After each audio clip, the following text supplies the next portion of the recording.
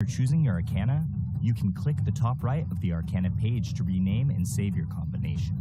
In addition, the system has recommended combinations based on roles and playstyles for the player to select directly and use. Depending on the different combinations in a match, Arcana will enhance a hero's performance in different ways. Even if the player uses the most advanced Arcana for their combination, the bonus provided for the hero will not greatly affect the balance of the game. Then, how will the Arcana system help players? During the early stages of the match, the basic attributes of heroes are quite low. Even if the Arcana did not offer much bonus, it could bring about a considerable and substantial difference. Such a change will help the player decide their early game strategy and playstyle while adding more variables to the battlefield. Arcana combinations are not absolute. According to one's understanding of the hero and their playstyle, players will all have different combinations. Should you focus on certain enemy heroes or making up for the shortcomings of your allies? Should you take the initiative in teamfights or increase roaming efficiency? It is entirely up to the player. This marks the end of our video introduction to the Arcana system. Thank you for watching, and good luck on the battlefield. Class Introduction. Welcome to the class introduction of Arena of Valor. In Arena of Valor, the two sides will confront each other in teams of 5, and the heroes are the avatars of the players on the battlefield. Your knowledge of your hero and class is the first step towards victory. For your convenience, heroes are divided into 6 classes in the legendary duel: Tank, Warrior, Mage, Assassin, Marksman, and Support. Due to the unique abilities of some heroes, they will have multiple classes. Players can clearly see the characteristics of the 6 classes in the hero interface. Aside from this, players can also check the class of their chosen hero at Choose Character screen in a match. Tank class heroes. Tank class heroes fulfill the role of the meat shield of the team. If you're a fearless warrior who wishes to charge through the forefront of battle, then tank class heroes are undoubtedly the best suited for you. Disrupting the enemy's formation and drawing their fire is the core use of tank heroes. Thus, they also shoulder the heavy burden of initiating team battles. Warrior class heroes. Warrior class heroes excel in close quarter melee combat, combining the ability of dealing damage and tanking. Warrior class heroes are the backbone of the team, and they're suited to fight in any situation. At the same time, they have multiple item sets and play styles. In a real combat situation, we will prepare item sets based on the team's composition and battle situation to balance the team's overall offensive and defensive capabilities. Mage class heroes. Mage class heroes are the core of the team's offensive capabilities, dishing out large damage via magic. Using their spells and abilities to obliterate everything in their way is what all mages desire. Normally, mage heroes all have powerful magic damage capabilities and a certain amount of control abilities to ensure that they can quickly defeat enemies with very high armor. But due to their poor survivability, they can be vulnerable targets for the enemy's attack. Assassin class heroes. Assassin class heroes are the masters of burst damage. Thus, they are quite difficult to use. If you're someone who enjoys the thrill of seeing the enemy fall to 0 almost instantly, then the Assassin class heroes are your best choice. Assassin class heroes often combine excellent movement abilities with damage abilities. However, due to their lower basic HP than other heroes, Assassin class heroes rely on other players' ability to assess the situation and timing, as well as their mastery over the hero to maximize their potential. Marksman class heroes. Through steady and consistent physical damage, Marksman class heroes are also the core of a team's damage output. Different from the ability based on burst damage of mages, Marksmen prefer suppressing their enemies from afar and dishing out non-stop physical damage. But their fragility and lack of survival skills are their biggest shortcomings, putting them in a position where they are dependent on the protection and support of their allies. Support class heroes. Support class heroes value functionality. Normally, they are unable to deal substantial damage or have noticeable defensive abilities, but they have the important mission of protecting their allies, supporting their attacks, and guiding the initiations of teamfights. Support players can also be the MVP. According to the different styles of the team, some teams require a tanker support hero, who can share the burden of the tank with higher offensive capabilities, whilst other teams require a functionality-based support hero, who can protect teammates in dire situations and provide buffs to control and enhance magical damage. Your choice is closely tied to the team's needs in real combat. A team will need to choose 5 out of the 6 classes above to form. Utilizing different combinations of heroes can bring forth different chemical reactions for the team, and the right mix of combinations will allow you to demonstrate your advantages. This concludes the class introduction for Arena of Valor. Good luck on the battlefield, and we will see you next time. Welcome to our video introducing the ping system in Arena of Valor. Arena of Valor is a fast-paced competitive multiplayer game. Communication and coordination within your team are vital to ensure victory. To help players communicate conveniently while reporting and delivering quick, accurate information on the battlefield, Arena of Valor has a context-sensitive built-in ping system that is easy to use. The ping button prompt is placed on the top right corner of the screen in a match. To use it, long press the ping button and point your finger to the triggerable area to send your team the corresponding ping.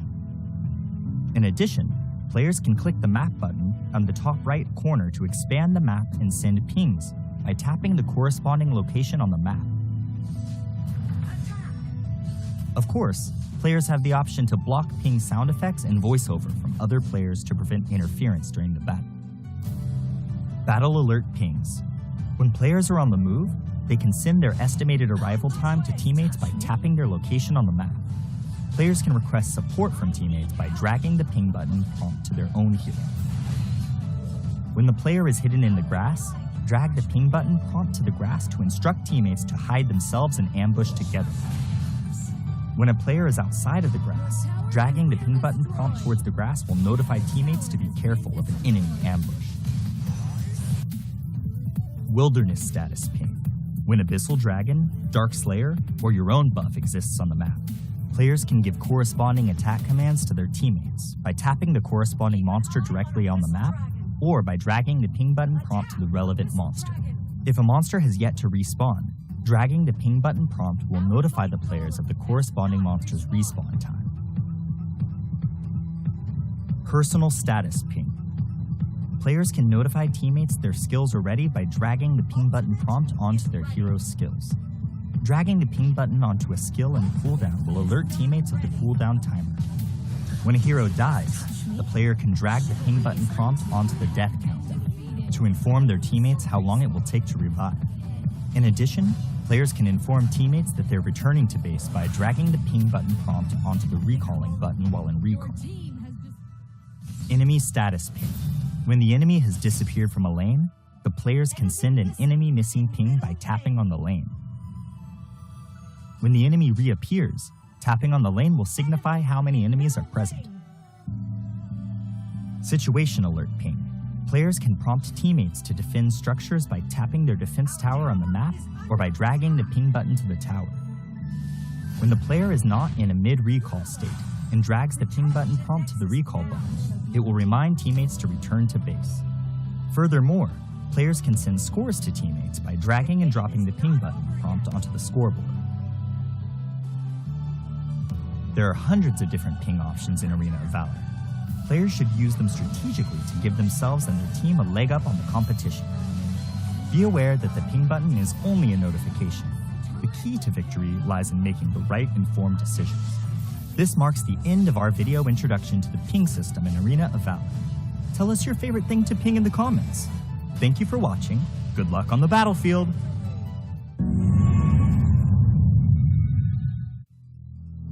Welcome to our video introducing the team communication systems in Arena of Valor.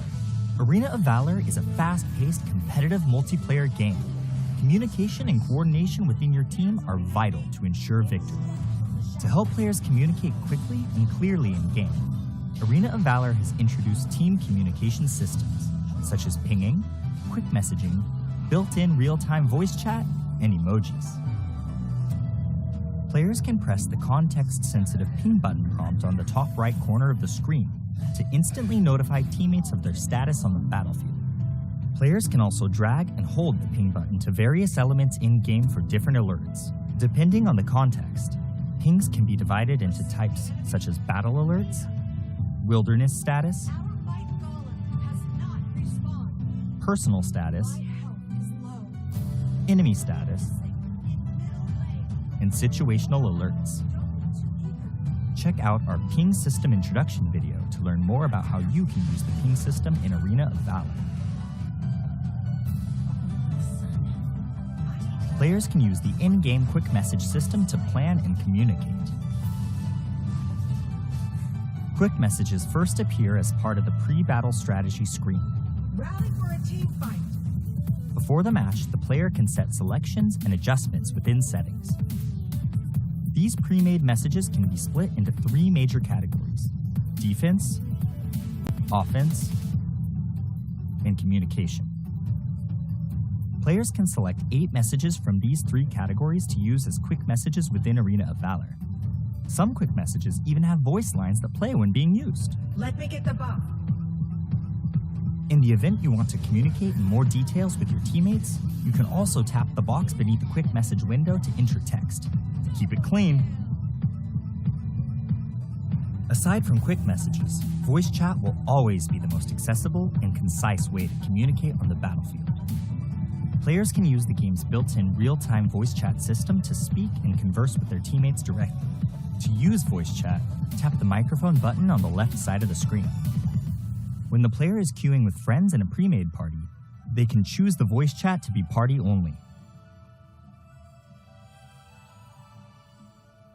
Emojis are a fun and expressive way to communicate within Arena of Valor. Before the start of the match, players can equip emojis with their customization suite. Make an emoji selection while in a match to use the corresponding emojis. When triggering certain scenarios, heroes will automatically release their preset quick emojis. If there are teammates nearby that use an interactive emoji, and the player responds with an interactive emoji of their own, a new effect will be created for both emojis. One last thing to note, emoji displays can be seen by your enemies. Use your smileys wisely.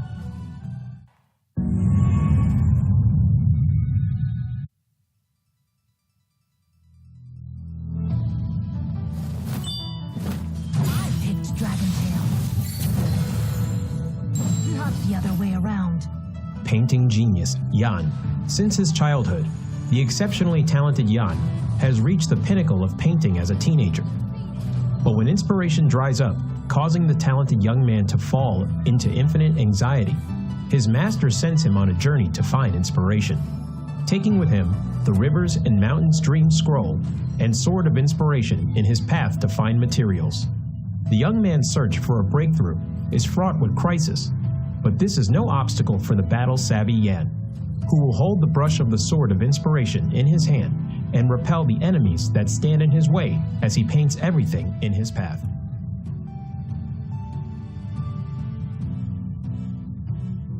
Passive, Spiritual Spark. When Jan uses Skill 1 and Skill 2, he will gain a stack of energy, having 2 stacks of energy, depending on the difference in the previous skill. Will cause the next normal attack to gain additional boost. After using an enhanced normal attack, his attack speed will increase. Jan's skill will mark an enemy when it hits them. Dealing damage to the same target will consume the mark and trigger additional physical damage, restoring Jan's own HP in the process. Skill 1, Black Jade Sprinkle. Jan will deal damage and apply movement speed reduction to enemies in a fan shape in front of him. Passive enhanced normal attack. After a short delay, deals damage to the enemy in front and knocks them away. He can move during the delay and deal additional damage to minions and wild monsters. Skill 2, Draconic Step. Jan moves forward in an arc, dealing damage to enemies along the path. Jan is untargetable while using the skill. Passive enhanced normal attack. Charging towards the target enemy and dealing damage, he can use another part of Skill 2 within a short time frame. Additional Skill 2 cast has a separate cooldown calculation and does not accumulate energy. Skill 3, Hills of Dream. Jan releases his seal, entering enhanced status and dealing damage to surrounding enemies, receiving a massive physical penetration, and can use the second part of the ultimate skill. He gains super armor and reduces damage taken during the cast. Yan will enhance all of his other skills. The second part of Ultimate. Yan charges forward and deals massive damage and knocks away enemies in a massive range forward. Enhanced Skill 1. Deal 2 instances of damage to the enemy. Enhanced Skill 2. Deals even higher damage. Yan's ultimate skill buff will increase with every upgrade. When ultimate is upgraded to level 1, the skill damage of skill 1 and 2 increases by 50%, and the number of times the mark can be triggered also increases. When ultimate is upgraded to level 2, passive enhanced normal attack hitting enemies will extend the enhanced status duration and can be used multiple times when under the buff from the second part of Yan's ultimate. They aren't affected by cooldown reduction. When ultimate is upgraded to level 3, passive enhanced normal attack will return 1 stack of energy.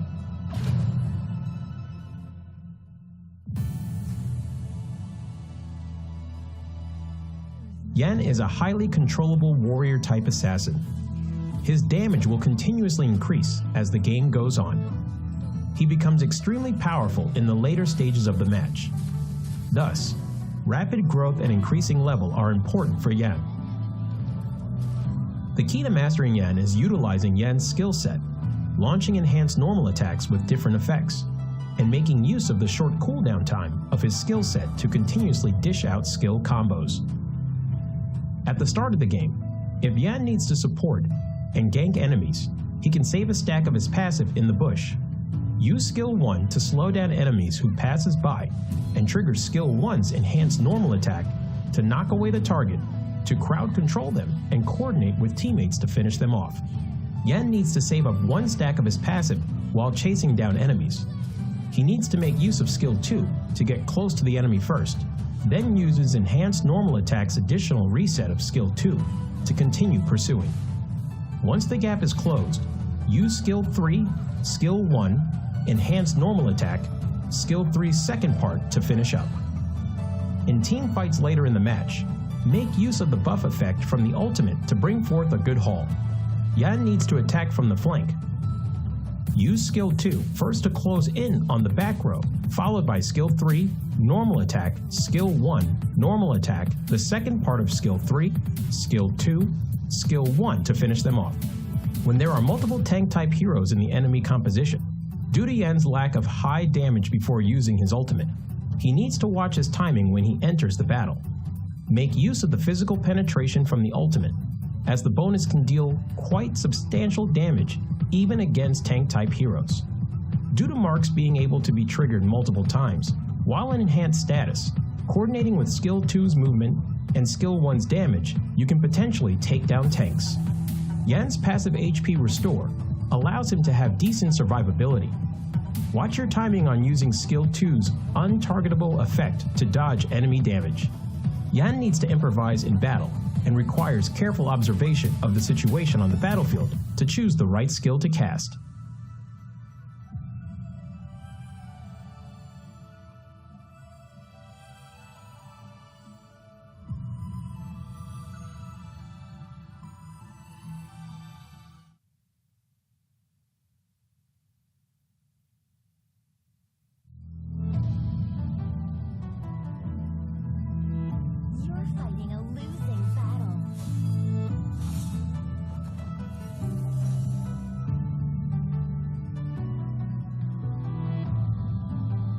Jade Fan Beauty Yue. As the princess of the Dragon Kingdom, Yue brandishes a fan as her weapon, retaining her elegance even in battle.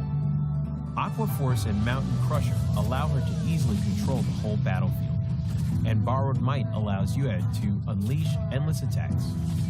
If an enemy dares to offend Yue's grace, then they will taste the power of Rising Wind. Passive skill, Borrowed Might. Every time Yue uses Aqua Force and Mountain Crusher, she will gain a stack of Borrowed Might. When she has 2 stacks of Borrowed Might, Yue will reset the cooldown time of Aqua Force and Mountain Crusher and strengthen the next Aqua Force or Mountain Crusher. Skill 1, Aqua Force. Yue throws 2 bone fans at close range, dealing damage to enemies in their path. After strengthening, Yue will throw out 4 bone fans when using Aqua Force. Aqua Force will deal several times the damage where the bone fans converge. Skill 2, Mountain Crusher. Yue throws 2 bone fans at far range, dealing damage to enemies in their path. After strengthening, Yue will throw out 4 bone fans when using Mountain Crusher. Mountain Crusher would deal several times the damage where the bone fans converge. Skill 3, Rising Wind. Yue knocks back nearby enemies and deals damage to enemies in its path while pushing them back slightly. Yue will gain additional vision.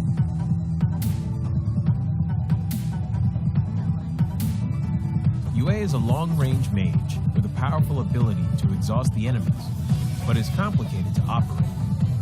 To deal perfect damage using Yue, you need to be skilled in combining her skills to deal damage multiple times stronger. However, when Yue overlaps with the enemy, both Aqua Force and Mountain Crusher can deal full damage. When in the lane period, Yue can quickly clear enemy creeps via refreshing her skills through her passive skill and then assist the side lanes. In team fights, Yue needs to use Mountain Crusher multiple times to exhaust the enemies and frequently use Aqua Force to charge up her passive skill to look out for chances to kill or exhaust fragile enemy heroes.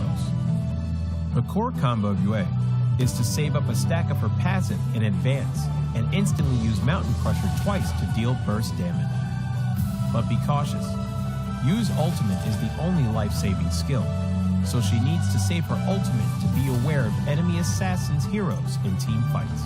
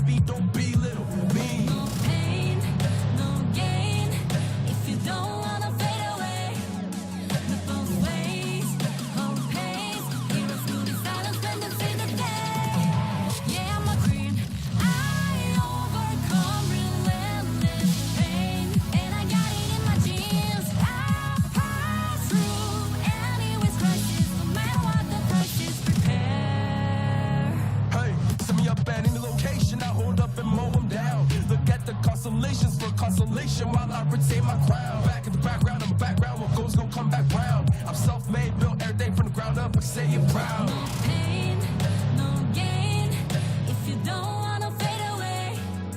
Look both ways, hope pays, heroes moving silence when they say the day. Yeah, I'm a queen, I overcome relentless pain, and I got it in my genes. I'll pass through anyways crisis, no matter what the price is. Prepare, protect my people, always beware. There's always new rivals everywhere. From your word, I declare, I'm riding to the air.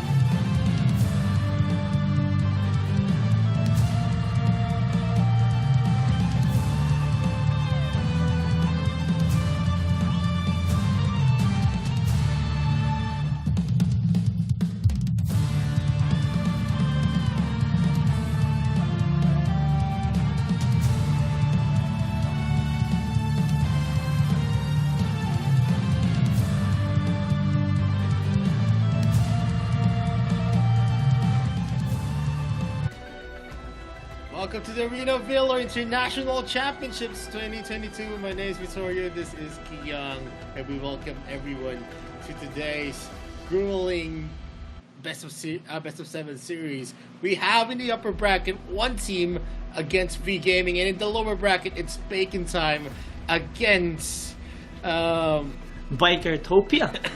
Yeah, it's an interesting matchup after their incredible performance during the upper bracket semifinals and the lower bracket quarterfinals. We have a similar scoreline as well in their series.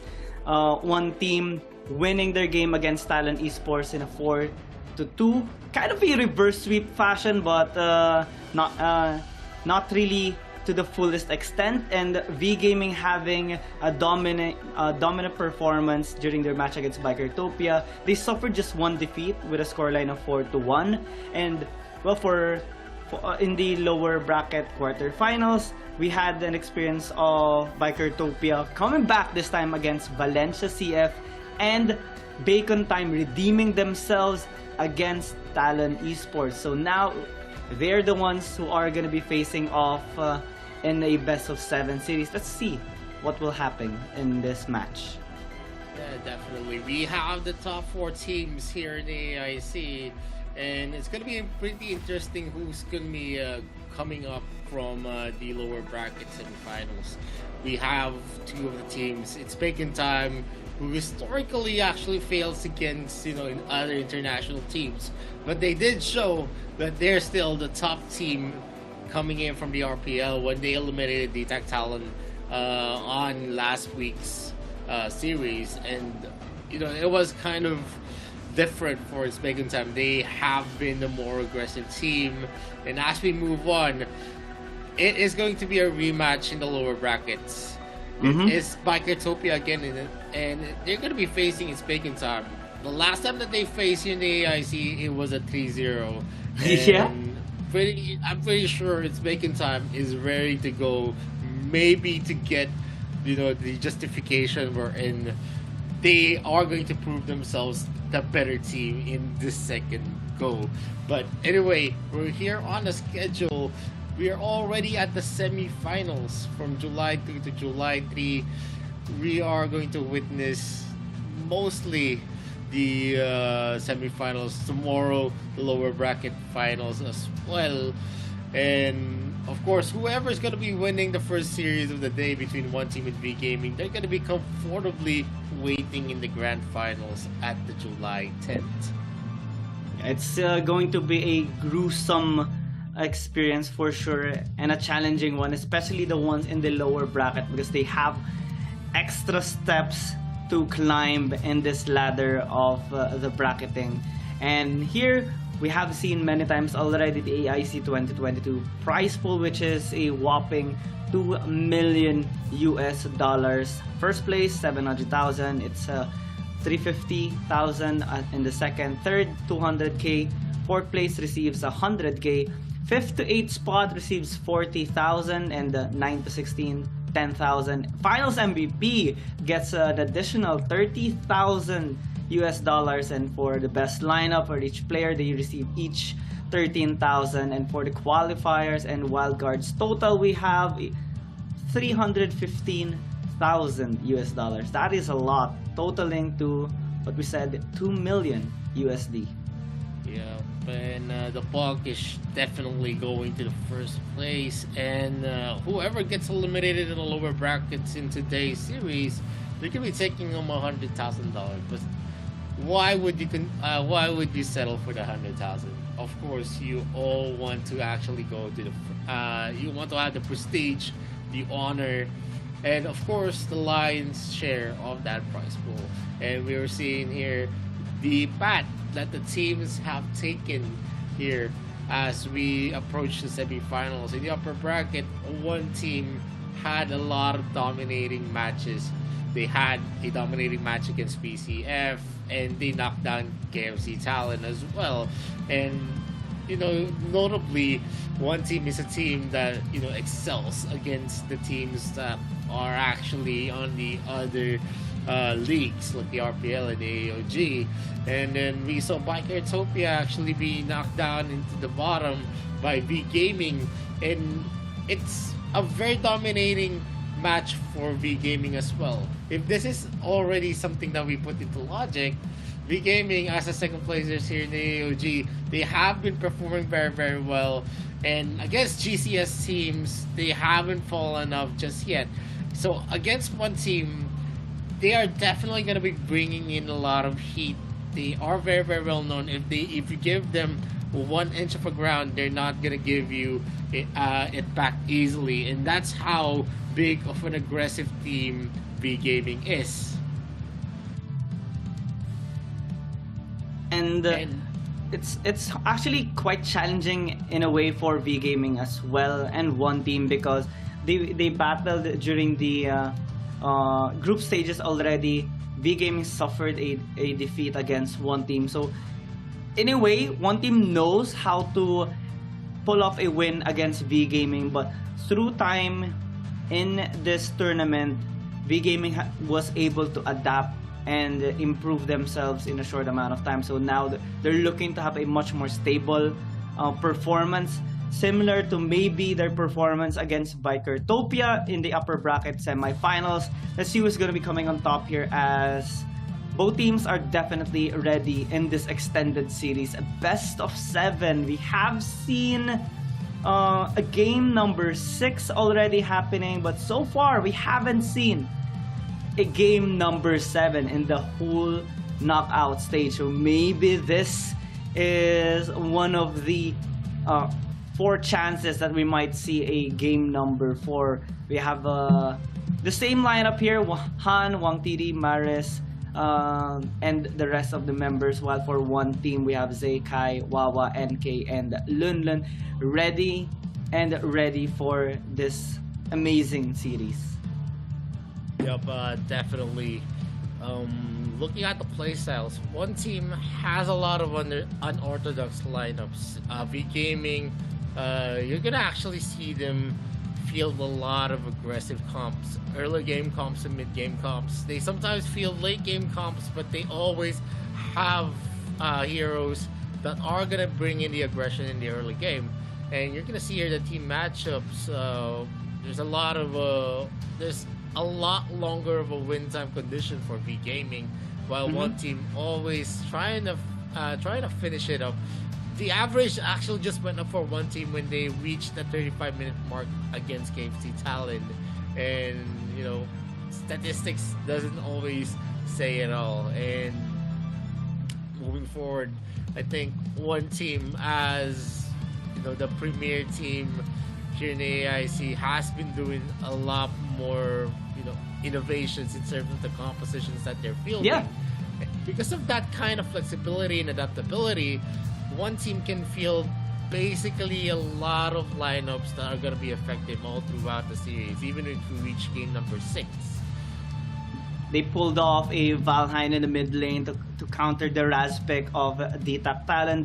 They pulled off a L'Oreal and a Bennett in their game number 6, which is quite crucial because they already have the momentum in that particular series. And one team as a team really is confident in these kinds of situations and lineups, and they're able to pull through these kinds of picks. So V Gaming having a dominant performance as well during the knockout stage should be really careful against one team, because they're not gonna hesitate at all in trying to take down V Gaming. Yeah, in terms of team play though, V Gaming, I think, has been showing us a clinic of how to actually go and overcome the leads that their opponents had. Going into the series, there were some of those, you know, nail clenching fights against Bikertopia, and they were able to overcome even with a 5k gold lead. And that's how good they are in terms of their mid-game to late-game macro plays. While one team, I do agree that they have a lot for them as well, but I'm not yet sure because we haven't seen a big of a comeback coming in from one team. Usually we see them win whenever they get the lead, but whenever they actually fall off in terms of the gold lead, they actually don't perform that well. But looking at the key matchups, it's gonna be Maris against Wawa, two of the most solid mid laners here in the AIC. Wawa has been making a name for himself. He was winning the 1v1s against iPad Pro. V Gaming's Maris, he's more of a team player than, you know, a solo player that you actually see that can dominate. But that also brings into question on how big of an effective mid laner Maris is.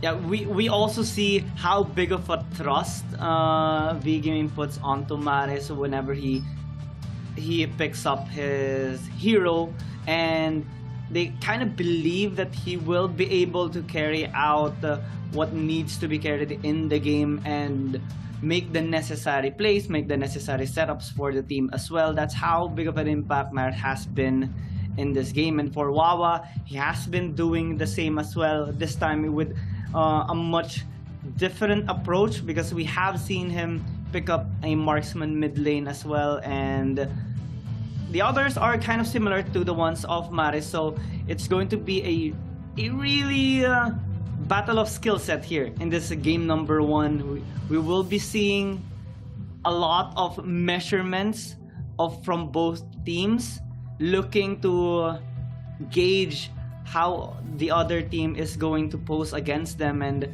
for the meantime, in this pick and ban phase, we are witnessing a pretty standard bans. Roxy is not going to be seeing the light of day for a short while, same as the Lorian, and this will give a Nelsu priority towards V Gaming if they are going to opt for that standard poke composition.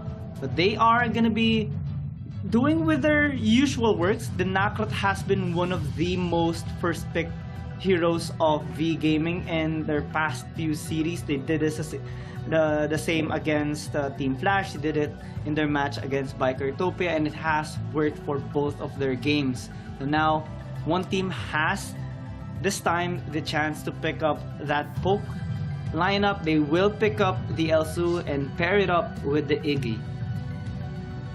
Yep, and that is going to be a lot of suppression on the side of one team. It gives into, you know, the early game definitely for one team, because when the Elsa shots are going to hit, especially when you don't really have a lot of defensive items, you're definitely going to be hurting. You're going to be forced to recall back into the base to regenerate, and you also have a lot of assurance as well, because when clashes start, definitely the hero composition that you have, the team fights are going to lean heavily on your side, because you're going to be able to secure a lot of kills. But on the side here of V Gaming, we are going to see them actually hovering into a taint pick to actually maybe deter the snipes coming in from the Elsu, and they picked up a Kali for good measure to actually counter the long range effectiveness of what one team actually got on their first two picks. But what's interesting to see, and also to actually point out, I think one team's Lun is one of the best Dark Slayer laners out there here in the AIC, and one of the fact here is that when he performs well, one team performs well as perform better. They actually have better leads, and this could also be a key for V Gaming. If they're going to be able to shut down Lun and Wawa here on this game, I think they're going to have a bigger chance to take game number one. It is a big responsibility, of course, here for Lun with the Zuka pick that one team has picked up here. It's going to be a little bit surprising given that they haven't picked up this particular hero in quite a long time. They haven't used it in their match against Talon Esports and also during their match against Adobe Team. So this is gonna be a different approach that one team wants to make against V Gaming, and these are the surprises that shouldn't be much of a surprise for us. They want to shake things up a bit to kind of gain an edge against their opponent, and this kind of balanced lineup that V Gaming is opting to draft is trying to be countered here by one team, or at least matched upon with the proper front lines and engage as well with the Zuka pick, given that V Gaming already has one front line and a similar poke hero with the Kali because of the ethereal pulse that can actually help up zone the members of one team. So with these final bans coming into play, one team is kind of anticipating some of the possible counters here, especially in the late game department with the Leville and the pick potential that he does have with the double trouble, while V Gaming is opting to remove a possible double marksman composition here by removing the Elandor. And the Baldum actually has been one of the premier support picks of one team during their match against Talon Esports and during their match against Valencia CF rather, not Adobe Team. It has been one of the better front lines that they had, but this particular support as well, the Lumbar, can actually counter the engages of V Gaming, so it's not going to be so bad. They have two front lines already that can provide that safety net for the Elsu and the Iggy. Yup, and definitely with the first pick Nacron, you actually see a lot of the teams pick out the Zuka as a counter to Nacron. But in most of those contests, yeah, in a 1v1, the Nacron is definitely going to be falling off against the Zuka. But in terms of the impact that a Nacron can bring, I think Nacron is something of a hero that you get a lot of space because of the mobility that he has. So the split push capability, the ability to rotate fast, even if you show up into the bottom lane and then bait a rotation there, you can actually just escape and then join your teammates and taking on objectives. And that's how big of an impact Nacron has in terms of the kit that he brings into the game. And one team actually is going to be finishing up their composition with Hover on the Yena because of the Richter, and that is also giving them a lot of mobility.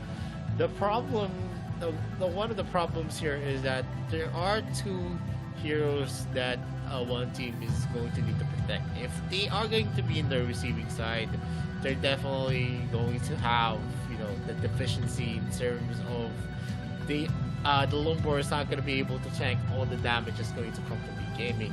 But in terms of the composition as well, they have an Iggy, they have an Elsu. If they are actually gonna make this work, they are just going to need to land the snipes coming in from Elsu, and of course, especially in the mid game and the late game, the Iggy is definitely someone that's gonna be suppressing most of the carries of V Gaming. So what V Gaming needs to do is to take a very, very big lead in the early to mid game. Yeah. And it is going to be possible given the composition that they do have, but I think one of the key factors here as well is that the difference of the lineup here for V Gaming and one team is that one team has built a 3 front line with 2 pokes and a proper burst in their lineup. What they would want to do here in this game is to try and bully their laners and try to keep as much distance possible, preventing the engage here of V Gaming, while V Gaming is gonna be trying to get more options across the map given their flexible lineup. Actually here they do have a relatively good split push, they do have a good amount of engage, and what surprisingly is that they added the Kali as well so that they can poke out the members here of one team. And with the Wisp is actually a pretty early comfort pick that V Gaming opted to get, which is kind of risky given its 33% win rate. It was only won there by Talon Esports during one of their matches, and it doesn't have that much really of a success rate. So V Gaming opting to go with endurance in this series will have a big of a risk, but here we're seeing on the screen the total goal difference per game. V Gaming having almost double the amount here of one team given how aggressive they are usually in their games. But in this particular series, it might actually be different given the skill set here of one team as well.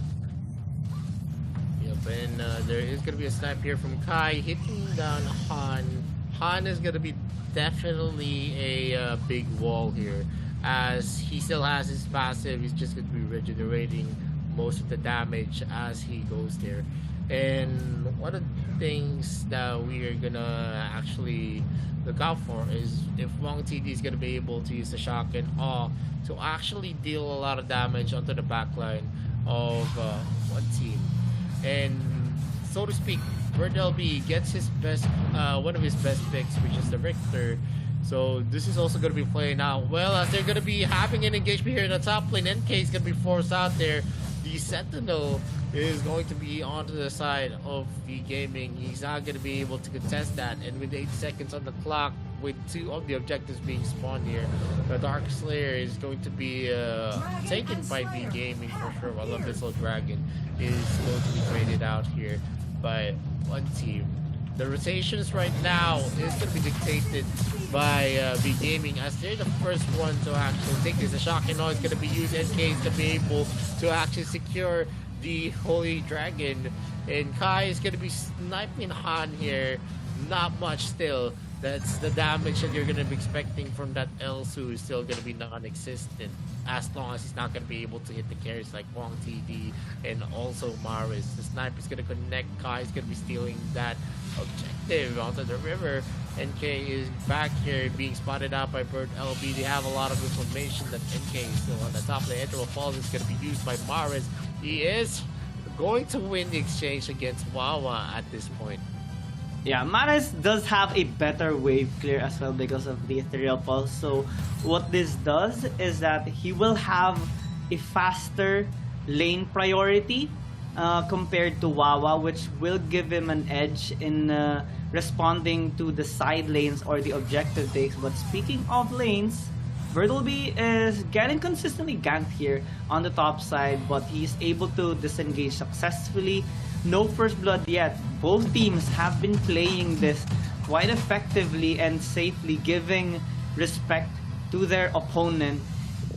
We have seen quite a few rotations here coming in from one team, but no commit so far, given the possibility of V Gaming to actually turn the tides, and it's really risky to do so, and we do understand them playing the safe for the meantime. I think they're going to be waiting for the objectives to spawn up first because it will definitely attract a team fight. Looking at the stats once again, one team has a faster, a much dominating tower take here than V Gaming, especially that they mostly played out effectively in the early game to give them an edge towards mid to late game.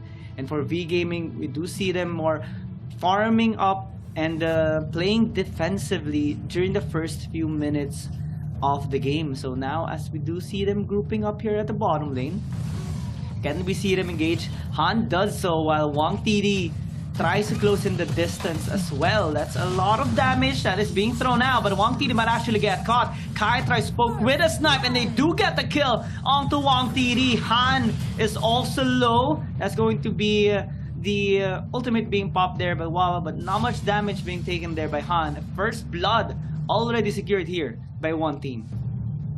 The one team is still going to take that advantage, and V Gaming is going to take that with Salt.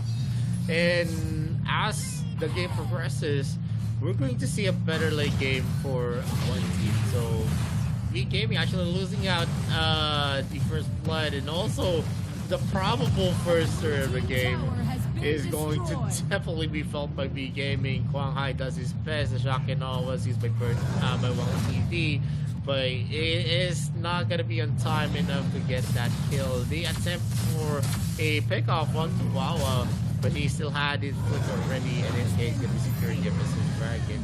Yet again, the second Abyssal Dragon of the game.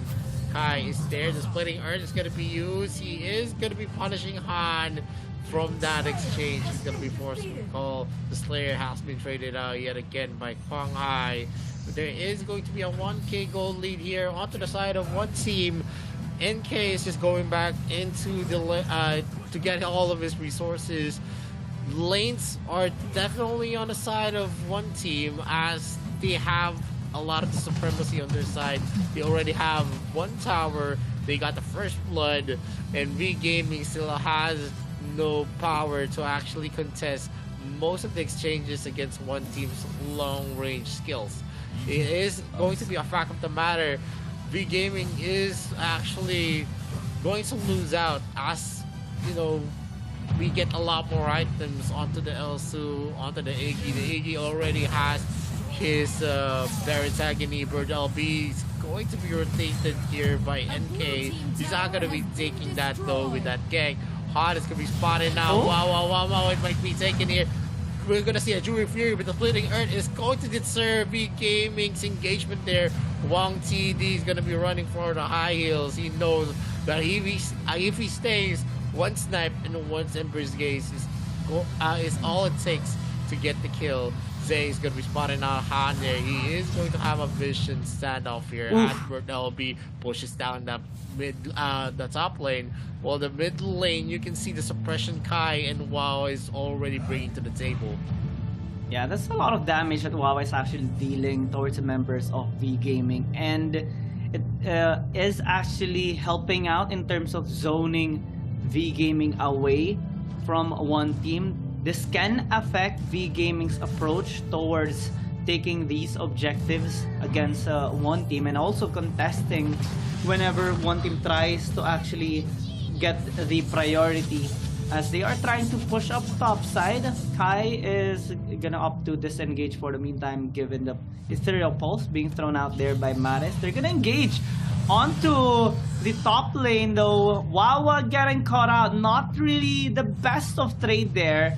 The Spirit Sentinel for a kill, it's not gonna benefit at all, as one team still though is ahead by 1,000 gold. They are gonna be forced to disengage or play defensively though after that small hiccup, and this might give V Gaming the edge. They're ganking Lunlun as of the moment. That's a lot of damage he's actually taking, but he is safe under his tower for now. Holy Dragon and Infinite Slayer open for the taking here for both teams, but they are deciding to play this safely for the meantime, because it is kind of risky to start an objective given the possible retaliation coming in from the enemy team. But bot side, NK is gonna take a bit of damage, will be able to fall back safely. I guess that was a miscommunication on the part of one team. I think Wawa thought that Ze and also Kai was in the area to actually help him take the Sentinel, but there was a miscommunication. He was left out in the open, and what can Iggy actually do when someone actually closes the gap? The shotgun on is going to be used here for Skate, as well as splitting Earth. It's going to be used here by Ze. They're not going to be able to connect, but they're going to be forcing a recall yet again. NK and also Lumen is here. There is going to be a duel here. Bird LB is going to be silenced, but he silences Lumen as well.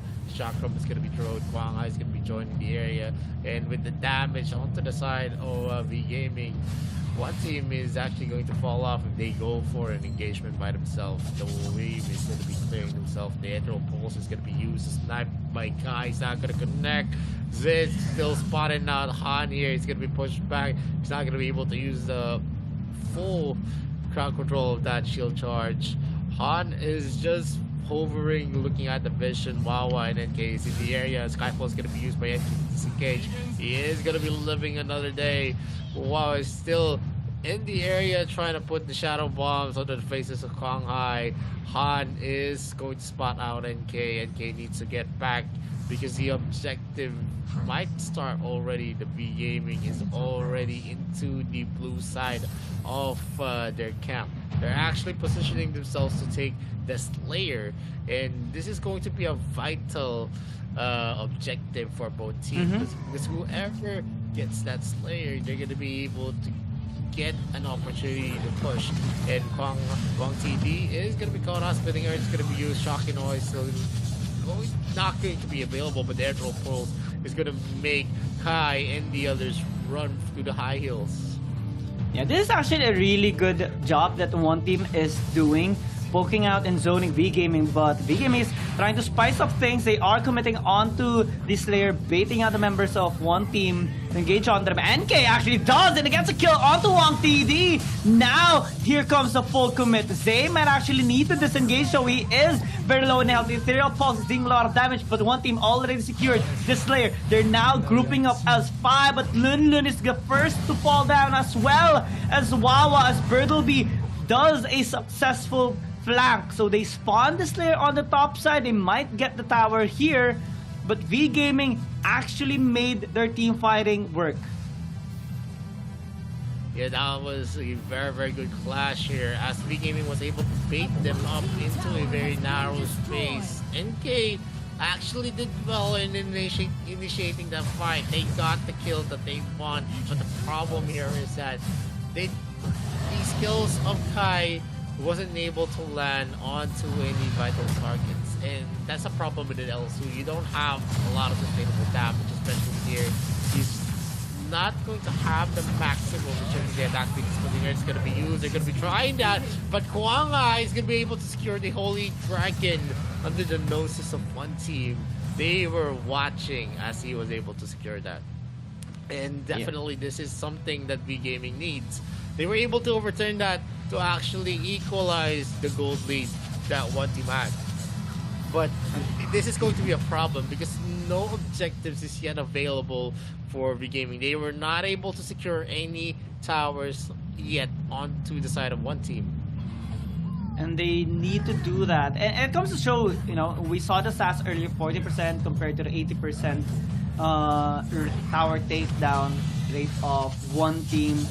And we're seeing them being really effective in terms of pushing V-Gaming back towards the safety of their towers and constantly taking objectives across the map. So even if V-Gaming is being able to equalize in terms of gold, they're not really being allowed to actually close the distance here towards one team due to the fact that they have 3 tanks that can effectively push them back.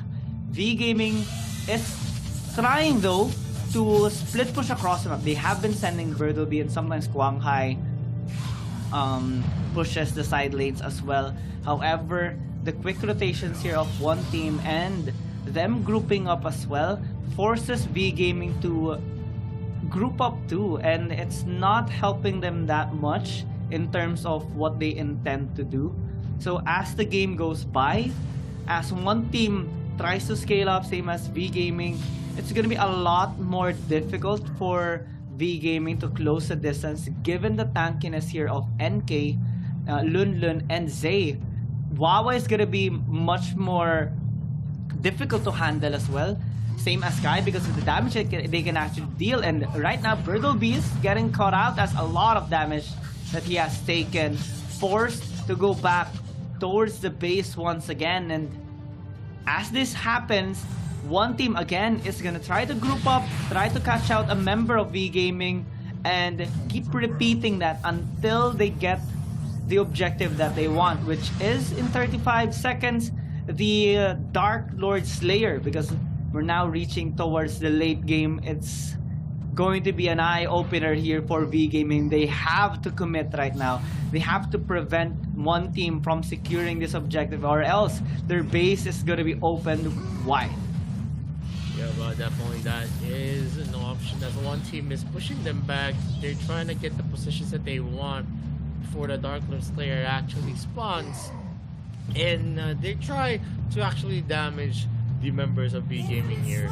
The problem here is that Han, even if he receives the damage as snipes coming in from Kai and even the shadow bombs from Ava, he's not going to be deterred easily. He's not going to reel from the pain. Ember's Gauge is going to be used, but there is going to be a pause here. Huh. Well, we have to make sure that the players experience the best possible performance here in this game, so all issues has to be addressed accordingly to make sure there are no problems in terms of gameplay. And it might take a while, but we are gonna be here talking to you guys for the rest of the technical pause. If we look at the game though, as the time progresses, we have seen one thing being consistent. One team being able to protect their carries and get something across the map. They have taken all outer turrets in all tier 1 turrets from all the lanes. They have taken the Infinite Slayer a while ago, and now they're attempting to take the Dark Lord Slayer when they are given the chance to. V-Gaming has tried many times to try and draw out some of the members of one team towards the side lanes, but they have yet to find a successful bait towards them. They have tried to engage on them as well, or at least zone them out through the Ethereal Pulse of Maris, but they're being unshaken as of the moment. How do you think they should handle these struggles right now against one team? Well, they need to actually go hard, especially they have the advantage still. Going to the late game, if we reach the late game, the only saving grace here is that we don't have a lot of sustainable damage in Kai. He is definitely going to be able to, if he's going to be able to land a snipes, that's one thing that's going to work for one team. But if he's not going to be able to secure it, maybe if it's just going to be hitting Han most of the time, then definitely it's gonna be difficult to actually expect a lot of the damage coming in from Kai's normal attacks. It is a fact of the matter wherein as an Elsu you always want to position yourself far away from the fight because you want to snipe safely in the distance and be able to make an impact. And that's usually the playstyle of an Elsu. So most of the time you don't see him actually having a lot of good looks whenever he enters a fray. Elsu is a very slow ADC in terms of when he's not on the camouflage mode, the movement speed that he has is definitely going to be on actually subpar in terms of the other ADCs out there. But we're going back into the game yet again. Kai is going to be using that snipe. He's not going to be able to catch out anyone without any vision. Here, he is going to be planting here another ward to actually take in the advantage as Mong TV is going to be hit by that snipe. He steals that blue buff as well from Kwang Hai's hands. And he is going to be depriving a lot of the cooldown and mana regeneration from that blue buff. Kwang Hai sorely needs that onto the Nakra to actually maximize his ability to go for split pushes. And they're just actually playing it as safe as they could. Bernal B is going to be catching out, and K used that Skyfall to actually deal some damage. And they already have an advantage here. They are harassing here as Mars is going to be in the receiving end of that snipe. And also the Empress That hurts. Without Varys, they are not going to be able to win the clashes. They're going to be starting the Dark Lord Slayer, but with Kwang Hai in the area, they're not just haphazardly actually starting that, because there is going to be a possibility of a steal, and Kai is going to be sniping on yet again. More exchanges is going to happen. Yeah, the challenging thing here, or what one team is scared of right now, is that Han and Kwang Hai, given that they are still alive or relatively healthy, there is a big chance of them being able to steal out the Dark Lords there. They don't want that. They don't want that.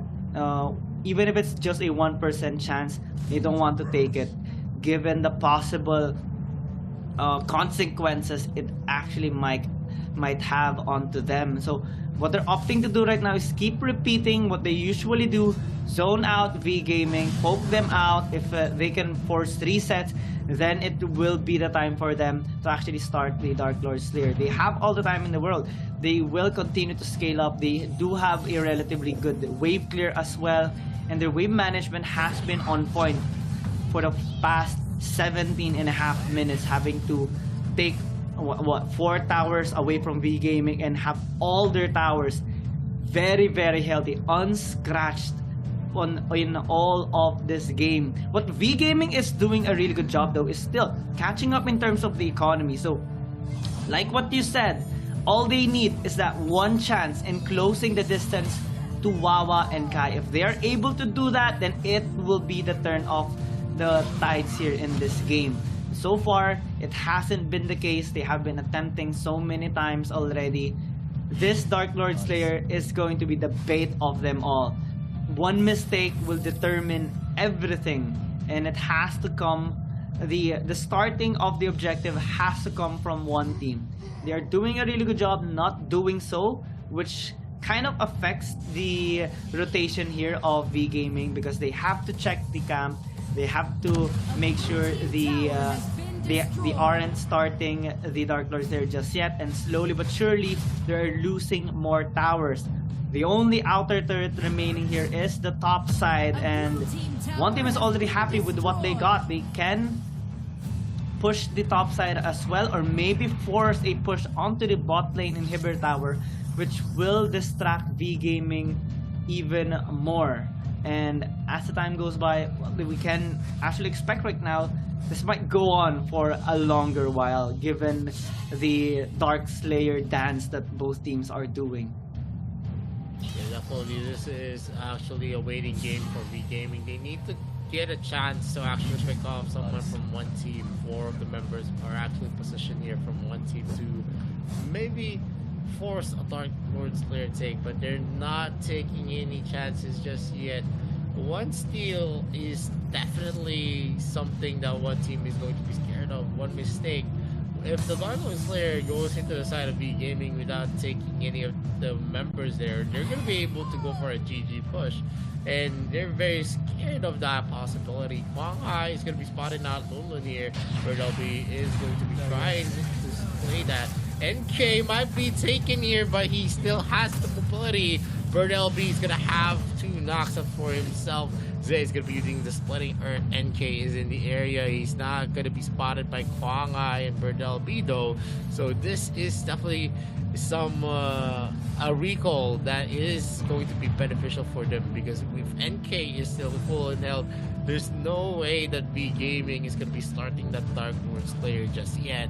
NK is going to be spotted up at the top. Lunlun might be in danger. That roll pulse is going to be used. The Mark of the Hunter has been procced here. Lunlun was silenced, but the damage from the members is not yet enough. But I think the turret here in the bottom lane is the first turret for V Gaming. In the top lane, NK is actually just securing the resources of Kwang Hai as he steals that blue buff. They are starting the Dark Lord Slayer now. NK is going hard at work here. Wang Tiri is low. Spotting that Han here. That is going to be splitting Earth. He's not going to be hitting Kwang Hai though. NK is going to get that. The Apple's Fury is not going to be enough. It is a second too late, and V Gaming is going to be taking the first Dark Lord Slayer of the game. Yeah, this is the chance that they have been waiting for so long. V Gaming tried to get something across the map. They tried to take a tower in the bot side, but what is the cost? One team having the better positioning for that Dark Lord Slayer take, and they managed to slip it away from V Gaming despite the Avalanche Fury attempt there by Hamad. Now, ooh, Kwang Hai taking a buckload of damage, and now, because the Dark Lord Slayer is still relatively healthy, this is a big chance for one team to actually take this mid inhibitor down. They're also attempting a push on the bot side, which is splitting V Gaming as of the moment. They will take the bot lane inhib, might as well take the top side and mid as well, given the separation that they have caused here towards the members of V Game. That's a nice knock up onto Han. They are attempting to force one team to disengage. They're able to do so, but at the cost of the mid inhibitor as well. So slowly but surely, one team is able to take a lot of resources from V Gaming. Definitely a lot of resources. They got 2 inhibitor turrets, and that opens 2 lane paths here. Splitting Earth is going to be used, or it's going to be a slow here. Lunlun does his best. Zay is going to be taking the bulk off the Ethereal Pulse. The Shotgun is going to be used by Wang TD. There's going to be a Judy Fury, and also the Judgment's Blade. And we might see a dead Bird LB as he gets taken out by Kai. There's no resurrection left for him. That's a Shadow Bomb being used. Splitting Earth again is going to be used. Kwang Hai is going to be in danger. He is going to be stunned. The Shadow Bomb is going to connect, and the snipe as well. Wang TD is falling down, and one team takes a lot in that clash. All of the resurrections almost from the members of V Gaming are already down and out of the count. Kwang Hai is the only one with the Blade of Eternity, with Bird LB out of the picture. There is not much that they can do actually in that counter initiates, and this is the problem that they have. They don't have that late game capability in terms of the skill and suppression that one team is actually fielding in their lineup. Wawa is going to be showing herself up. He's not going to be taken here. Kai secures another snipe onto Maris. Kwang Hai and the others are definitely going to be looking to defend the top lane. The only inhibitor turret lane left for V Gaming.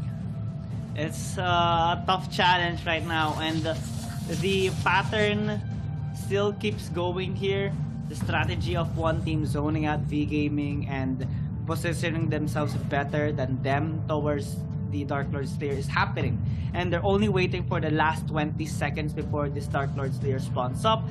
And this time the situation is much better. They have waves crashing into the mid, they have waves crashing onto the bot lane of V Gaming as well, which can actually deter the movement here or the pathing of V Gaming because of these constant pushes that is happening across the map. and one team will be able to have a better standing right now towards this Dark Lord Slayer. They're just waiting actually for a possible rotation here from V Gaming, or a mistake, which might be Han overextending, force out that flicker away from him. So lesser chance right now for V Gaming to actually steal out this Dark Lord Slayer. Ethereal Pulse gonna be forced out right now, and not much damage being taken yet here by one team. Half health already for the Dark Lord Slayer. Are they gonna be able to commit? Are they gonna be able to steal this out? Avalanche Sphere already used, and now one team is opting to actually engage onto them. They're turning, and Lun Lun is closing the distance.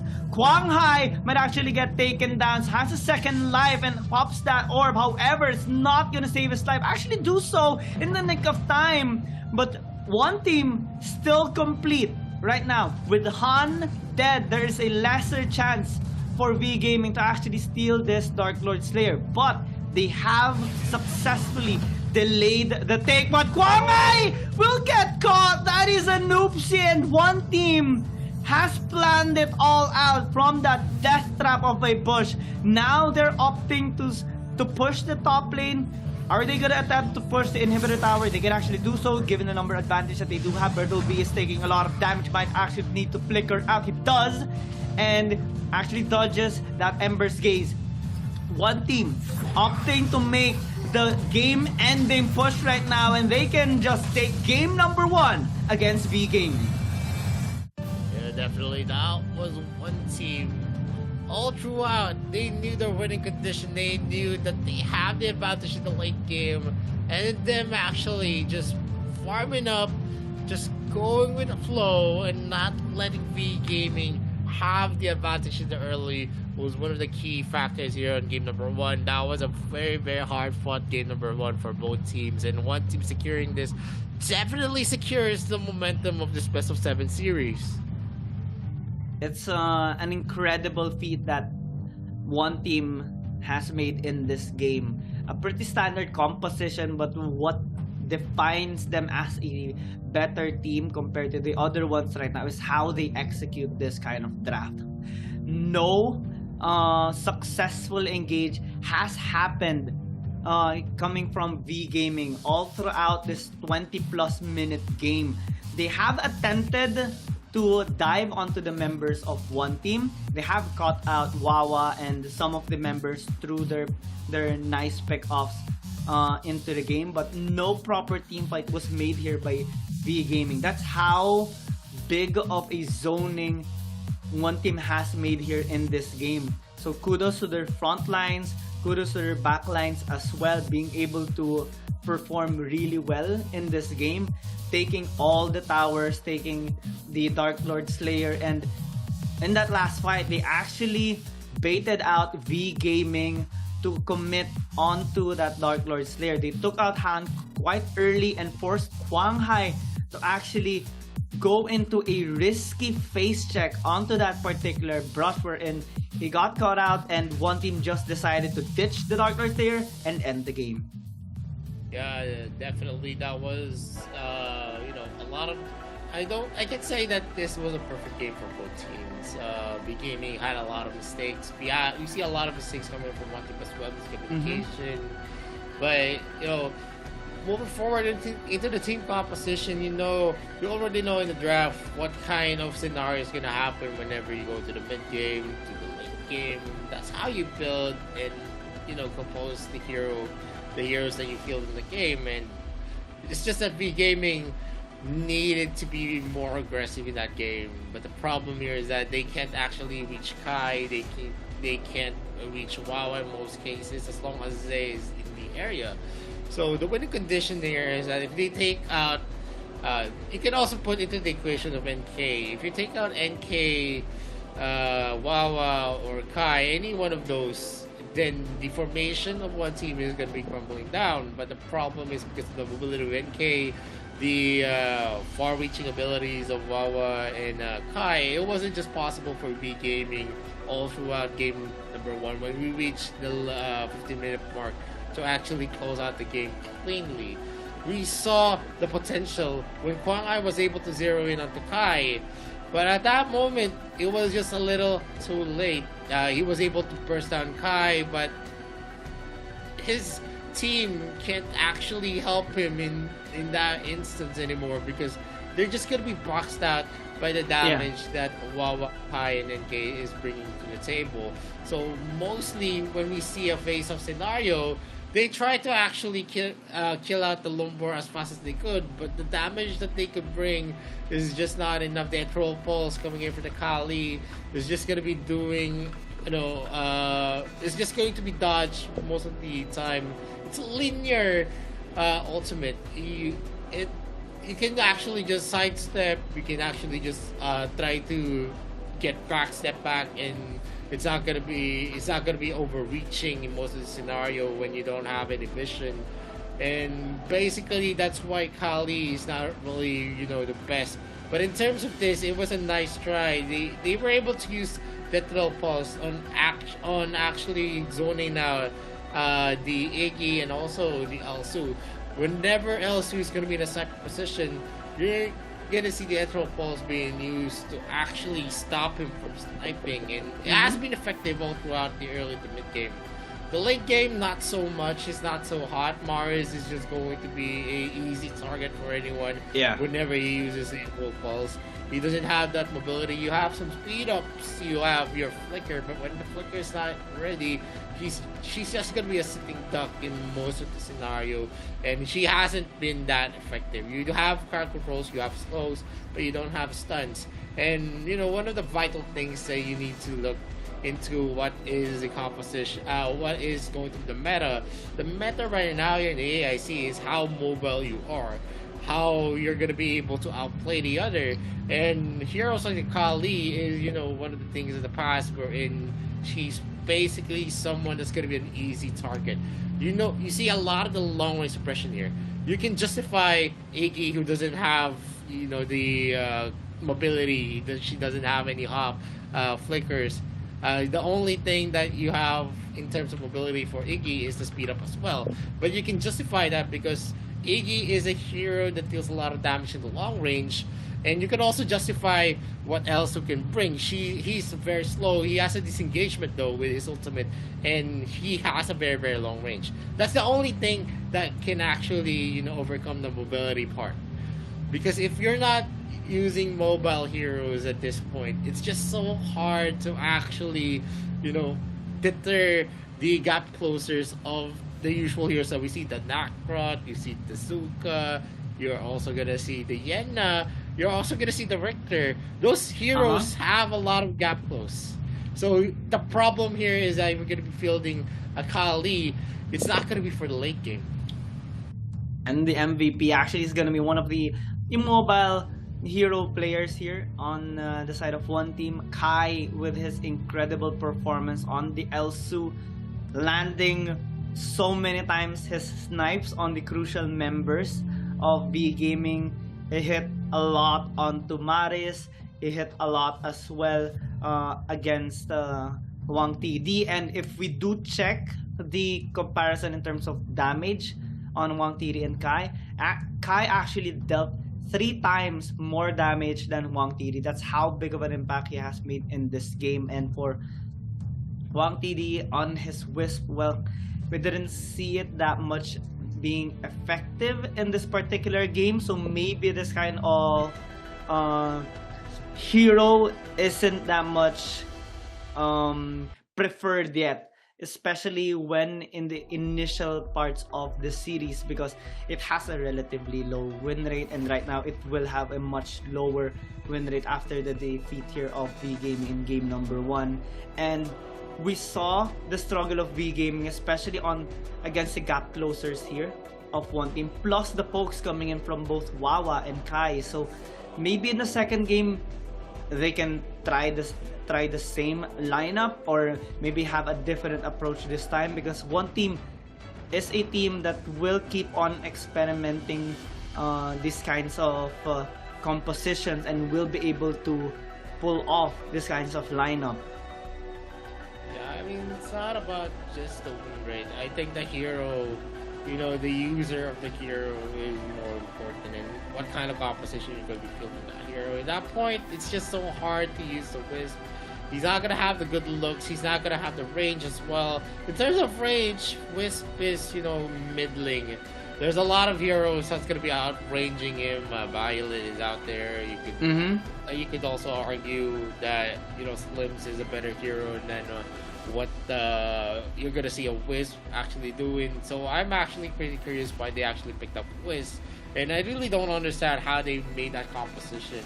Just because I think Wisp excels in against heroes that have middling range. Maybe against a Laville, it could actually work. Maybe against a Thorn as well. Those heroes that don't have long ranges.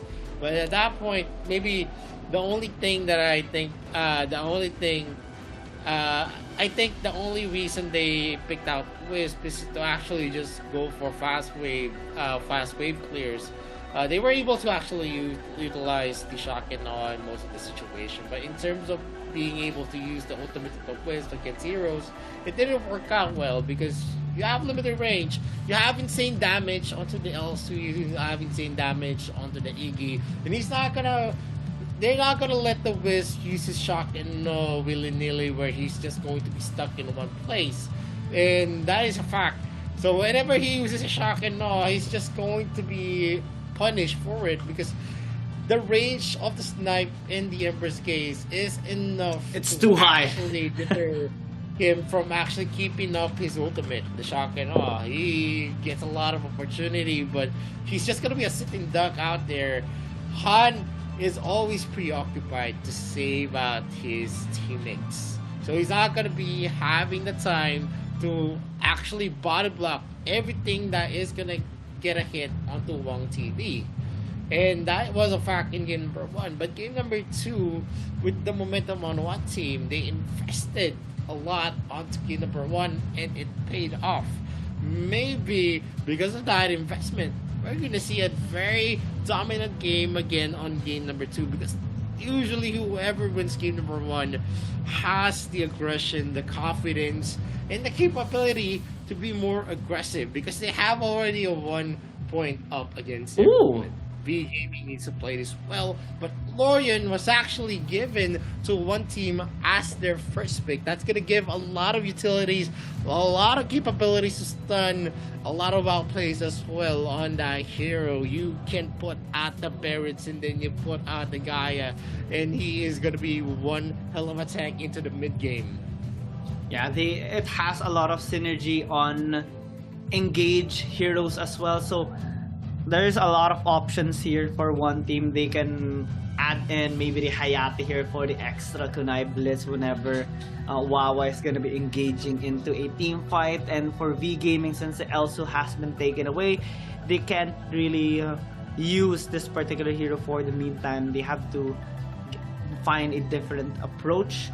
They are hovering the Airi as of the moment, and Kafeni here, so it will be an aggressive lineup that V-Gaming is opting to have in this game, and I'm wondering what support they are going to be putting in for Han this time, because normally we do see him picking up a tank support. Maybe this time a utility one would suffice, but they have to be really careful on the possible 3-4-man gank here on the side of one team, and especially in terms of engage, since they have the Lorian. And right now, with the hover onto the second and third pick, they need to actually put up into consideration what type of combo they're going to be able to utilize. There's a lot of zone control onto the Lorian, and they're going to be pairing it up with a hover onto a Richter to actually bring a lot of, vision control onto the side, the capability to go for fast ganks as well. Richter is one of the most mobile heroes in terms of the speed ups that he has using his passive, and of course it is also a fact that the silences and the damage it could bring, even if you go for a tank build Richter, is a big factor wherein you're definitely going to be able to put the combinations into the hands of one team. While Gaming, they went for a very sustainable first three picks. The IRE is definitely for the late game, has a lot of stuns for himself, and of course the damage potential, the damage spike from the Kafeni is going to be vital here. They're going to be able to farm the Kafeni quickly. They're definitely going to be winning some of the exchanges. The first middle game clashes are definitely going to be on the side of Gaming, because they also added a Quixie to the mix who doesn't really fall off. But in terms of the solo kills, I don't think Quixie is definitely going to be better alone. But they're going to be able to use that on their rotations, then definitely the Quixie pick is going to actually shine onto Gaming's composition, who doesn't really have a lot of utilities right now. They need to finish this up with a lot of crowd control for themselves and a lot of protection for that Kafen to actually make this work. Maybe the Baldum would be a good tank here for the side of Gaming, given the Wild Prison being able to catch out some of the members here of one team. They do have a lot of AoE damage to throw out though in the team fight, given that Maras is holding the Crixie and Wang TD is going to be using the Kafeni. So that's a lot of AoE damage, a lot of mobility as well in a sense because of the Crixie pick. They do need to invest a lot of front lines, I must say. And one team already removing one with a good amount of potential. The Baldum already preemptively taken away here for the next pick phase. Yeah, I could see Baldum actually taking advantage here. Whenever the Star Sky is going to be used, the Wild Prison is just going to be lying in wait. And definitely with that kind of option, one team taking out the Baldum is going to give them some easy looks for themselves. Yeah, you're not going to be able to use a Wild Charge to initiate and then put it into combination with the Quixie. And not much that you can actually think, but Senyel is being picked out here by Gaming.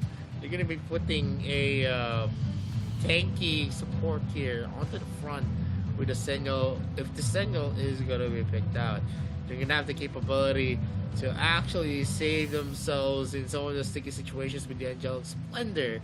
But he is not, the hero that you're definitely going to be relying on in terms of the engagement.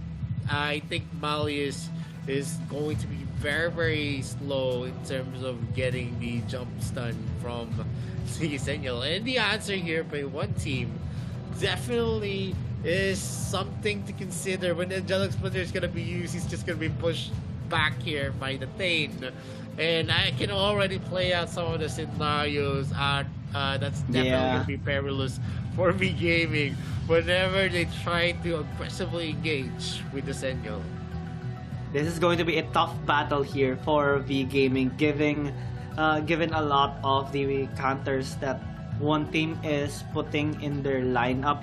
They also have a sizable amount of damage and crowd control in their composition. The Tullen pick is gonna target those squishy members here of Gaming whenever they overextend even just a little bit. So they have to be very careful, especially in the team fights, and not only in the team fight but also in the laning phase, because it is possible that guy is gonna be NK is gonna be trying to gank as much as possible. I have thought about this Ellender pick coming into play here for Gaming, given a lot of safety that the Senyel can actually provide, and this will increase the overall damage here of Gaming. What's scary about this lineup though is that one team still has a lot of engaged tools in their composition. If Gaming again makes even the slightest of mistakes, similar to game number 1, they will be prone to the punish here of one team. With the composition actually being read out here, it is definitely on the early side with V Gaming, with the kind of lineup that they're fielding with the Yolander, the Crixie, the Gafeni. Early game is definitely theirs. They have they have the damage to actually make up for their numbers, but one team looks strong in terms of the clashes that's gonna happen. They have someone that can tank full on the damage coming in from V Gaming with the Thane. You have someone that has a lot of gap closes. You have some finishers here with the Tulin. You have long range damage as well coming from the Violet, and then you have the zone control coming in from Orion. Well, this is going to be scary for V Gaming if they're going to be able to spiral this game into their control and the opening clash is the first objectives. I think V Gaming has a shot here. Late game, they still have a shot, but it is definitely going to be increasingly difficult because they don't really have a lot to show for in terms of the team fights that's going to happen.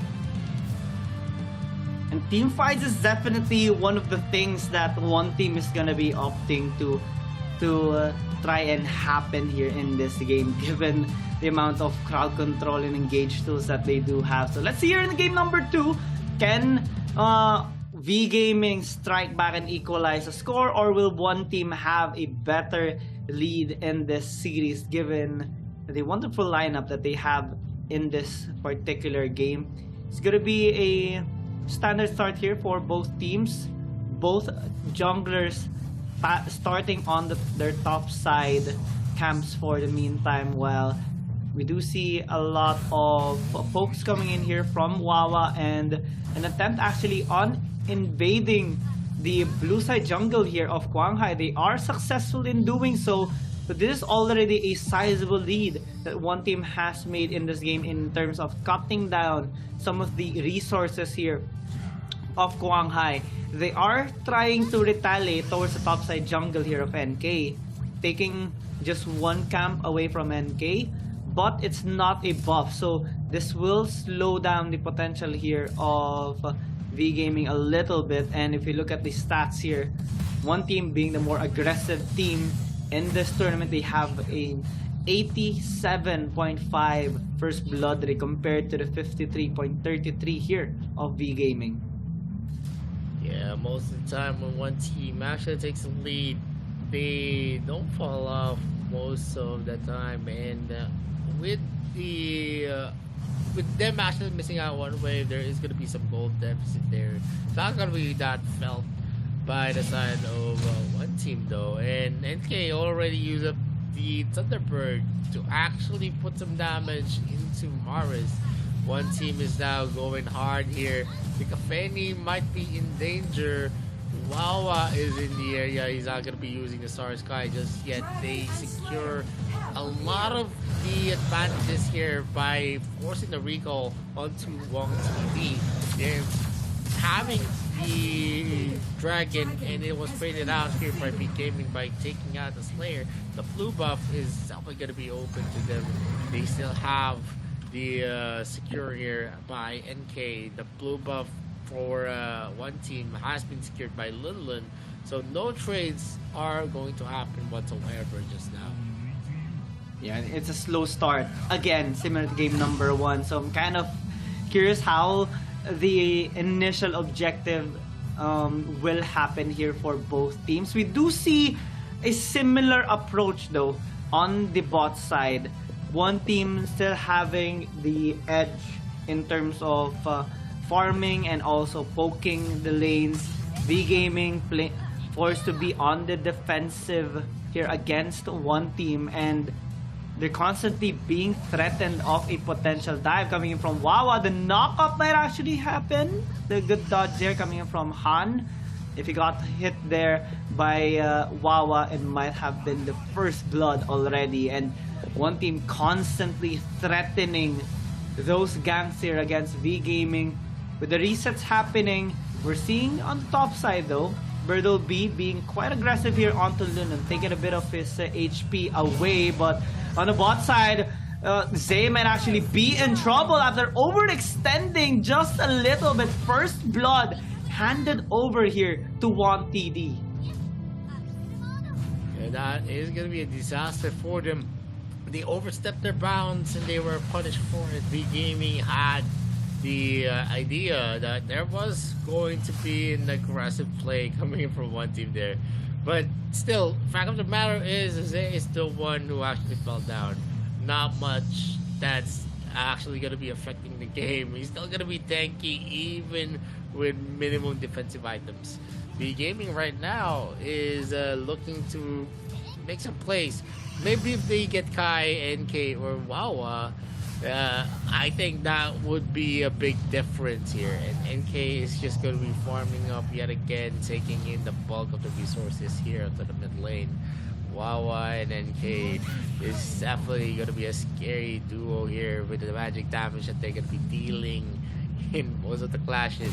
Han is just going into the area and Lunlun goes in for the clear. He's not going to be taken now, but that was an almost kill here by Kwang Hai. Almost, you know, if they get that kill, it could actually translate to, you know, bigger leads for V Gaming, and Kwang Hai is going in hard. They're going for the pull. Who is going to be used? The Stars Sky is going to get a hit though. Beardal B might be in danger, but Wawa is going to be down here. Kwang Hai taking a lot of free looks. That was a good attempt from Wawa, but unfortunately the orb was ready for Birdel B. Yeah, that was a very good outplay that V Gaming has made onto the top lane. Wawa got the knock-up onto Kwang Hai, he pops out, or Birdleby took out the tower, and Han with Angelic Splendor increased their defenses that allowed them to actually get that kill. And well, there is a trade onto the bot side here. We check the replay of what happened. Lunlun was actually a little bit late into that fight. Birdleby still managed to disengage while Kwang Hai got the kill. There is a trade of tower on the bot side, and now one team is trying to accelerate this game even further. That's a lot of damage that Maris and the Han took here in the mid lane. They're going to be forced to fall back for the meantime. In terms of gold, V Gaming this time is having the lead, which is a good sign coming in from them, but still, they have to be very careful from those engages here of one team, because if Wawa is going to be able to land that knockup, it's going to result into a disastrous engage here coming in from one team. There is an attempt in the mid lane of poking out the members of one team, but they are still able to disengage successfully given enough safety that Zay actually is providing for the team. V Gaming though is trying to spread across the map. While Birdleby is split pushing into the bot side, the rest of the members are here in the mid. That's a really good ultimate there by Wawa. That's a lot of damage, and despite the protection of Han, it's still not enough. Fusselot gonna be used here by Wang TD, but to no avail.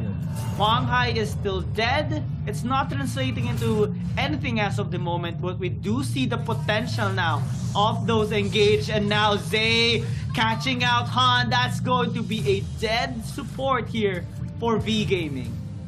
This is the problem. They don't have the capability to actually win the Vision Wars with the Richter on their side, and also Tane, who definitely has a bigger utility against a Senyo. The only upside of a single support right here is that he's going to be able to go to the aid of anyone who's going to be low health, no matter what happens. It's a global ult. But with the damage that we're already seeing piling up for NK and also to Kai, they're not going to have a good time in the clashes. We saw it happen.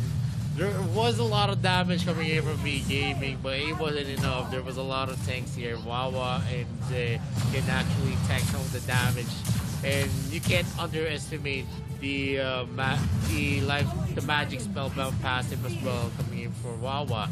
And it's going to be a back. Lulu is going to be starting that again. That's going to be the mark of the hunter. The metamorphosis is going to be used. The teleport is ready. Zay is going to be taking the bulk of it. The Star Sky is going to be used as well. He is going to be using that fire in the hole, hitting up Kwang Hai. Are they going to be in danger? Wang TD is in the air, uses the railgun, gets a crit. but it is not gonna be that felt just yet. Lunlun is gonna be recalled back into the base. They're not going to contest onto that player they give it, as they know they are lacking in numbers. NK is just putting in some magic damage into the face of Maris. He's gonna be forced to recall back into the base. Wang TD and Han actually go back. They know that the cavalry has arrived here for one team. They are going to try to secure this. Diablo's Fury is not going to secure that red buff. Wawa, any others are there. NK is going to be using the Thunderbird. He's just spamming that up. He is not afraid to actually have that into their utilities, as they are going to be taking the second chance onto the top lane. Well, there's a duel here. Lunlun is going to be in the losing end as Bird LP takes the bottom lane first year turret sneakily under the noses of one team. And this is the problem here for V Gaming. The pokes and the burst of one team is definitely affecting V Gaming's movement. They try to defend a tower, but due to the engaged potential of one team and NK actually hitting his spells to the members of V Gaming, they can't properly defend their towers, and it's costing them to lose a lot. 4 in total compared to 2 that V Gaming has secured so far.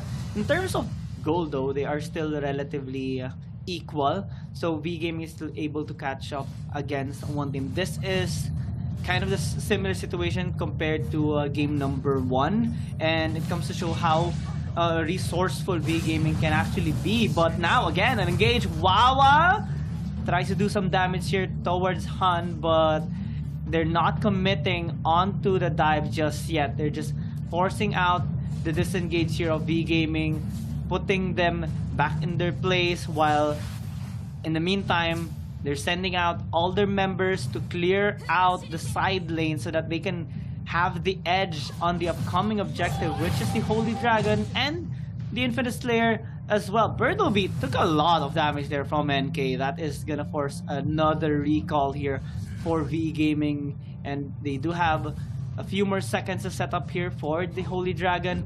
They are gonna be taking some camps here again from Quanghai.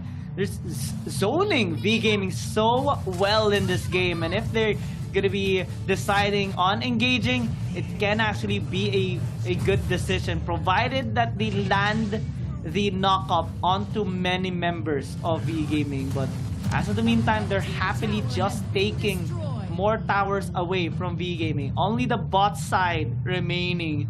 This is a similar situation from game number 1. One team dominantly kind of controls the early game, and V Gaming still looking for ways to come back. Yeah, and as the time progresses, late game is going to be difficult for them. They don't have the capability to win on the clashes unless they get a easy kill against NK or Kai. Wawa is definitely going to be hard to kill, just because you can see Ferrets is going to add some of survivability. But I'm pretty curious. She actually made a the Reaper maybe to counteract the Confetti ever, and even the Islander in this case is Han is going to be spotted out of members of one team. He's not going to be competing just yet. He's going to be using that shield, and not much right now that they can do, because Zay is definitely going to be able to tank some of the damage here, and Wang TD is going to be hit with that concussive shot, fire in the hole as well. Zay is going to actually be in the thick of it, taking and soaking up some of the damage here. NK one more stack to actually take the his passive up, but that was a good attempt by that was a good kite by Quanghai, being able to lure out the blue buff to his side, and that actually enabled him to actually just secure it safely. One team though has a 500 gold lead, not much. This is like the same game number 1. We don't see them actually go hard against V Gaming, because they know they have the winning condition. They have the late game for themselves, and Bird LB is going to be spotting out Wawa at the moment. He's going to be regenerating some of the damage that Bird LB has done. And basically, if and Kai is still going to be able to live before the clashes start, I don't think V Gaming has the capability to win the clashes. Yeah, they are just being zoned away so many times here due to the engaged potential of one team, and now with the Slayer push in the mid, it buys enough time for one team again to set up for these cross-map plays, taking some objectives or taking some camps here away from Quang Hai, and also rotating across the map, gaining vision in order to maybe set up again for a play, because all it takes is one knockback from Zay, one knock up from Wawa, and everyone will follow up. That has been the pattern here in this game so far, and V Gaming doesn't really have that much disengaged tools to actually shove the members of one team. They do have some damage coming in from Maris, Quang Hai, and Wang TD, but if one team is going to be able to close in the distance, it's going to be negated for sure. There is a possible fight here on the bot side. Wawa actually took a lot of damage, but oh! Bertleby tries to close in, but it gets closed out instead, and now that's a big punish by one team, taking out two members already from V Game. Although NK got slain in the process, Lunlun though has a flank from the side, and now it's causing a lot of problems here for V Gaming. Good damage being thrown out there, especially from Maris and Wang TD, but they will lose in that fight for now. One team can actually position themselves onto the Dark Lord Slayer, given that kind of simulation that they had on the bot lane fight. They know that they can have the edge on the team fight, and they can just set up here for the Dark Lord Slayer. Yeah, we see actually Lockeye onto NK already having an orb in place as his last item with the Staff of Null. So he's definitely going to be able to burst down Quang Hai, Maris, and Wang TD if he has the, the ambush. He has the initiation. Bird LB as well actually felt that from that exchange, and it's going to be a pretty scary prospect. That's going to be a Star Sky being used up by Wawa. They don't have the ultimate here ready. They are going to be zeroing onto Quang Hai. He's going to be forced to use that all day. He's almost going to be taken down as well. The orb has been procced out. NK is going to be taken by the Bird LB. Wawa does his best, but he is not going to be zeroing in on some of the members of V Gaming. But Quang Hai and NK being taken down opens, negates the capability of both teams to actually go for a commit onto the Dark Lord Slayer. That was just a trade of junglers, and they invested quite a lot in that fight. That was pretty crucial. If ever either team got an edge onto that, it might have translated onto a Dark Lord Slayer take already. Hando is taking a lot of damage there from Kai and Sei, and is going to be forced to recall back into his base. Not much risk being put there in that short interaction, since Lunlun is just building up a wave on the bot side, while NK might try to catch out the wave onto the top. So V Gaming going to be a little bit late on the Dark Lord Slayer take, given that Quang Hai is located towards the bot, and Bertleby is just trying to assist him if there's gonna be a possible rotation coming in from one team. Now it's going to be a dance once again, a tango here by both teams onto this Dark Lord Slayer, and we have seen in the previous game how crucial a fight can be given the threat of the Dark Lord Slayer. One mistake is all it takes, and no team wants to have that in this next upcoming team fight. But right now, Quang Hai might actually get caught, takes a bit of damage there from Lunlun, and is forced to disengage. There is a possible flank coming in here from Zay, and a push actually being built up here by NK towards mid, which will draw the attention of V Gaming, given that they are located towards bot side. One team quickly rotates towards this Dark Lords there. They're starting it. Han spots them out. But little to no time already to retaliate. They will try to get the steal, but is unsuccessful. Han already is dead. But B-Game is still commit onto the fight. Zay with a nice knockback. Wang TD gets obliterated there by Kai. And it's already a disaster for V-Gaming. One team now just going with a cleanup. And a clean wipe out ace they get. And they might as well just end the game. Yeah, this is gonna be a victory run now for one team, but that was a crazy play coming in from Zay. Zay able to actually zero in onto Wang TD. It actually overturned that clash. It was open for V Gaming to actually take that advantage because they were the ones actually starting and initiating that clash. But because of the outplay coming in from Zay, it actually stopped that momentum, and it actually blew up into the faces of V Gaming. And one team taking game number 2 is a big thing, because in this series we're seeing one team just going in ham. They're going in serious now into the series, and we've seen one team before, and they are a team that's definitely going to be very, very consistent in the matches that's going to come into this series. V-Gaming is still a long way to go if ever they would want to come back in this series.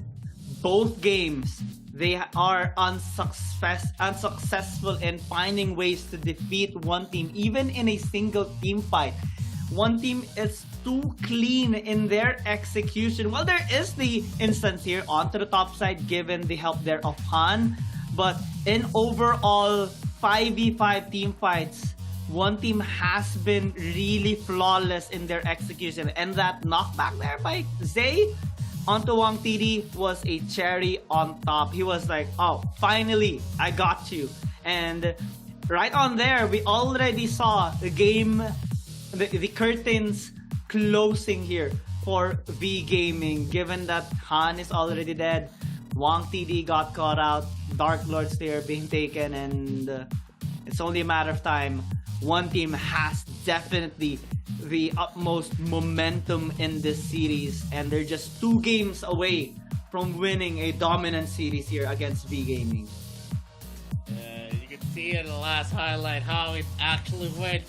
It was starting it up, and then we see Linlin close it up the kill onto that Kafeni.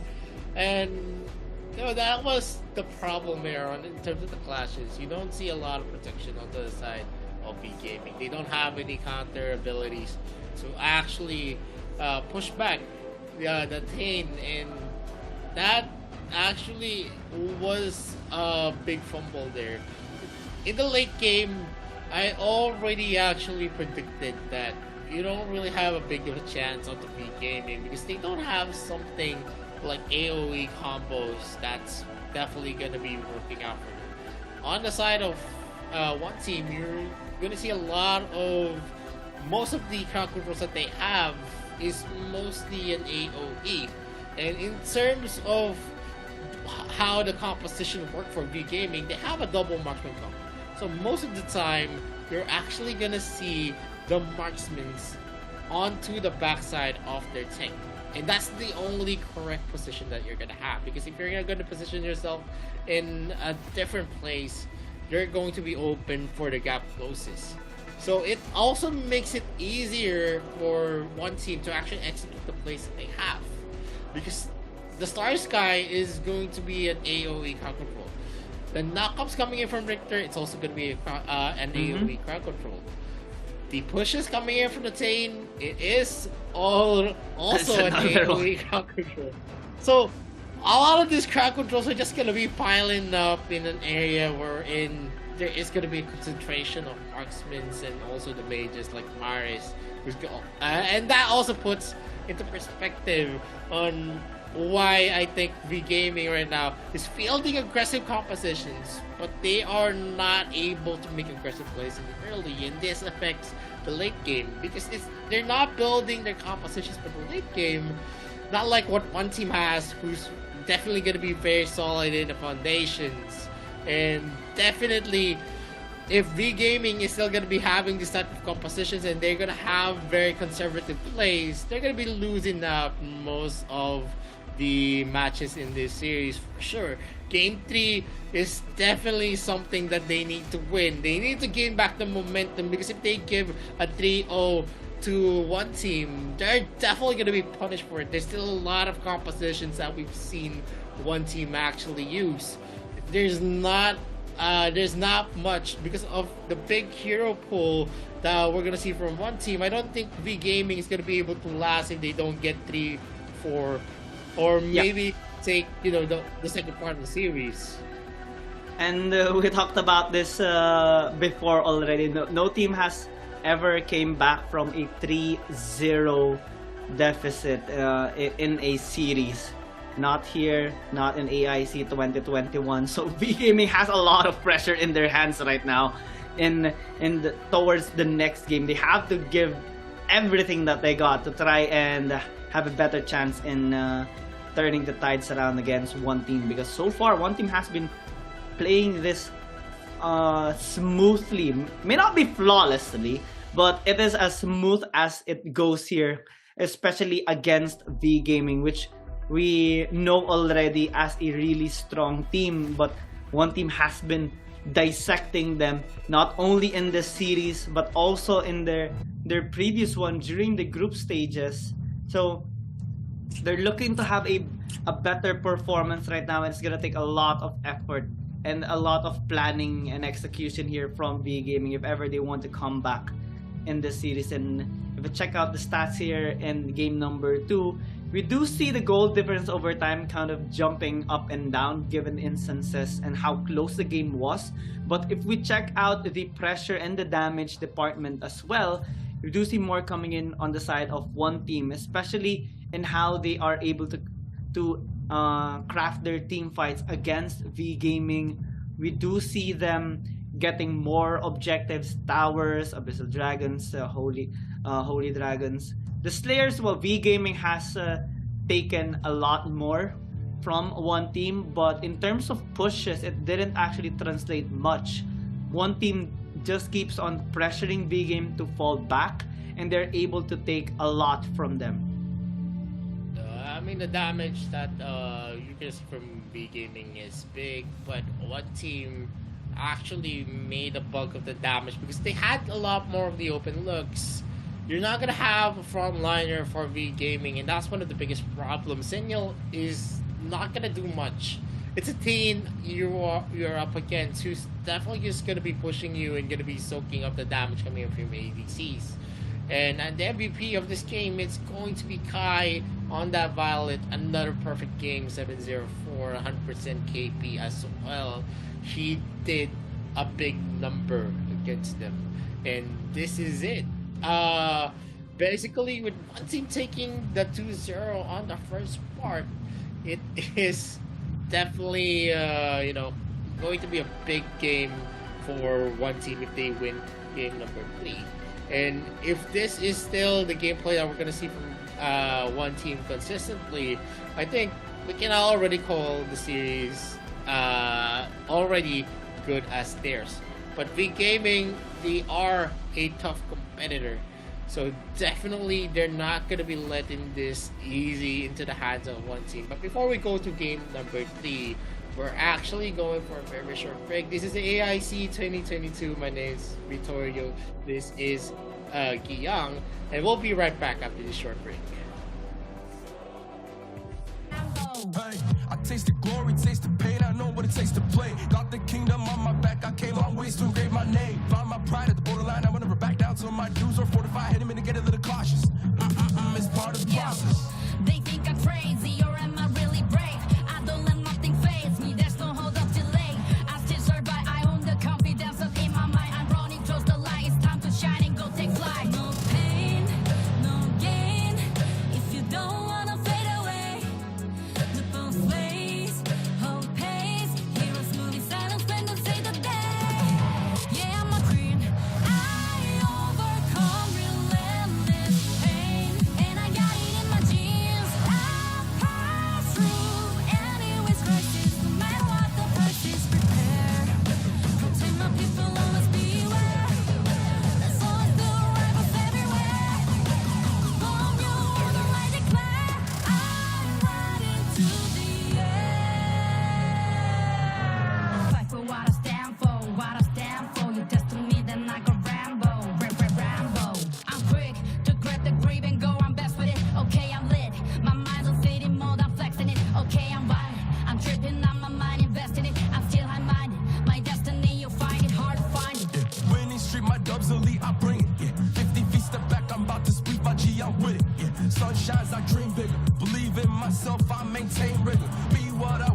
don't belittle me. No pain, no gain. If you don't wanna fade away, look both ways, hope pays. Heroes moving silence when they say the day. Yeah, I'm a queen. I overcome relentless pain, and I got it in my genes. I pass through anyways crisis, no matter what the price is. Prepare. Hey, send me up at any location, I hold up and mow them down. Look at the constellations for consolation while I retain my crown. Back in the background, I'm a background, what goes gon' come back round. I'm self-made, built everything from the ground up, I say it proud. No pain, no gain. If you don't wanna fade away, look both ways, hope pays. Heroes moving silence when they say the day. Yeah, I'm a queen. I overcome relentless pain, and I got it in my genes. I pass through anyways crisis, no matter what the price is. Prepare, protect my people, always beware. There's always the rivals everywhere. All you wanna I declare, I'm riding to the air.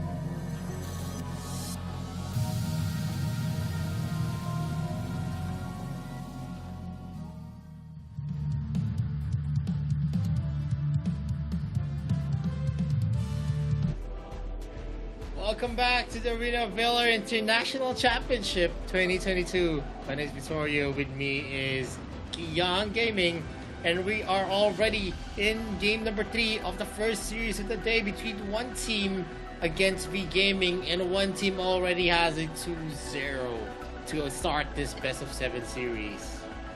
Yeah, and well, we still have yet to see a possible comeback here from the side of V Gaming. So far, they have attempted two kinds of composition that didn't really pan out well for them. Well, we saw more of a smooth performance coming in from one team, especially in this second game. I want to give a good commend on the side of their support, Zay, on that really nice knockback onto Wang TD after they're able to successfully take down Han.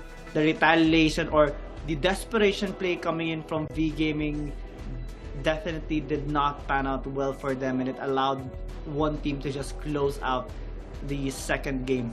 Coming into game number 3, there are still some lineups that they haven't tried out in this series, and well, for V Gaming, I'm kind of nervous though, because they haven't really made a comeback in the series all throughout AIC 2022. We more so see them having a dominating performance during their match against Bikertopia, during their match against Team Flash, and even during their match against Bacon Time during the group stages. But in this series, we haven't seen them having a fantastic performance in the early game. We more so see one team dictating the flow of the match. So this kind of puts V Gaming in a much more tougher spot as they experiment their approach in this series and also in the game. They have to come out of their shell. They have to really step outside the box to find that weakness of one team, because so far they haven't really, or at least for one team, they're not really showing that much of a weakness in towards this game. They're being able to proactively rotate across the map, find some picks, find a weakness onto V Gaming, and we see V Gaming being on the receiving end of that pressure and them kind of just reacting towards these strategies. So it's going to be tough for them, although it is still possible for them to kind of turn the tides around. I'm wondering though if they're going to be able to be at least as aggressive as one team, or maybe be more aggressive than one team and be the ones to actually drive the game. Yeah, I do agree. V Gaming so far is a team that starts hot, and this is not the hot start that we're actually expecting from V Gaming. Surprisingly, they are the ones mostly in the losing end. You see a lot more aggressive plays coming here from one team. You saw an early invade, even with the Ellender pick, because usually if you have an Ellender, you're the one that actually has the capability to go for invades. But in terms of game number 2, it was mostly one team as well. Game number 1 was a mirror, just because you already see a lot of early suppression on their lineup. But game 2, it was actually very surprising that they were the ones actually reeling from the early game damage coming in from one team. And one team, I can imagine the the confidence right now, the ability to actually be more aggressive going to game 3. It's a very scary thought here for V Gaming, who is definitely receiving a lot of the pressure because of how one team rotates. They always try to take an objective for themselves. They take some kills, and they also go for a lot of early invades. And V Gaming needs to have a counter for themselves. Maybe they need a fresh strategy. Maybe they need a new start going into this series. Maybe the break is going to be a reset in terms of the momentum that one team is gaining. But I highly doubt that. One team is a very consistent team. And if V Gaming is not going to be able to punch a hole onto the composition of one team, I'm afraid V Gaming is going to be knocked into the lower brackets, and they're going to be having the danger of being eliminated before they reach the finals. But one team right now, they're going for the first pick, Nacron. They still have Zuka for themselves as well. So there's still a lot of compositions that you can go for the junglers of one team.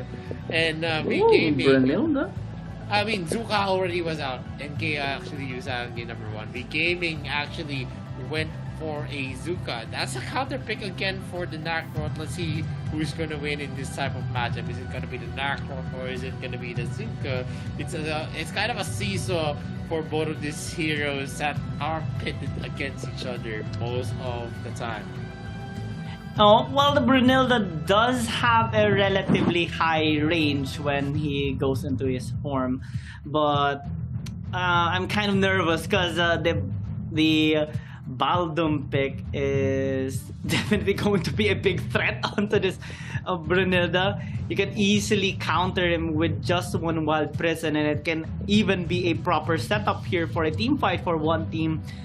Joker can pressure the lane as well, given the kit that he does have as a marksman. So many approach, or at least parries here being made by one team just in the drafting phase, and V Gaming is still opening up a little bit on the damage department with the Tullin. It can be flex pick towards mid, it can be used in the jungle as well, depending on how they want to approach this particular game. But one thing's for sure though, one team does have a lot of engage once again. Plus right now with the Nakrut pick, they have a relatively good split push.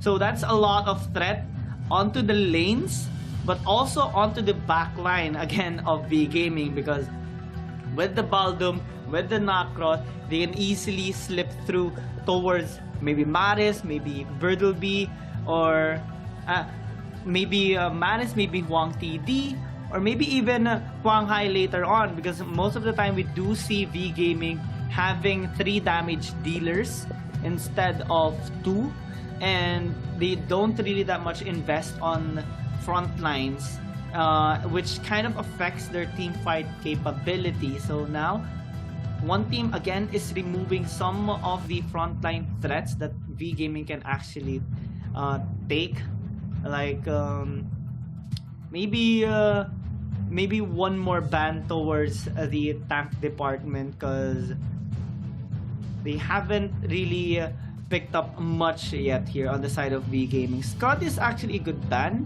but V Gaming right now is actually respecting quite a lot here from one team. Even the L'Oreal that Wawa actually pulled through against their match against Talon Esports will be taken away as well. Yup, and the first 3 picks is saying a lot here. Going actually for they're gonna compete in terms of the damage that's gonna be dealt by V Gaming. They picked up Tulin, they have Bazooka. Brunilda is the only pick that I really don't like onto V Gaming. They've been using a lot of marksmen that, you know, falls off in terms of the utility, the usability, the mobility as well. Another speed up onto the Brunilda. The only time that Brunilda is definitely going to be working is if she's going to be left undisturbed, where she's going to be able to use her skills in most of the scenario. But there's going to be a Baldum there. He's going to use the Wild Prison for sure onto that stationary member whenever she's going to be using that entrench.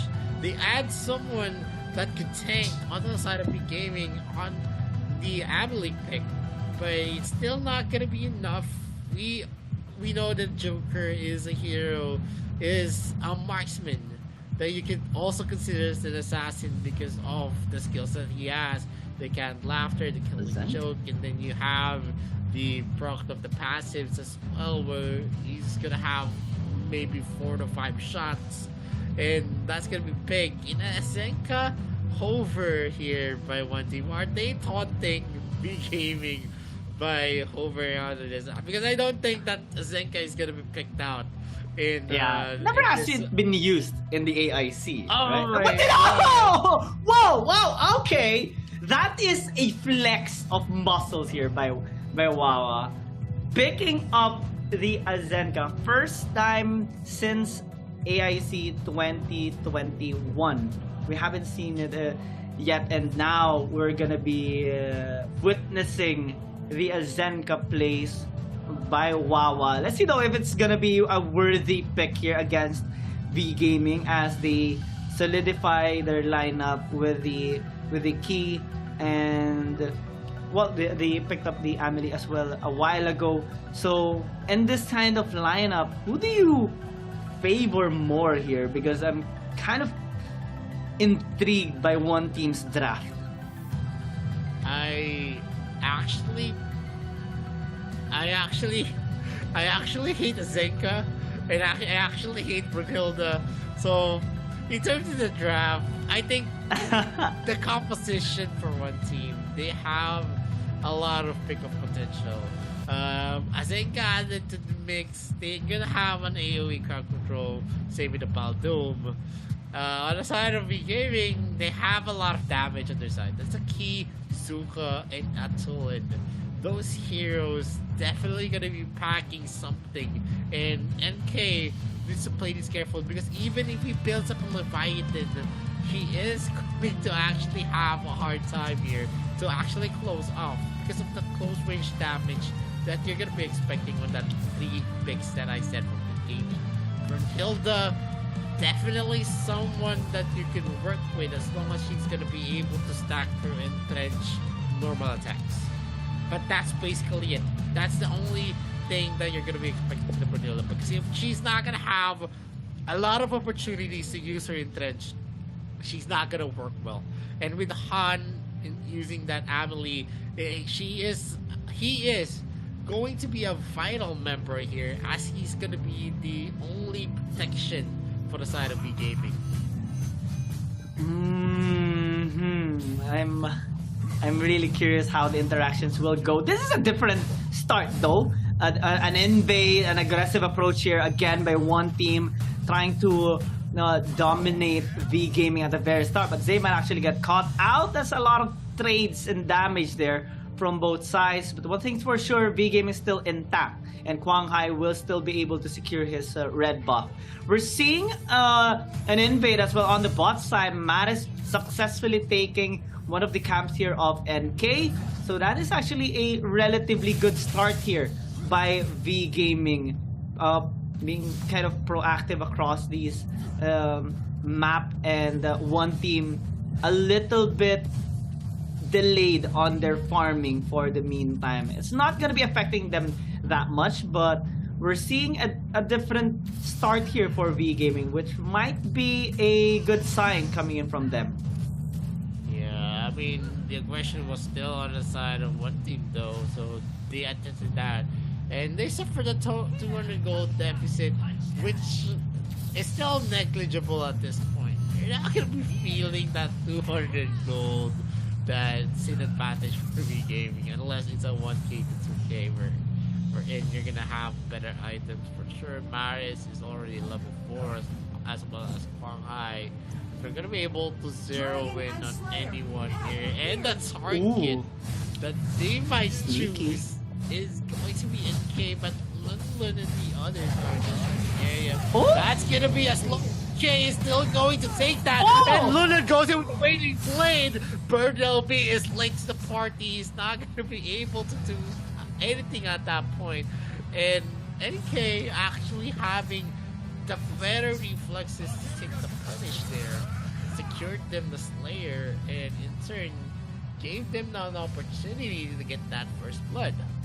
Yeah, not only are they successful in taking the objective, but also are able to make that outplay against V Gaming. I think V Gaming did not expect that kind of reaction coming in from one team, and now, well, there is a 50% win rate by one team whenever they get a first Spirit Sentinel, but it's just a little bit of a stats being shown here onto the screen.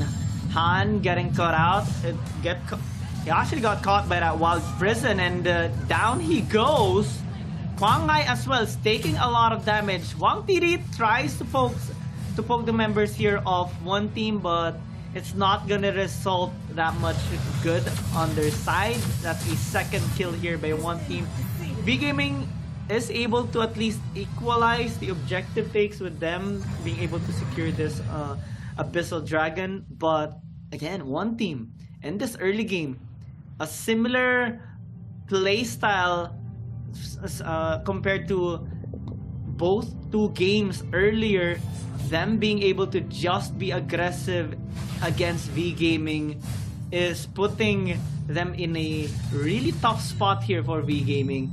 They are rotating once again here towards top. Birdleby might actually get caught with a lot of damage there by NK.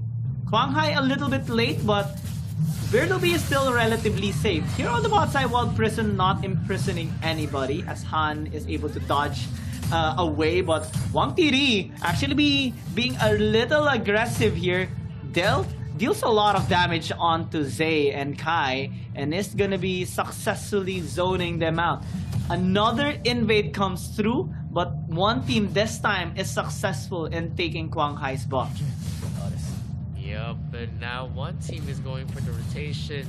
Gonna have that advantage. Kai is gonna be scaring Wang TD. He knows that he's gonna be losing out if he duels with Kai at that moment. Han is just gonna be regenerating, and that's the good thing about the Amelie. She has high regeneration as a support.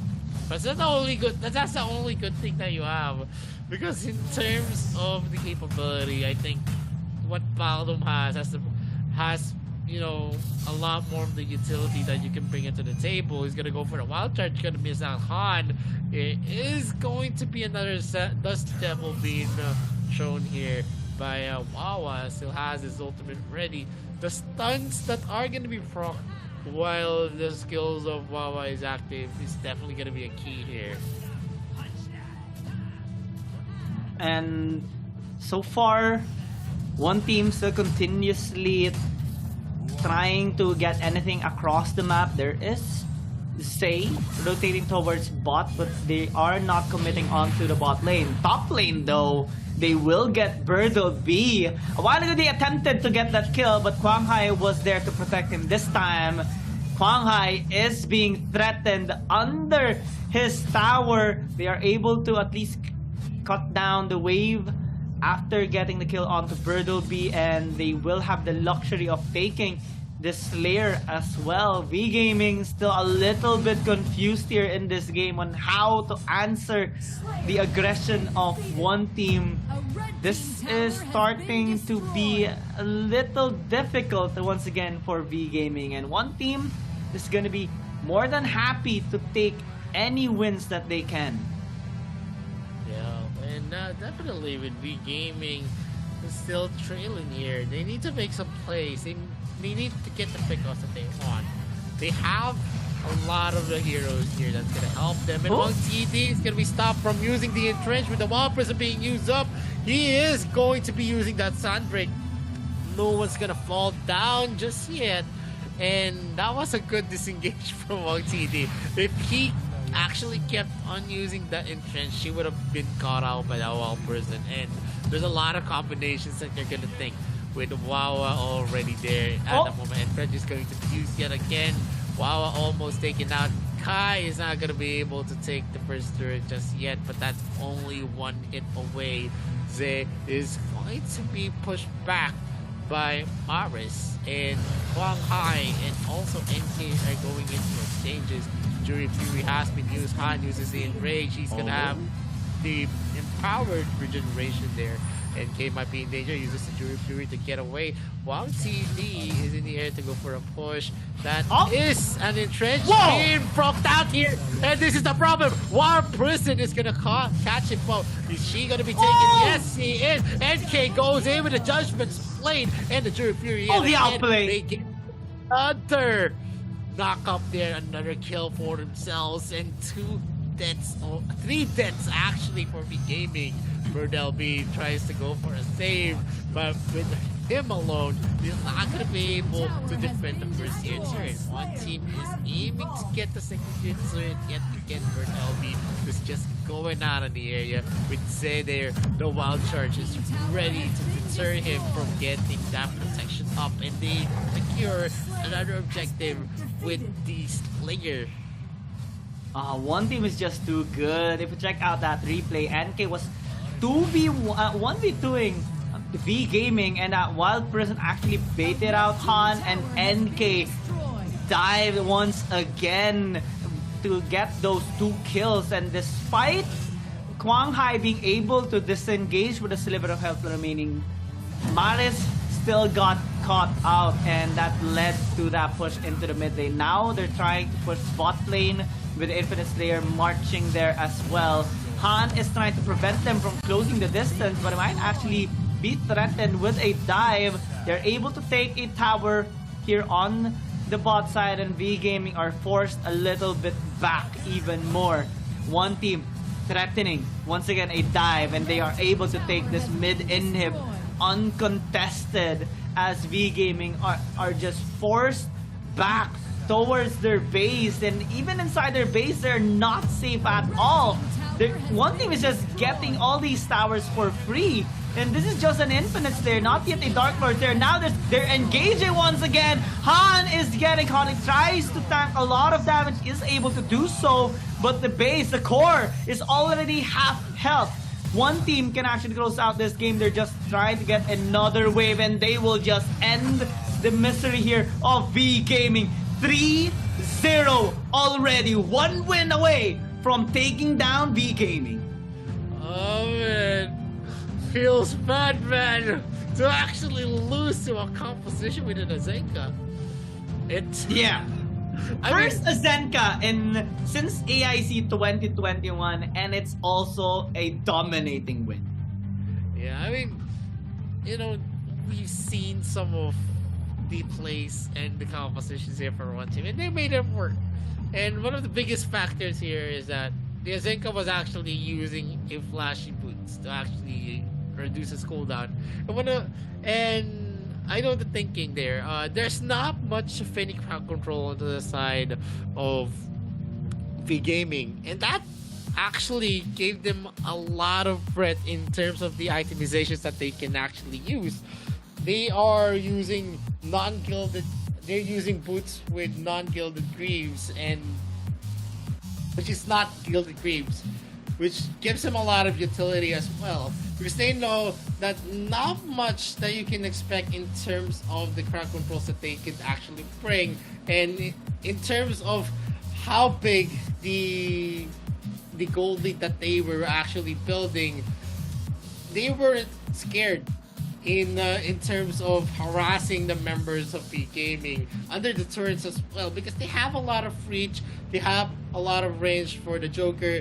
You have the capability to actually stomp them and zone them out with the Wild Prison, and you also have the Sandbraid, the Dust Devil, the knockups coming in from the Azenka. It was just so hard for V Gaming to actually go for that entry, which the Zuka pick actually needed a lot of. Bertel P wasn't actually creating a lot of space for them. Most of the time, you're actually just seeing him trailing off. He wasn't part of the rotation.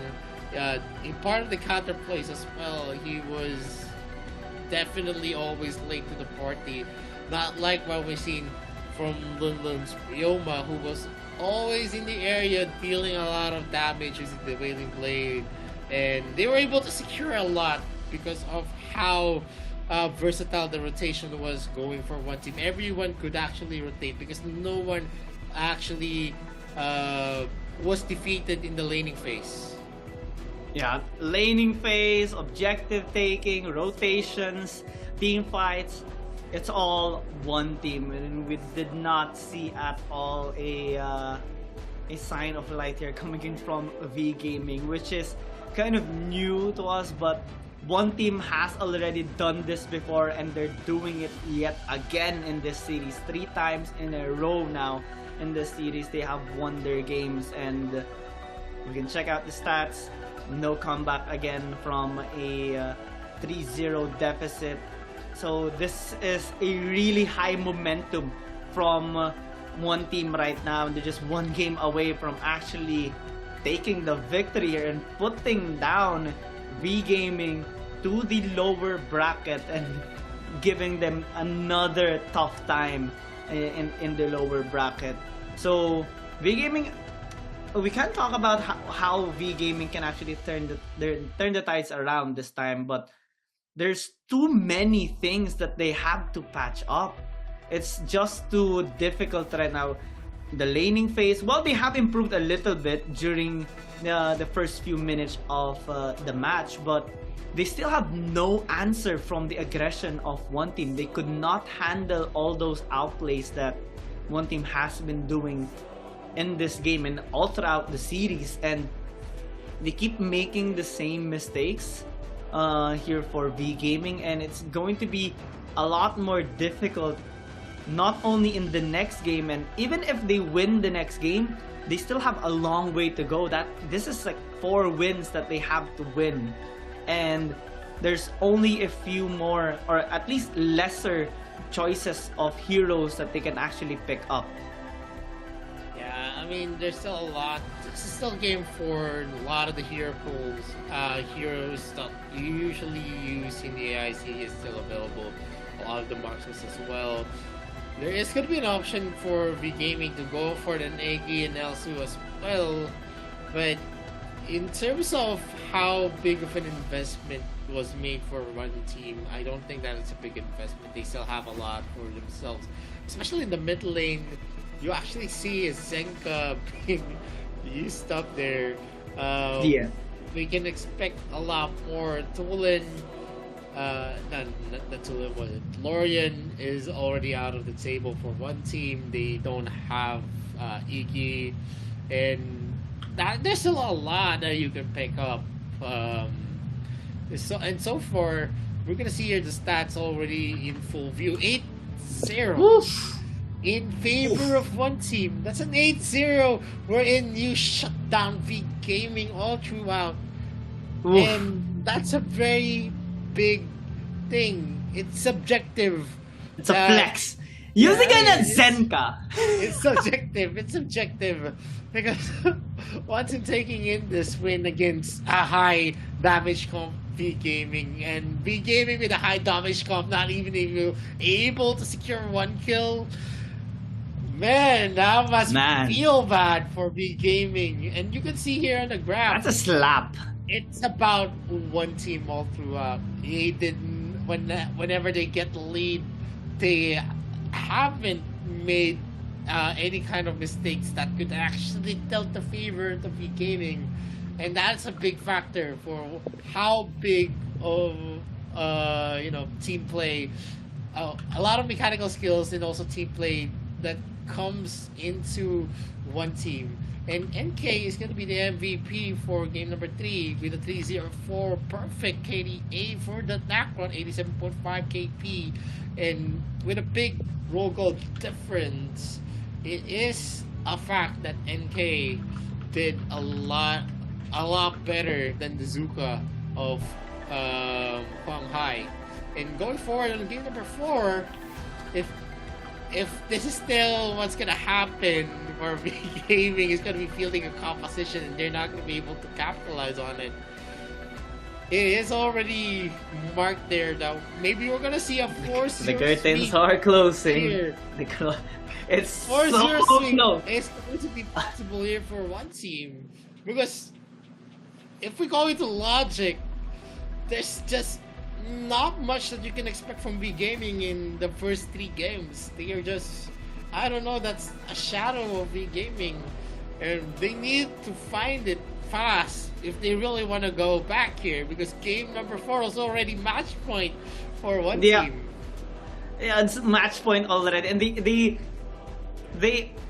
they have everything in their hands right now. They must be feeling so good. I mean, we see their celebration every time the game ends. They're really happy with their performance, and anyone would against V Gaming, because they have been dominating, not only, or well, not as dominating as AIC 2021, but here in AIC 2022, they have pulled off so many things, so many lineups, and also defeated a lot of teams coming into the upper bracket finals. And now one team again just getting ahead against V Gaming after in the group stages. Well, they have defeated them in a dominating fashion as well, but V Gaming improved after that. They were actually able to take down some of the teams that initially defeated them in the group stages, and now it's just a repeat of history, and V Gaming cannot change that just yet. Maybe in the next game they could, but it's going to be a much more difficult series for them. Might be the most difficult one for them since the AIC 2021, because this time they're on the back end. They're the ones with their ties on, with their hands tied, with their back against the wall, and they're the ones who actually have to prove themselves against their opponent, because one team is just one game away from actually sitting comfortably in the grand finals. And the draft is going to be starting, and I do agree. One team is definitely having the best series of their life against V Gaming here. No score at all from no answer from game 2, game 3, and if this progresses, I guess the spirit of V Gaming is gonna be crushed. But they still have a chance if they do go for the lower bracket, and they can make a comeback. But I'm not gonna say that this is already a finished series because we've seen a lot. Maybe if they take game number 4, it could actually go into their favor. Maybe they could actually reach game number 7, where they can outlast one team. One Team Esports, though, they're going for a first pick, Liliana, here, as they banned out the Omen and the Elsu. Iki is still gonna be possible for V Gaming, but V Gaming banned out the Elander with Aya, so it's gonna be opening some of the picks with Zuka and Nakrop already out for one team. Elander is definitely a viable ban here, as V Gaming is going strong with the first 2 picks. They have a Ferris and they have a hover onto Gordon as well, so Yeah, they should lock this this could in. actually play out well. Whenever you have Ferris, you're gonna be very, very aggressive. You have zoning control with the Lorian. Although Liliana is a assassin type of hero where you have a lot of pokes, you're gonna be able to finish a lot with the Foxtrot and have a lot of mobility as well with the unpredictable in Fox form. It is still not gonna be enough. I think Liliana is a niche pick wherein she excels on being able to zero in and take some kills for herself. And what one team actually finished their first 3 picks with, they went with a Hayate and a Roxy pick. Roxy so far on the last two series that Roxy has been played, it has been all losses. Let's see if it's gonna be different for this match number Yeah. 4. It's always really risky to pick up this hero due to its one job. Get that Agnes script connected onto an enemy member. But if you're not gonna be able to do that, then you're gonna be rendered useless. Hayate being picked up here by one team kind of negates that team fighting potential of V Gaming, or at least what they intend to do, because the Hayate actually has a lot of synergy with the Lorian, but the Slims actually might work here in terms of pick potential if he's gonna be landing those flying spears onto any member of one team, given that some of their members are actually quite vulnerable or squishy. Then they can pile in their CCs and take a kill across the map. But as we see the second banning phase coming into play, Airi, the Kira, Ryoma taken away by both teams already, and well, that's a lot of front lines being removed here by one team, which has a lot of synergy here on the side of V Gaming, like the Yena, as they lock in that final ban. They haven't picked up Florentino. This is going to be very risky, especially that they do lock this in right now. It will be a battle of skill set on the Darkslayer lane, and whoa, one team actually flexing a lot of picks here. Murad, since AIC 2021, doesn't really have a really good win rate, but after the performance of one team, especially by Wawa on the Azenka, I'm not going to be that much surprised anymore on the performance here of one team. They are going to be deciding though on much more viable picks like the Laville and the Awi, which can just be locked in right now given the high amount of pressure they can actually do. And one team is not really that much unfamiliar with a mid marksman since they have done this before, even flexing a Valheim mid.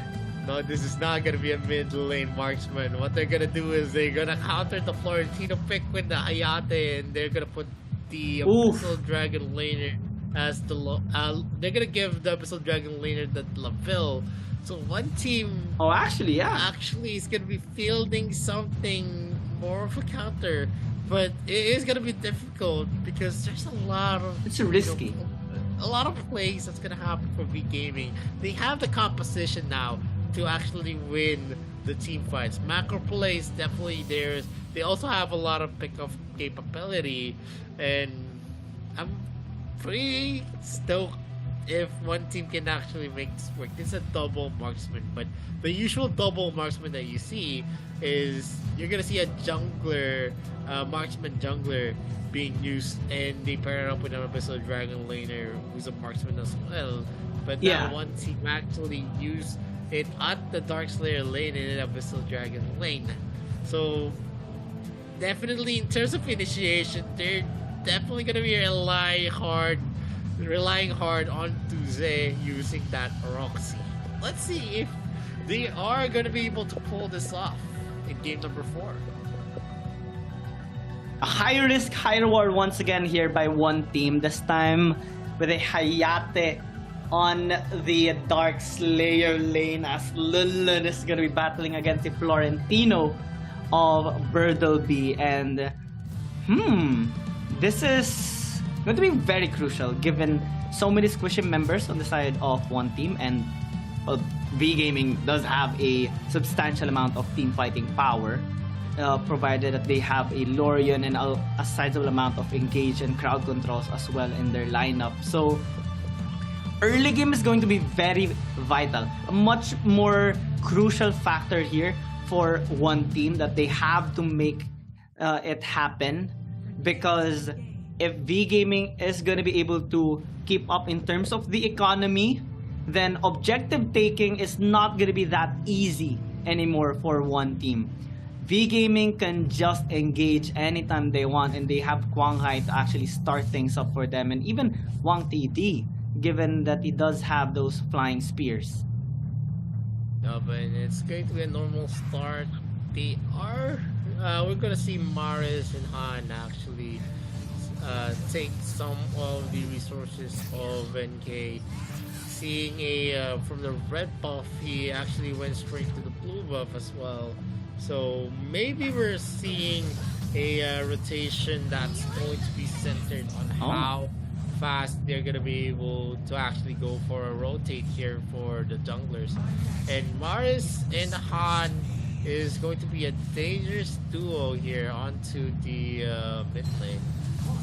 And also Wawa needs to play this as smart as they could, because they are going to be into the brunt of a lot of the crowd controls that's going to be used. NK is just in the area hanging back, trying to bait out Birdleby, but it is going to be hard because we know Birdleby as a Darkslayer laner to actually play safe as he could, and with the Hayate being placed into his front, he's not really gonna be that aggressive.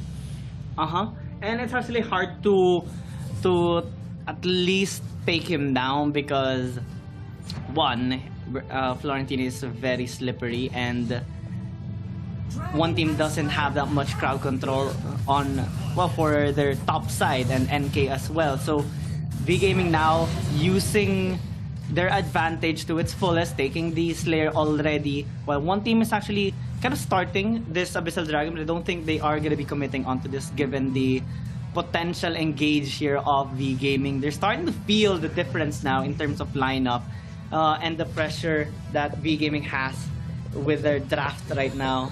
So I think one team this time, for the first time in the series, is going to be forced a little bit back and just farm out for the meantime, which is not really going to be the best case scenario for them because of the power spikes here of V Gaming in the mid to late game, and they have to play this out more creatively than usual, because how do you catch out Bertleby later on? Yes, you can win a little bit in the laning phase, or at least keep up because of the range advantage that the Hayate has, but how do you play this out right now? You have lesser options. You can't really gank top anymore. You have to focus on bot. But V Gaming is going to be ready for that, with Quang Hai always rotating there, same as Maris.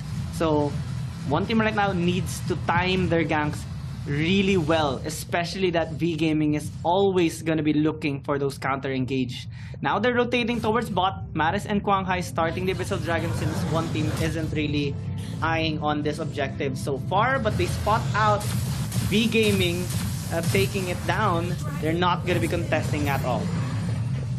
And the Dragon is going to be secured yet again by V Gaming. They take the second objective of the game, and that's going to be building some of the leads on the side of V Gaming. One team right now is the one on the receiving end, and maybe this is the chance that V Gaming is waiting for.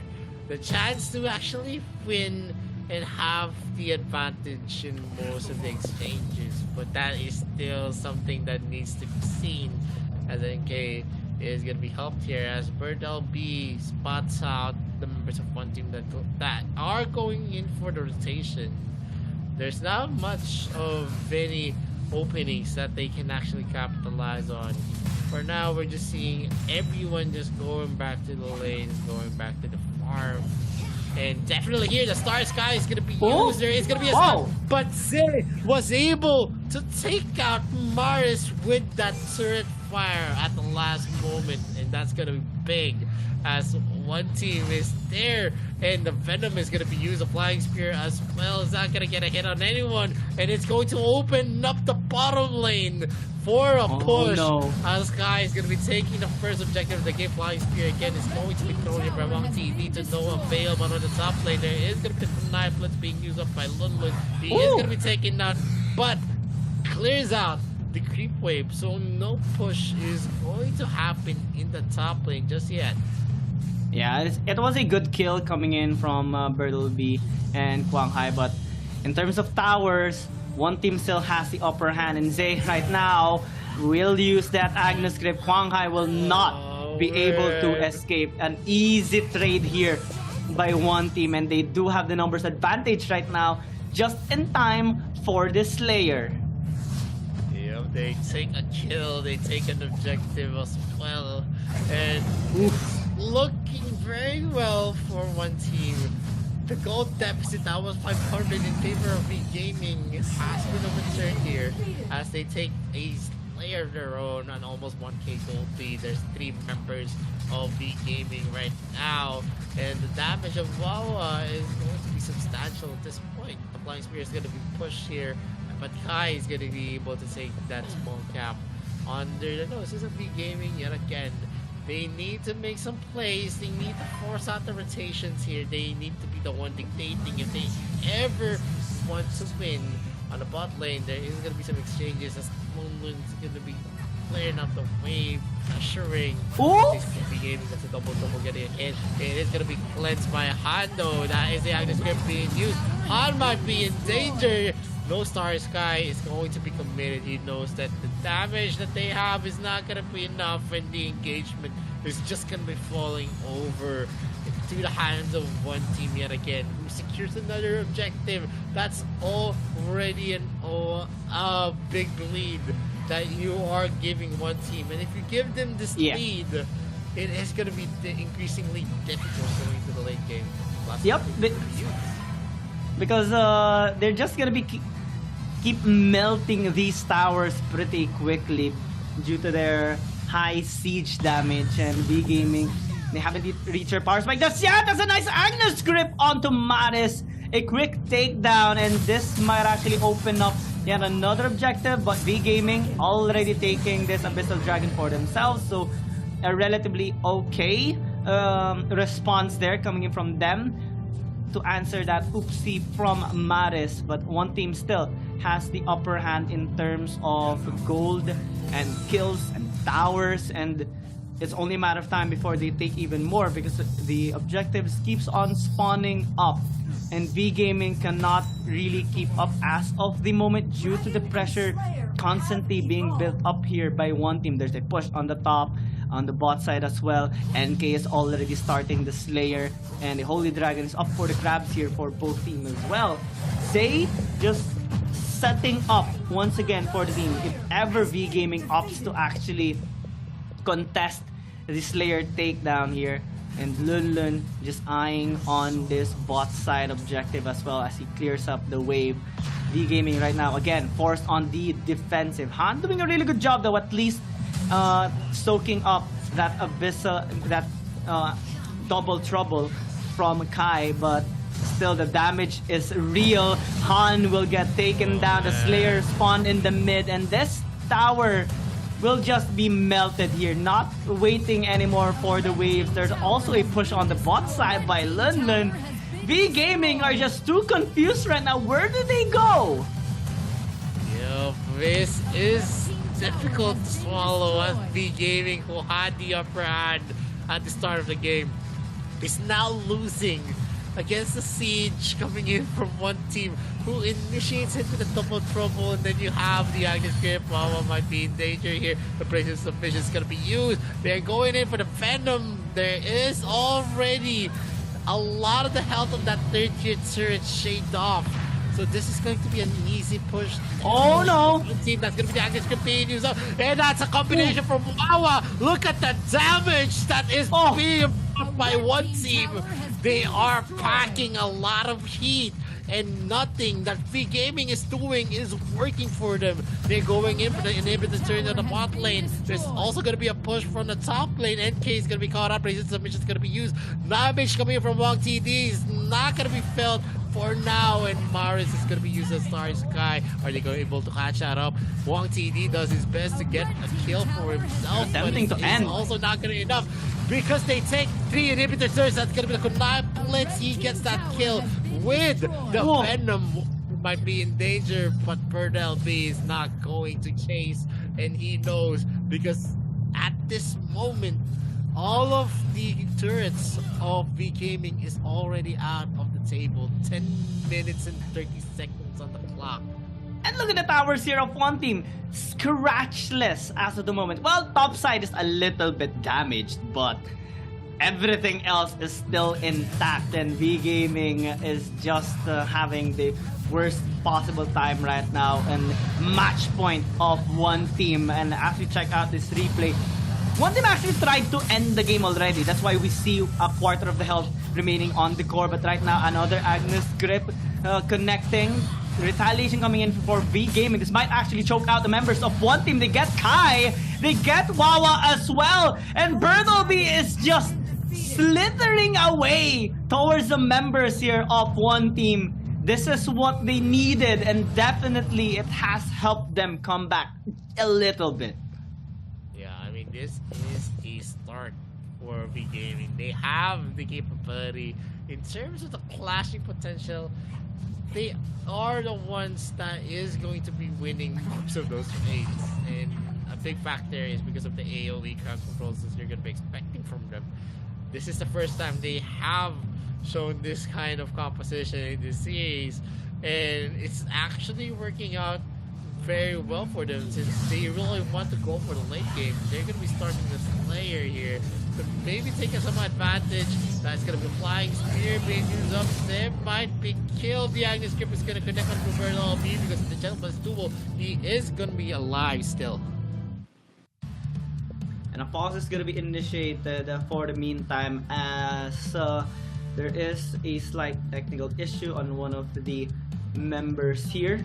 So we have to make sure these players are experiencing the best possible performance in their games, and this issue is going to be quickly patched up in a short while, as we're seeing on the screen. One of the members here of one team so far is having a bit of problem in his setup at the moment, but the game is still gonna continue in a short while, so we do appreciate your patience, everybody. But again, if we talk about the game,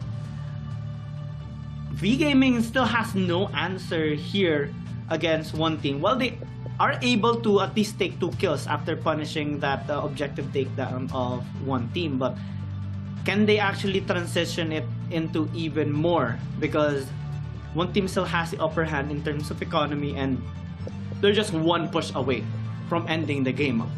A quarter of health remaining on the core a while ago is already a very nervous situation for V Gaming, and they really have to make this work, or else it's going to result into a dominating 4-0 by one team. We've seen them actually win up clashes. It's just the problem is because of the lane management. I think it's still going to lean heavily onto the side of one team because they need a wipeout to actually finish this game. If they can't get the wipeout, they're not gonna be able to actually push out unless there's gonna be some errors onto the side of one team, which I highly doubt. The lineup has some mobility on themselves. There is also the capabilities of the marksmen as well, so it is going to be a fact of the matter that as the game progresses, it is still going to be harder for V Gaming, because at the situation, we've seen this situation before and they lost this kind of situation. So moving forward, I think what they need to do is actually to play it a little bit smarter, a little bit more aggressive, as a fact as well. You can play it smart and be aggressive in these scenarios here, but it is going to be difficult because they have a lot of holes to plug for the side of V Gaming. Well, this is in terms of smart. Well, they did a smart thing, taking the Slayer down while one team is still trying to catch up a little bit in terms of rotation.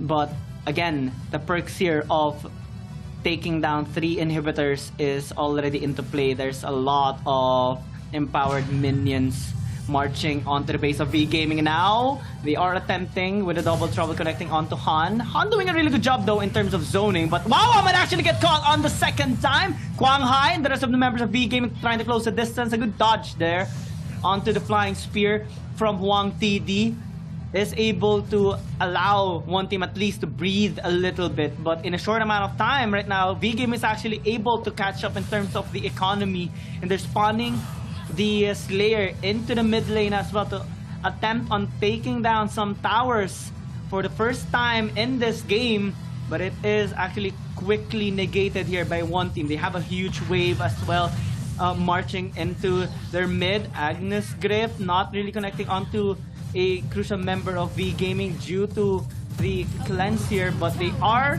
gonna lose as well a tower in the mid, so good job here coming in from V Gaming. Yeah, well, they're actually being proactive here in the rotations, and you can actually see it. They're very, very proactive. They're not letting one team actually win the initiation. They do get to initiate with a double trouble, but the problem here is that Han is always the target. But they do get Maris here.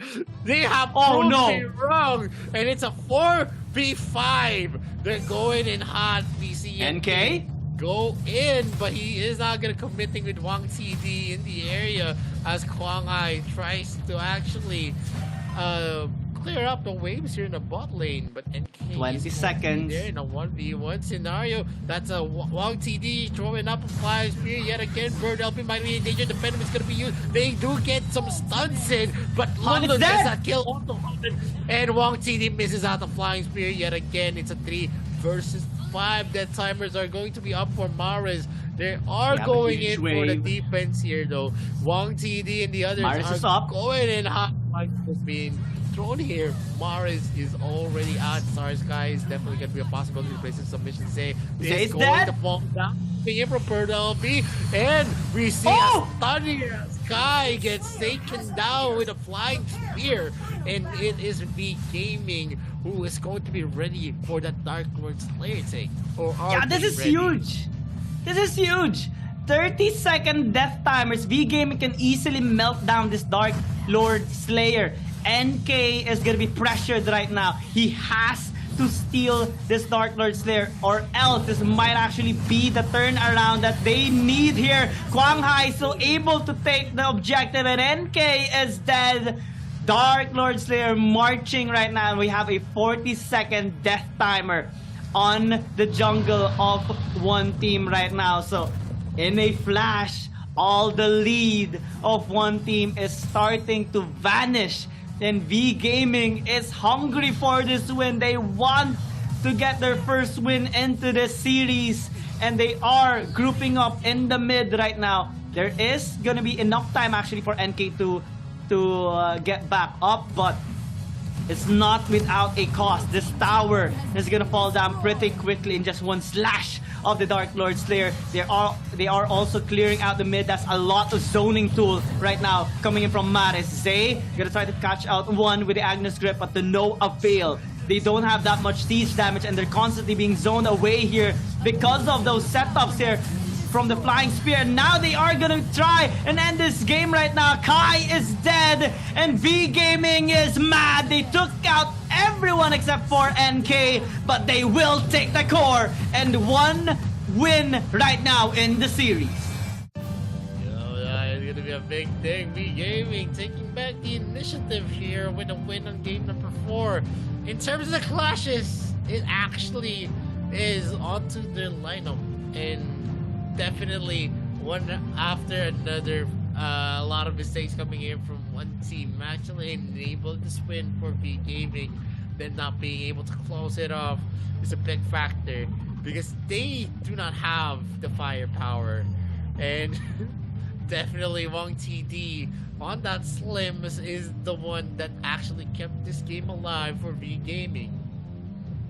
Yeah, that was a really good play and a performance coming in from V-Gaming, especially on the latter parts. It started with 2 kills happening on the bot side, transitioning into a Slayer take that allowed them to pick up more kills. Maris got caught, but V-Gaming still managed to hold out that game long enough for him to actually spawn back up. And when they actually got so many kills in the mid, they got the Dark Lord Slayer, took down NK, and well, they went with a game-ending push. And we already know the team fighting potential of V-Gaming. They just showed it at the very end, but it's the end that matters. It's the result that matters.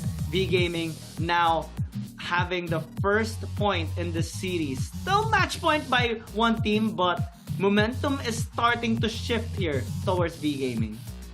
Yeah, I mean, they didn't have enough of, the crowd controls that you actually need. They do have a lot of sustainable damage, but it actually went against them going into the late game, and you're just gonna be forced to actually clash against V-Gaming's composition. And if you're gonna be forced to clash, that's very detrimental to what you have.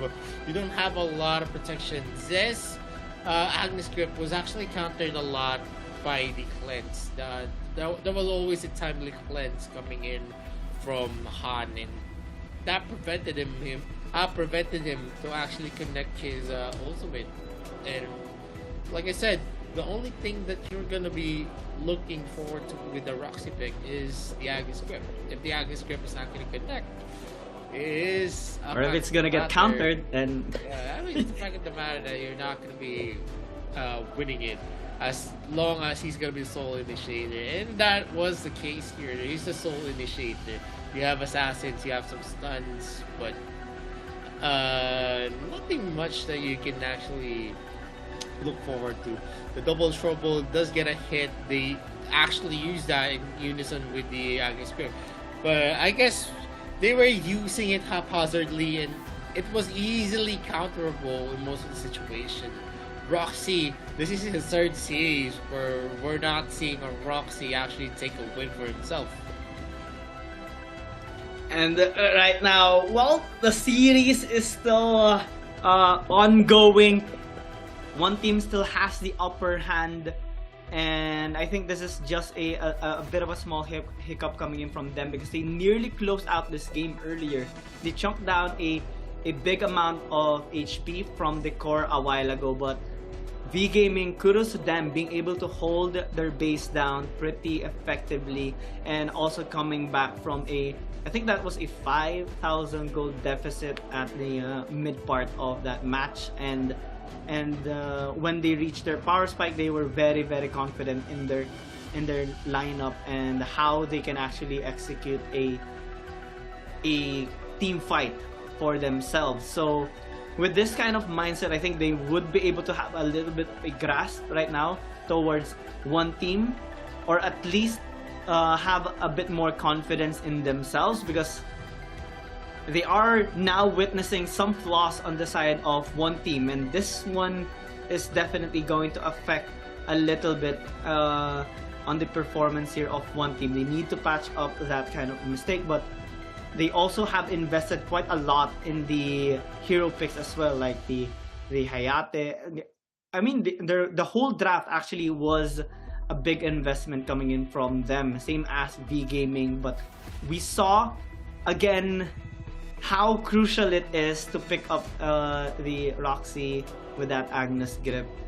You mentioned earlier when we were in the drafting phase, the past two series has been a defeat whenever they attempted to get that hero, and again it still continues. I think the curse of the Agnes grip is definitely not that much helping in these kinds of games. I mean, if you rely on one utility, that's basically, a crutch for you instead of a lifeline, because you depend heavily on that kind of initiation.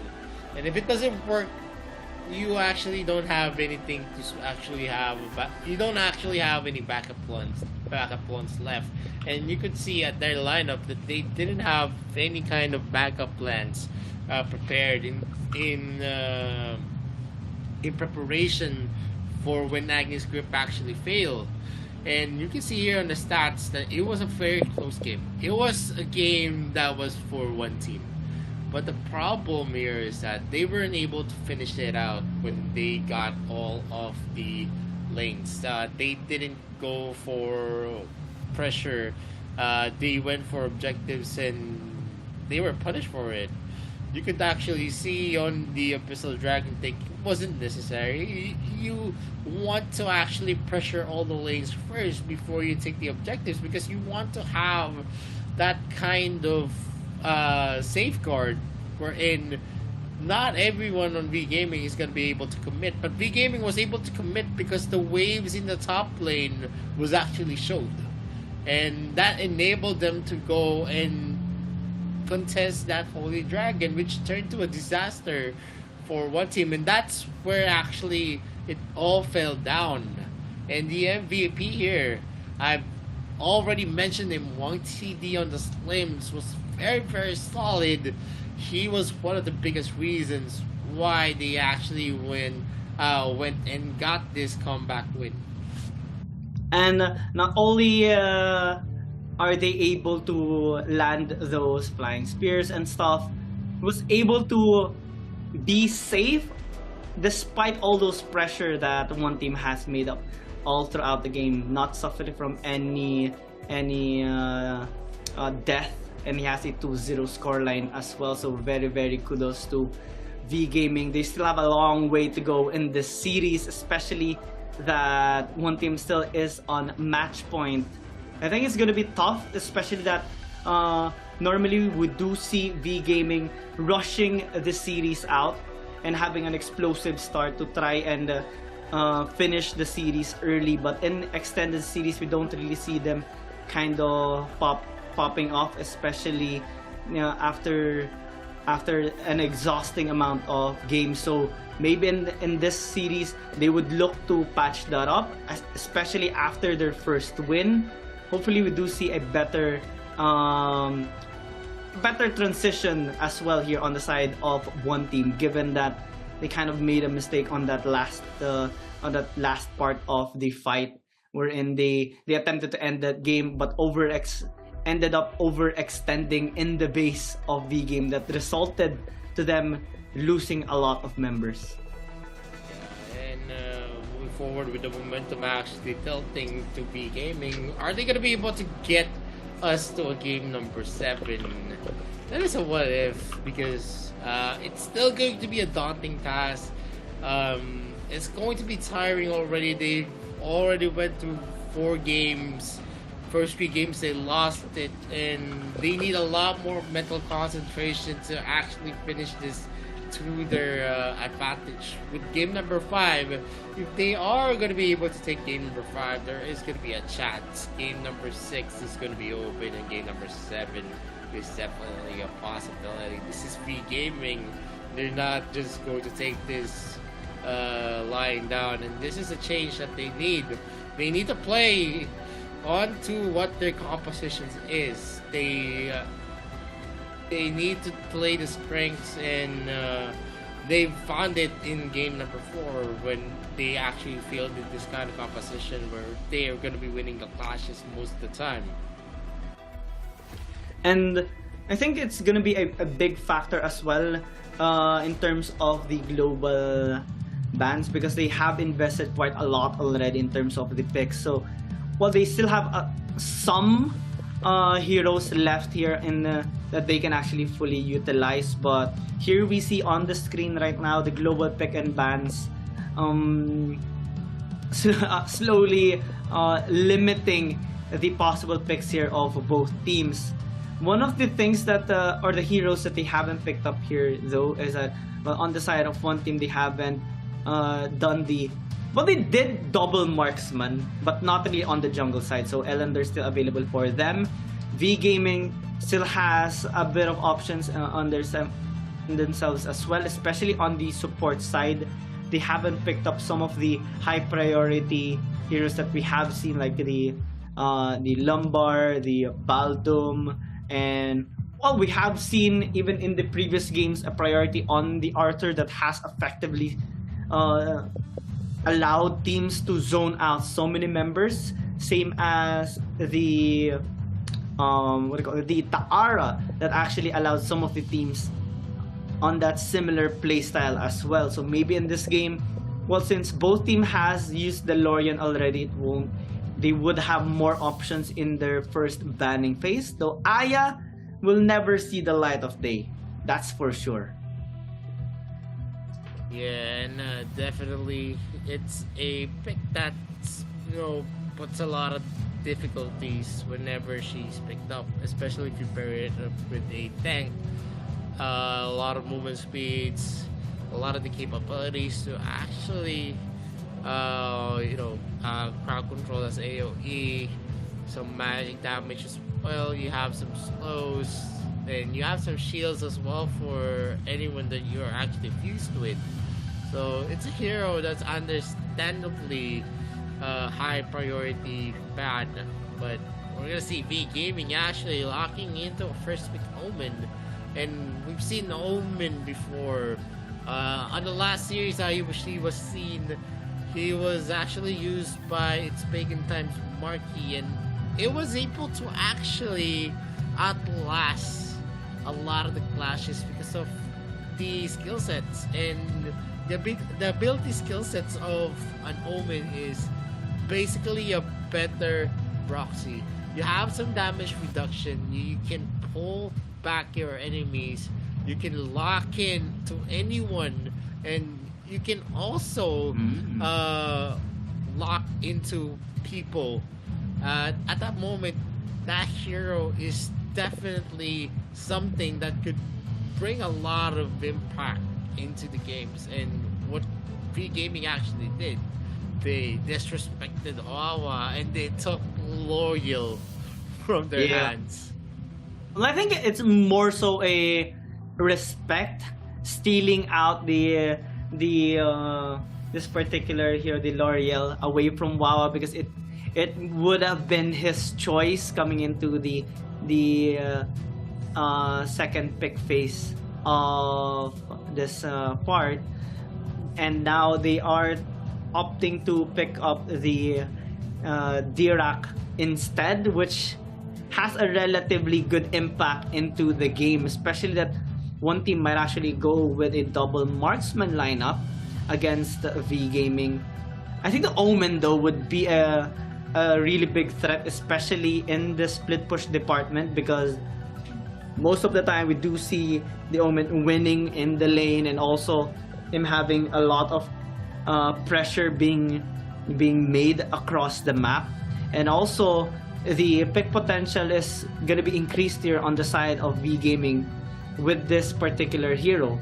So now as they transition onto the second banning phase, well, Wukong gonna be removed here by one team, but V Gaming is going to try and limit some of the high synergy marksman that is normally paired up with the Elandor. So maybe they can also ban out the Kafeni here on the side of one team, since it hasn't been picked up just yet. Yeah, telling us bad here for gaming. There's a lot of protection that you're gonna expect on one team. They picked up an Amelie, they picked up a Dirac, and that brings a lot into the table. If you added Telenas to the mix, it would have been a disaster. It wasn't easy. It's going to be an easy push, especially in the late game. Yeah. There's not much that you can do against the range of a Telenas, and then you're gonna have the protection from the Genesis barrier, and then if someone enters, it's just going to be the Amelie at the front who's going to soak up the damage. It's basically a rundown Tane wherein you're gonna be able to push people, deal some damage, and then you're gonna be able to soak and regenerate most of the damage that's being dealt to you. But there is going to be a hover onto a Thorn pick. So it's going to be a Thorn versus Joker. Thorn deals some magic damage on his skill set, so definitely it could work out well for them if they're going to be able to stack that Thorn into its maximum potential against the Joker. But the problem still is going to arise on the Omen pick, how they're going to be able to actually secure people with the Omen. The Thorn, but actually a good scaling marksman that one team is opting to make instead of the, since the Telenas has been banned away. But Butterfly and the Rui.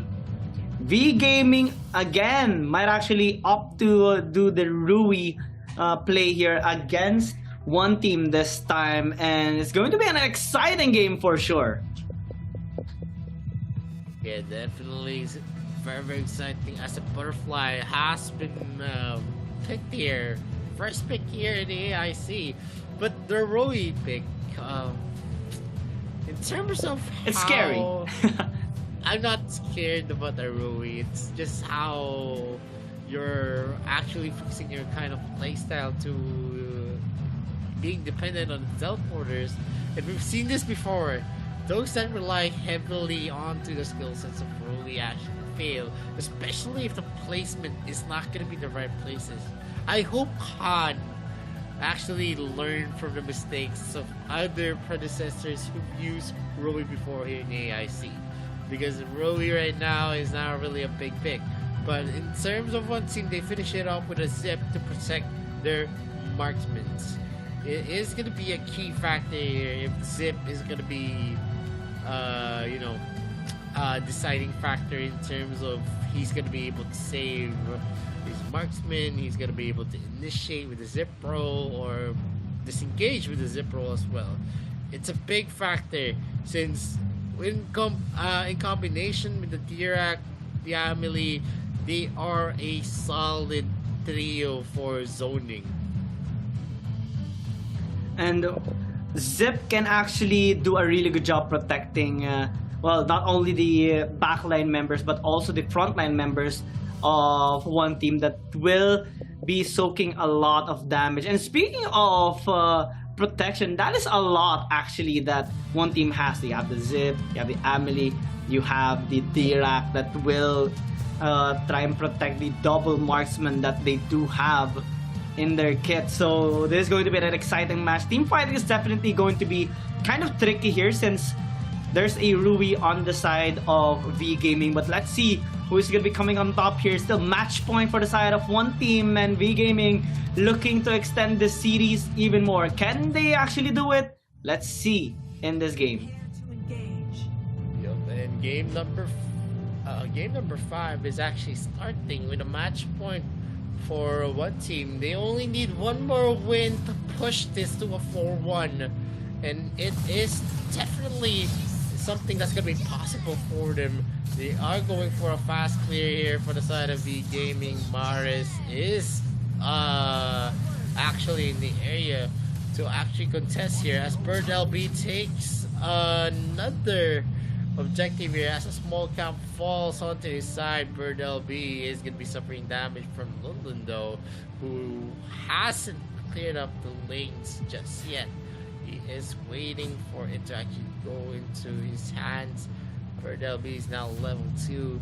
In terms of the experience, there is going to be a boost onto Bird LB. Wong TD is going to be harassing Kai here, and yeah, we're going to see a win here for Wong TD. One of the reasons there, but Bird LB is going to be falling down. Oh no! NK takes that first blood. Yeah, they kind of forgot one thing. One team always is aggressive in the early game, and Bertleby did not expect that early gank coming in from the Elendor, and this is going to affect his laning phase for sure, given that NK is going to be ganking a lot. Now this time Automaris forced that flicker out so that he can survive that onslaught coming in from NK and Wawa.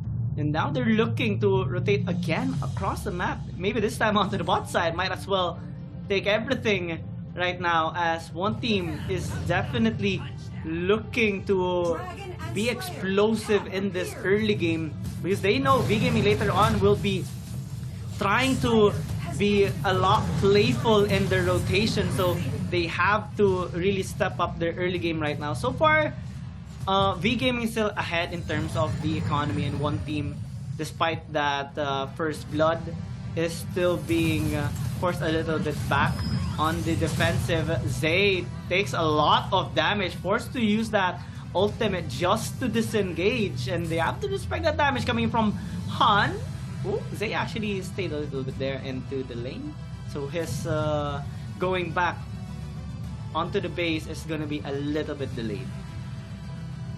Yup, he disrupts the creep wave here in the bot lane, so that's going to be a late start here for V Gaming. They're not going to be able to actually just go for a rotate easily just because of how destructive Zip is. He's just going to be taking in most of the creeps, and because of the delayed timers, the rotations are going to work well in favor of one team. 3 members of V Gaming though are going to be found here. Maris is in the area. He's going to be spotted out by Lunlun, who's just walking there and creating a war for himself. But NK is going to be taken here as Maris zeroes in. That is an overestimation on the teleportation ability of that Elder. Yeah, and they're gonna be looking for more. This time on to Lunlun. Can he actually survive? Maris is also here. So the answer is no. One team getting those small hiccups, but if it's going to continue even more, V Gaming is going to be more than happy punishing them and increasing their lead. And right now they are trying to deal a little bit of damage here onto the bot side tower, but yeah, Han is going to be able to disengage successfully, but not without some damage being taken here by the support of V Gaming. Top side though, there are members of V Gaming actually grouping up after taking a tower, trying to zone NK away, while one team is investing quite a lot here onto the bot side. So there's going to be an interesting approach here by both teams, as they are both attempting to take a tower, but one team is going to struggle taking this bot side tier 1. They have sent out NK as well, but they might get caught here. NK taking a bit of damage, gets knocked off, but the AoE damage coming in from one team is just too much. They lost Quang Hai, Birdleby, and now Wang TD in a blink of an eye, plus a tower here on the bot side. So suddenly, one team again is gonna be ahead.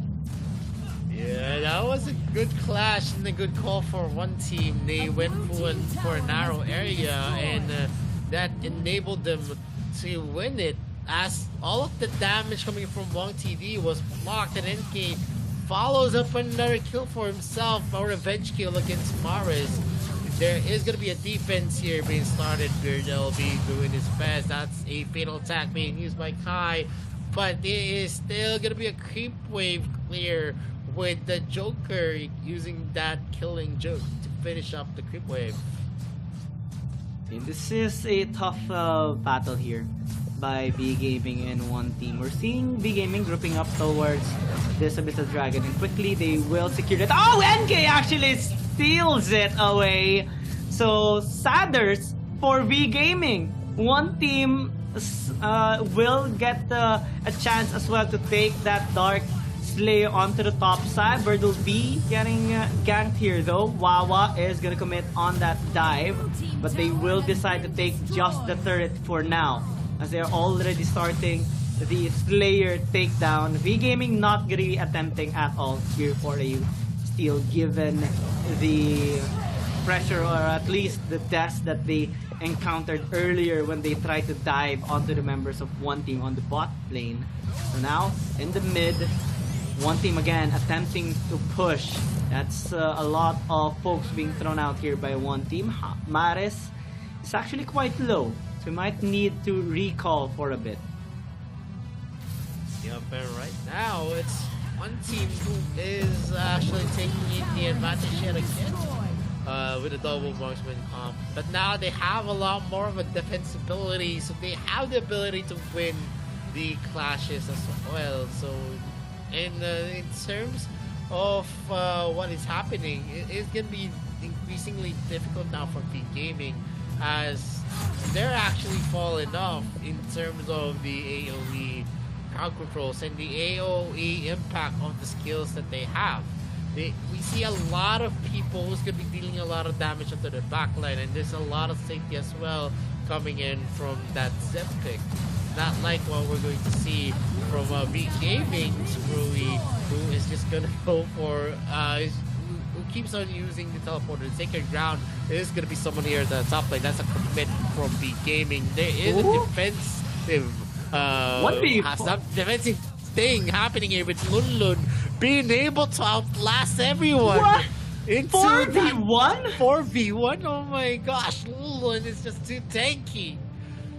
Oh my, and the tower, well, it is very low, but still standing, so that is a good defense coming in from Lunlun. And now with objectives spawned up already, well, one team can actually start the Slayer. I think they will try to take down this Holy Dragon first, but V Gaming might opt to take the Slayer as well, and as a trade.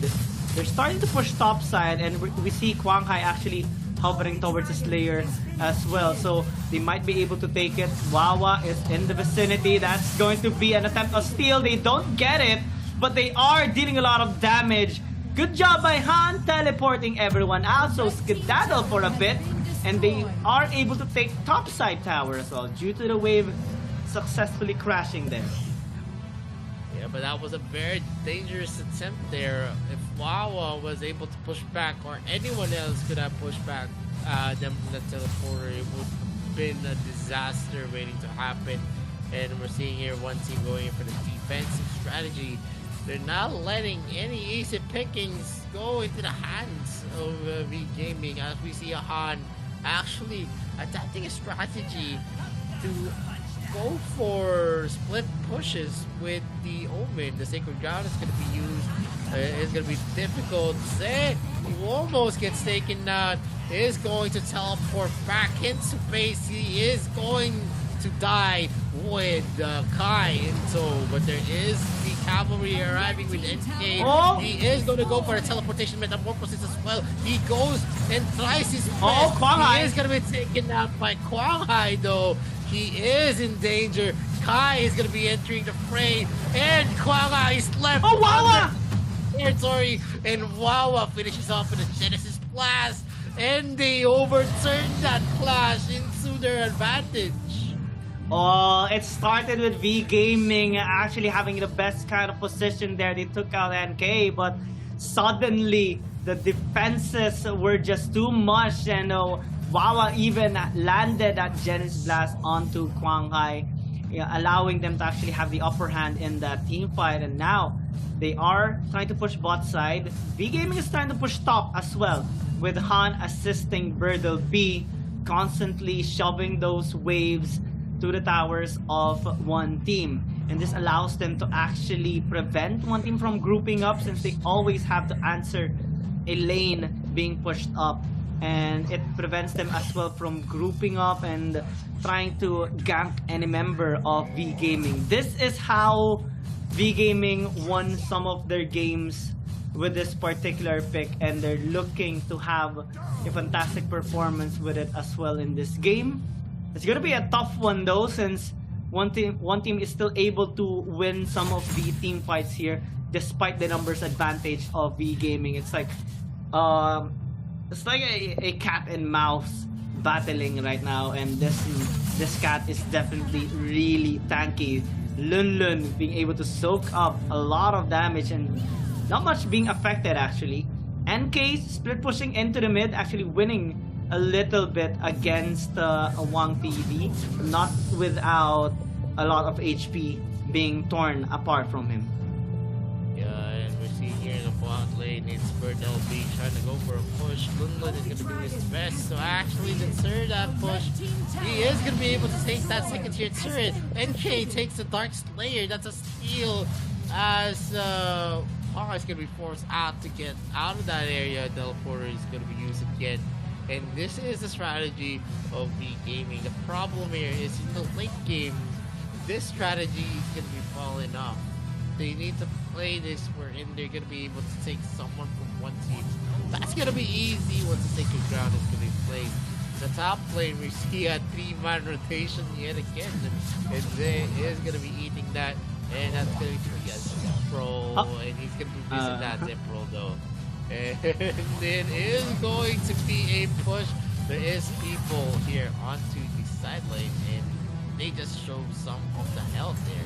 It is a 1v1 that's happening in the top lane. It is going to be difficult to say. This is a fight. Because this is a long battle. It's going to be a long fight. Sacred Ground is going to be someone here as Birdle B is going to be safely teleporting back into his space.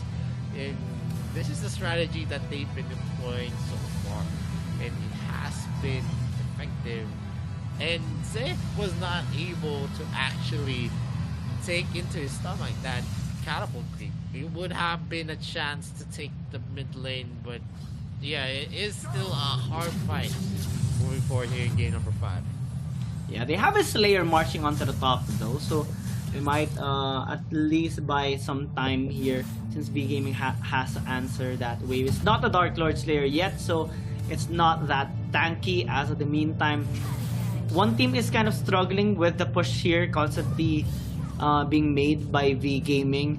So their hopes right now is on the Dark Lord Slayer for sure, because it will force V Gaming to actually commit on a 5v5 team fight, wherein they cannot just skedaddle out and go back in, because it's gonna cost the mid lane inhibitor tower falling down. It might be even more, as one team is also grouping up in the bot lane.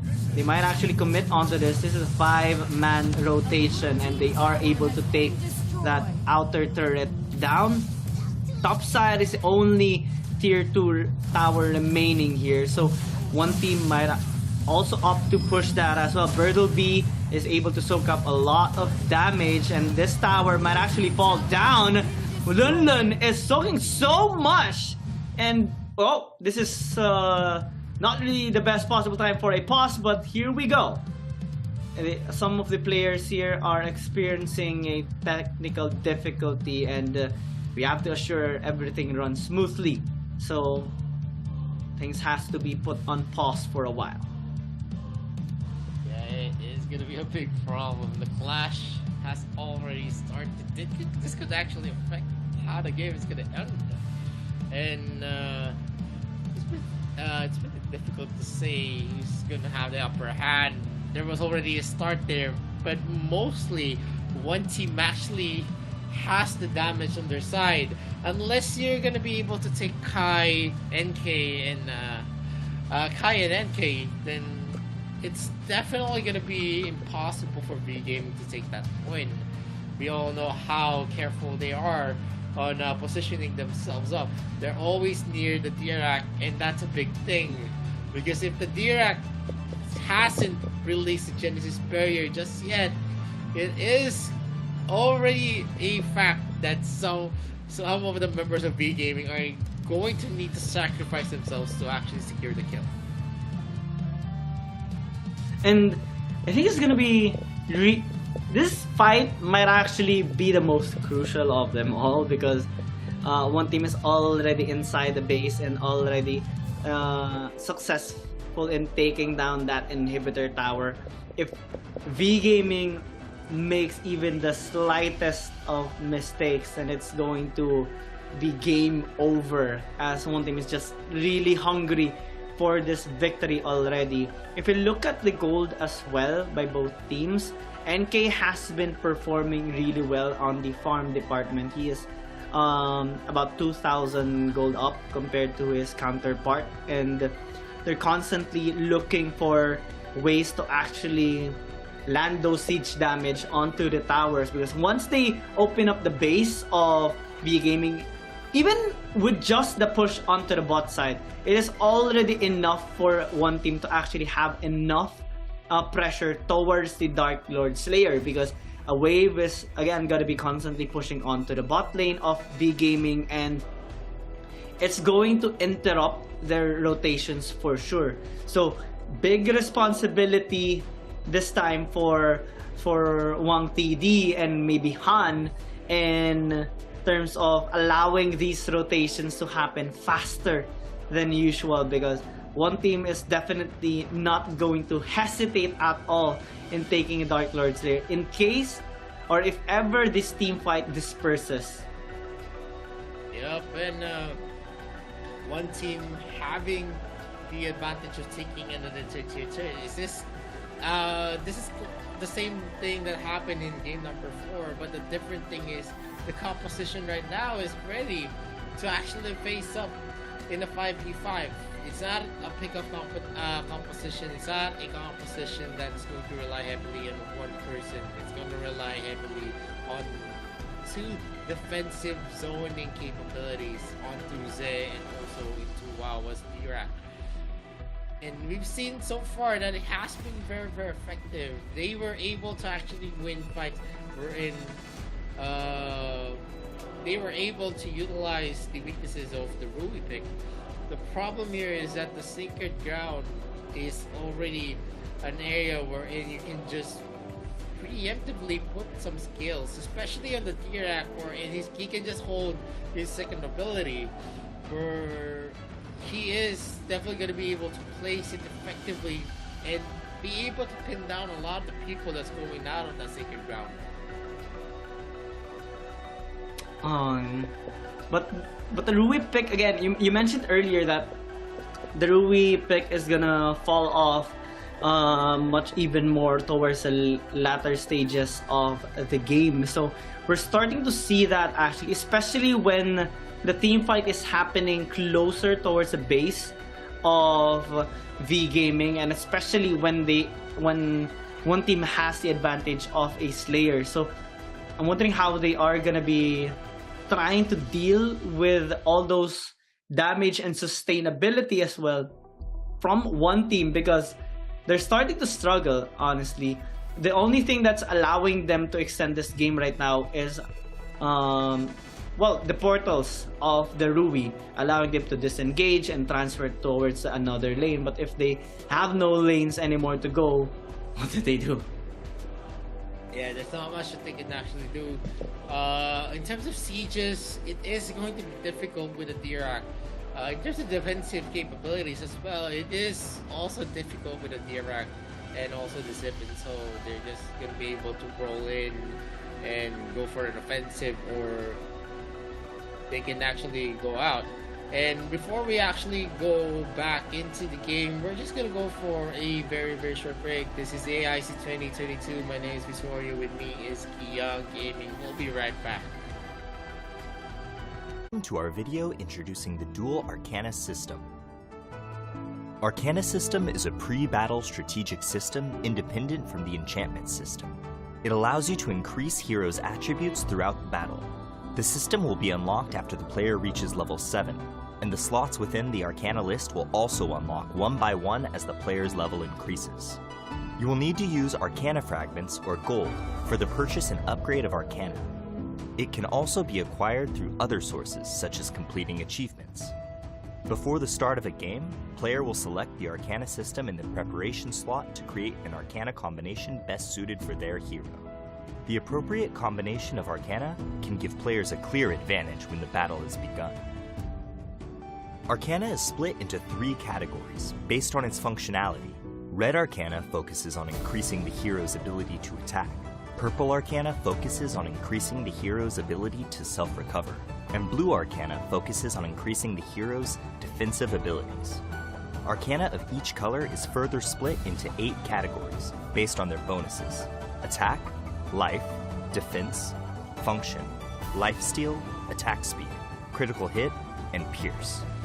Each independent Arcana has 3 levels. The higher the Arcana level, the more bonus it grants the hero. On the Arcana page, players can freely pick as they wish to create the combination from red, purple, and blue Arcana. Players can create their Arcana combination on the Arcana page based on the role of their hero and their own playstyle. After choosing your Arcana, you can click the top right of the Arcana page to rename and save your combination. In addition, the system has recommended combinations based on roles and playstyles for the player to select directly and use. Depending on the different combinations in a match, Arcana will enhance a hero's performance in different ways. Even if the player uses the most advanced Arcana for their combination, the bonus provided for the hero will not greatly affect the balance of the game. Then, how will the Arcana system help players? During the early stages of the match, the basic attributes of heroes are quite low.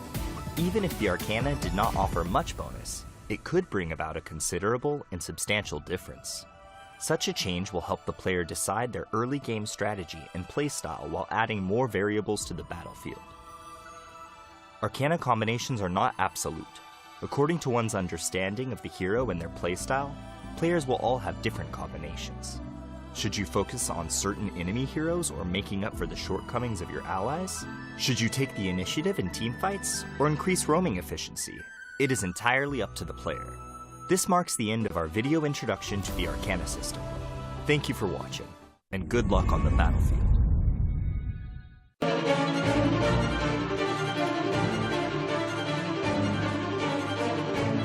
私が行った方が手っ取り早いのに本当バカ。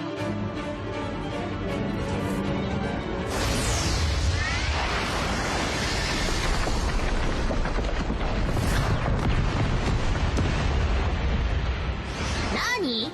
私じゃ不満なわけ？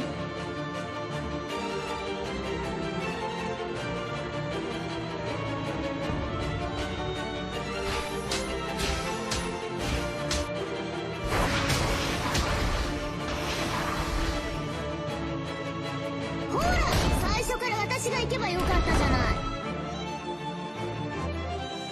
次はあんたの番よ。全部私が片付けるから。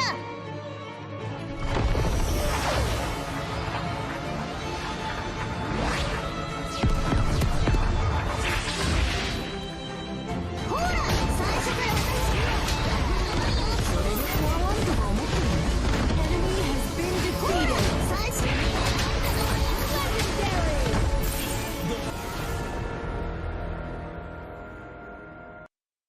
Class Introduction. Welcome to the class introduction of Arena of Valor. In Arena of Valor, the two sides will confront each other in teams of 5, and the heroes are the avatars of the players on the battlefield. Your knowledge of your hero and class is the first step towards victory. For your convenience, heroes are divided into 6 classes in the legendary duel: Tank, Warrior, Mage, Assassin, Marksman, and Support. Due to the unique abilities of some heroes, they will have multiple classes. Players can clearly see the characteristics of the 6 classes in the hero interface. Aside from this, And we are already concluding game number 5 with a stopping win for one team to get the 4-1 against B Gaming. Wow, that was an incredible performance there by one team. They definitely have proven themselves that they are the ones deserving to be waiting at the very top, at the very end of this tournament. The grand finalist now, one team after winning a dominating 4-1 series against V Gaming. V Gaming had them at the last match, but this time they had a much more solid execution, much more smooth gameplay, and all they needed was that fight in the bot lane to get this win. And we saw V Gaming trying to come back in this game through those split pushes and through those miraculous escapes, but overall, one team definitely has proven that they are well deserving of this victory. Yeah, I mean, this is a problem with the rule we picked. Yeah, you can actually go with that kind of play, but in terms of, you know, sustainability to the late game, it actually, the effectiveness of that actually falls apart. And we've seen a lot of wins coming in for big gaming because of that kind of play, but they cannot sustain that in most of the scenario, and that's already a given. One of the reasons there is that you're not gonna have big initiation with the Roxy. You can't initiate with the Roxy pick. You can probably delay the inevitable, but that's basically it. They don't have anything that, you know, could impact a clash.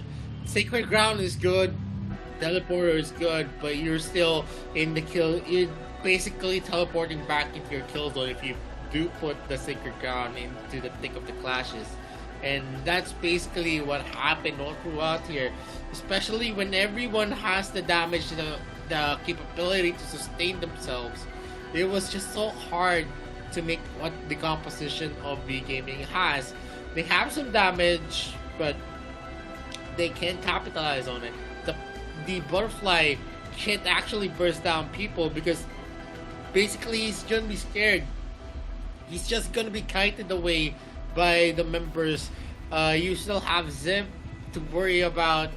He can just safely save his members from the damage that's gonna come, and then he's just gonna be releasing them yet again. And basically the team fights wasn't really suited to what B Gaming had. They had the ability to pick off, to get pickoffs, but it basically them fighting up the clashes was just playing into the hands of one team. If they continued to actually get the pickoffs, it would have been a bit different story. It would have been them actually taking in some advantage. Maybe you reach up and take the Dark Lord Slayer, where they're gonna have the advantage. But in terms of the fights, it was always one team baiting B Gaming to start it, and it was always prolonged because of the Zip pick, because of the Genesis Parry coming in from the D-Rack, and it gave a lot of room for one team's other members to actually catch up on farming on Kai and also to NK. And overall, V Gaming, they tried multiple times. They tried the Khalid in the first game. They tried the double marksman in the second game. They tried the Brunilda in the third game. Fourth game, they had a fantastic run, especially with the Lorian and the Slims pick. But in this last game, we saw them attempting once again, because they had a really incredible performance with the Rui pick on their past few games. They are actually the only team that is able to pull off the Rui pick, but unfortunately in this particular game, one team is already more than prepared for that kind of gameplay, and they know as well the flaws of it. They know how it's usually done, especially by the likes of V Gaming, and they definitely made the necessary counter plays. We saw them pinning down some of the members there of V Gaming in the lane.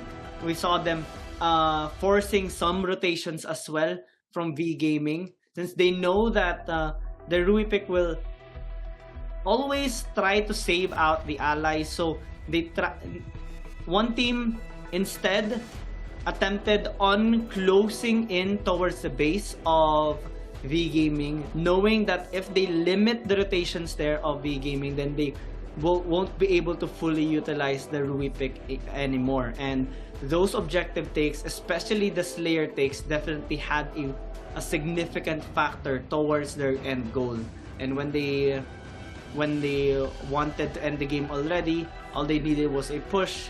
I think though that V Gaming still has a little bit of fight left in them, and it would take a much more difficult road though for them to come back up towards the grand finals, because they have to face whoever is going to be winning in our next series, which is Bikertopia Esports versus Bacon Time. There's also a similar and an interesting series, because they battled before during the upper bracket quarterfinals, and for sure they're looking to have a proper redemption towards themselves. And moving into the clashes as well onto this game, V Gaming, I don't know, was kind of underwhelming in terms of how aggressive they are. We've seen them actually go for NK. We actually saw them actually taking a lot of kills as well in the early parts of game number 5. But you know what actually made me remember a lot was Lulun going for a 4v1 and still he lived. That was one of the biggest things that I could remember in game number 5. If Lulun actually died there, it was already an easy access for V Gaming. All the lanes were shoved that time, so they could have actually went to a inhibitor push, but because of Lulun being able to survive the 4v1, they were actually the one on the losing end, because a lot of the resources was taken by one team. And you can see here in the stats that not much of a goal difference actually. V Gaming was gaining traction on the 12-minute mark, but it all came crashing down when the clashes were starting, where everyone is actually protected, and especially on the side of one team. Protection on the marksmen are one of the key things why they actually won this match. Wawa on that Dirac was very oppressive as well. He didn't let anyone get near onto the backside. If everyone actually jumps in and closes the gap, he is there to actually just use his second ability and to pin down anyone who comes in. And rightly so, he is going to be the MVP with a 105 perfect KDA, 85.7% KP, and the damage that he's done is 29%. 5 MVP counts for himself, and this is a dominant finish for one team. A strong statement for anyone who's going to be contesting them for the AIC championship, as they are going to be waiting in the finals next week. And for V Gaming, they still have a chance to get back. You know, whoever wins the series between Bikertopia and its Bacon Time definitely is the one who is going to be facing them for the chance to win the AIC championship. And moving forward, we're going to see Bikertopia maybe they're gonna have a 4-0, but maybe Bacon Time is gonna have a better composition, a better drafting, and better rotation. But before we witness the second series of the day, we are going for a break. And my name is Vittorio, this is Kiyang. We'll be right back after this short break. Has reached the pinnacle of painting as a teenager. But when inspiration dries up, causing the talented young man to fall into infinite anxiety, his master sends him on a journey to find inspiration, taking with him the Rivers and Mountains Dream Scroll and Sword of Inspiration in his path to find materials. The young man's search for a breakthrough is fraught with crisis, but this is no obstacle for the battle-savvy Yan, who will hold the brush of the Sword of Inspiration in his hand and repel the enemies that stand in his way as he paints everything in his path.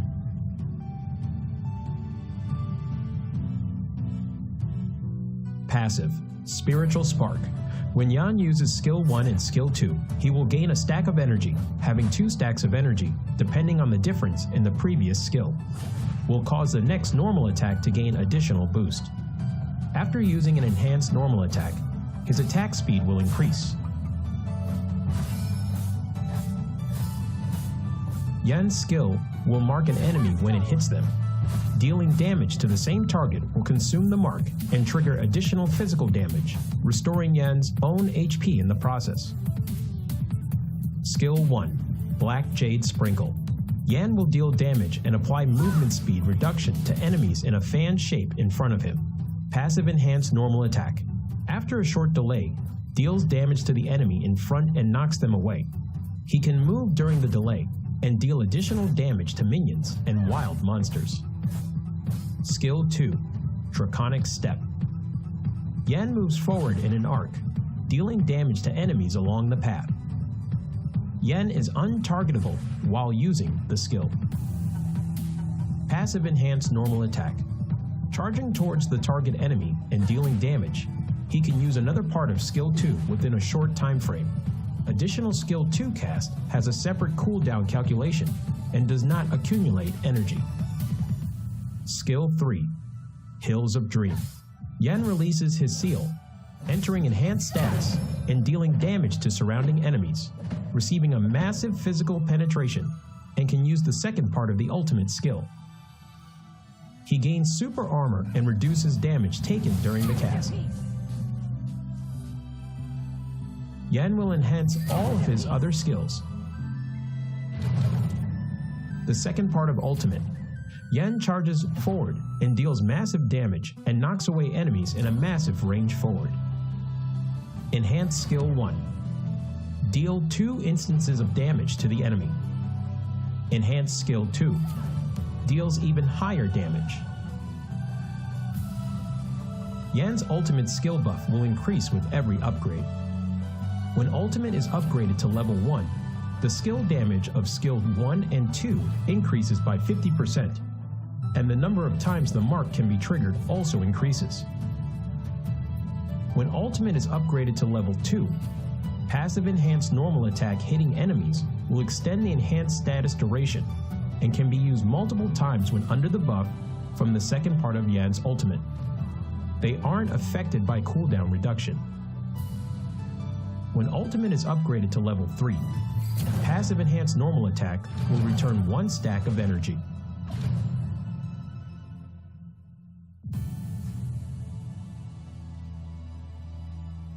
Yan is a highly controllable warrior-type assassin. His damage will continuously increase as the game goes on. He becomes extremely powerful in the later stages of the match. Thus, rapid growth and increasing level are important for Yan. The key to mastering Yan is utilizing Yan's skill set, launching enhanced normal attacks with different effects, and making use of the short cooldown time of his skill set to continuously dish out skill combos. At the start of the game, if Yan needs to support and gank enemies, he can save a stack of his passive in the bush. Use Skill 1 to slow down enemies who passes by, and trigger Skill 1's enhanced normal attack to knock away the target, to crowd control them and coordinate with teammates to finish them off. Yan needs to save up 1 stack of his passive while chasing down enemies. He he needs to make use of skill 2 to get close to the enemy first, then uses enhanced normal attack's additional reset of skill 2 to continue pursuing. Once the gap is closed, use skill 3, skill 1, enhanced normal attack, skill 3's second part to finish up. In team fights later in the match, make use of the buff effect from the ultimate to bring forth a good haul. Yan needs to attack from the flank.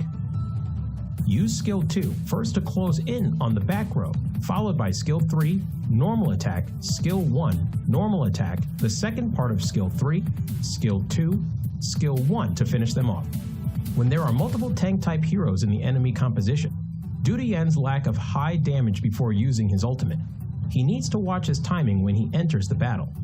Make use of the physical penetration from the ultimate, as the bonus can deal quite substantial damage even against tank-type heroes. Due to marks being able to be triggered multiple times, while in enhanced status, coordinating with skill 2's movement and skill 1's damage, you can potentially take down tanks. Yan's passive HP Restore allows him to have decent survivability.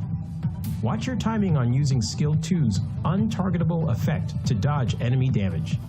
Yan needs to improvise in battle and requires careful observation of the situation on the battlefield to choose the right skill to cast.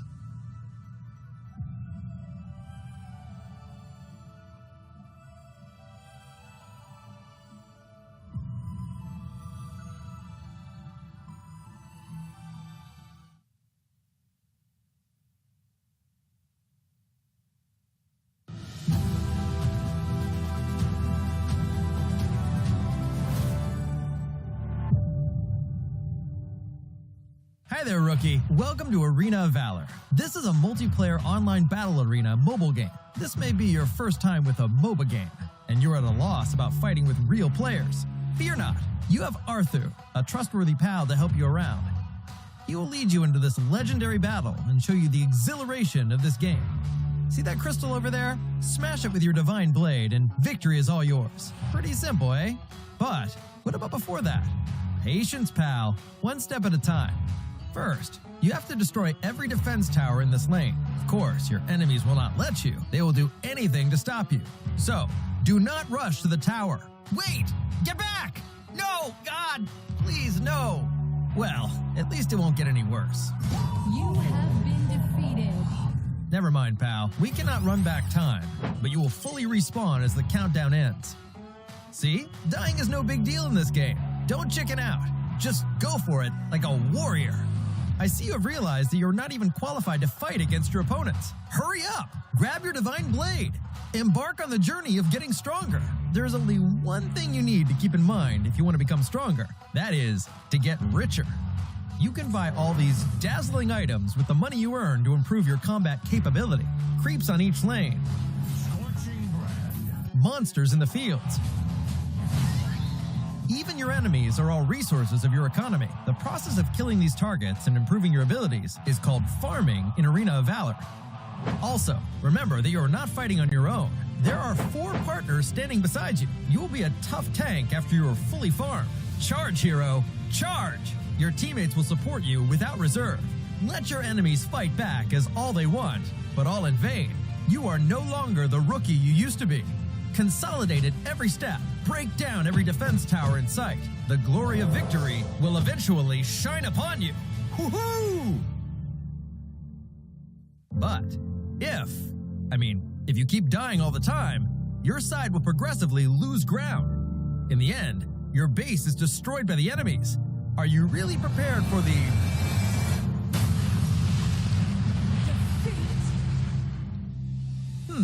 So what?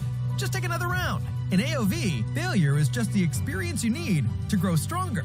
Come on, rookie. What are you waiting for? Let's go!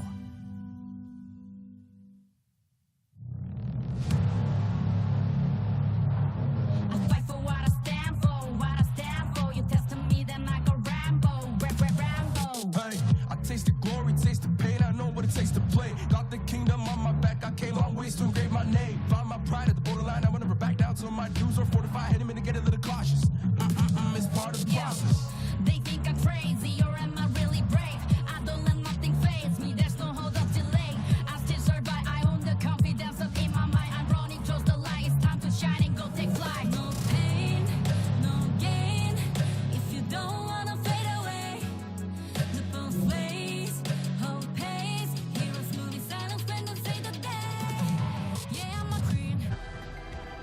Welcome back to the Arena of Valor International Championships 2022. My name is Vittorio. With me is Kian Gaming.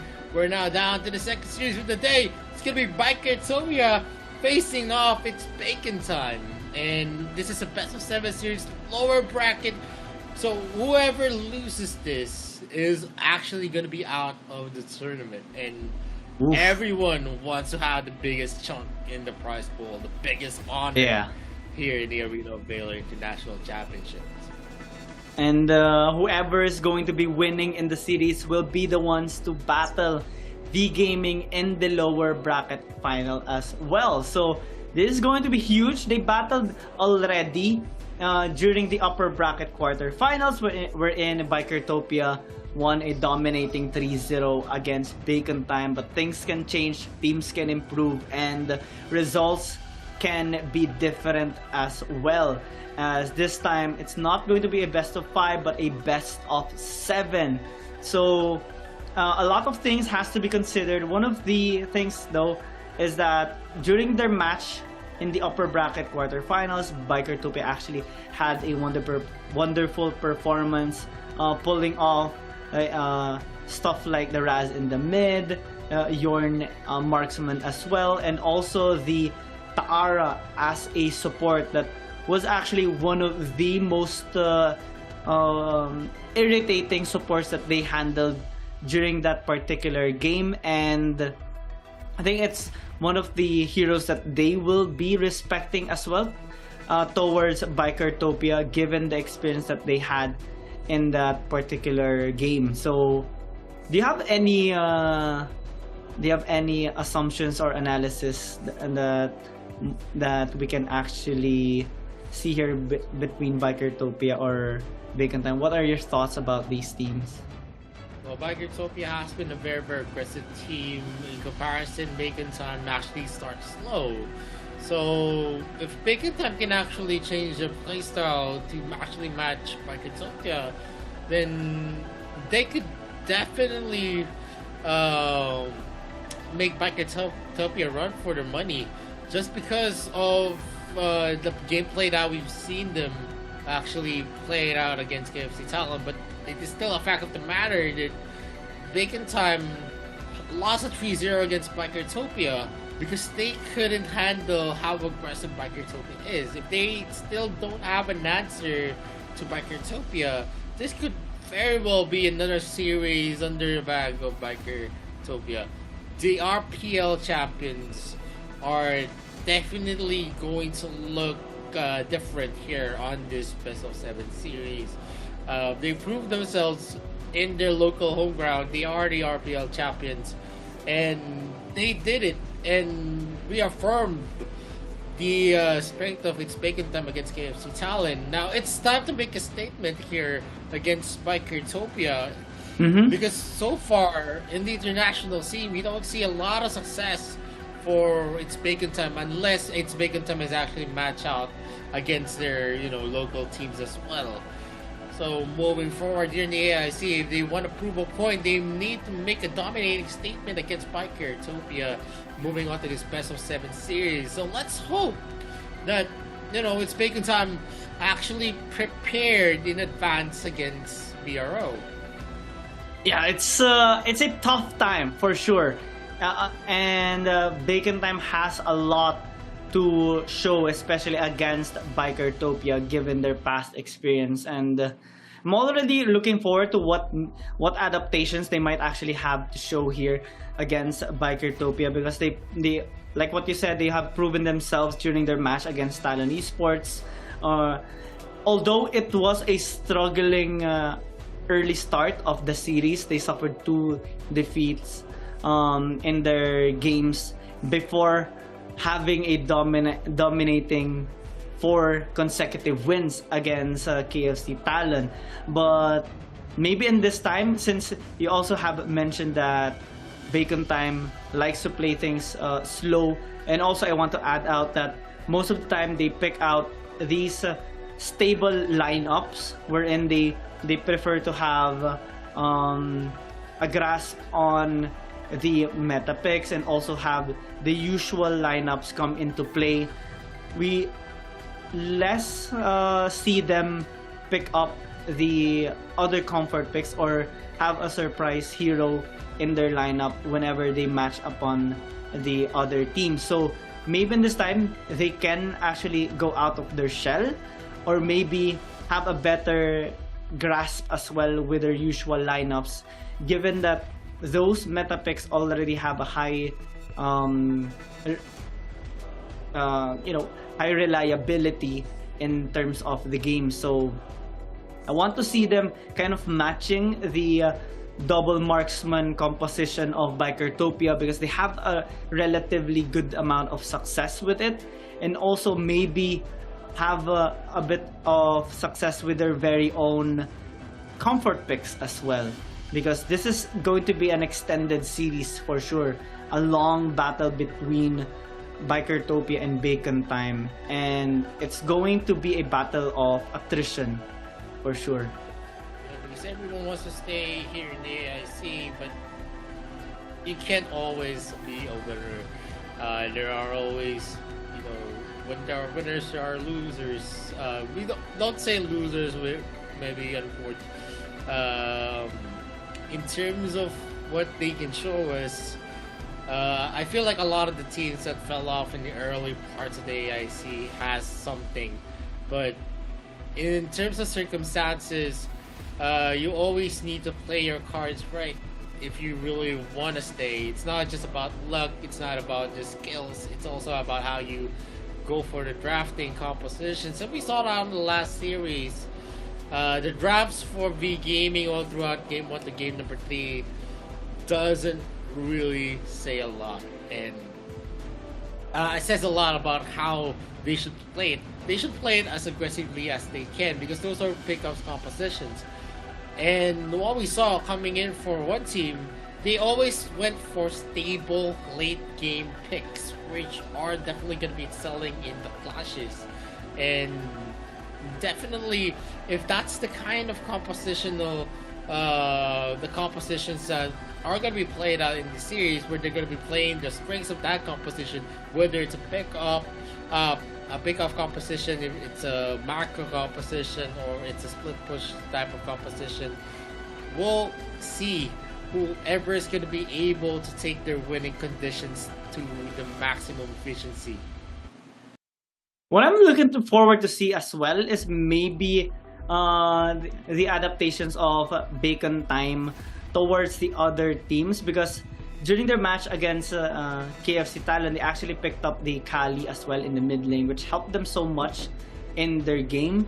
Yui as well has been one of the new picks here of its Bacon Time during their match against Talon Esports, which is kind of different compared to their performance during their series against Bikertopia, because we have commented there before that they usually just go in with the typical standard lineups, and they kind of fall through and kind of fail to answer the aggression of Bikertopia, because they're really aggressive. They always make the invades happen at the very start of the match, and they make sure to bully out at least one lane. Sometimes it's the Dark Slayer lane, sometimes it's the Abyssal Dragon lane.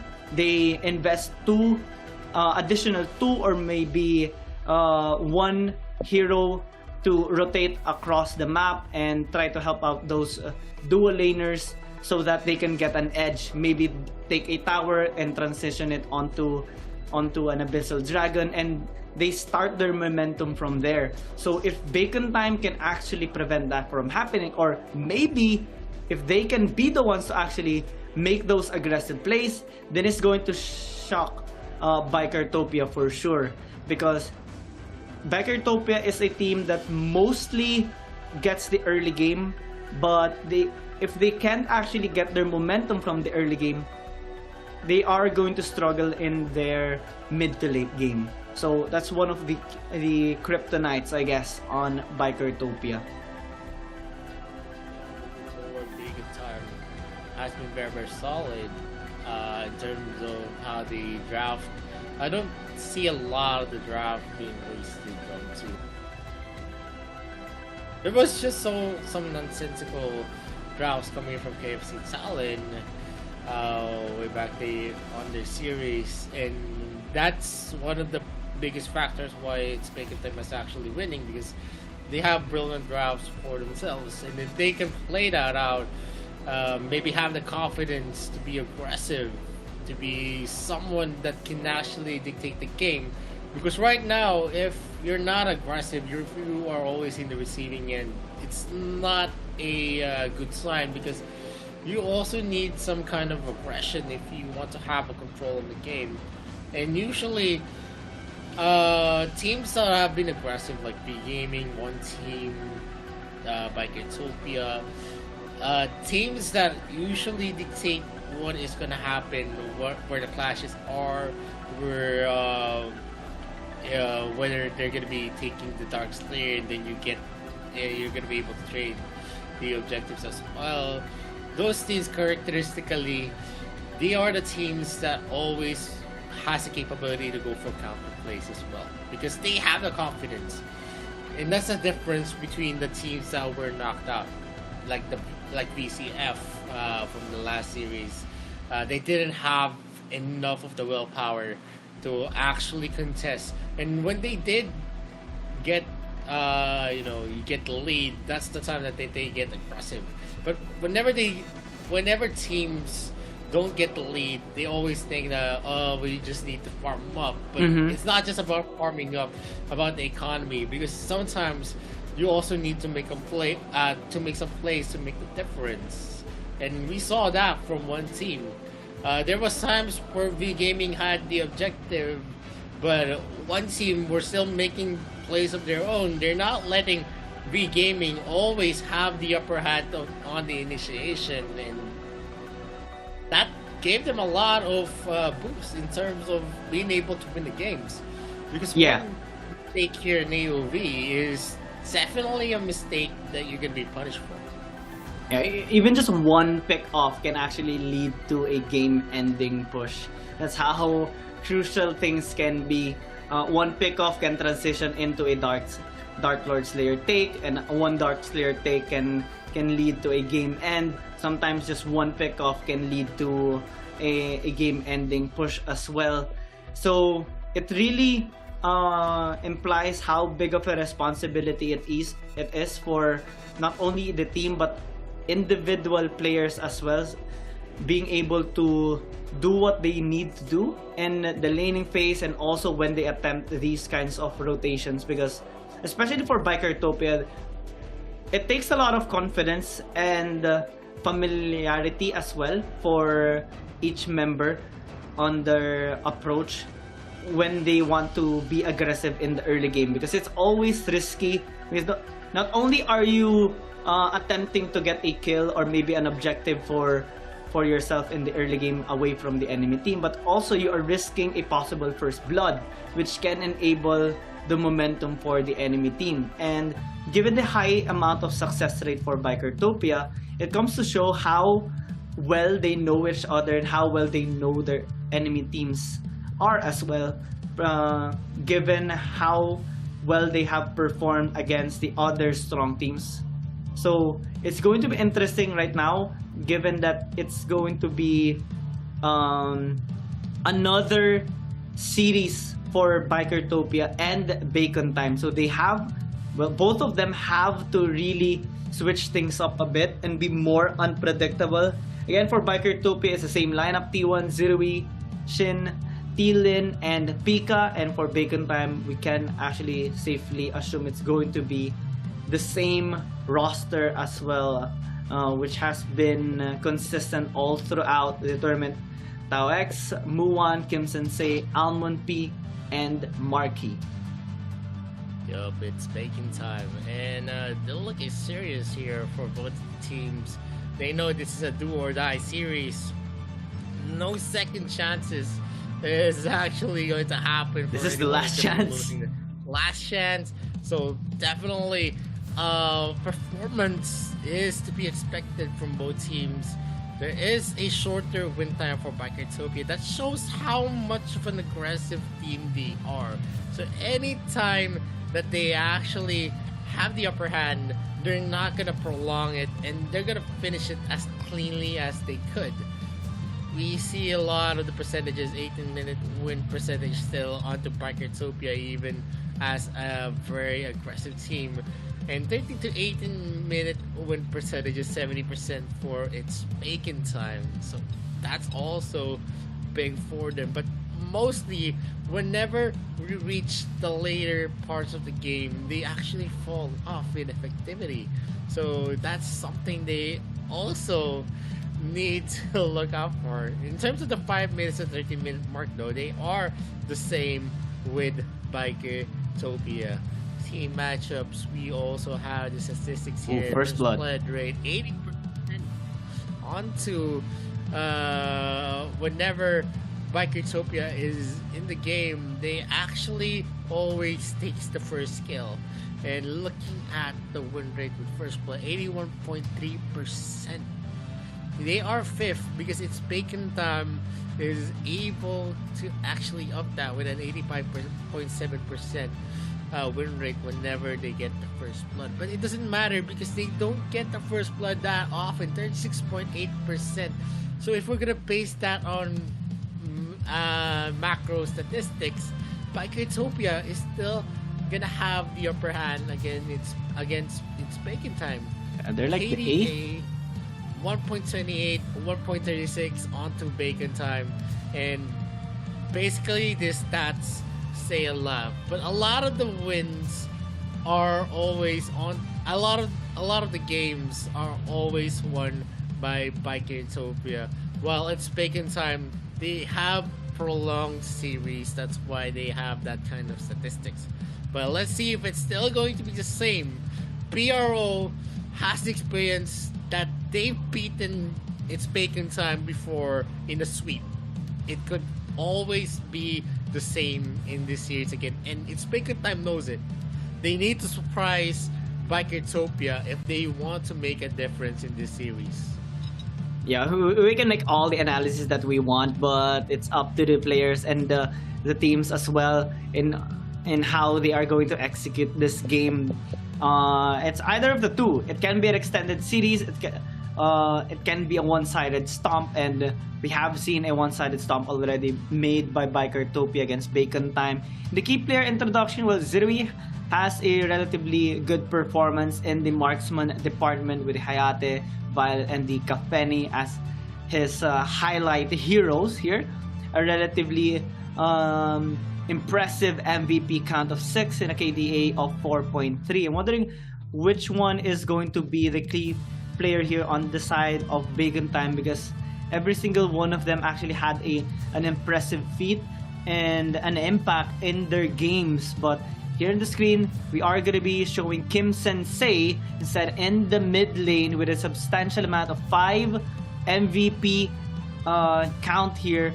And if we compare the stats compared to the ones of Bikertopia, well, the KDA is definitely higher on the side of Kim Sensei, but on the other stats, the roll goal difference, damage, and the kill participations, it's actually much higher on the side of Bikertopia, given that, yes, they are really aggressive in the early game, and most of the time they close out their games at the 13-minute mark. So Bacon Time has to be really careful in their composition this time in execution, because one of their highest success rates is the ones from mid to late game. So if they are able to stall out the game and keep their inhibitor towers safe, then they have a much higher chance of winning against Bikertopia. And well, Bikertopia is going to be on the blue side, Bacon Time on the red. So first pick priority, Bikertopia. Well, in terms of early and late game, based on statistics, it is Bikertopia who's going to be in the lead. And I don't put much stock into what the statistics say, unless we see a high win rate hero.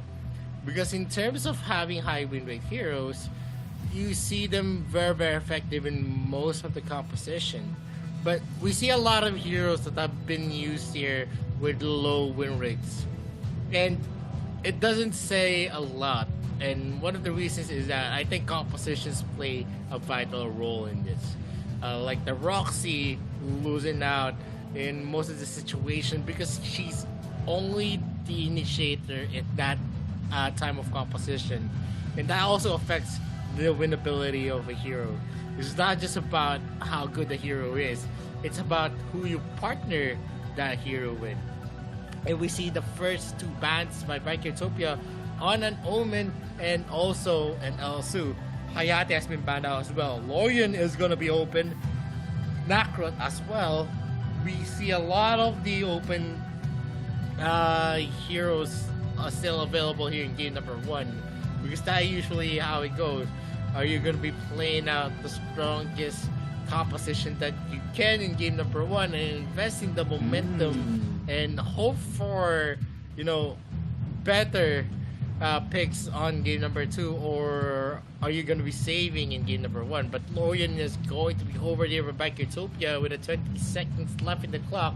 I think this hover is already a lock-in for BRO. Yeah, Bacon Time gives a chance for Bikertopia to take the lawyer. They're not gonna hesitate on picking it up. I honestly don't want to see a Roxy anymore in the games due to the past results that we have seen on the games already, especially with the risky plays or risky role of this particular hero. If you don't land the Agnes Grape, or if it's gonna be cleansed out by the enemy team, then you're not gonna be able to fully utilize your objective here. Bacon Time might actually commit onto this. They are gonna be pairing it up with the Liliana as well, so lots of mobility and burst in the mid department here for Kim Sensei, and we have seen already him having a fantastic of a performance with the Liliana. Superman, we haven't seen this being picked up just yet, so this is going to be new on the side of Bikertopia as well, given that we have only seen the Superman used once, and actually it was for Bikertopia during one of their games in the AIC 2022, and if they pair it up with a Violet, well, the Superman can be flexed in the support or maybe even in the Dark Lord Slayer lane. So this will provide a lot of tankiness plus a substantial amount of crowd control even, which has a lot of synergy with the Lorian pick. Definitely they could break this work. He can go for counterplays, initiation as well, and the ability to be in every corner of the map is definitely something that you want to bring to your composition. And Superman brings that. Speeding Bullet, the speed up while on flight mode, being able to actually contribute on zoning out members as well. Re-engagements is also possible with that pick, and there's a lot that the Superman can bring. And with the crowd control already on the side of Bikertopia with the Siren Sky, you can put that in combination with the Speeding Bullet, where they're going to be able to re-enter the enemy composition into their own kill zone. There is a lot of damage onto the first 3 picks of its Bacon Time. A Ryoma and also a Liliana. A very scary combination. Stuns that are definitely going to connect. Although these are single target stuns that you're looking at. So maybe Bacon Time wants to be aggressive this time, especially in the early game, provided that they do have the Roxy and the Ryoma, which can actually set up a lot on the small skirmishes part. But I think on 5v5 team fights and objective controls, Bikertopia is gonna have the upper hand. Bacon Time removing one of the possible picks here of Bikertopia, the Baldum and the Kira, while Bikertopia is respecting a lot of the small skirmishes department heroes like the Nakrot, which is very swift across the map and can actually provide a lot of threat in terms of dive. The Elendor gonna be respected as well, given that Bacon Time still hasn't picked up a marksman just yet. So it is one of the options here on the red side team, which is gonna be a good ban as well. But I'm wondering what marksman are they gonna be picking up, since Bikertopia already showed their cards with the violet pick. So Bikertopia is switching things up towards the late game scaling, and Bacon Time is gonna be responding with the Kafeni pick. Yeah, that is gonna be a over, and they're gonna be expecting a lot of protection out of their Roxy. It is gonna be difficult though, with a lot of the people on the side of BRO. First 3 picks are actually picks that can go for a gap close. With the Lorian, you have a Superman, and then you add to the mix a Yenna, and then if they finish it off with a Flash as well, all those heroes can definitely disrupt the backline, and it is going to be pretty difficult. And if they add a Varus to the mix as well, which they're still maybe deciding on, then it is a lineup that is very, very scary already. A lot of wombo combos that you're going to be expecting, but Cricknack has been overed here by Bikertopia, which is pretty curious. We haven't seen a lot of successful Cricknack picks. One of the reasons there is that once you go for a drone drop, and if you're not able to actually burst down the hero that you're going to be using the drone drop on, you are actually going to be punished for it. Big risk on the Cricknack, especially that Bacon Time right now is gonna be hovering the Sinestria, which is actually really scary as well, which was used already in the jungle. Sometimes we do see it on the Dark Slayer lane as well, but Bacon Time is gonna be putting it in the jungle to help out Marky on the top lane. So with this kind of composition, it is already concluded. Bikertopia is gonna opt to go with a team fighting based composition, as the Superman is on the top, and will have a sizable amount of early game pressure, but they do have late game security as well. Bacon Time has the same as well, but I think this is going to be a much more aggressive early game for them because of the possible setups on the bot lane. One Agnes Grip with the help of Kim Sensei and Almond P is definitely going to result to a kill, and one of the best possible targets is definitely the Violet, since it will take some time before she actually scales up, and early game she is one of the most vulnerable ones. Yep, and we're gonna be starting it up. The only thing that I don't like on Bikertopia is going to be the Cricknack pick, but the rest is definitely gonna be a threat. All of the picks of Bikertopia is definitely gonna be synergizing well, while on the side of its Bacon Time, it's all about how they're gonna be able to actually protect the Kafeni, who is gonna be dealing the bulk of the damage. You're actually gonna see the Liliana play a big part here. If she can actually reach Zerui or any of the backline heroes, it is going to be a disaster for anyone who is going to be landed, because one crowd control can lead to a chain of stuns. You start with Kim Sensei's stun, you'll have the Wailing Blade coming from the Ryoma, then you're going to have the Agnes Grip. And once you add the Agnes Grip, everything follows. That's how chain of events can happen here for the side of Bacon Time. What they need to be very careful though is that, well, Bikertopia has a lot of CC chain on their own, and what's scary about this is that Bacon Time does have single target ones.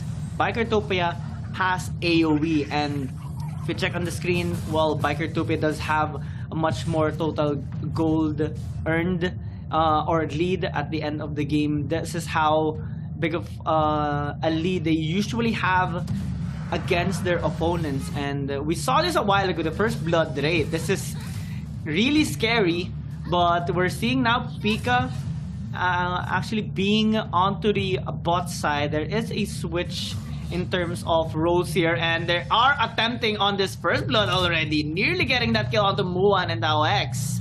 Bacon Time able to disengage successfully, which is actually good. If they were pretty closer to that tower, then Bikertopia would have gotten that first blood. Yeah, and that's a one-way miss by the by Muan here in the bot lane, and definitely they're gonna be feeling that an early advantage to themselves as early as the 2-minute mark. It's Bacon Time focus themselves onto the Slayer, but it's going to be traded by Bikertopia. T-Lin focuses on to the Abyssal Dragon, and the range coming in from Zerui and the confidence is definitely there. Agnes Grip is already ready for Talks, so it is going to be a key. He can't be that aggressive anymore, and then Agnes Grip might be possible. Fire in the hole is going to be used. They're not going to be able to contest that Seagull, so at the moment Bikertopia knows that the rotation is here onto the bot lane.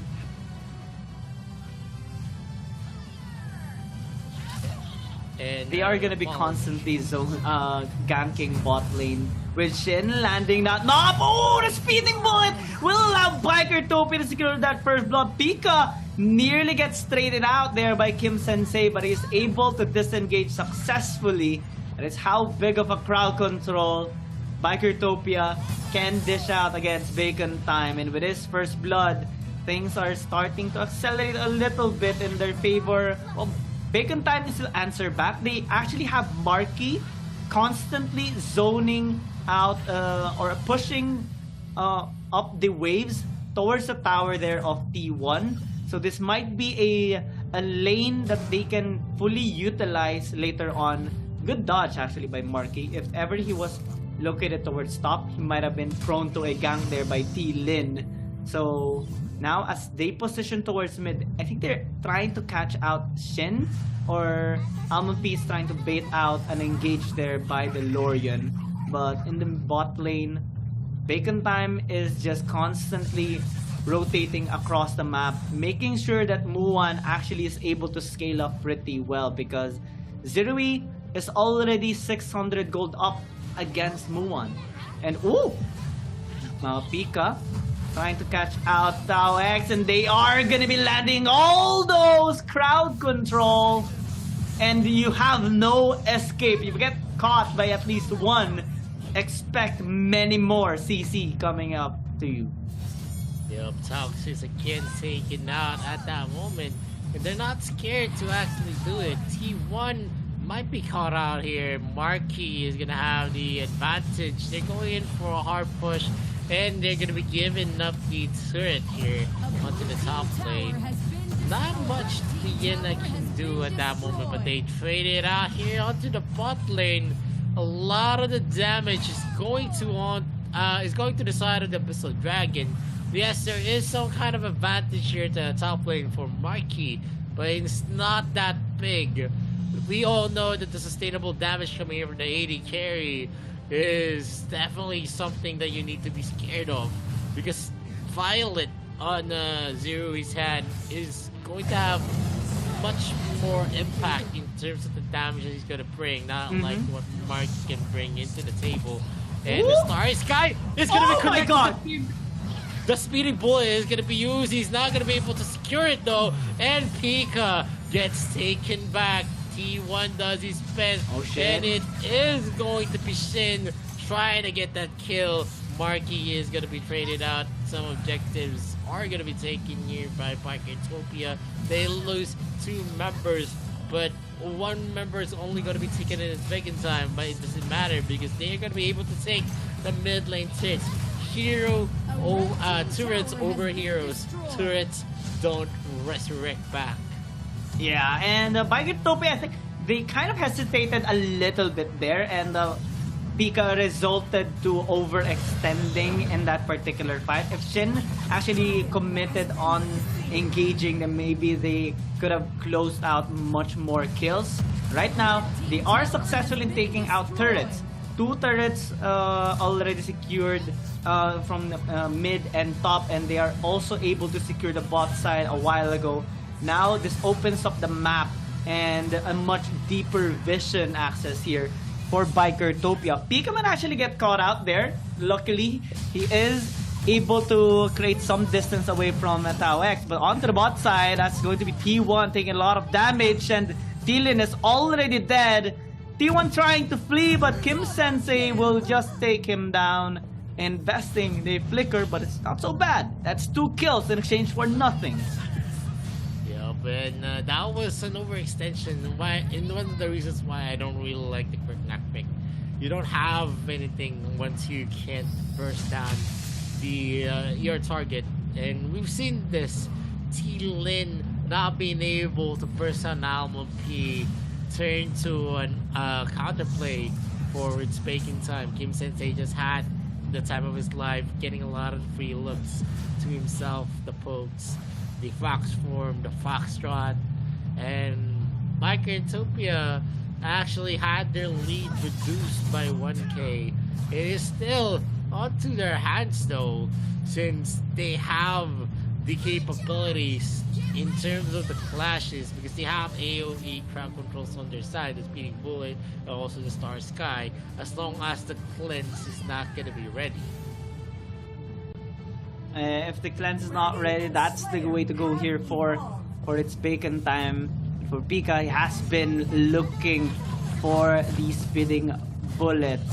Bacon time is trying to take this Dark Slayer. They are successful in doing so, although there was an attempt by T-Lin on stealing it out. Good job by Almond P landing that proper timing for the punish, and now they are transitioning towards quite possibly the Holy Dragon, which can help them in terms of the economy as well. But Bikertopia is trying to shove up a wave onto the top side and maybe bait out the members here of Bacon Time. It's going to be crucial here, especially for Pika. He has to be the one to engage here and land a perfect angle on that Speeding Bullet to aid Shin on landing his very own knock-up. And so far, we have seen attempts working, we have seen attempts not working for him. And those attempts not working is where Bacon Time actually flourishes.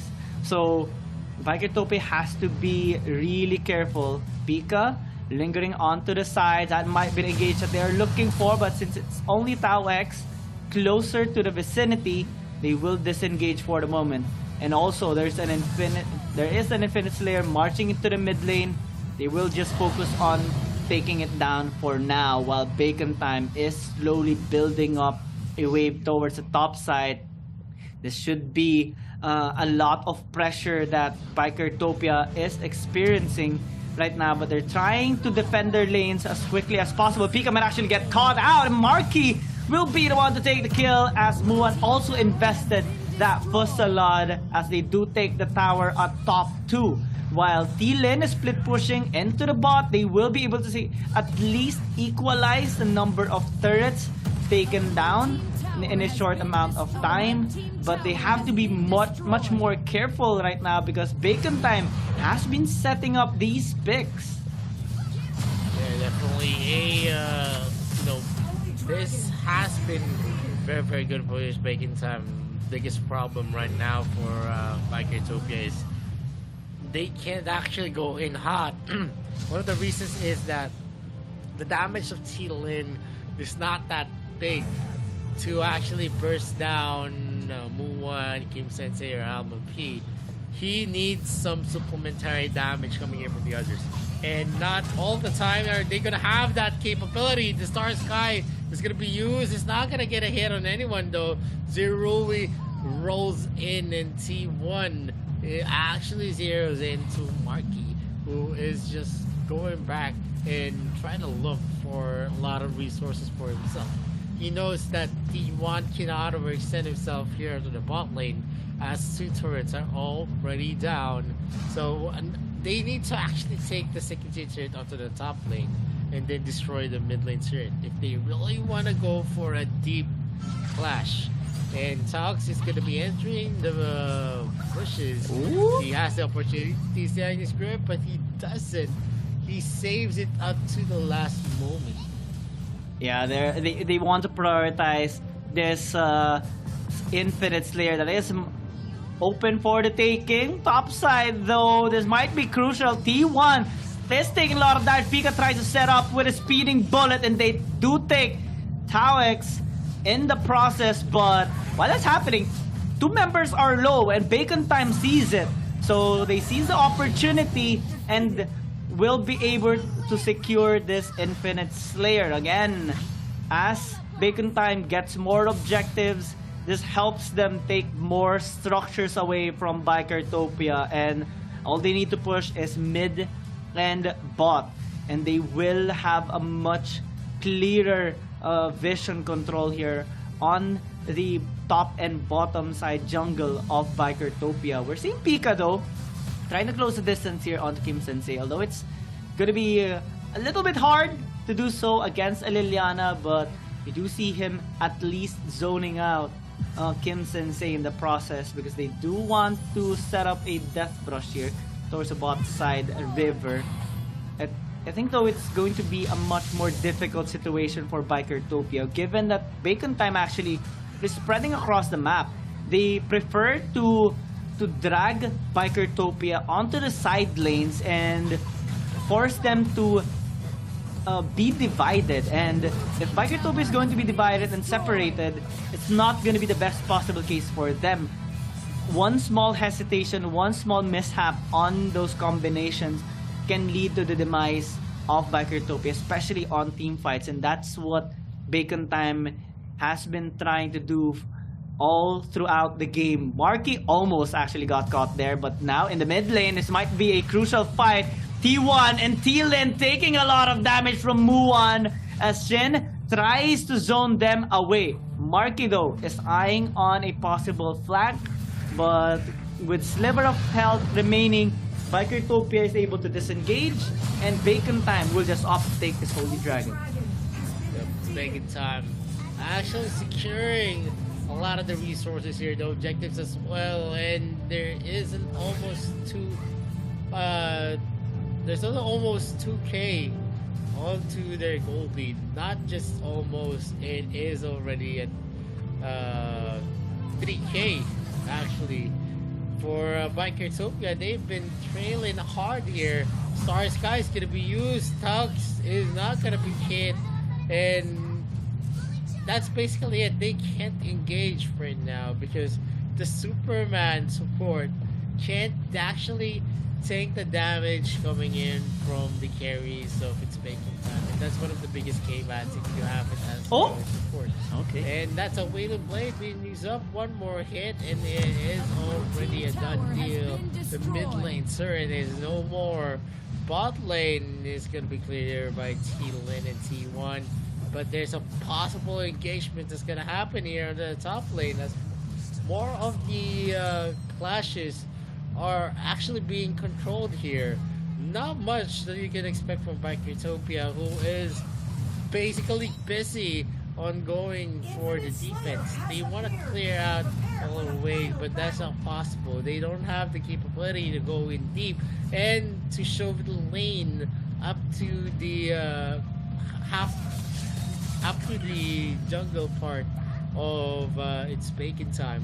They still have nothing.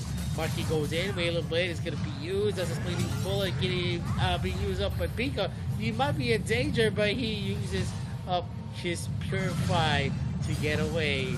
And still, we're seeing a lot of fight still on to the hearts of Bikertopia as the Darkness Slayer is already available for the taking. Whoever takes that is going to have the upper advantage. Oh, Marky! Might be dead. That's going to be a got some shot. He's going to be using the 2 pinwheel to get out. T1 is going to be locking on to blocking onto Amo P, but Amo P uses the flood Bramble, and then Marky with that brilliant pinwheel was a thing of beauty. Sin is going to be zeroing into Marky, almost getting that kill. T Lin is just going to be in the backside, going for a sneaky recall. He doesn't catch up Marky though. Kim Sensei, Alma P, and Tux are in the area. That's a vision being used up here. Alma P is still half of his health. There is going to be a start here as Tux goes and zeroes in. This is risky. Lane not going to continue that Dark Lord Slayer, though the Star Sky is going to be connected to the Tux, and nothing is stopping Bacon Time. 4K already onto their boards. Yeah, that fight actually was really interesting because the fight was separated into two. Pika tried to engage, nearly killing Marky, but he miraculously escaped, especially because of the pinwheel. Now, let's put it onto the pause for now because Dark Lord Slayer again is being attempted to be taken down here by Bacon Time, and Pika is being zoned out too much. Agnes Script being invested as well. That's going to be the Dark Lord Slayer here for Bacon Time. There's a fight here. Tao is gonna be traded out, but that is already worth it. You have traded out your support. Yes, you lost a member, but you did take a really crucial objective. So all you have to do is disengage, go for your reset, wait for the wave again to reconnect. But now they are actually gonna get caught up. Pika got taken down. Shin tries to do some damage onto the backside, but Kim Sensei is on the flank. They have taken out 3 and might actually be the most crucial one as Shin tries to disengage, but Marky has the second life. Kim Sensei is also on the back. Zirui might actually get taken down. Marky is the one to fall, but they have a Dark Lord Slayer marching into the mid, and all that Bacon Time is doing right now is trying to delay everything. Kim Sensei nearly gets blown up. He cancels the recall, and now Muon is pushing out in the mid. Can they actually end the game? May not be so because Shin is able to actually catch up as he's trying to desperately take Muon down, but one slash is all it takes. And Bacon Time now starts the series off with a bang of a 1-0. Yeah, that's going to be a good start coming in from its Bacon Time, and they actually proved us wrong as we see that they have the capability to overcome the statistics. It was all Bacon Time here as we saw them control Bikertopia. And one of the biggest things here is that the Superman support didn't go hot for Bikertopia. He was hot on the opening stages where Clintz wasn't available, but when Clintz was there, it's just so hard for the Superman to go for a setup. And the problem here is that they actually use the Superman support instead of actually using a reliable tank. And a Superman support does its job well, but the problem here is that you're not gonna have the dandiest of times in terms of how you're gonna be able to play out, because you're not actually very tanky when you actually use that as support. He doesn't have the itemizations to actually outlast anyone, and you need to go to the latter part of the game if you really want to make them pay. And that was also a lot of mistakes on the side of Bikertopia when they actually duel there. And T-Lin using the Quick-Knack actually proved the fact that that hero isn't really the best pick there. The brightest of picks that you would want for your team, because after everything, the problem here is that you don't have after you go in, you don't get that kill that you want, that burst down. You're just gonna be a living liability, and the Quick-Knack was basically that. Once he doesn't get and secure a kill, he doesn't contribute to the table, because once a drone drop actually is used, most of the time you're gonna be taken out even with the protection, unless probably if there's going to be a Tain or a Baldum to aid you in the advance. And at that moment, it wasn't a Tain or Baldum, it was a Superman who gets taken out at the opening stages of the clashes, because it's so hard to tank the damage coming in from the Liliana. You're gonna tank some damage from the Kafeni, you're gonna tank some damage from the Ryoma, and then from the Sinistrea. Yeah. So there's also a slowing effect for Roxy, who was actually sporting a Frosty's Revenge. So basically, they countered that Superman pick very, very hard. I still think that the Superman Dark Slayer lane would have worked better instead. It would have been better for sure. Yeah, because if you don't CS, you have lesser item. You couldn't really buy much items. If you have lesser items, you're not as tanky as you want it to be. And we saw it multiple times.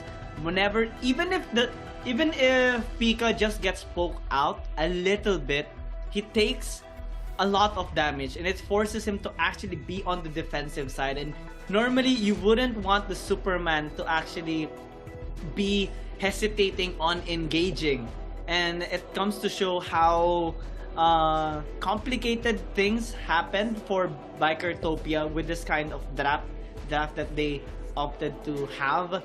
And Bacon Time, with this win, this is going to be really helpful for them, because Lorien is already taken out. They Bikertopia invested a lot of heroes into this game as well, and Bacon Time will have the priority later on in the series to take the Lorien. So Bikertopia is going to be forced to keep banning this particular hero, and also trying to match the aggression this time of Bacon Time, because we saw how aggressive Bacon Time was in this game. We talked about the pros and cons of both lineups, AoE team fighting based composition for Bikertopia and small skirmishes for Bacon Time, but Bacon Time made their draft work better than Bikertopia. We saw them split pushing across the map, dividing Bikertopia as much as possible. And in this game, we saw the amount of turn as well in terms of the gold department, because there were times wherein Bikertopia actually won a team fight and it led them to have a sizable amount of gold lead. But Bacon Time, once they got their momentum and once they were able to take down more turrets than usual, it caused Bikertopia to be scattered across the map. Yeah, you can see here the damage being dealt. That Bikertopia was the one actually dealing a bunch of damage against its Bacon Time. You can see Sin with a 120k. You're gonna see Zerui with 100k for himself, and not one member from its Bacon Time that was actually able to reach the 100k mark. And that's a big thing, because this is statistics for Bikertopia. They have better stats, but it didn't translate well for them because they weren't able to capitalize on the damage that they were dealing. They were not able to take the vital members like Kim Sensei or even Muwon in most of the scenario. The only kill here from Kim Sensei, 513 KDA, was on the last kill when he prevented the recall of the Violet of Sin as well. So it was a very, very vital play coming in from Kim Sensei, a well-deserved MVP for himself. If he wasn't able to delay the recall of the Violet and also the Lorien, then the push coming in from Muwon wouldn't have resulted to that win. Because he was really going for it. I think he was with Marky during that time, trying to chase down two members of Bikertopia, and well, Marky died trying to delay them in recalling. Then Kim Sensei went on that really nice outplay, and while everything was happening, Muwon was just happily guiding the Dark Lord Slayer into the mid and allowed them to secure that game number 1. It was a tough, a crucial moment for Bacon Time, but they made it work at the 18.5-minute mark. So Bikertopia this time, again, win conditions.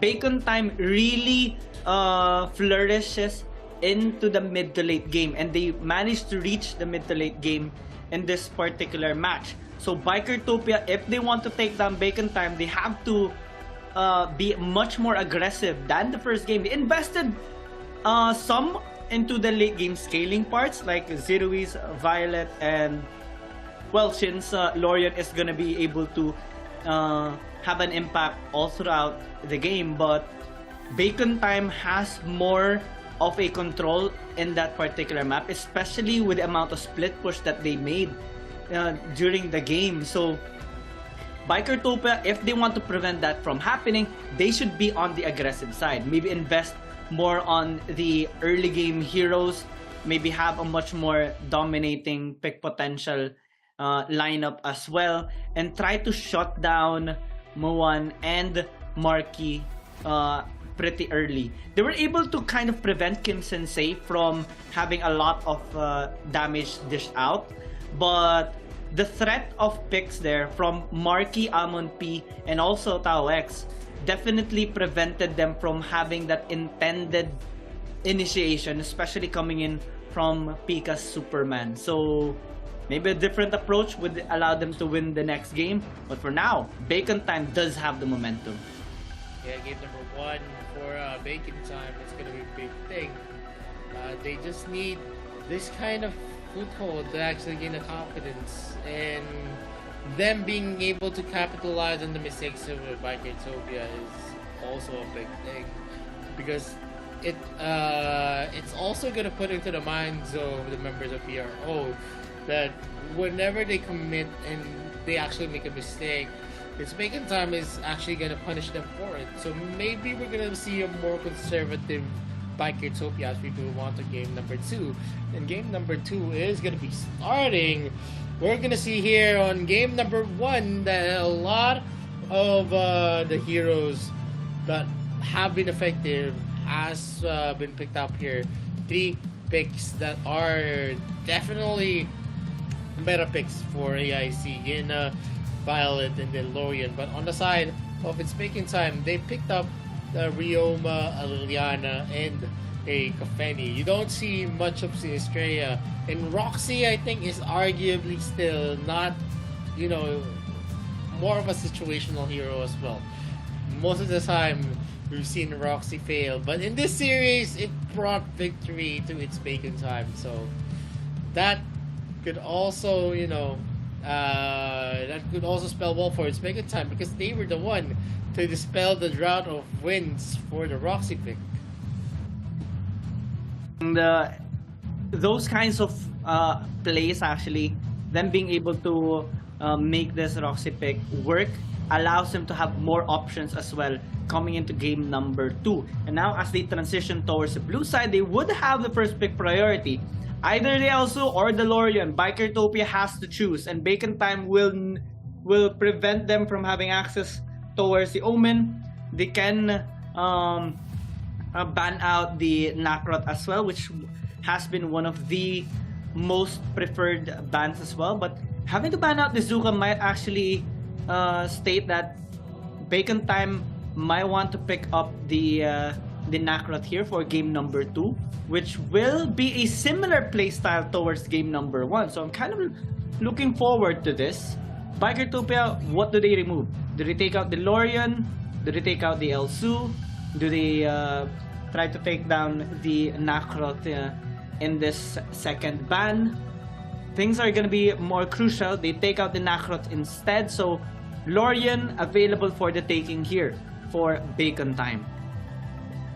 Yeah, it's Bacon Time can definitely pick up the Lorian, because the Nakrot has been banned out as well. This is a natural reaction since Zuka has been banned out by its Bacon Time. There's just so much of the heroes that could actually be countered by a Zuka pick. And if Nakrot was picked up here by its Bacon Time, Backyardtopia would not have any answer on the Nacron pick. And Richter is actually being first picked here by its bacon time to start off their composition. They still have the capability to pick up the Lorian because Backyardtopia has already expended that pick. And looking at the pick rate here, 39.1%, 52% win rate, but you can actually see how big of a factor Richter can bring into the clashes because he's able to actually reach the back line and be able to actually add some crowd control for the initiation of his team. Usually you always combine your ganks with a Richter starting in with the Mark of the Hunter. You get some slows or you get some knockups as well on his kit. So definitely Richter is still a top tier pick that you want as a Dark Slayer or as a support. Jan has been picked out here by Backyardtopia and they paired it up with a Elsu. If they actually pick up an Iggy as well, it could play into their hands the advantage of having that long range game.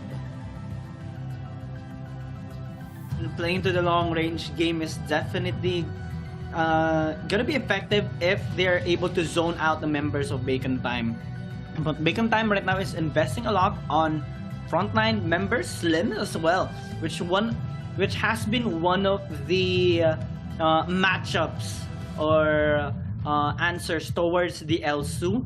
It can be a good lock-in hero here for Bacon Time, and they haven't picked up the Lorian just yet. Maybe they're gonna be saving it for the latter games, or maybe they are gonna be picking it up in the second pick phase if ever Backyardtopia is not gonna ban it in this second banning phase. So this is kind of a mind game that Bacon Time is making right now towards Backyardtopia, because they don't ban out the Lorian, it can be picked up by Bacon Time. But if Bacon Time is not really gonna be picking up the Lorian here, then Backyardtopia is gonna waste one ban. Yep, and an Arthur being picked up here by Backyardtopia. I guess they could actually use this to box out members of its Bacon Time. Arthur is a very formidable tank in terms of the utilities, the ability to actually soak up damage as well. You can consider this as a warrior version of Tane. And the last time that we've seen them pick this up, they paired it up with an Annette as well. So already a scary prospect if this is the same kind of draft that we've seen. It has been an effective draft wherein they were able to finish the game at around 11 to 12 minutes, and this could possibly be the thinking of Backyardtopia. They're going to be adding a lot more of sustainable heroes because Jan is already a hero that you can't really just burst down easily if he has these abilities available to him. And Annette, having to pick up the Annette will enable much more protection on the side of Backyardtopia. Oh, that's going to be really scary. So maybe Bacon Time has to ban it out, but they're not. They still have one ban slot left for them. Backyardtopia, since Bacon Time hasn't picked up a mid laner just yet, or a mage for them, it can be the possible ban here for Backyardtopia. But ooh, Elendor actually might be a better ban for them, given that Bacon Time does have the slims. So if the Elendor is gonna be taken away, then it would lessen the possible damage dealt here by Bacon Time, especially onto the Arthur, which is already hard to kill. Can the slims kill the Arthur? Maybe, but it would take a long time. So with the Elendor taken away, this is going to be a much more challenging game for Bacon Time, especially in the mid to late game. So Bacon Time right now will be opting to remove the Varus. So Annette's still available for the taking here. Bikertopia. It depends though if this Arthur is going to be on the support side or on the Dark Slayer lane. And right now, there's still a lot of picks that's going to be available. Mages are still up in grabs. Lubu has been picked up here by Bikertopia, and it's already a scary looking composition here as we see three solid heroes are going to be in the front line of Bikertopia if they do lock in onto this Lubu pick, and they could finish this off with an Annette to add to the survivability of the heroes. Also, is definitely gonna have a field day if he's not gonna be zeroed in because of this So many bouncers. And definitely they do lock in onto that Lubu. She is gonna be adding to the mix of the sustainability, the tankability, and the ability to go for the backline with his gap close. And it's making time needs to actually put into consideration how they're going to be able to peel these guys off, how they're going to be able to stop the Arthur and the Lubu and even the Yan.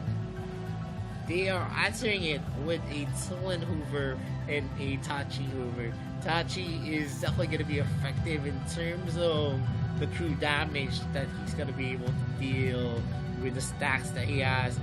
Tulin as well, as long as they're going to be able to actually decrease the life of the first three picks. The three tanks of Bikertopia, the Arthur, the Lubu, and the Yan. And L'Oreal is actually being over here maybe to match out against that Tulin pick. L'Oreal, that's going to be quite interesting. But what I'm more scared about right now is the amount of frontline power that Bikertopia already has and the amount of protection towards Zero-Way later on the Elsu. Bacon Time is gonna be needing to be quite creative in how they are going to be approaching this game, especially against Bikertopia, because, well, they do have Slims to try and land those flying spears. They have a relatively good backline access, especially with the Richter and the Tachi, but same goes for Bikertopia. The Lubu, the Arthur, they're not going to be hesitating reaching Kim Sensei and Muon. They're just going to be going straight at them later on because they do have a lot of sustainability in their composition as well. So early game, I think, might be very crucial for both teams because, well, Zero is gonna try to land those spokes. Muon is gonna try to initiate with a flying spear. But if we do check out the aggressiveness of both teams, I think Bikertopia will still opt to go with the ganks here towards bot side, given that they do have Tillen on the Lubu. And what's interesting about this is that Shin normally rotates as well alongside with Tillen, which we have seen earlier during the game number 1. So momentum is going to be crucial here for both teams because they both have a really balanced composition. But what's scary about this is that Bikertopia does not change their playstyle despite the composition. They always go with the aggressive approach, and they do have the necessary tools for it as well. It's going to be a big responsibility for sure for the Slims and also the other members here of Bikertopia to set up for them. Yup, and we're starting the game. And in terms of invasion capabilities, I think Bikertopia has something going for them. Kim Sensei is going to be hit by that snipe, uses the enhanced restore immediately. Sin is going to be hit by that push by Tunks. And they are going to have the earlier start here, as Tachi is going to be mirroring the start of Lin. he's gonna be on the same side as that blue boom, maybe to prevent an invasion that might happen because of how sustainable the heroes of Utopia is. I wonder who's gonna be the tankier later on. Is it gonna be T1 or Alex? Because both of them are gonna be soaking up a lot of damage later on. But I'm also interested to see if Almond P, Marky, and Alex are gonna be able to soak up the damage and the pokes that will be coming in from Zerui later on, because he's gonna be consistently attempting to land those snipes, and one snipe or maybe two snipes can actually be really crucial already to both Kim Sensei and Muwan. So a lot of pressure for sure, not only on the squishy members but also onto the tanky ones, because they have to protect their carries. And okay, I was just boxing out T1 there with a knockback, as Almond P might actually get caught. Kim Sensei is taking a lot of damage, nearly gets landed there by a snipe, but fortunately he's able to flicker out. Yup, and this is going to be smart. A knock-up by the other Soul Dragon. They're going to be boxing out the members of its Bacon Time, taking in the small caps for them as well. Dark Slayer is going to be traded as the objective by Almond P, but it was a hot start here, as we're seeing T1 actually hovering into the area on the red camp by Almond P. A possible invade might happen, but with T-Lin far off in their camp, they're not going anytime soon. Yan is just going for a fast clear here, as he's gonna be spotted out by Marquis. Not much of an engagement is happening. They're just playing as safe as they could. Its Bacon Time is trailing by a few hundreds. Still not felt. This is still going to be winnable for them. Muwan is going to be safely dodging that snipe coming in from Zerui.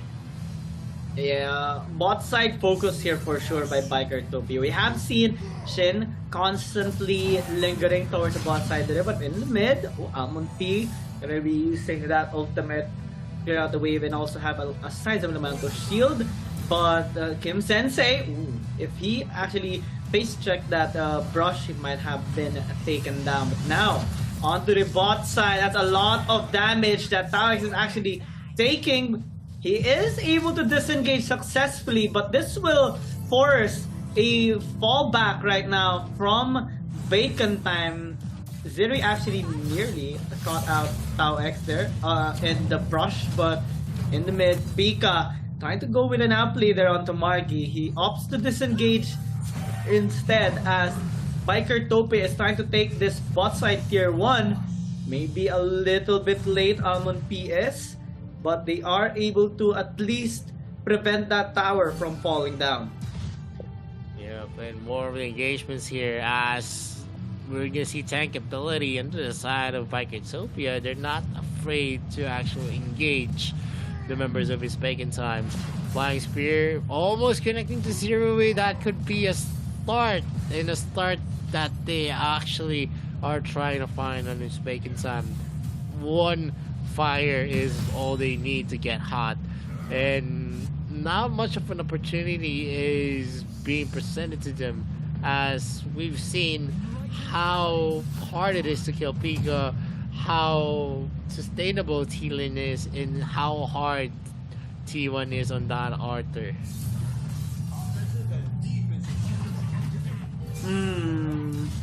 Bot side once again.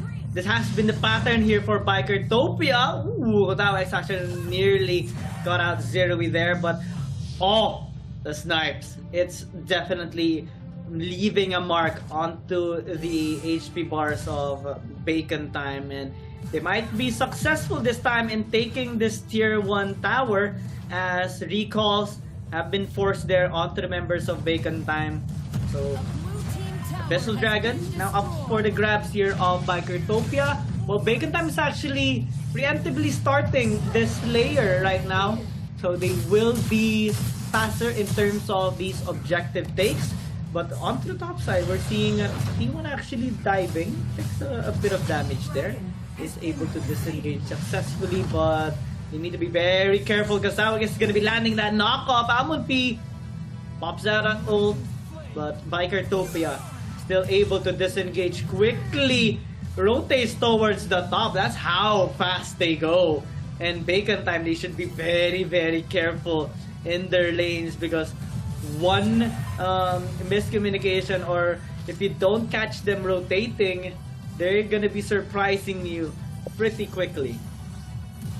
Yeah, man, a snipe coming in from Zerui. Deep impact is gonna be used, repositioning T1 at this area. Almo P actually joins the fray, just going to go for a clear wave, but he's not gonna be able to do it. He's gonna be needing to use that cliff breaker to actually finish that off. He's not gonna be able to seal out that small gap. Another snipe is gonna connect. And suppression coming in from Zerui is substantial. All the shots are hitting its mark, and it's definitely being felt. The Splitting Earth has been used. It's not gonna get a hit of Sin, as he was able to see the marks of the Splitting Earth.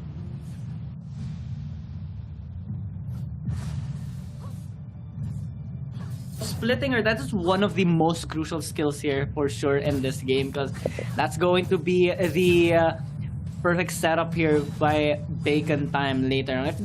If Ty's gonna be able to catch at least 2, then Bacon Time is not going to hesitate diving and funneling all those damage onto a Bikertopia. But so far, we have seen it happening, but in terms of kills, no one is dying just yet. I think this is the longest time that we have seen a game progress without anyone dying. Like, it's already reaching 8 minutes, and both teams have been getting, or at least trying a lot of times already to get a kill. So I want to commend them actually for playing this in a controlled, aggressive play style against each other, while they are able to successfully take down some turrets here, especially for Bikertopia.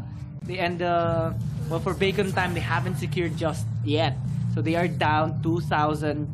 It's going to be hard for them because of the amount of sustain and tankability T1 does have, which kind of affects how Bacon Time tries to approach a team fight. They need to play this reactively in a way and wait for Bikertopia to make a mistake. But so far, they haven't been making one, and Muwan might actually be the one to get caught out. Fortunately, is able to disengage. So now, this buys enough time again for Bikertopia to rotate. They will try to catch out mid instead, but they will be seen. Can they actually commit onto this? They will spawn the Infinite Slayer here in the mid lane to take out yet another turret. Can they actually get 2? They still have a cannon minion marching, which is trying to be taken down here by Marky.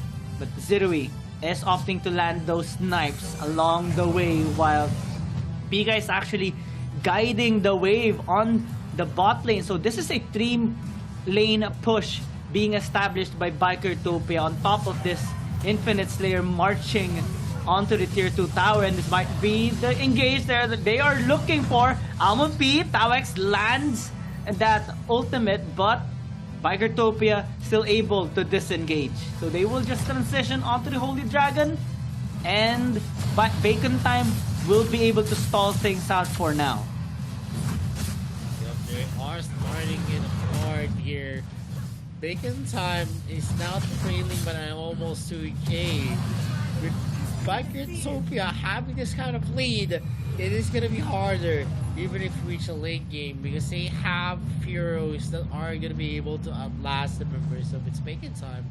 Almo P can do so much at this point. He can actually just rock his passive with the Cliff Breaker. The problem here is that if he can actually use the capabilities of his teammates, he needs the damage coming in from Kim Sensei, the damage coming in from Muwan as well. So it's not going to be an easy task, since a lot of the heroes of Bikertopia is just too tanky. They need to zero in. Deep Impact has been used. Almond P is going to be zeroing in from the damage there. Oh, zero might be taken out, but Kim Sensei just needs one Thunderbird and also one skill shot to actually finish him off. We are seeing Sin going for the predictable transforming in front of them all. T1 just in the area giving vision to their members. We'll almost see Muwan being hit by that. Nice spear! Gonna get hit. Zerui still able to disengage because of the cleanse. And T1 is just going for a lot of zone control for himself, while Marky is able to clear that wave. T-Lin is not going to be able to easily take that turret. 3K already into the deficit, as the pressure from Bikertopia is definitely being felt here by the members of its Making Time. Yeah, 12 minutes, still no kills, no casualties, but Bikertopia has been popping off in this game, taking all the objectives for themselves, and slowly but surely they are making the push happen. And Bacon Time still haven't picked up a single tower in this game. Marky might actually get taken down. That's the first blood in 12 minutes, and Bikertopia will also be able to secure this top side tier 2. They dive onto Muwan. T1 is very, very tanky, so it will force Bacon Time to actually retreat for now. All the outer turrets nearly destroyed now by Bikertopia. Plus, there's the Infinite Slayer marching into the mid. Marky is still dead for the next 12 seconds. And now, here comes Almond P with the ultimate, but they have to be very careful because Shin is onto the backside. They are dealing a sizable amount of damage, but Shin actually overextends. He takes a turret shot as well. Kim Sensei gets traded out. They successfully defended their mid tower at least. But Bikertopia is still not done. After taking the outer turret in the bot, they're looking to maybe at least damage this inhibitor tower. T1 might actually get caught there, but he's able to disengage. That was a close one for Bacon Time. If Chen actually did not die, then Bacon Time might have lost their inhibitor tower. Yup, and we're seeing it, Lin and Pika having an easy time, as no members of the Bacon Time can actually go out of their base without the harassment coming in from Zerui and T1. And it has been a fact that, yeah, they were able to secure some kills, but they are still stuck in the same situation wherein they need to defend hard against the pushes from Bikertopia. Marquee is definitely going to be vital here. As long as they're going to be able to zero in onto Zerui, it is still a fight that is going to be manageable. Because if Zerui is out, the snipes that actually reduce the health of the members of the Bacon Time is going to be gone. And Almond P is going to be slowing the members here. Taux might be in danger as Pika uses his ultimate. Mountain Crusher has been used. The Clip Breaker as well. Kim Sensei is again going to be taken out by Zerui from a long range snipe. One more snipe, and Taux is also going to be a casualty. He is going to be using this disengage to actually reposition himself up. D-Lin is definitely in danger, but Almond P cannot commit because he knows if he uses all his dashes, he's just gonna be taking out two turrets on the base off. Its Bacon Time have already taken one turret left, and it's already holes left in the base of its Bacon Time. The curtains are closing once again here for Bacon Time this time. Bikertopia successfully have established a really good early game control, and now you're trying to secure this Dark Lord Slayer. Marky is attempting to prevent that from happening, but there's a lot of control that Bikertopia has. They all are starting this Dark Lord Slayer as well. Kim Sensei taking a lot of damage. A snipe nearly connecting onto him, but T-Lin as well did take a lot. So he is down to half health as Tawex is just being zoned out here by T1. He is very tanky at most, not getting some damage there. But onto the bot side, there is a split push happening and they are able to take down Pika. But at what cost? Dark Lord Slayer still taken by Bikertopia and they will be attempting on closing out this game now. And with its making time losing a lot there, it's just a matter of time unless they're gonna be going for a counter play. They did get a kill onto Pika, 20 seconds on the clock. It is still a sizable time before the before Pika spawns, but they're just gonna be delaying the push of the Dark Lord Slayer. And Kim Sensei spots out Sin. That's a deep impact being used by T1. A lot of damage are being hit on him. That's going to be a Thunderbird being used up. He is still going to be tanky. T-Lin is going to be disengaging. He's not going for the triple threat there. He knows that without Pika, they don't have the sustainability just yet. Zero is going to be missing. Now Kim Sensei, look at the poke. Almost bursting down Kim Sensei in a matter of seconds. DP pack is going to be used. Tox uses the Earth Splitter. That's the mark of the Hunter. Zeroing out to Zerui. Zerui is dead. P gets a kill for himself. And Marky is going to be joining in the fight. Pika is going to have a lot of regeneration. The resurrection from the Blade of Eternity is going to be used. And they actually win that. But they cannot close it up because T-Lin, Pika, and T1 are just too tanky.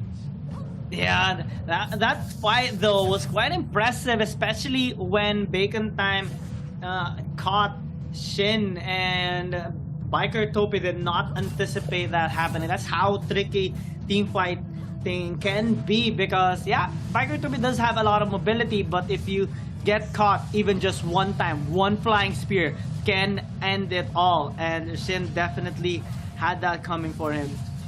And despite the tankiness of the other members of Bikertopia, actually, we saw some hesitations coming in from T-Lin, so that caused them to not be able to equalize the number of kills, and now, well, they are able to at least defend all their towers still, and because of the waves crashing onto Bacon Time's towers a while ago, and now they're looking to at least reset the waves, gain the advantage once again, but they have to be very careful of those flying spears. If one connects onto Shin or Zerui once again, it can be detrimental for them. While Bikertopia is just waiting for the Dark Lord Slayer. It's still a long way to go, 42 seconds remaining on the clock, while Shin is just trying to poke out the members of Bacon Time here. It's hard though because Tawex is very tanky, same as Marky. They have been doing a really good job blocking those snipes from Zerui, especially away from Kim Sensei and Muan, because if they're the ones who are gonna get hit, then it's going to be a GG for Bacon Time.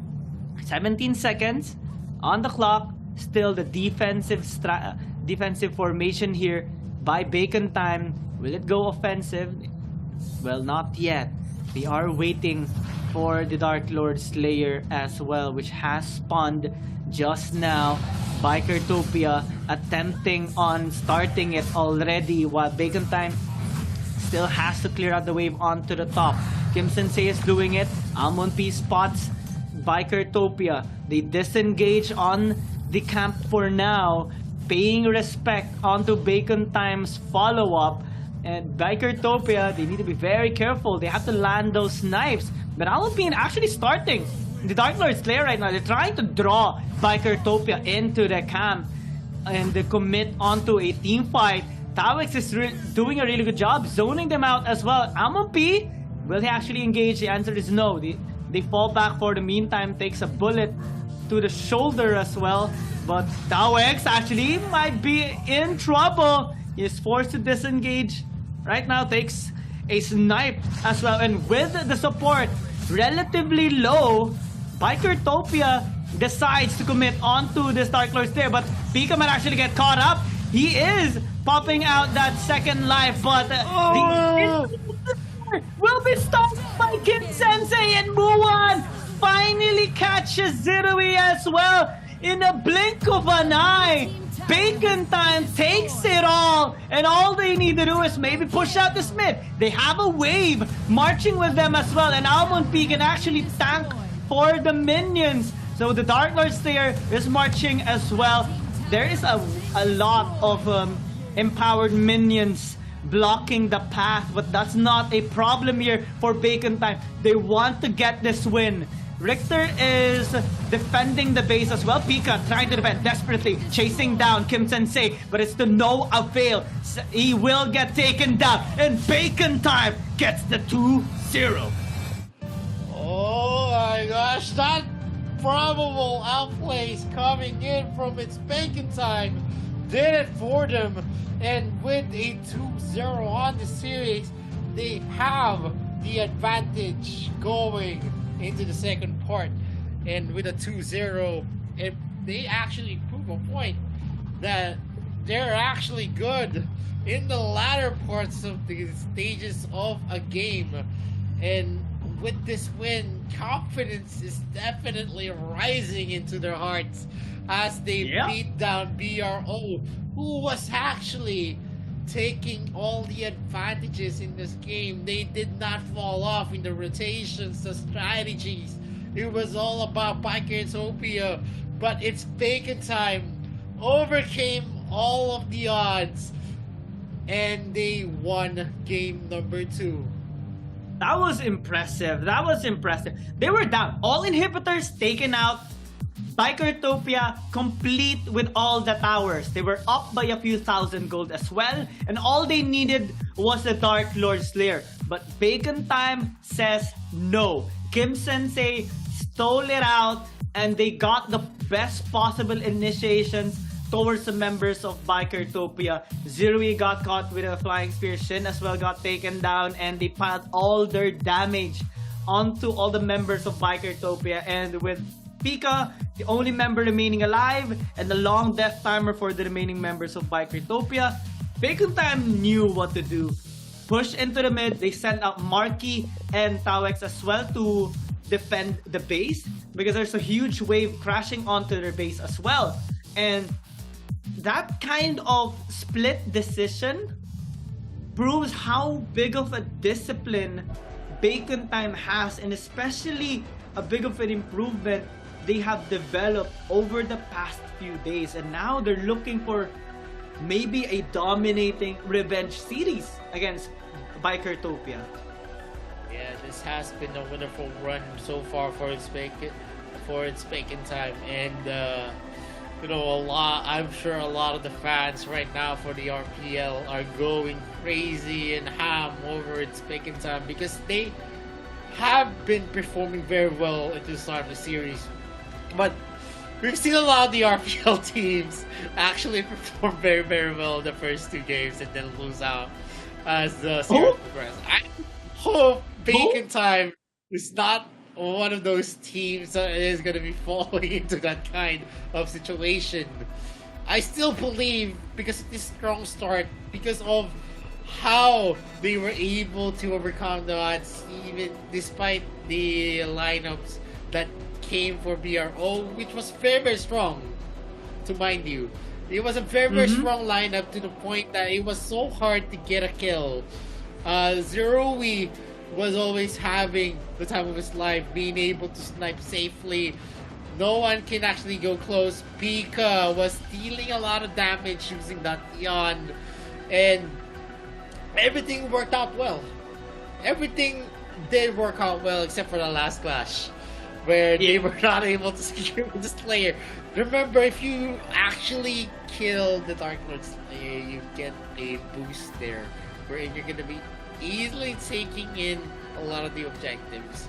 You're also gonna have the capability to, whoever starts the Dark Lord Slayer is gonna be suffering some damage.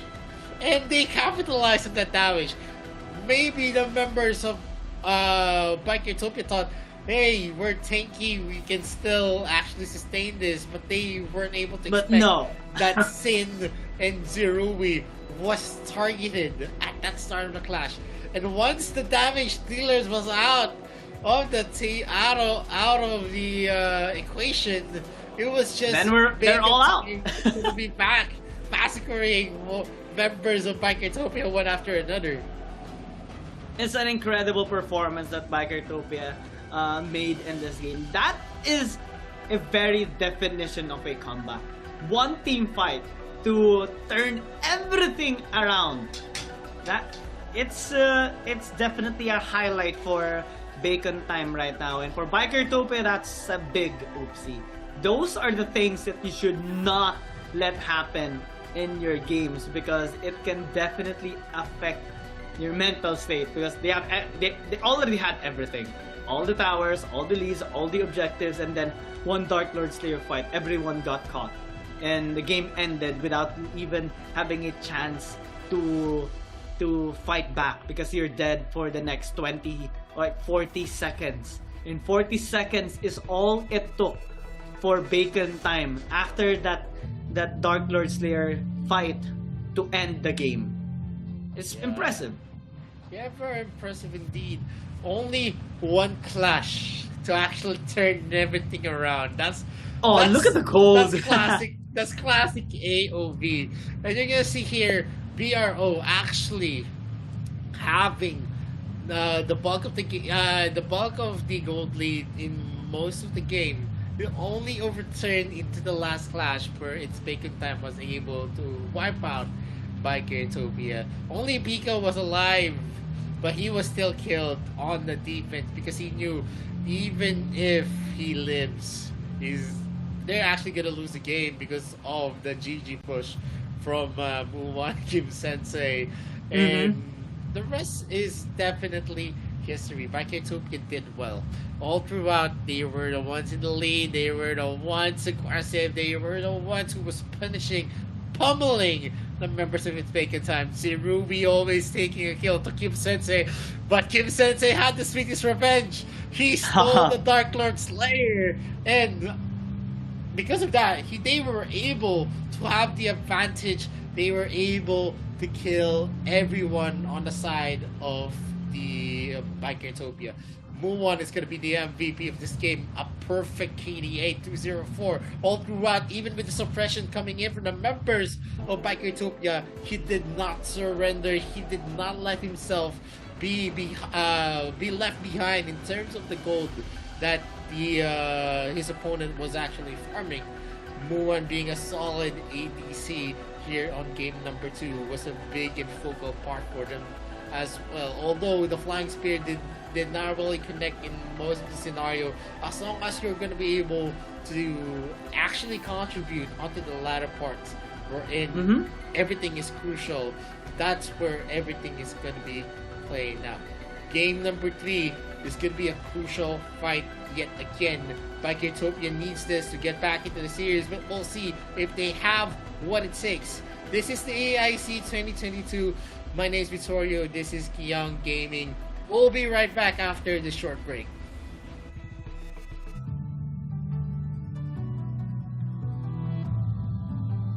Jade Fan Beauty Yue. As the princess of the Dragon Kingdom, Yue brandishes a fan as her weapon, retaining her elegance even in battle. Aqua Force and Mountain Crusher allow her to easily control the whole battlefield, and Borrowed Might allows Yue to unleash endless attacks. If an enemy dares to offend Yue's grace, then they will taste the power of Rising Wind. Passive skill, Borrowed Might. Every time Yue uses Aqua Force and Mountain Crusher, she will gain a stack of Borrowed Might. When she has 2 stacks of Borrowed Might, Yue will reset the cooldown time of Aqua Force and Mountain Crusher and strengthen the next Aqua Force or Mountain Crusher. Skill 1, Aqua Force. Yue throws 2 bone fans at close range, dealing damage to enemies in their path. After strengthening, Yue will throw out 4 bone fans when using Aqua Force. Aqua Force will deal several times the damage where the bone fans converge. Skill 2, Mountain Crusher. Yue throws 2 bone fans at far range, dealing damage to enemies in their path.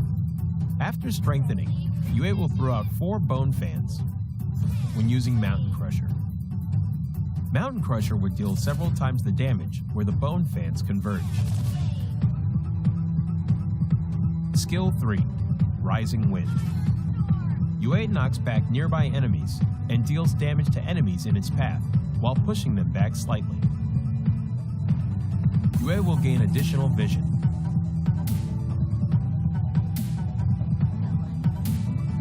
Yue is a long-range mage with a powerful ability to exhaust the enemies, but is complicated to operate. To deal perfect damage using Yue, you need to be skilled in combining her skills to deal damage multiple times stronger.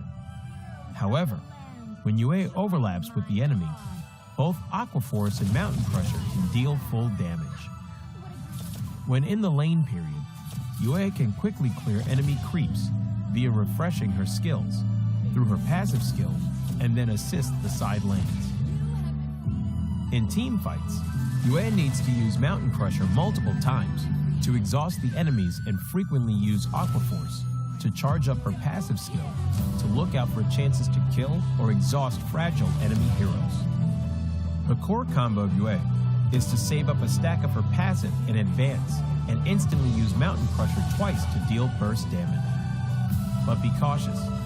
Yu's ultimate is the only life-saving skill, so she needs to save her ultimate to be aware of enemy assassins' heroes in team fights.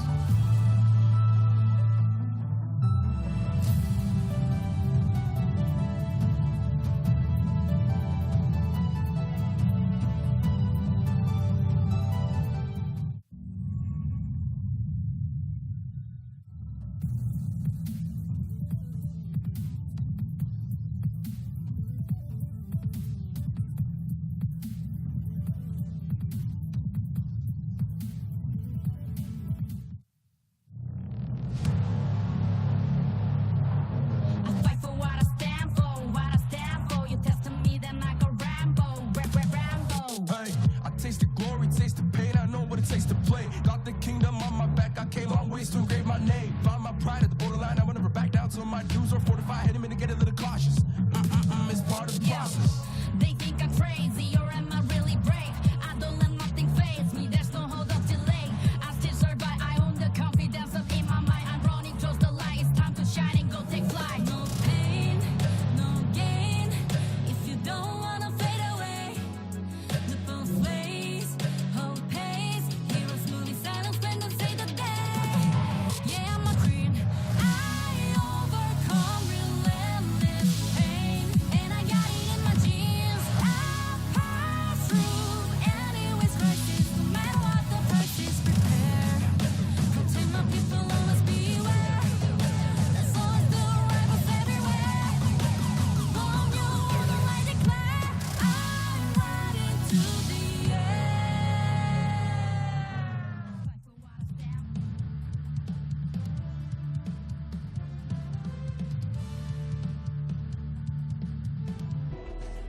for. Welcome back to the Arena of Valor International Championship 2022. My name is Vittorio. With me is Kian Gaming. We're already at game number 3 of the second series for the day. Bikertopia against its Bacon Time. Bacon Time already has a 2-0, and they need 2 more to actually close this with a strong case for their domination here in the AIC.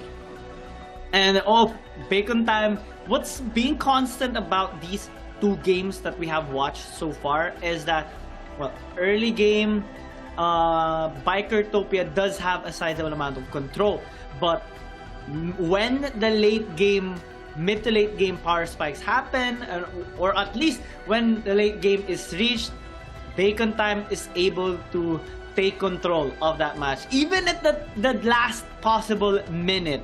Just like in game number 2, Bacon Time and just one steal there coming in from Kim Sensei on the Dark Lord Slayer, and the Muan landing the flying spear onto Zirui. It allowed them to actually get those 4 kills and end the game. Similar as well to the first game wherein Bikertopia had a good amount of control in the early game, but then Bacon Time was able to come back towards the mid to late game. So Bikertopia right now, well, we do know the win conditions here of both teams as of the moment. Bikertopia has to really be dominating in the early game, and I'm not just saying that they should have some lead and taking some turns. No, they should be able to close out this game as quickly as possible because they're experiencing a time bomb right now.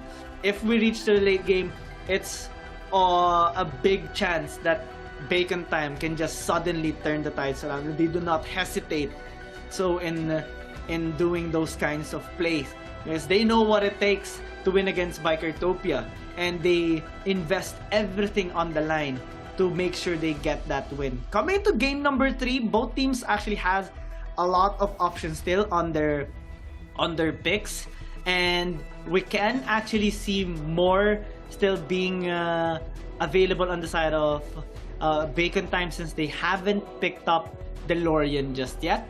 They haven't picked up the Elsu as well, so it's going to be still tricky here on the side of Bikertopia for sure.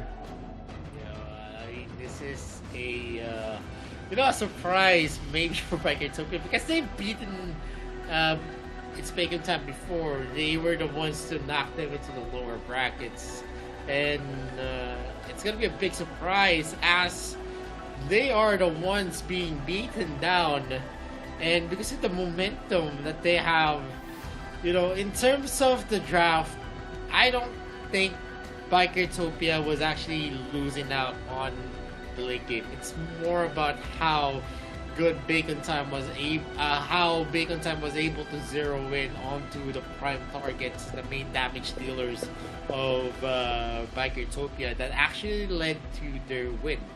And moving forward, if they can actually still execute this kind of play with composure, I think Bacon Time is having their chances back into being able to dominate here in AIC. At least now we have an idea on what Bacon Time can actually do. It's just that I'm very, very afraid of what kind of draft they're gonna be showing in game number 3 and forward. We've seen KFC Talon actually lose themselves in the draft. We've seen Valencia CFE Sports actually losing momentum from game 3 onwards.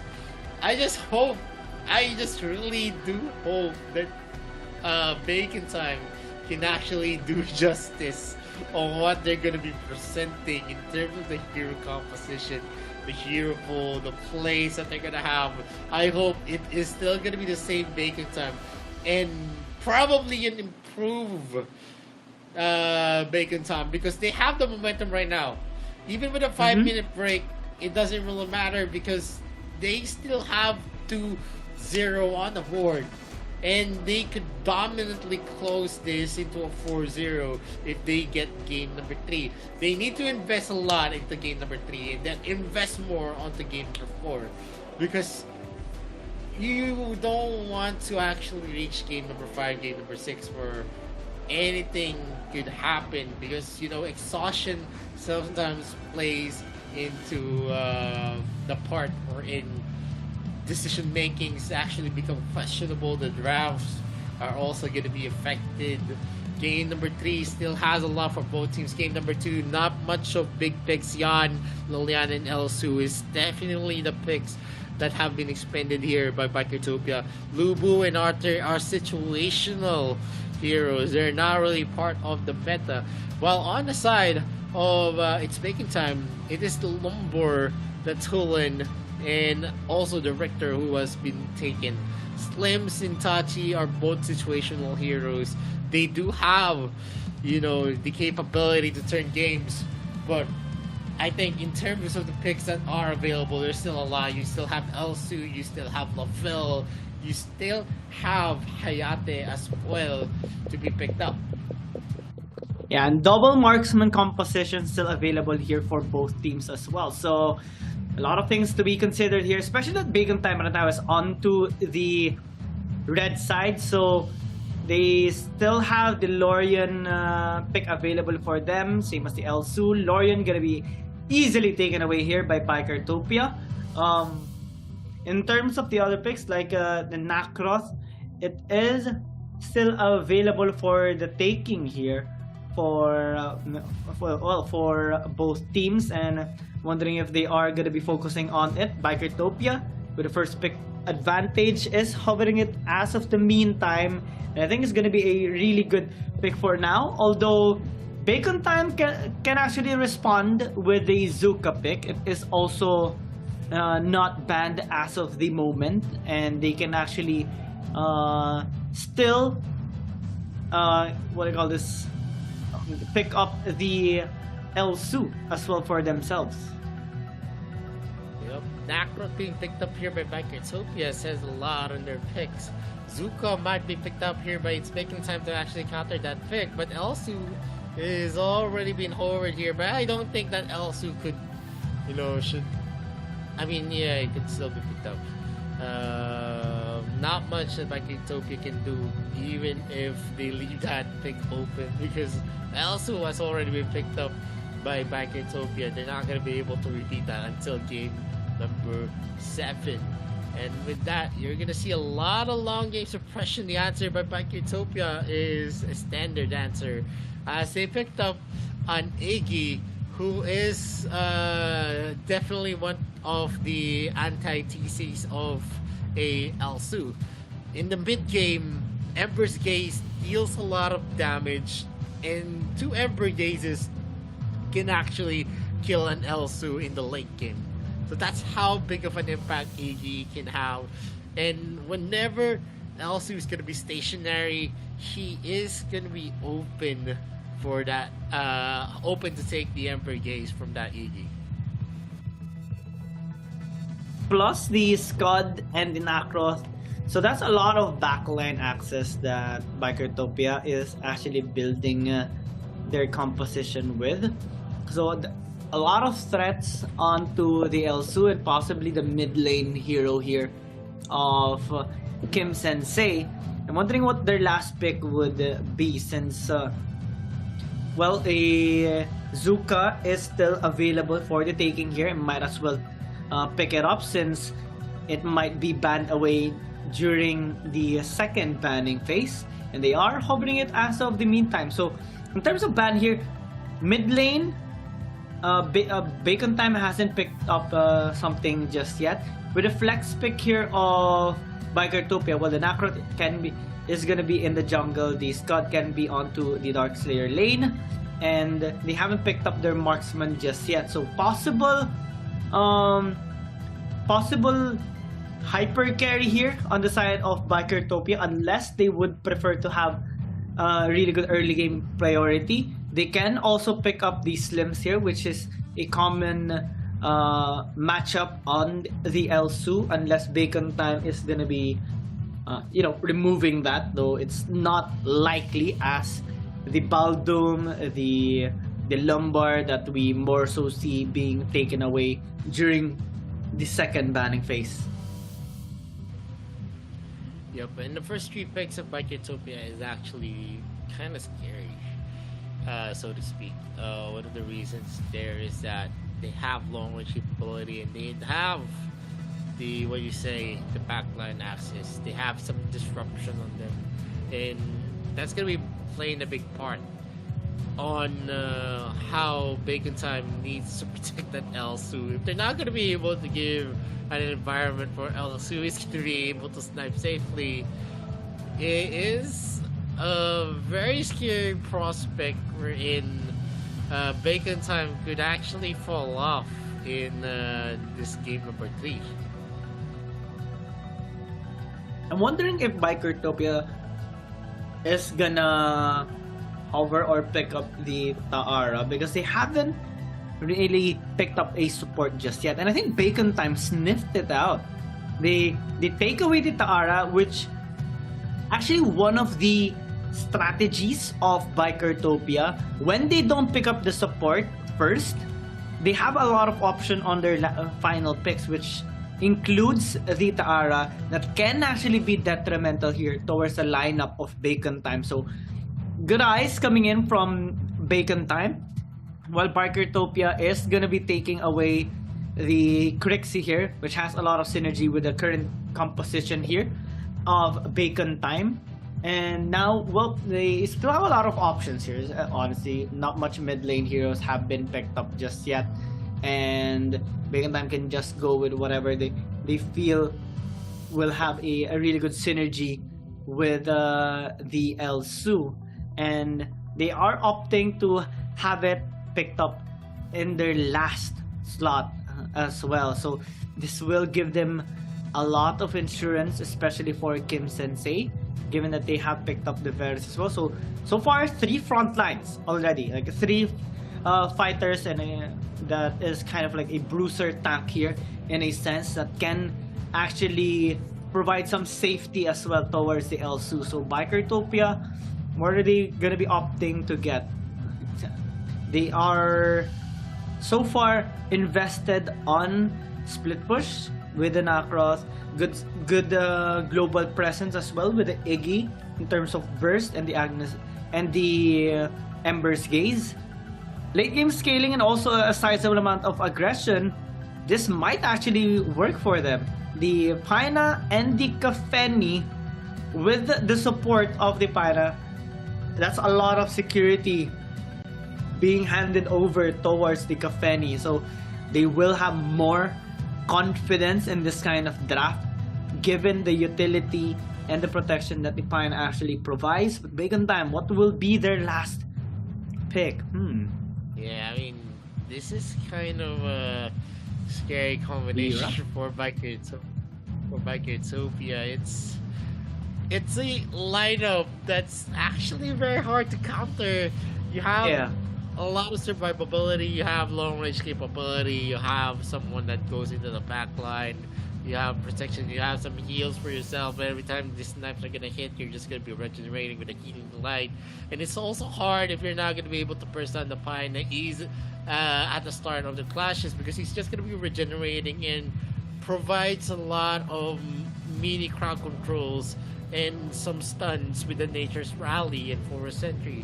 So all in all, Bikertopia has a very strong balanced composition. From early to late game, I think there's not much that you're going to want with this kind of composition. Bacon Time is going to depend on a lot of the damage that they are going to be piling up here. If they're not going to be able to kill the Paina, the Kafeni, then Bikertopia might as well has game number 3 on their clutches already. So Bacon Time needs to play hard here, as they need a lot of intervention in terms of getting the kills that they want, because not the composition of Bikertopia is actually hard to penetrate with the Paina and the Scud in the front.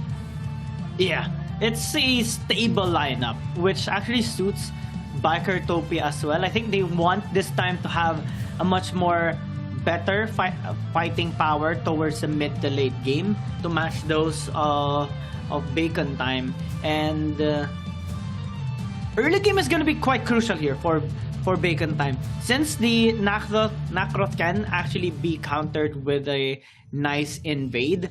Bacon Time needs to pull it off really effectively if ever they are going to be opting to do so, because it will give Amon P that slight edge in the farming department. So far, it is going to be rather a standard start here for both teams. A vertical pathway here for both junglers, as Amon P starts with his blue and Thielen as well on his respective blue buff. We're seeing also a fast rotation here towards the bot side. Zerui nearly gets taken down there. That was an almost first blood, and Bacon Time actually switching their playstyle up towards an aggressive one. Yeah, and definitely that is a good start there. Also, the time there is a Vera pick. I know it's a hero that's one-dimensional, just like what Aras can bring. You can burst down people with one combination, and that's the easy part about the Vera pick. As long as you're actually gonna be able to farm up some gold, it's so impossible that you're not gonna be able to secure kill with that hero. The ease of use on the Vera is definitely there. It's recommended for your beginners, and you know that says a lot, because if a hero can be used by even beginners, it just proves to show how how easy it is to maneuver that hero. You just need to click the skills, and you need to just point and click. And in terms of the capability, Vera is definitely something big. And on the top side, First Blood is going to be on Tillin's hands as Marky falls down. It is already too late for Kim Sensei and the others to join the party, but they are going for a complete overplay there as Taux goes for the Venom and Kim Sensei goes for the stun as well. And Zerui actually spots him out here. Burst Gaze has been used.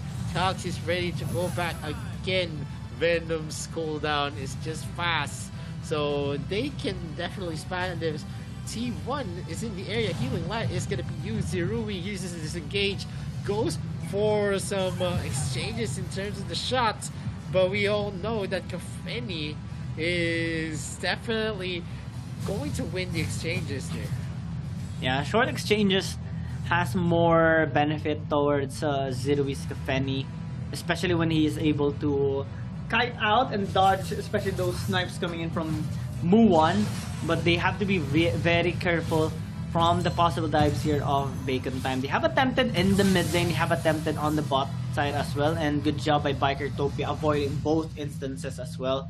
We had seen an interesting contest there by Marky on the Slayer takedown by Bikertopia, although it did not go well as they expected it to do so. But Pika right now might actually get taken down. That's Almond P getting his first kill. Marky actually survives there from T-Lin, and now he is forced to actually disengage. The quick retaliation though with a flicker invested there by Towers allowed them to secure a second. Now, oh, Muwan, you might be in trouble.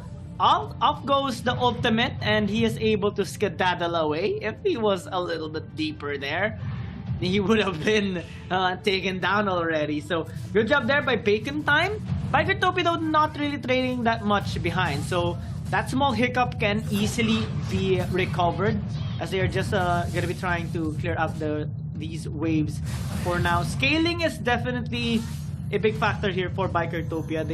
They would want to extend this game since they do have a lot of sustain, they do have a lot of tankiness as well that can provide the necessary protection here for Zerui and Shin. While Bacon Time, they more so are pressured to be aggressive in the early game because they have to shut down these players. T1, oh, that sustain, that heal is just marvelous, and Tawek nearly gets taken down as well because of Zerui's damage.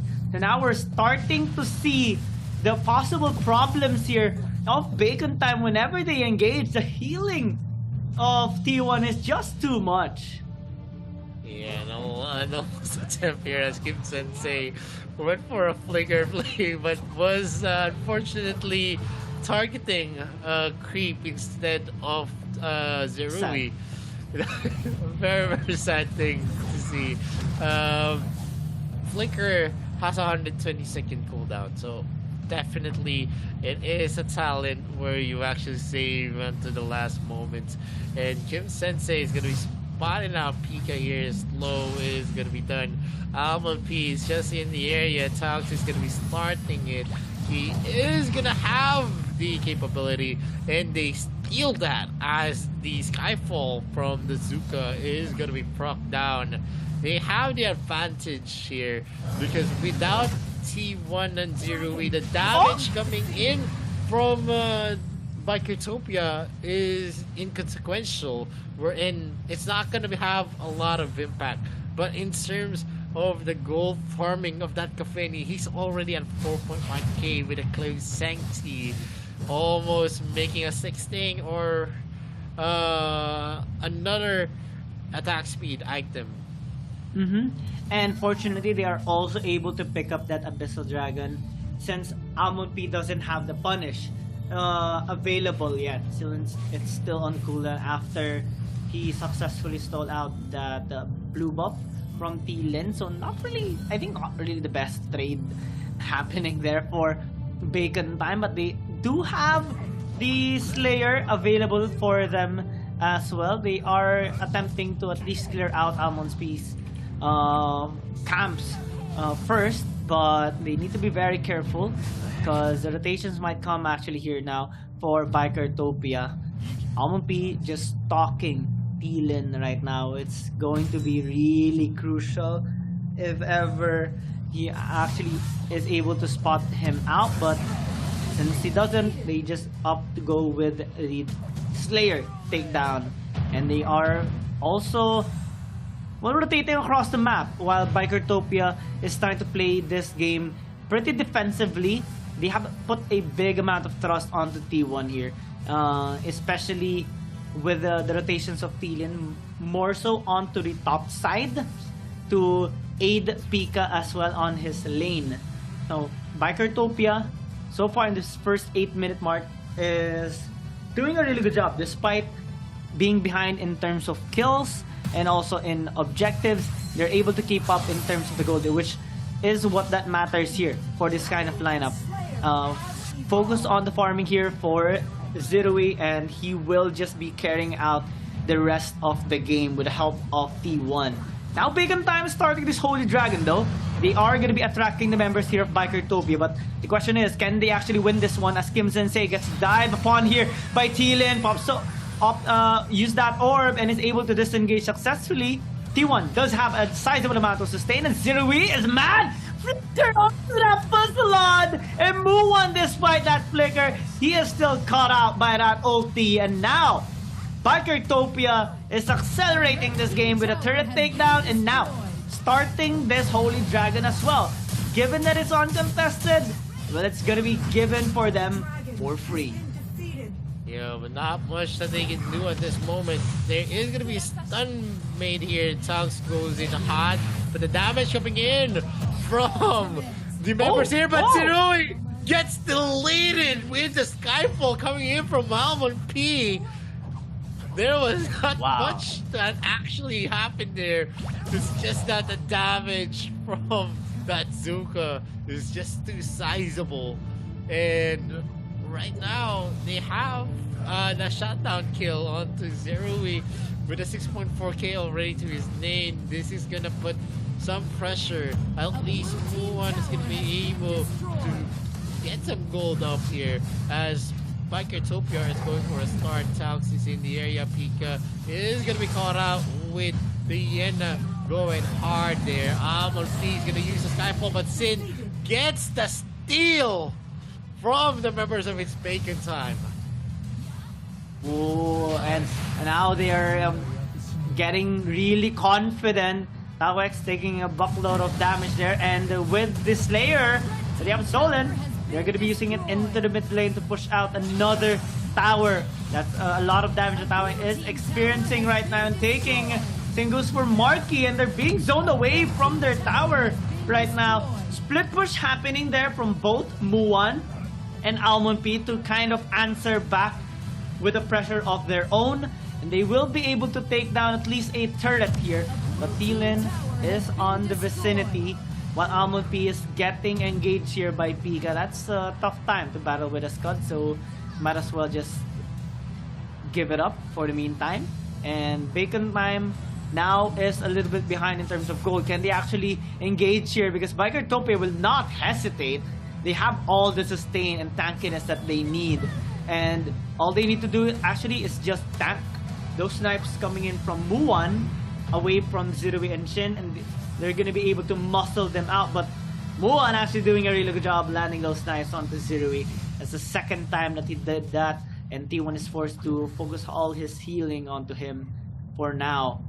Bikertopia grouping up though on the bot side jungle, just waiting to catch out anyone. Tawex might be the victim here as he is getting damaged so far. Ember's gazing the HP there of Kim Sensei as Bacon Time looks to retaliate and split across the map. They're sending two once again onto the side lanes to kind of distract Bikertopia because they recognize Bikertopia wants to group up, but they are going to be struggling on isolated fights and small skirmishes. So what Bacon Time is doing right now is trying to attract their attention. If they can draw them away from the mid lane and maybe choke them out in a short amount of time, just like this, Zirui deleted in an instant. Insufficient healing there for T1, so he's gonna get taken down as well. T-Lin running for the high heals, and Bacon Time suddenly is on fire, taking this Holy Dragon as well, while Pika is trying to at least deal some damage here onto the turret, but it's not gonna be that much effective.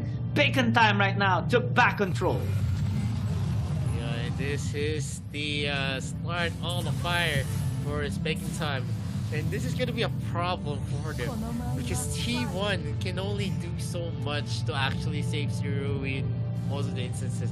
Because of the silence, he was not able to flicker out, and he was stun locked there by the combination of what Marky can actually bring to the table. As long as he's going to be zeroed in, he's going to have a hard time. Almond P definitely is going to be packing a lot of damage as well. And look at that combination. Once Skyfall and Zerui actually fell down, he was able to deal a lot of damage into Marky. But it doesn't matter because even if Marky dies, a lot of the damage dealers are still left here, and the Skyfall is going to be used. Pika is going to be taken down. He uses a Wild Beast charge, but still he's going to be slowed down. And the toothbrush actually lands into the back of his head. He gets another kill for Almond P. Zerui again is going to be zeroed in by Marky, but look at the damage being dealt here. One damage that's definitely going to be hurting. The cleanse is already used, and they have already baited it out. Without that cleanse, they are going to have some difficulty. Skyfall is going to be used. They are going in hot. Oh no. And one goes in. This is going to be used, but he is going to be taken out. He is going to take out Almond P as well. Ember's case is going to be used. Kim Sensei and the others are out of reach. I think that's going to be a miscommunication on the part of its Bacon Time. If you're going to commit to any type of take there, you need to take it with force. Yeah, and speaking of force, he kind of forced out that kill onto a member of Bikertopia, and it cost them to lose 2 in the process, plus that Infinite Slayer in the top side. So now it is going to be much more challenging in terms of defending their base, as Tawex might actually be taken down as well. Ooh, that is another oopsie coming in from Bacon Time. It's hard to actually disengage from a Scud, and we have seen firsthand here for Tawex, and they can actually spawn the Slayer right now onto a lane, which will help Bikertopia secure yet another tower. And Bacon Time, they have to avoid those kinds of mistakes if they want to win this game, because Bikertopia is not going to hesitate punishing those mistakes. Right now, the Ember's Gaze is hurting the members of Bacon Time and the Almond P. I need to be a little bit careful here, as Bikertopia now is starting this Dark Lord Slayer. Can Bacon Time contest this? I don't think they will, and this is a big win for Bikertopia.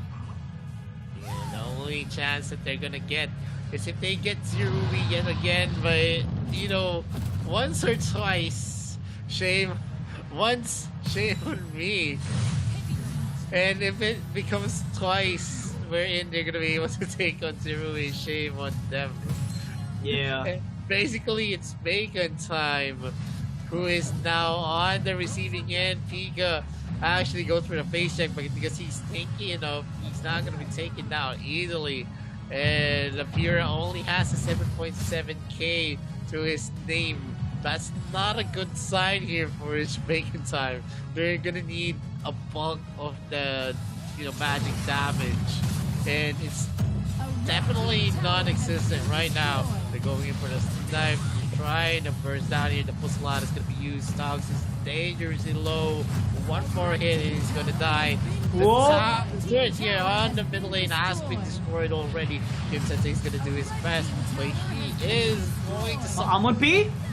Almond P is going to be taken out as well. And I guess this might be the end as T-Lin takes out the kill. Muwan is going to be taken out, and they take that Nexus in a dominating matter here for Bikertopia. They invested a lot in game number 3 and it paid out, winning their first win of the series. It's a 2-1 already.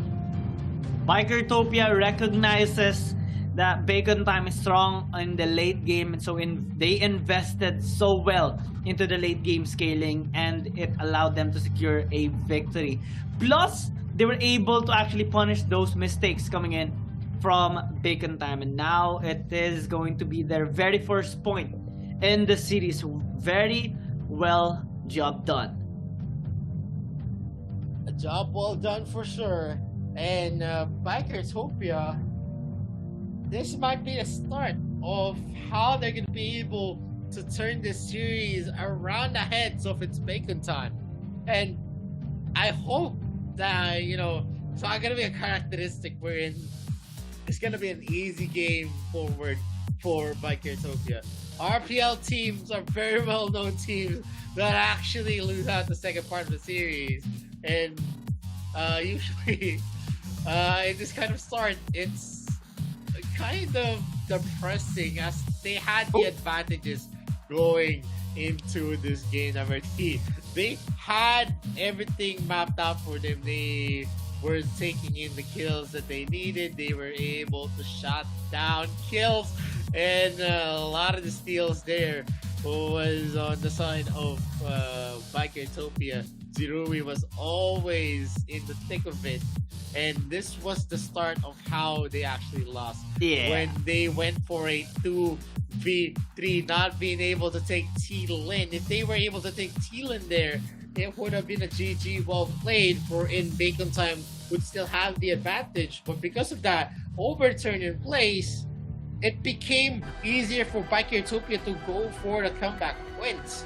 And moving forward, Bikertopia now shifted the momentum, tilted it to their side, and this might be a start.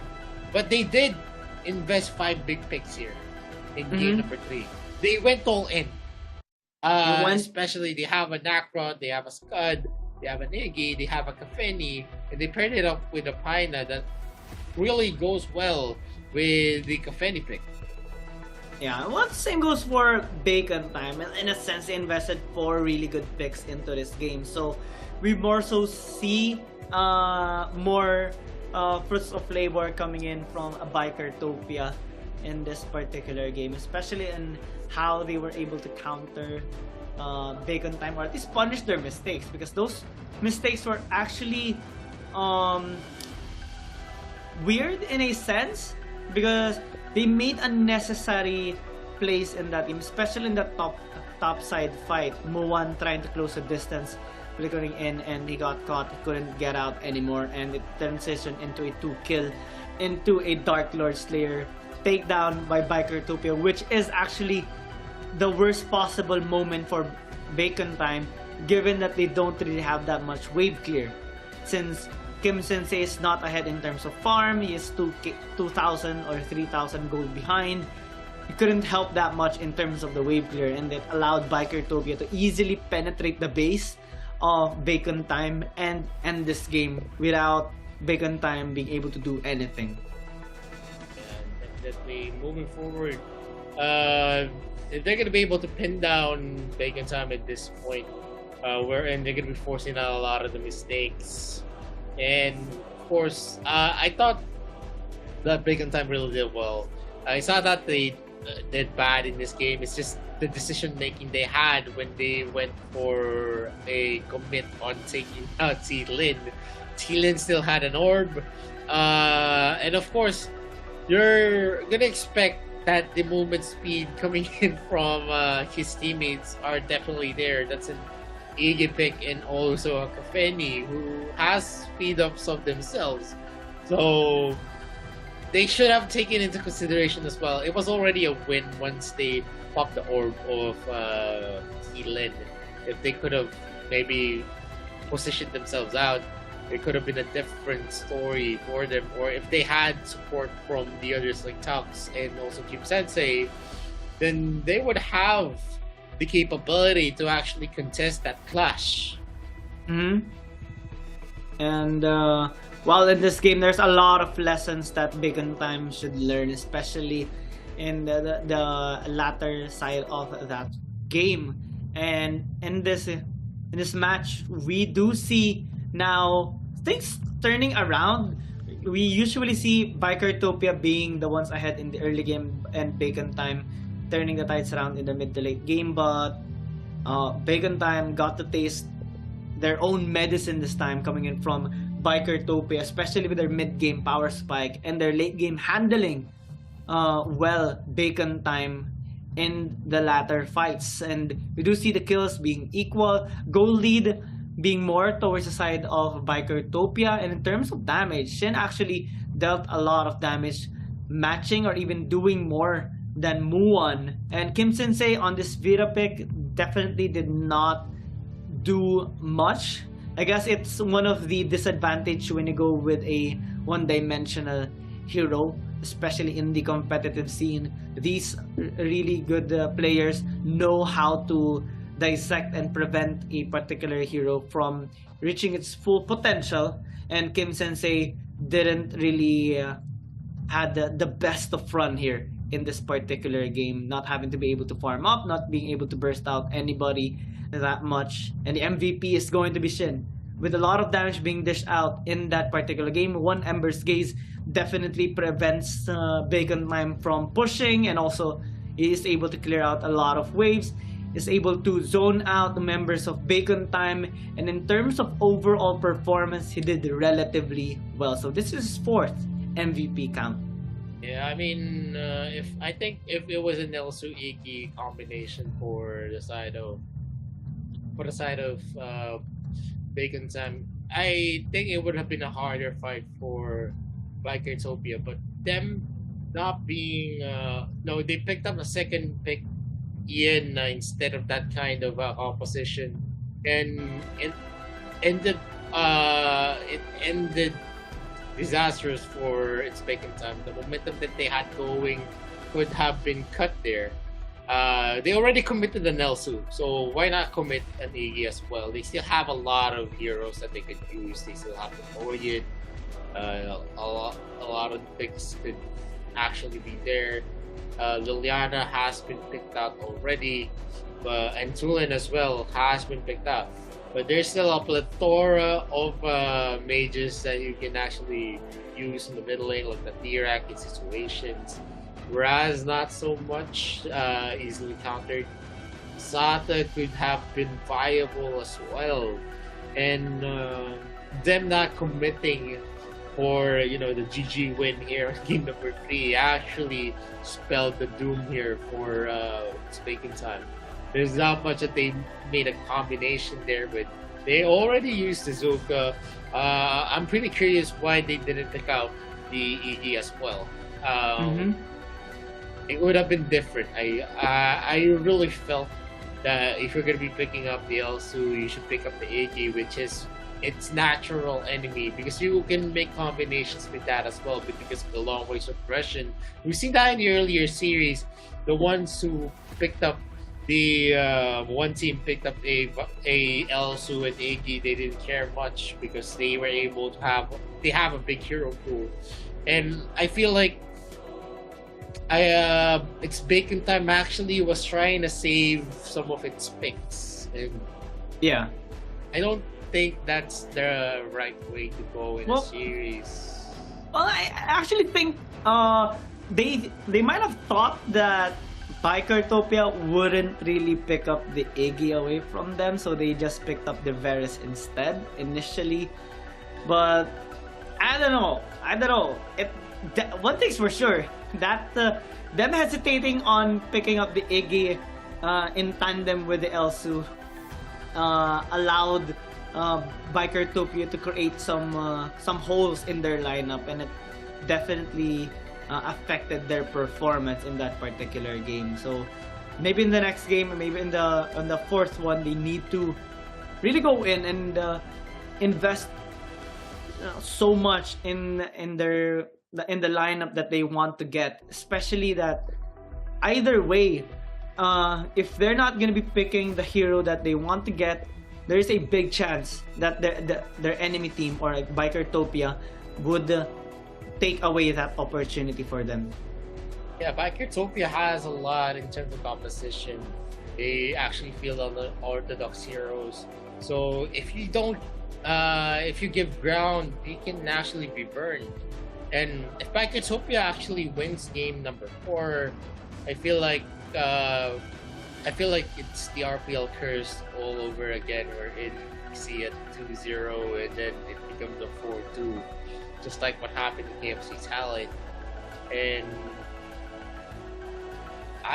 this is what I'm scared of.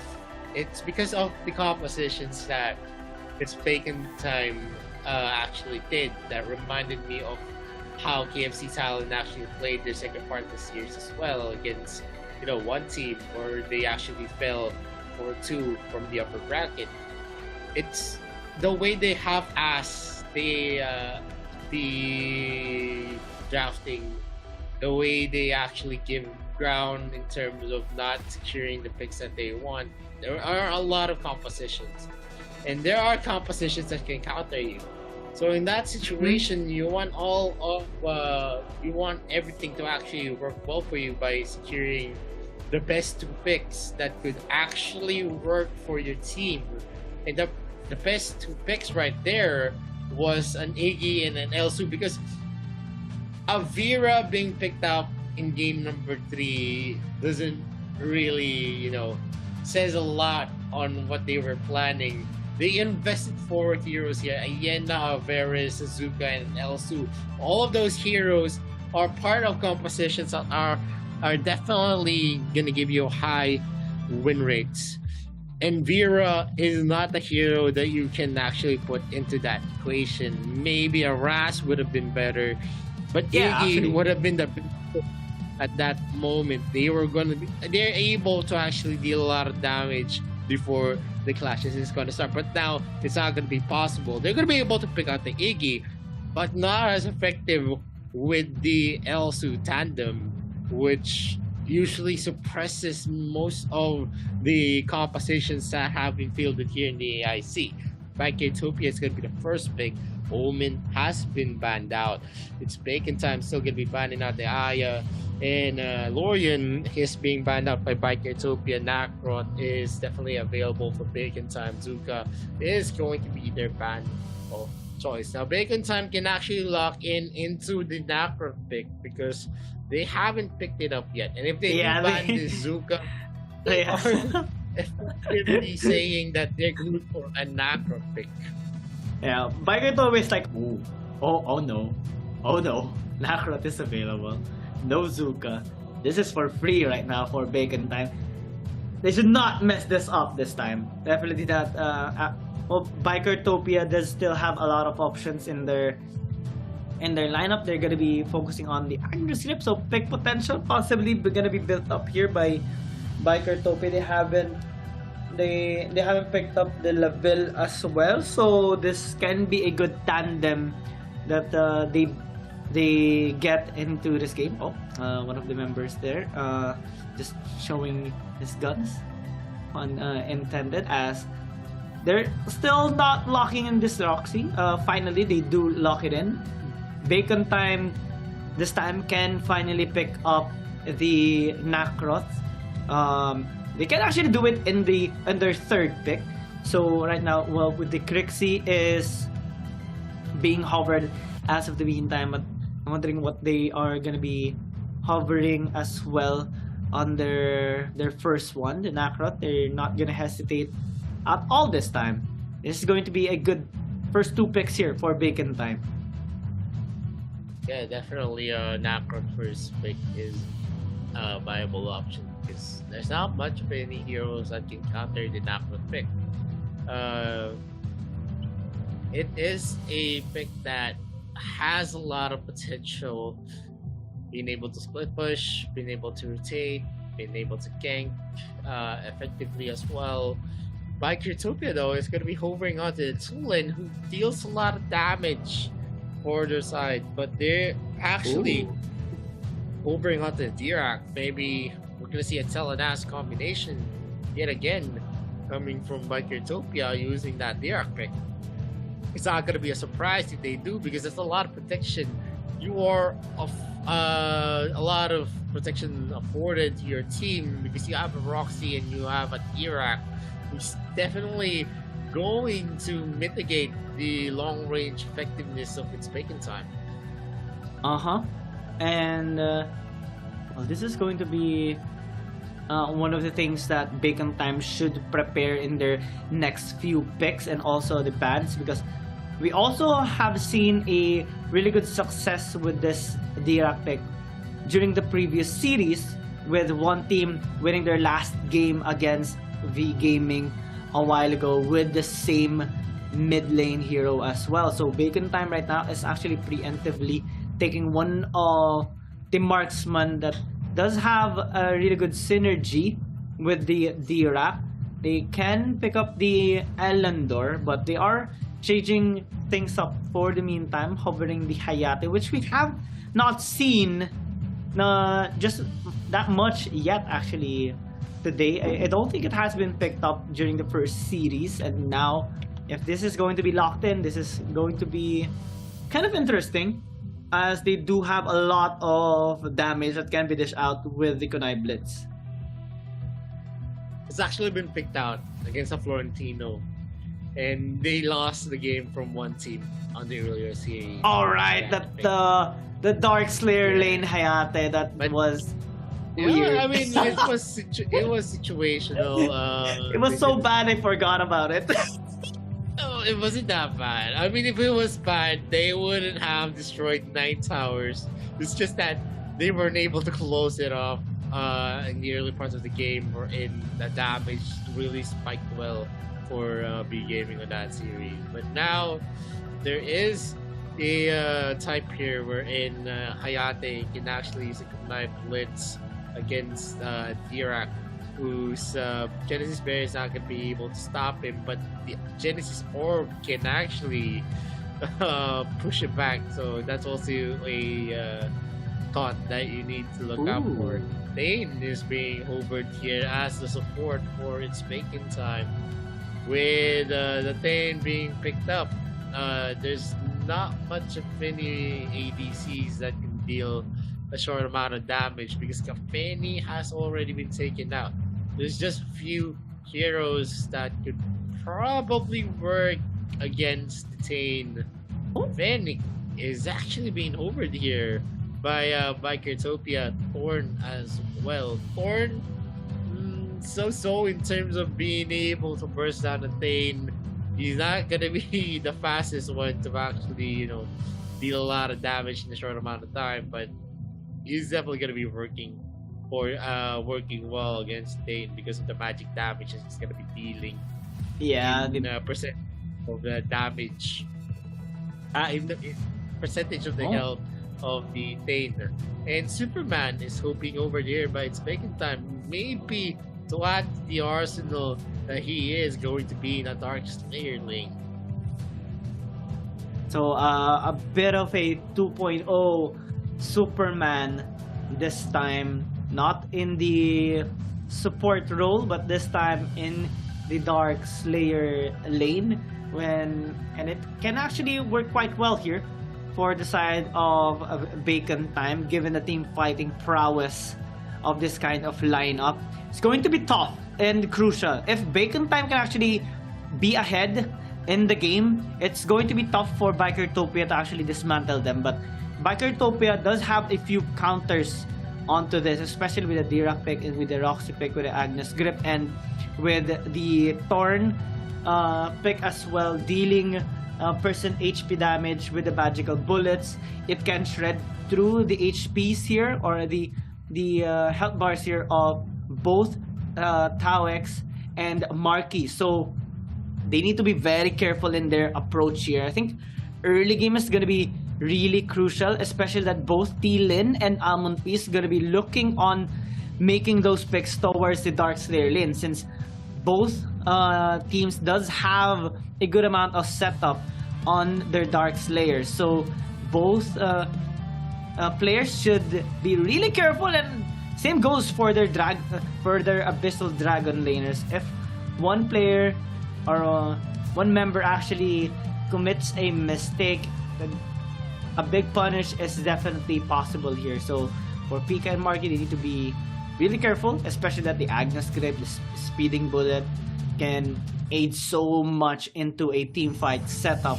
And let's see who is gonna be gaining the lead here. Can Bacon Time move on towards their match point, or will Bikertopia equalize the score? Well, that is something that we're gonna be able to witness. But based on the composition, there's not much that you're gonna be expecting, especially in the early game. The aggression is definitely not gonna be there. Zerui is gonna be seeing Kim Sensei and also Tox in the area trying to go and steal out the crab, and they successfully get it. And the damage right now from the Thorn is gonna be negligible, not that big, but he steals out that Seagull, and with the help of the other members of Bikertopia, definitely he is a harassing Muan here to the bot lane. It's a very scary prospect because T1 can actually pop off from the damage of this passive as long as he's gonna be hitting all of his skill shots. We are seeing Almond P already onto the bottom lane camps as he's speeding it up to maybe force a rotation already. 30 seconds left for the first objective to spawn. There's not much of any engagements because the damage from both sides are not yet online. You need some attack speed items onto Mu1's Hayate before he's gonna be effective. Taux is definitely gonna be tanky even without the defensive items. Marky is definitely gonna be effective in the early game, but level 4 is already up for most of the members. Ultimates are already up, and T-Lin is going in hard as he trades the Slayer for the Abyssal Dragon. And Bacon Time is... Oh, both teams are actually playing this low for the meantime. They know that they can just wait for their power spikes, especially in the marksman department. Both Zerui and Muan will deal a substantial amount of damage later on when they do get their items. So it's not much of a rush here for Bikertopia and Bacon Time. What's more so gonna be a little bit scary is onto the top side and mid, because that's where both teams are gonna be investing a lot later on, especially that they do have a lot of setups ready for their plays. As Marky is able to keep up a little bit onto Pika's lane pressure, though their Pika is able to at least have a better lane priority, given that he's able to clear out his ways faster than usual. But now, that might be a nice engage coming in from Bikertopia. They need to be very careful though onto Marky. They are overextending. Oh, that speeding bullet dealing a bit of damage and crowd control, but the damage is still not enough. A bit too early for that team fight, and Bacon Time gets heavily punished. 3 casualties in an instant, and Bikertopia leaves with more gold. Yup, and this is a start here for them. And T-Lin and Zerui are going for a push here. There is still going to be the turret plating, so they're not going to be easily taking that. Even if they win, they won the clash. But that's already a 1k goal lead for Bikertopia. and definitely they're gonna be feeling from what happened here. It's not much that they could actually do. This is turning to be a disaster for Uzbekistan time. Right now, we're seeing the aggression on the side of Bikertopia, who has every lead on every lane. Yeah, we saw a lot of hesitations coming in from Bacon Time. Kim Sensei was keeping his distance. Marky was watching Tawex die before he actually casted that speeding bullet, and they were like, are we gonna engage? Are we gonna disengage? They engaged at the very last moment, but that's not how their composition work. They have to be really in tandem to fully utilize their lineup, and every time they hesitate, every second that they do, Bikertopia is gonna be one step ahead from them, and they will be really happy punishing every mistake that they make. So on to the next few minutes of the game as the objective spun up once again. Bacon Time needs to recover from this and have a better understanding whether to engage or not, because as the game progresses, Bikertopia also is scaling up. Now onto the bot side, Tax is taking a bit of damage there from a T1 as Zero pops out ult, but not much we're taking there from Tawex and Buwan, and Albon P is having the best time of his life, taking this Slayer down. Pika's in the vicinity, but it's not going to be attempting to steal out that objective because Bikertopia is happily taking these bot side tier 1 already. But there's a fight building up at top. Pika might actually get taken down. He does survive with a sliver of health, so they're able to avoid death for the meantime, and they can maybe transition towards the Abyssal Dragon, but they are actually committing on to Kim Sensei and Tawex. There's a lot of damage that Tawex is getting as of the moment. Another fight onto the top, a nice gank there by Amon P, and the crowd control by Marky will allow them to secure that kill onto T-Lin.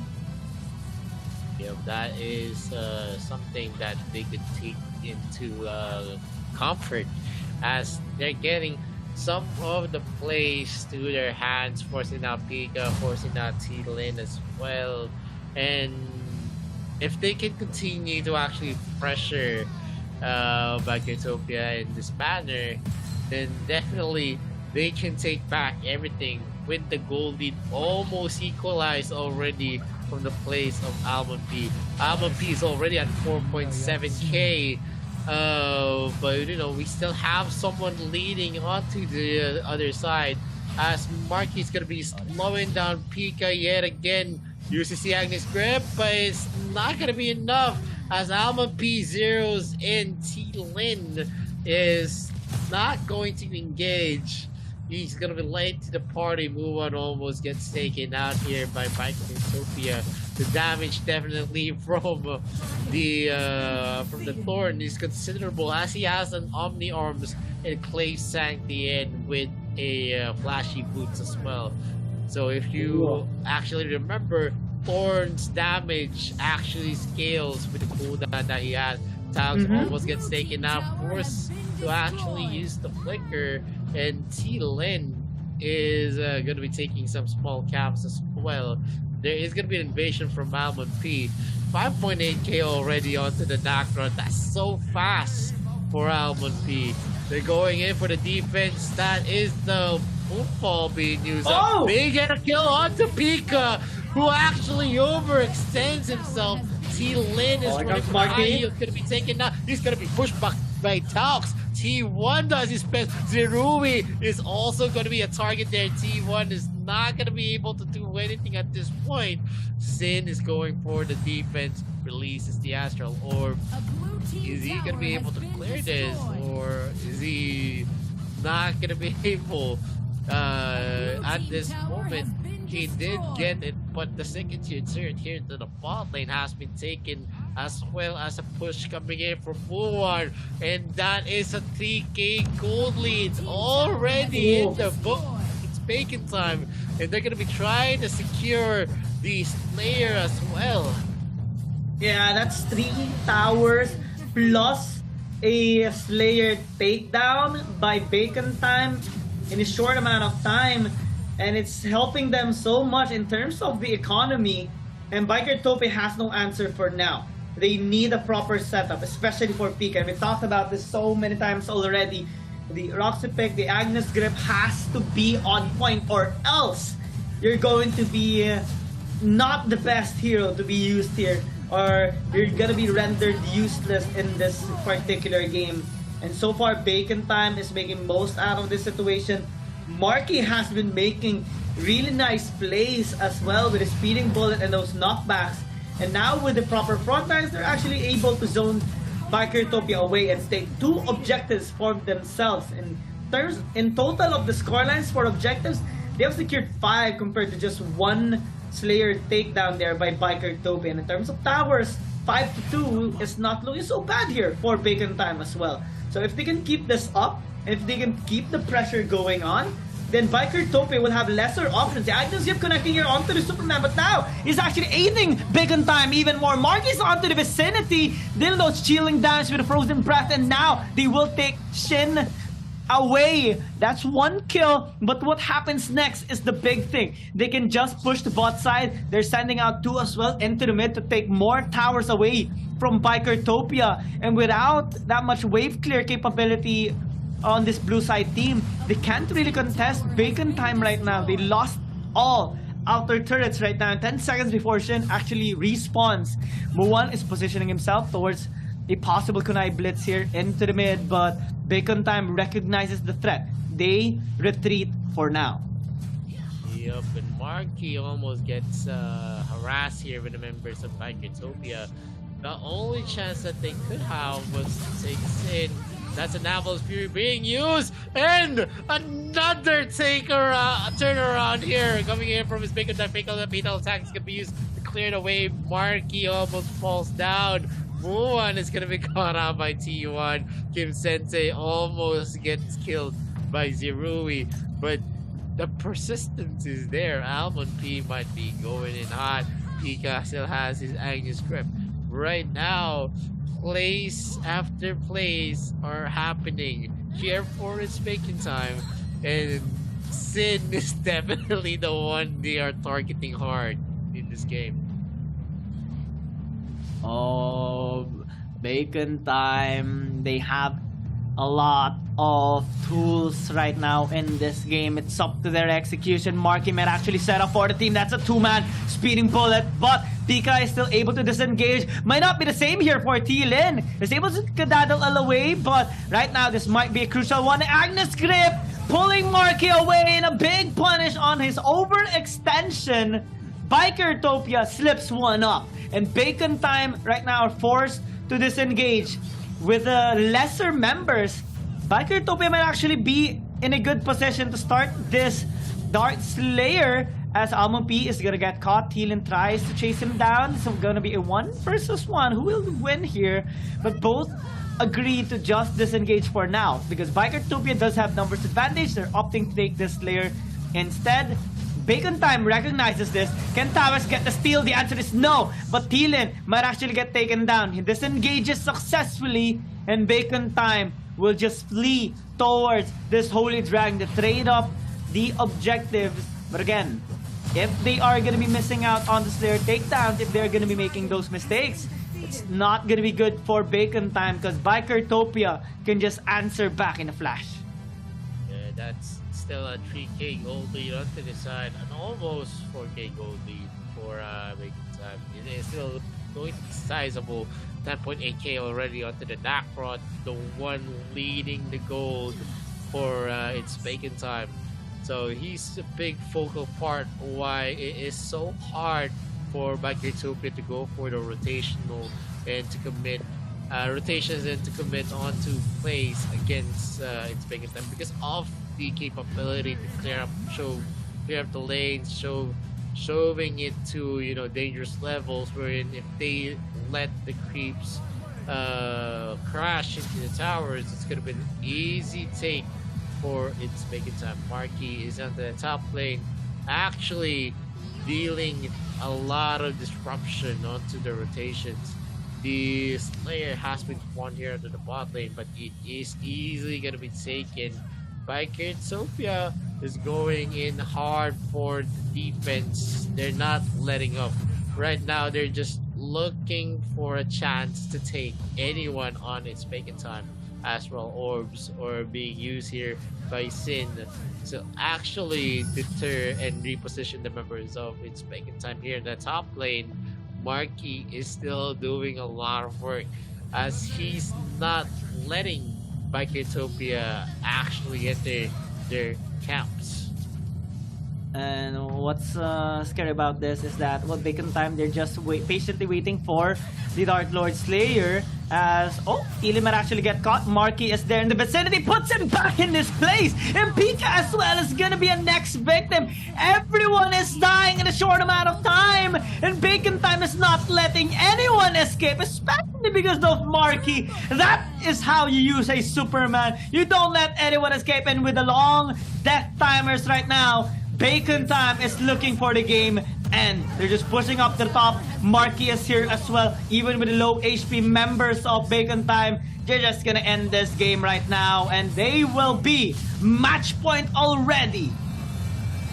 Oh man, it's Bacon Time taking the reins back. You get one win in game number 3, but the RPL curse is definitely broken. One more win for his Bacon Time, and it's the first time that we're gonna see a very dominant RPL team here in the AIC 2022.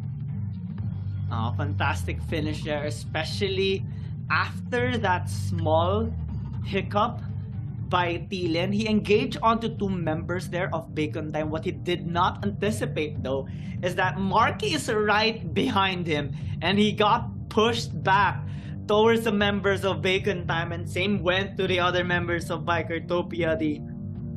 The push of the Superman is definitely a big hassle, especially because of the speeding bullet and all those CC chains that keeps interrupting the movements of Bikertopia definitely affected their team fighting capability there. If we check out the highlights though, Bikertopia was able to actually counter Bacon Time during the first few fights, especially because of those hesitations coming in from Bacon Time. But as the game progresses, we saw Bacon Time kind of having a more fluid of an action, them not being less hesitant on their movements, especially in their executions, and Bikertopia slowly weren't able to answer back. Sometimes they do so with a nice Agnes grip coming in from Pika, and a nice damage coming in from Thielen and Shin. However, due to the crowd control of Marky and Tau X, it definitely made a big impact into this game because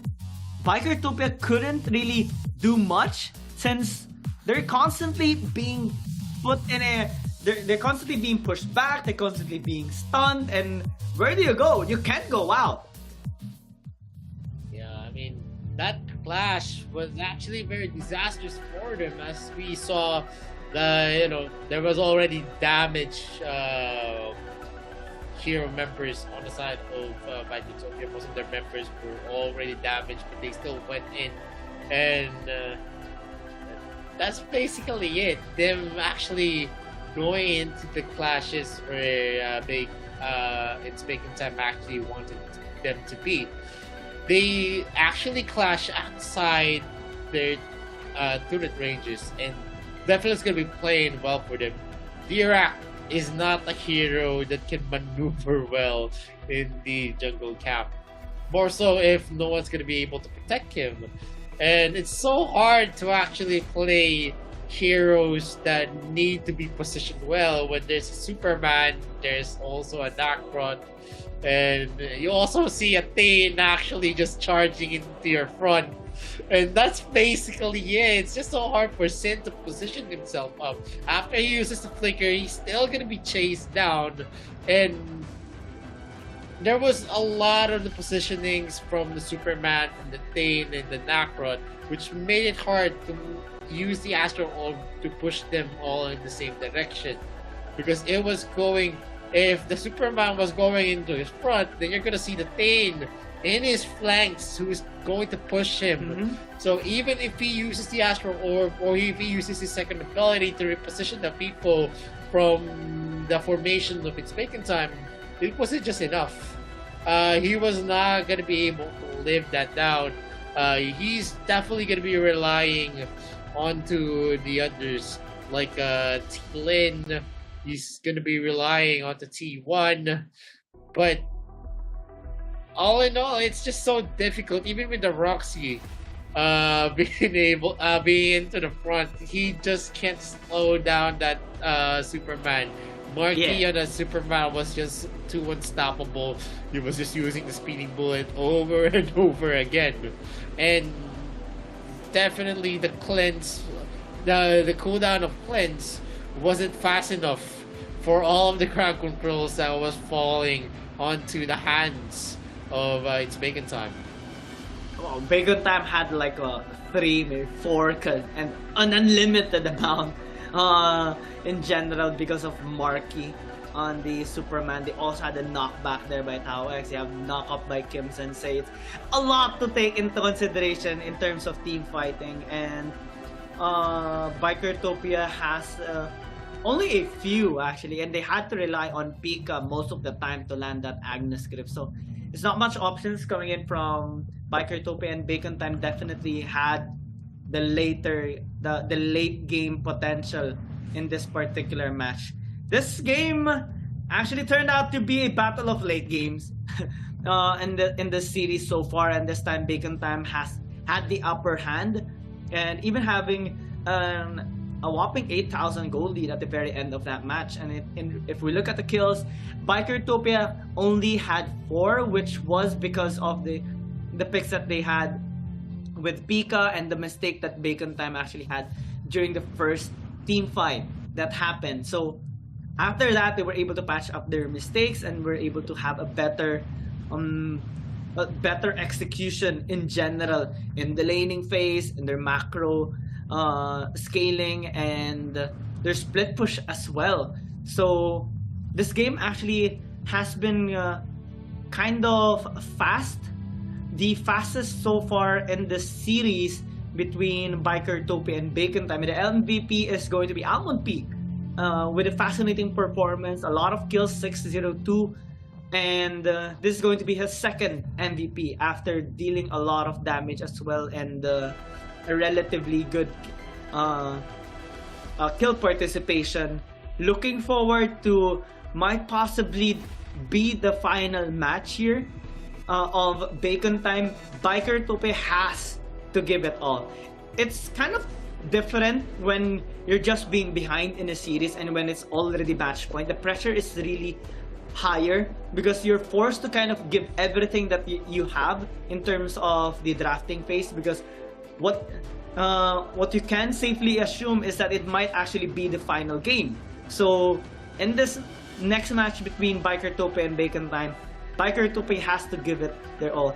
Yes, they do still have some options here in terms of the hero pool, but if they are going to be drafting a lineup that they think would suit them, then they should not hesitate at all. If they're going to be wanting to go with a double marksman composition, since they haven't picked up the Elender just yet, go with it. If they're going to try and pick up something which involves a 3 frontline and 2 damage dealers, then go for it. If they are going to be wanting to try out the Raz once again here for their mid, then might as well just do it, because Bacon Time is not going to hesitate as well on their possible match point. Yeah, definitely. Bacon Time still has a lot in store in comparison. Bikertopia can only field so much here. They need to actually pour out all of their investments into game number 5 if they really want to win this, because it's definitely going to be an uphill battle moving forward. It's a match point already, and the pressure is definitely going to be onto the side of Bikertopia. And this is the first time that they're going to be feeling this yet again here in the lower bracket, because Bikertopia so far has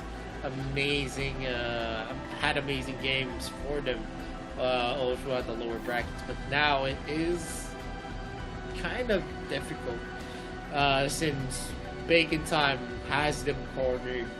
It's a different kind of Bacon Time and they go aggressive as well. The drafts here in game number 4 was okay. They were definitely having the better draft, and the reason there is when they close out the Thane, almost all of the heroes were already picked up for the side of Biketopia. They didn't have any much choice in terms of who's going to be able to deal damage onto the Thane, who was difficult to kill, so to speak. And then they added Superman to the mix as well. It really created a dilemma for Biketopia. They were outdrafted in the last 2 picks, and that's a fact that Biketopia knows.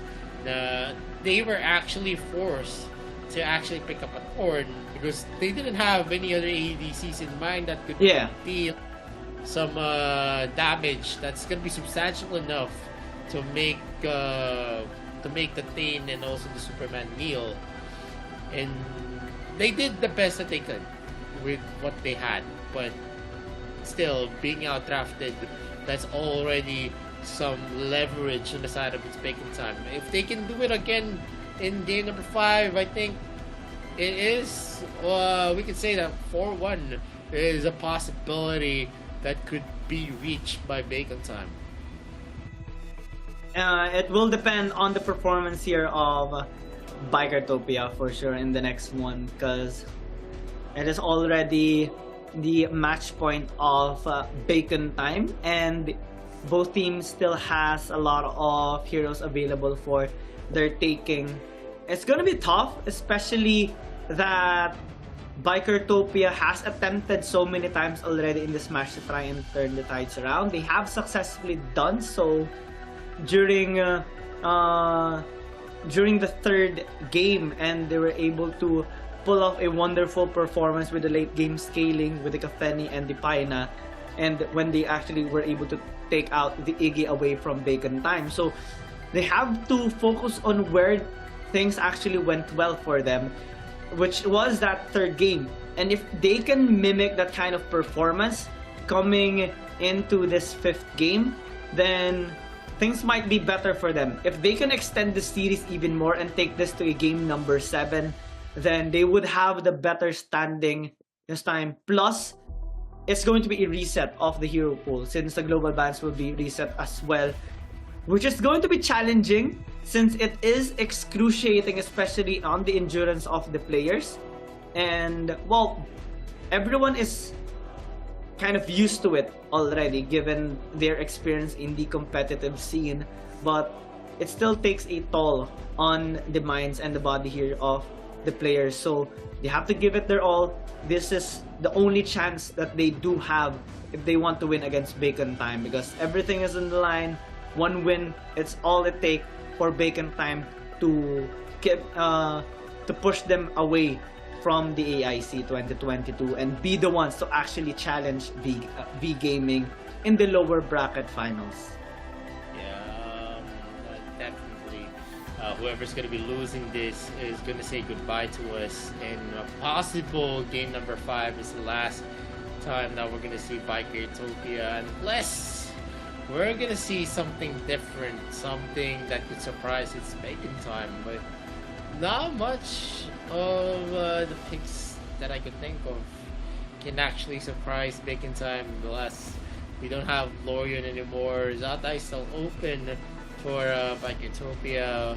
When in terms of the ADCs, they still have the Hayate as well, so anything could play out.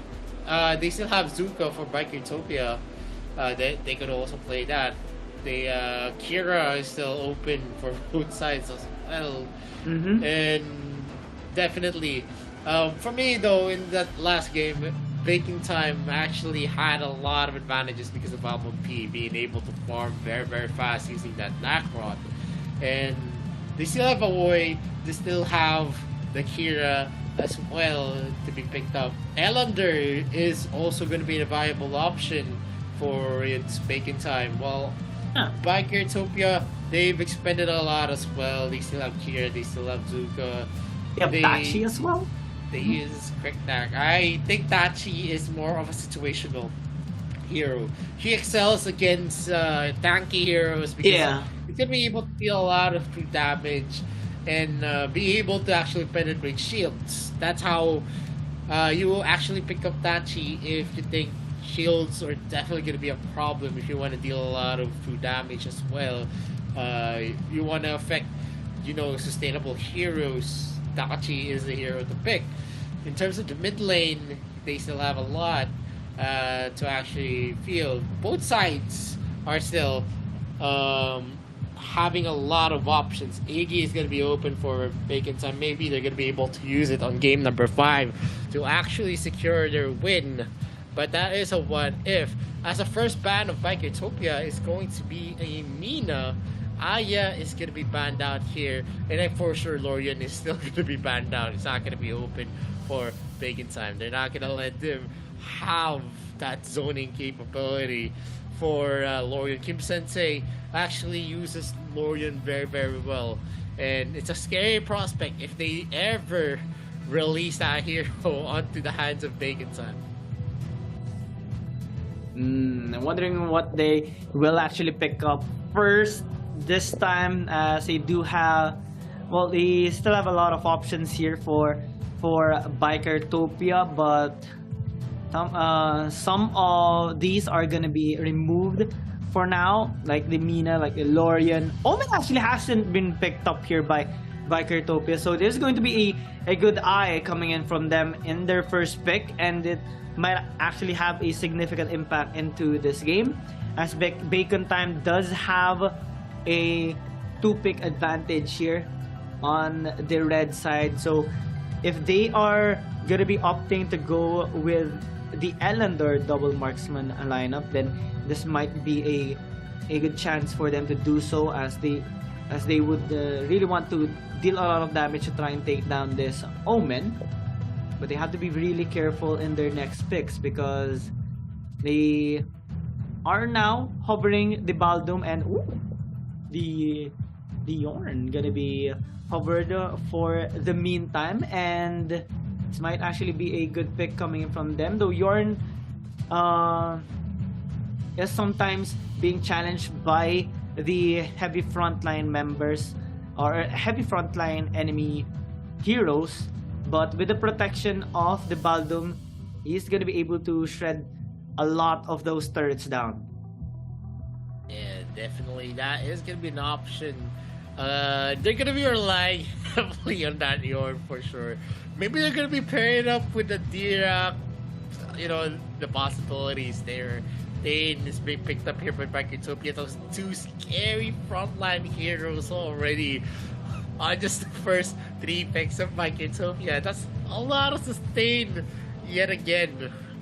But they're actually opting for a Tulin for Biketopia as a third pick. As I think if they do not pick the Dane, it's gonna be banned out in the second phase. So they really need to lock in on that and maybe utilize a different hero. They for that sustainable kind of composition where they're going for an invade, a possible invade. So Biketopia has a very scary front line on that Omen and Pain. And if they pair it up with an Annette, it is definitely going to be difficult to actually, pierce through. Because once you get pushed, you can be isolated by the Annette using her vacuum. And the rest is going to be history. You still have the Death's Embrace from the Omen as well.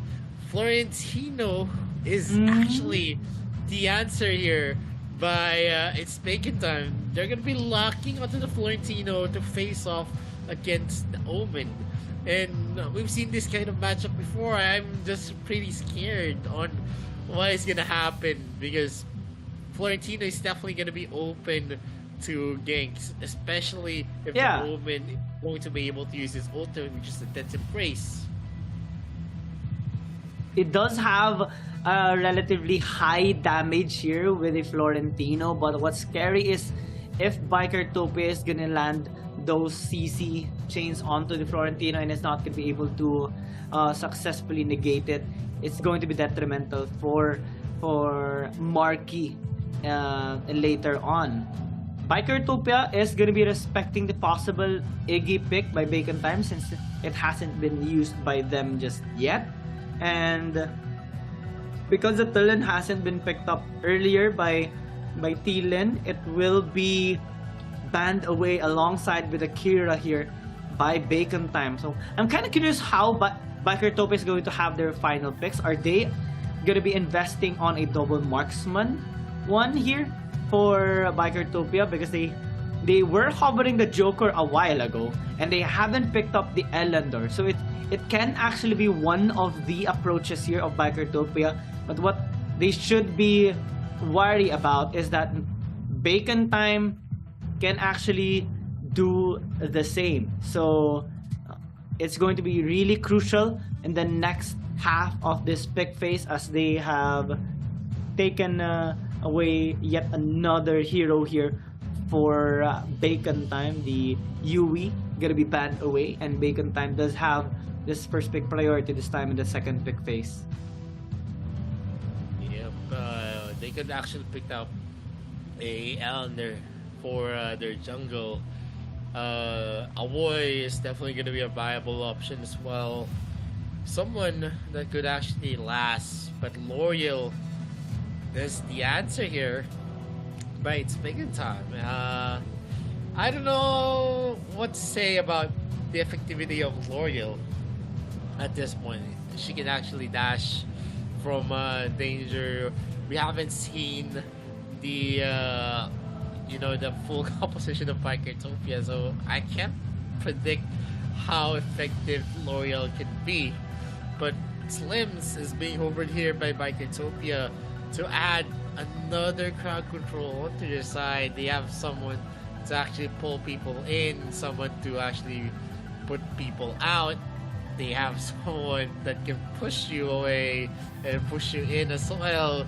And then you have a flying spear from Slims.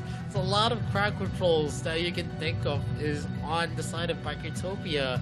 This might spell disaster for Bacon Time if they're going to be able to connect every single crowd control. And then you add Volcat to the mix. They have a very scary combination in terms of the combos. But Elender is the one they are actually hovering in. That's a lot of damage in the back line that they're actually packing. You have the protection from an Omen, a Net, and the Thane. So definitely there's going to be a lot of free looks that's going to be created for the Elender, and also to that Slims. Yeah, they have a relatively good pick potential as well due to the flying spear of the Slims later on by Zero-E. So you have to be really careful. Almond P on the Butterfly. He has a big responsibility later on alongside with Marky to try and sneak their way towards the backside. If they can get a kill onto Tilin, Zero-E, or maybe Shin, it would be a really big win here for Bacon Time. But the intended playstyle here for Bikertopia is definitely to scale up and kind of out-endure Bacon Time in the extended team fight. So it's going to be a tough one for both teams, but let's see who is going to be coming on top this time, because it's match point already for Bacon Time, and Bikertopia is looking to prevent that final win from happening. Here is the final look here of both compositions here for Bikertopia and Bacon Time, and we see the matchups as well from the Dark Slayer lane towards the Abyssal Dragon lane. So it might be an aggressive bot side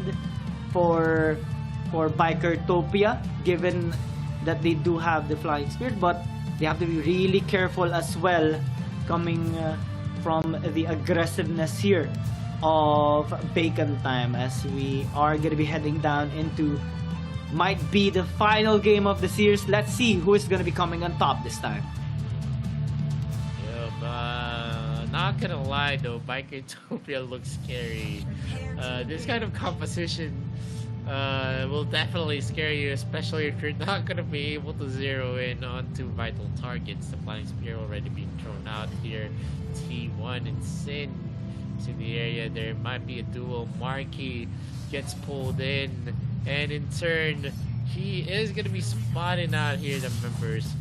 Throws out the flowers. They're going in hot. This is usually what is going to happen when you have, you know, big sustainable heroes on the front. The butterfly is not going to be able to, you know, do a lot of damage at this point. They are going to be securing all of the small camps here inside of his bacon time, and that's a very aggressive start for them. They know that they have the advantage against them. Zero is just keeping Muan in check, and right now it's bacon time is definitely gonna be in a difficult position, since without any camps for Almond P, he needs to make a play that could probably give him the advantage, because Sentinel as well is gonna be taken by Omen, and not much that he can do. There is a 500 gold lead onto the side of Bikertopia, and 1k already for the Ellender, 200 in gold deficit onto the butterfly, as they are taxing the lanes as much as they could to take the gold for themselves. This is a very tactical movement that Bikertopia is doing in the early game, that is allowing them to actually control the members of Bacon Time, knowing that Bacon Time would opt to scale up, especially for Muan and later on. So this is a really good job that they're doing. Almond P is able to at least trade out an objective though across the map, while Bikertopia opted to take that Abyssal Dragon. But again, the cycle continues, invades keep happening, and Almond P keeps struggling with these camps being taken away from him. So it's gonna be affecting his damage later on, because he's gonna have lesser items compared to T-Lin. And Bikertopia, with this kind of lead, they are gonna be able to be at least more comfortable in spreading across the map, and also trying to land those damage skills onto Bacon Time, as right now they're just gonna be resetting towards their lanes, and not much ganks is gonna be happening for the meantime. It's much so that Bikertopia wants to have as much resources as they can and take as much as well against Bacon Time. If we check out the gold, you know, we're seeing already 1,000 despite no kills, no towers, and an equal amount of objectives for both sides. That's how good the laning is for the side of Bikertopia, and how well they are able to actually take resources away from Bacon Time. Now Motion is on to the bot side, Flying Spear connecting on the Tao X, but it's not gonna be resulting onto a kill just yet. But maybe this time, as Tao overextends. Good job though with Wild Prison, preventing them from countering him and punishing his overextension even more, as now Bacon Time looks to retreat back to their base. There is a group up here in the mid lane, and well, T1 doesn't have an ultimate anymore and used already his flicker a while ago, so they won't be able to close the distance for now, and will be resetting for a bit and go back to the usual laning phase. Yeah, I mean, it's a problem we're seeing Almond P actually fall off against T-Lin, who's been capitalizing all of his buffs, being able to take a lot of resources. Definitely it's going to be affecting the stacks of Almond P, but it doesn't matter much if we don't see anyone actually taking the kill. It is still going to be winnable for anyone. 1k is already built here by Bikertopia, while we're seeing Muan doing his best at this moment. That's going to be some stuns as well. Muan might be taken as Tox. Is going to be able to secure them with a Wild Prison. So yeah, he's not really going to be suffering at this moment. There is going to be a clash here. Almond P repeatedly uses Assassinate, but he's just gonna make T-Lin run. At this moment, there's not much that they can do. Kim Sensei is gonna be helping them up here into the bottom lane, but with one of the members of low health, they're not gonna be committing to the hashes. Yeah, and Bikertopia is actually being really proactive in this game, getting the objectives as quickly as possible, and Bacon Time this time is not able to trade it out pretty early. They're also losing a tier 1 tower in the mid. This is huge already, and normally isn't the case for Bacon Time. Now, after losing 2 towers, Bikertopia is gonna have a little bit more access towards their bot side jungle and establish a deep vision against Bacon Time. Kim Sensei is gonna get caught out, and that's gonna be first blood here for T1. Pika as well is trying to chase down Tau X. He dodges the flying spear and flickers away to safety, but not as safe as this tower right now, as Bikertopia will take that second one. Market tries to answer back with a top lane push, and he will be able to get it successfully.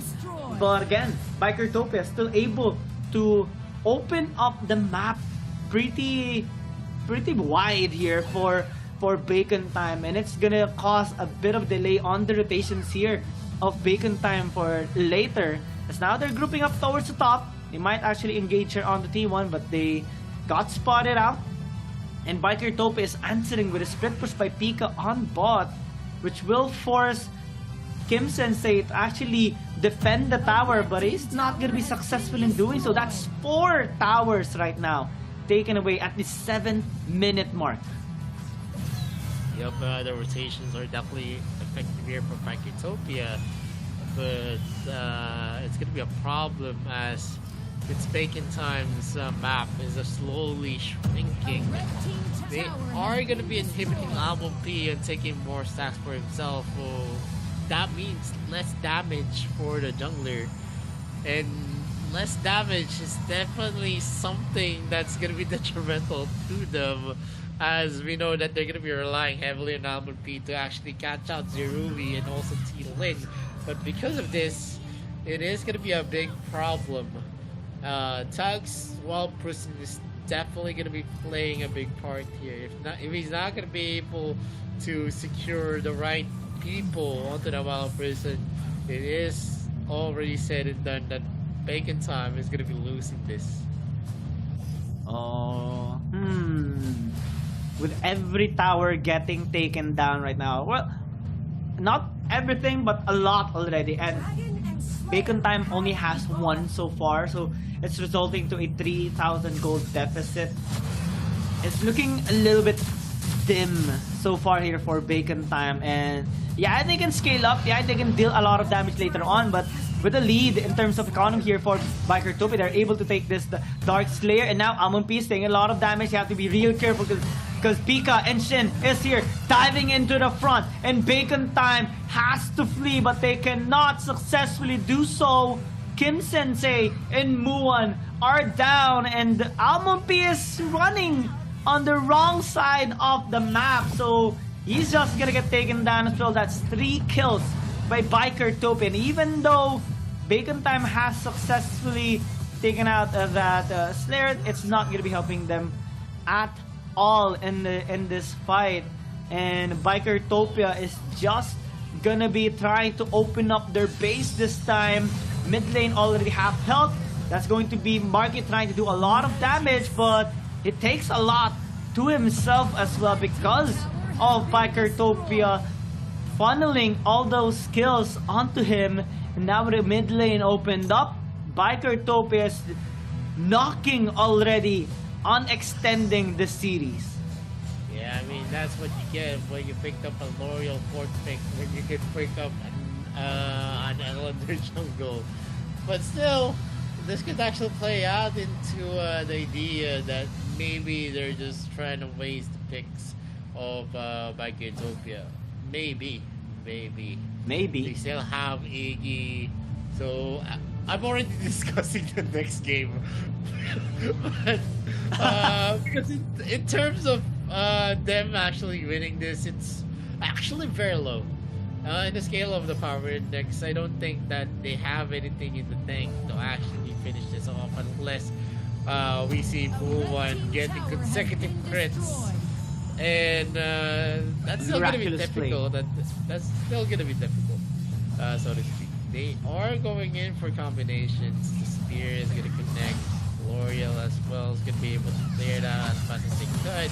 There is going to be an engagement while Prison has been used up. He's not going to be getting hit. Tux is going to be taken. That's a kill again for Zirui. Zirui kills Muwan as well. Kim Sensei is going to be eliminated. Marky gets that kill onto T1. Kim Sensei was able to get a kill. And they are going to have a 1v1 scenario, but Almond P, he's not going to be able to win against T-Lin just at this moment because he needs more damage for himself.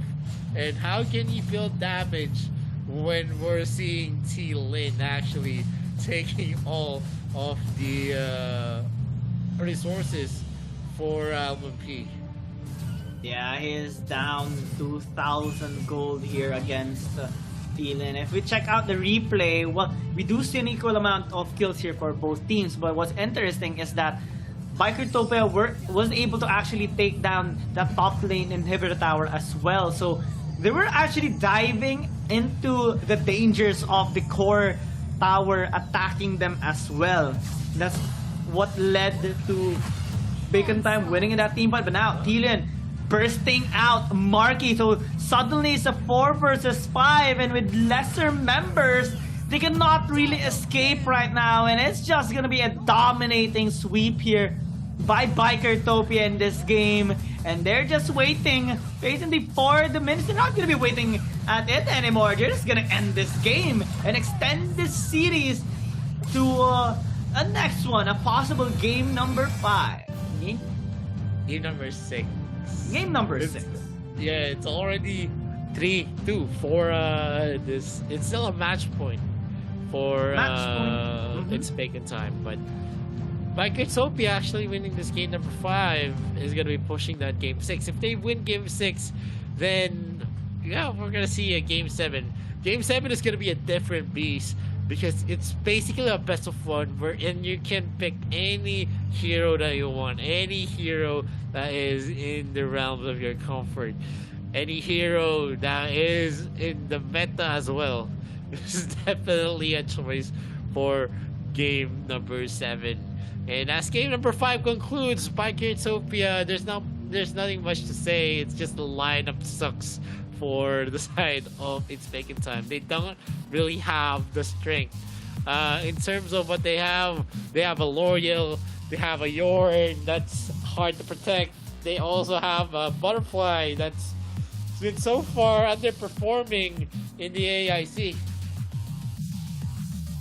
And what I'm kind of confused right now, especially on the side of Bacon Time, is that they didn't really go all in on this lineup. They kind of maybe attempted to save up a little bit, but well, I think it would have been better if they were the ones who took the Elendor instead, but that's not how it went, and we do know the result already because of that, especially with Bikertopia having the better draft, and also them having the Omen and this really nice of a high sustain composition against Bacon Time's lack of damage overall.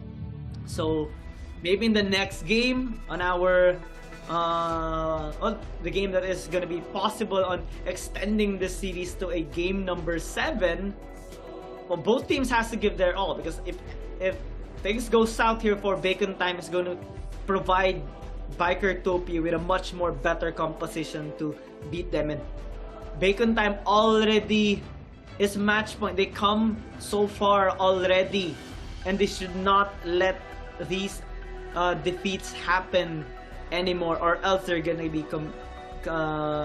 they're gonna continue to lose momentum. Bikertopia is gonna gain more momentum, and they're just gonna build up even more to beat them in the next succeeding games. Yeah, I mean, this type of composition is we already know. We already have an inkling what's gonna happen in game number 5.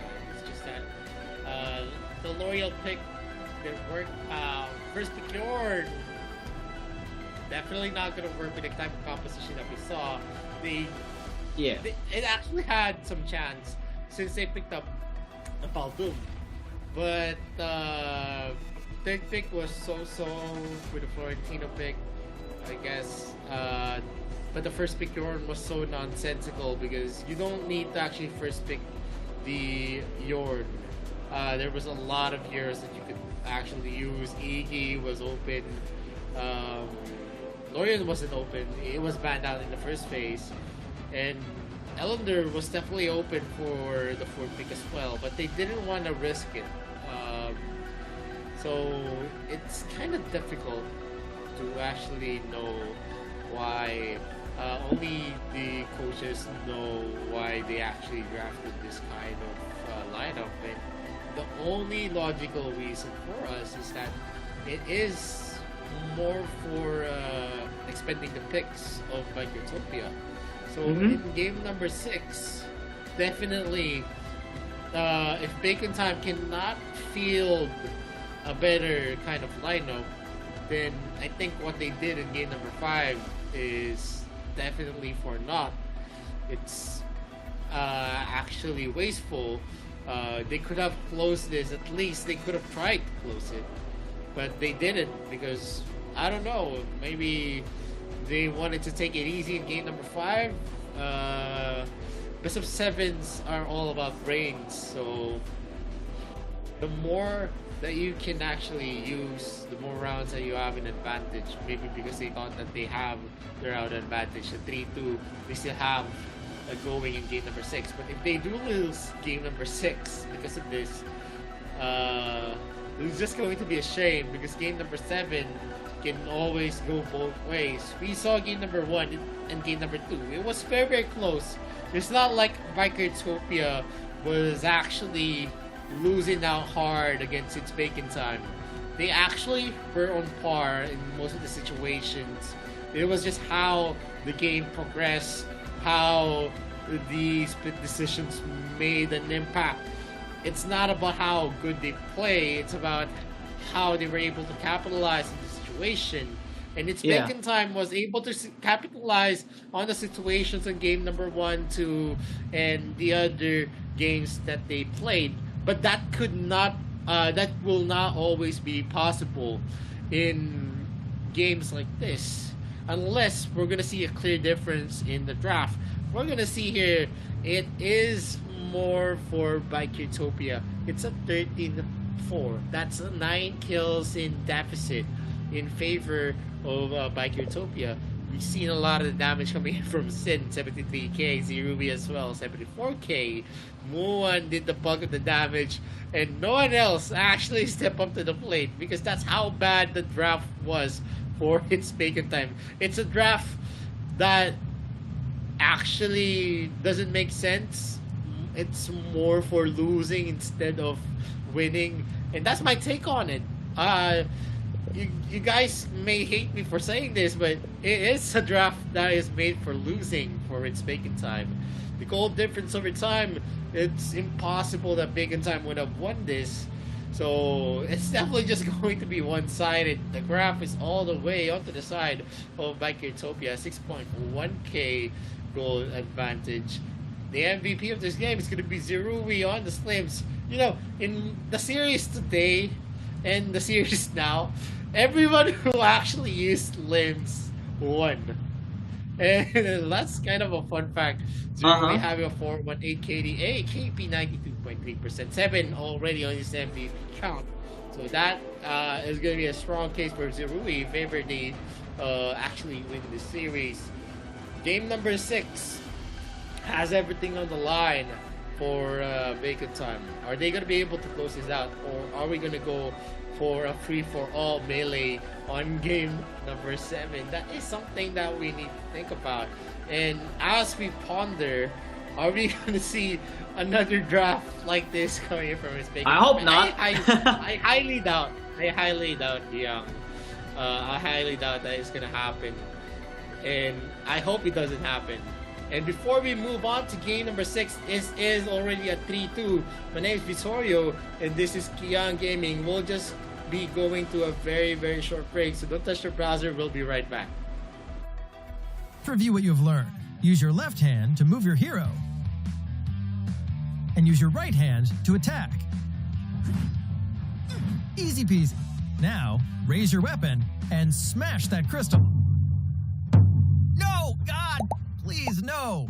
Well, maybe your gaming life is not so smooth after all. Don't be nervous. I know you think you have learned everything about winning, but your enemies are not sheep waiting to be slaughtered. To get your game victories easier, you'll still need to learn some little tricks. First, you need to know about the 3 lanes. In AoV, there's the Abyssal Dragon Lane, Slayer Lane, and Middle Lane. Don't forget about the Vast Jungle, which is a special path between all 3 lanes. Now choose your lane and march onwards to victory. No, stop! I know you're trying to be different, but as a rookie, you should begin by learning the most common and easiest ways to start the game. Once you're partially in the lane, you'll face an equal opponent. Do your best against them and level yourself up. Of course, there will always be enemies coming after you. Don't worry, AoV is a team game. This means you must focus on team fights, fight alongside your teammates, and eliminate your enemies. During team fights, you must cooperate with your teammates to find every opening and opportunity to kill your opponents and ensure the survival of your own team. Victory lies ahead of you after you wipe out all of your enemies' defense towers standing in your way. That is, if you are still standing after the team fight. Oh, dear Lord, don't ask me what to do if your rivals have respawned. Just repeat what you did earlier until you have won this match. That is how you win a game in Arena of Valor. You must be in harmony with your team every step of the way. Understand, rookies? Okay, I know that you cannot communicate telepathically. To be more effective at each stage of the game, maybe you need to know some terminology in order to communicate with your teammates. Carry, leading or majorly influencing leadership on a team. Double kill. Bloodbath. Gank, a surprise attack on an enemy hero.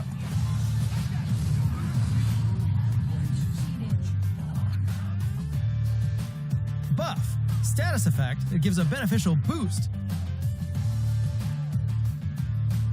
Debuff, status effect that gives negative impacts. Farm, gaining levels and gold by killing creeps. KDA, kills, deaths, assists. CD, skill cooldown. Poke, to damage enemies from range with minimal risk to you. DPS, damage per second.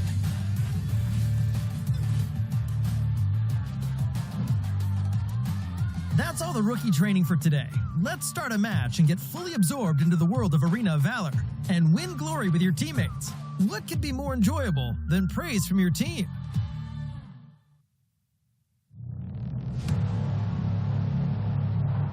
I fight for what I stand for, what I stand for. You testing me, then I go Rambo, Rambo. Hey, I tasted glory, tasted pain. I know what it takes to play. Got the kingdom on my back. I came long ways to engrave my name. Found my pride at the borderline. I will never back down till my dues are fortified. Hit him and get a little cautious.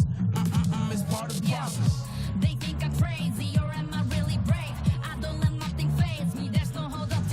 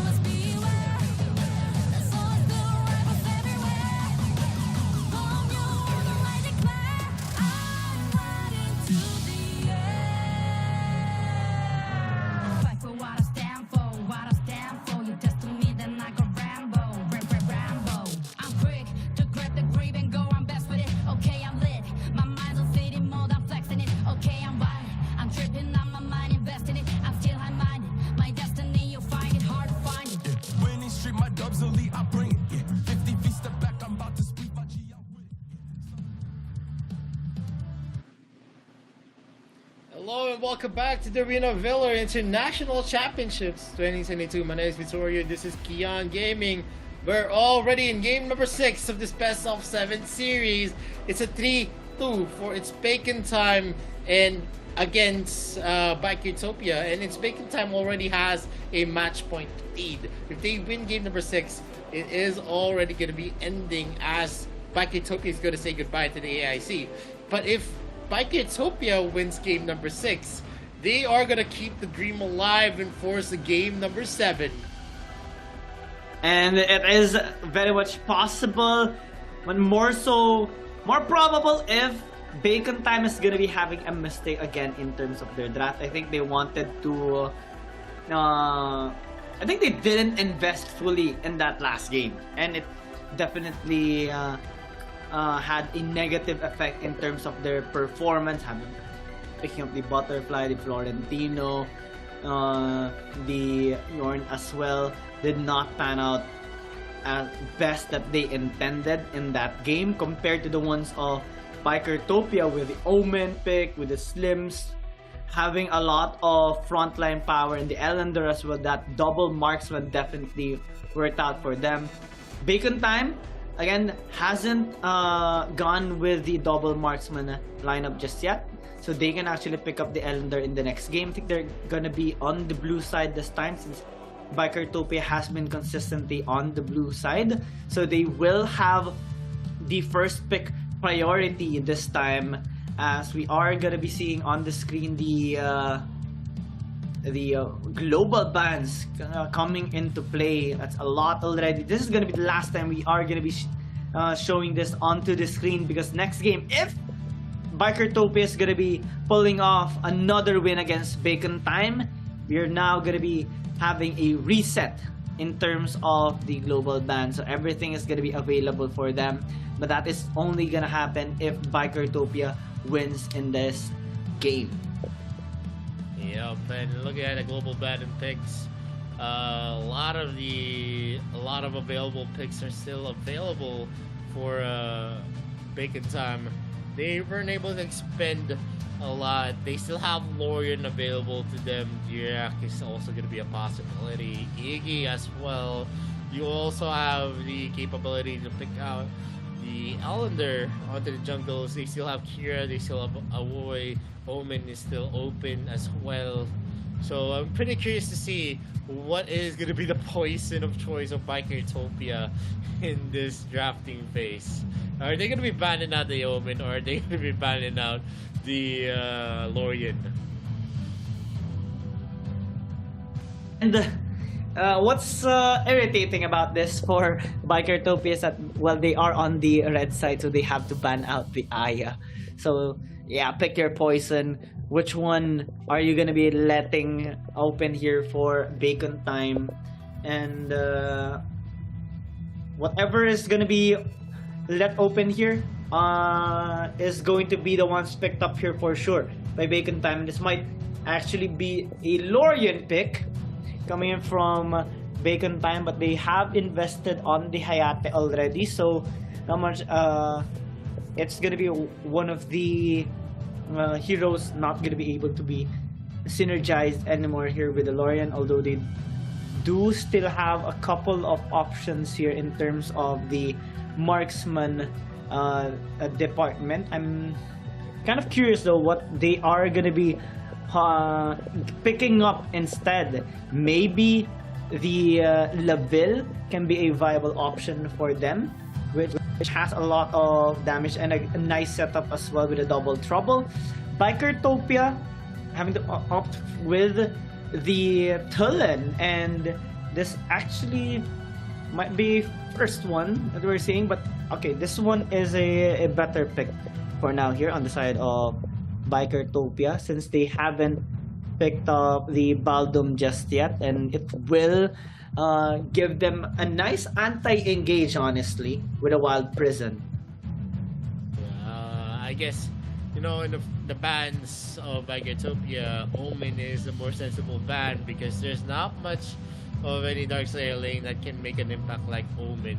And with Lorian being open, there was still a lot of mages that were available for Bacon time. They're able to actually pick up Dirac or Iggy as well to match their combination. So Lorian definitely being left open is, the better option instead of letting the Omen be on the hands of Bacon time. Violet is being hovered here for Bacon time, and in terms of the support though, not much that is gonna be open. They've already expended the Tain, they expended the Baldoon, but they are hovering onto a Sentinel pick, which is I don't know, a situational hero. They need someone that actually goes in to make this work. If the Sentinel is going to work, they need someone that's going to be able to sustain the clash for Bacon time. Utopia is going to be hovering onto the Hayate, and definitely it's a hero that's going to be able to counter the Sentinel. Yeah, that's a lot of shredding power, especially with the Kunai Blitz. And a lot of damage, honestly, within the marksman end with a Tulin pick as well, which can be used in the mid lane, can be used in the jungle as well. It depends on how Bikertopia wants to opt this out. Bikertopia gonna be removing the Elendor as well to prevent that possible double marksman lineup here for Bacon time. A wise choice coming from them, because if the Elendor is gonna be picked up, that's a high damage composition that Bacon time is gonna be able to draft. But Bacon time right now is removing some of the frontline members or heroes that can be actually picked up here by Bikertopia. Wukong, it is also gonna be removed, and I'm more so wondering what Bikertopia is gonna pick up in their 4th slot, because so far they have a relatively high damage and they have invested on a tank already. So maybe another tank would suffice and have to save the last pick for their mid lane or their jungle if they are wanting to have these mind games against Bacon time. Yeah, and they banned out Richter, they banned out Azuka, Allender, and Wukong is also gonna be out of the question.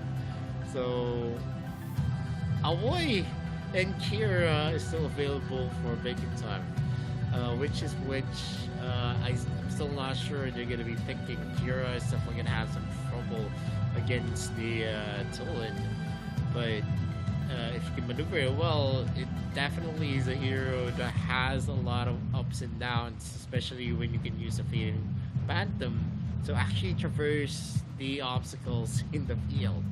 And I just hope that its Bacon time can actually convince us with the last 2 picks, because they threw hard game number 5.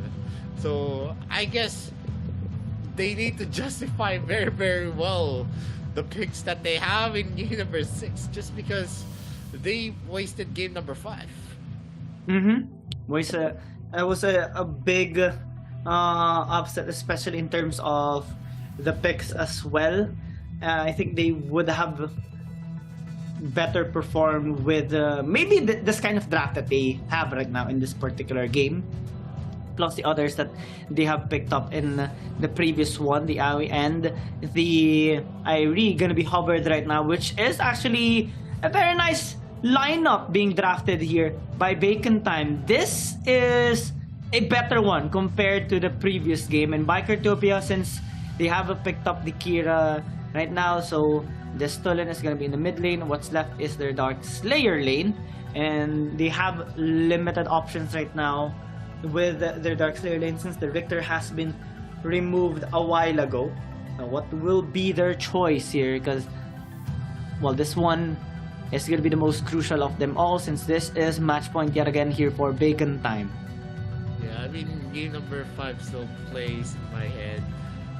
In the drafting, they could have picked, instead of the Yorn, they could have picked up the Elder immediately, or they could have picked in the 3rd pick, instead of Florentino, they could have picked up the Iggy, and then they had the Baldoom, and Then you have a lot of solid picks that you can use into Dark Slayer, like the key. But anyway, Calm your horses. but anyway, these guys have always have I don't know, disappointed me, especially the RPL teams, which show a lot of rubbish compositions. Murad though. Forward from the Best of 7 series, Murad has been picked up to actually match out against the IRE. This is definitely I've seen a Murad before being used in the Dark Slayer, but it is the first time that we're gonna see Murad here. The AIC, let's see if it's still gonna be something that can bring effectivity on its role. He's being used up in the Dark Slayer lane. You have a lot of utilities there. You have some stunts, you have some slows, you have invulnerability. You can actually be safe in a far area while you're dealing a lot of damage. So Murad is a hero that could excel in providing disruption in a safe place.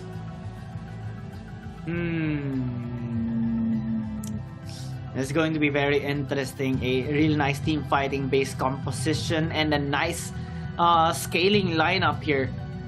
This time by Bacon Time, a well drafted lineup, honestly, by Bacon Time, which could have been the one they used during the previous game. And for Bikertopia, they have a solid lineup as well. I think the crucial one though is gonna be the Murad, especially when it is gonna battle against the IRE. So it's going to be a big responsibility for sure for their Dark Lord Slayer lane for Pika, because if he's not gonna perform that much well, or if he's gonna lack the damage and not be able to zone out, or at least win the lane against Marky, then it's not gonna be looking good for the side of Bikertopia, and they won't be able to push this to a game number 7. Yeah, we're having some technical difficulties on the side of Bikertopia, just like what we saw on home teams first series. Yeah, we're just gonna be waiting. Let's wait for the optimal conditions for these players to, strut their stuff. We're just gonna be waiting for a bit. And while we're waiting, let's just discuss here on if Bacon Time actually fails game number 6.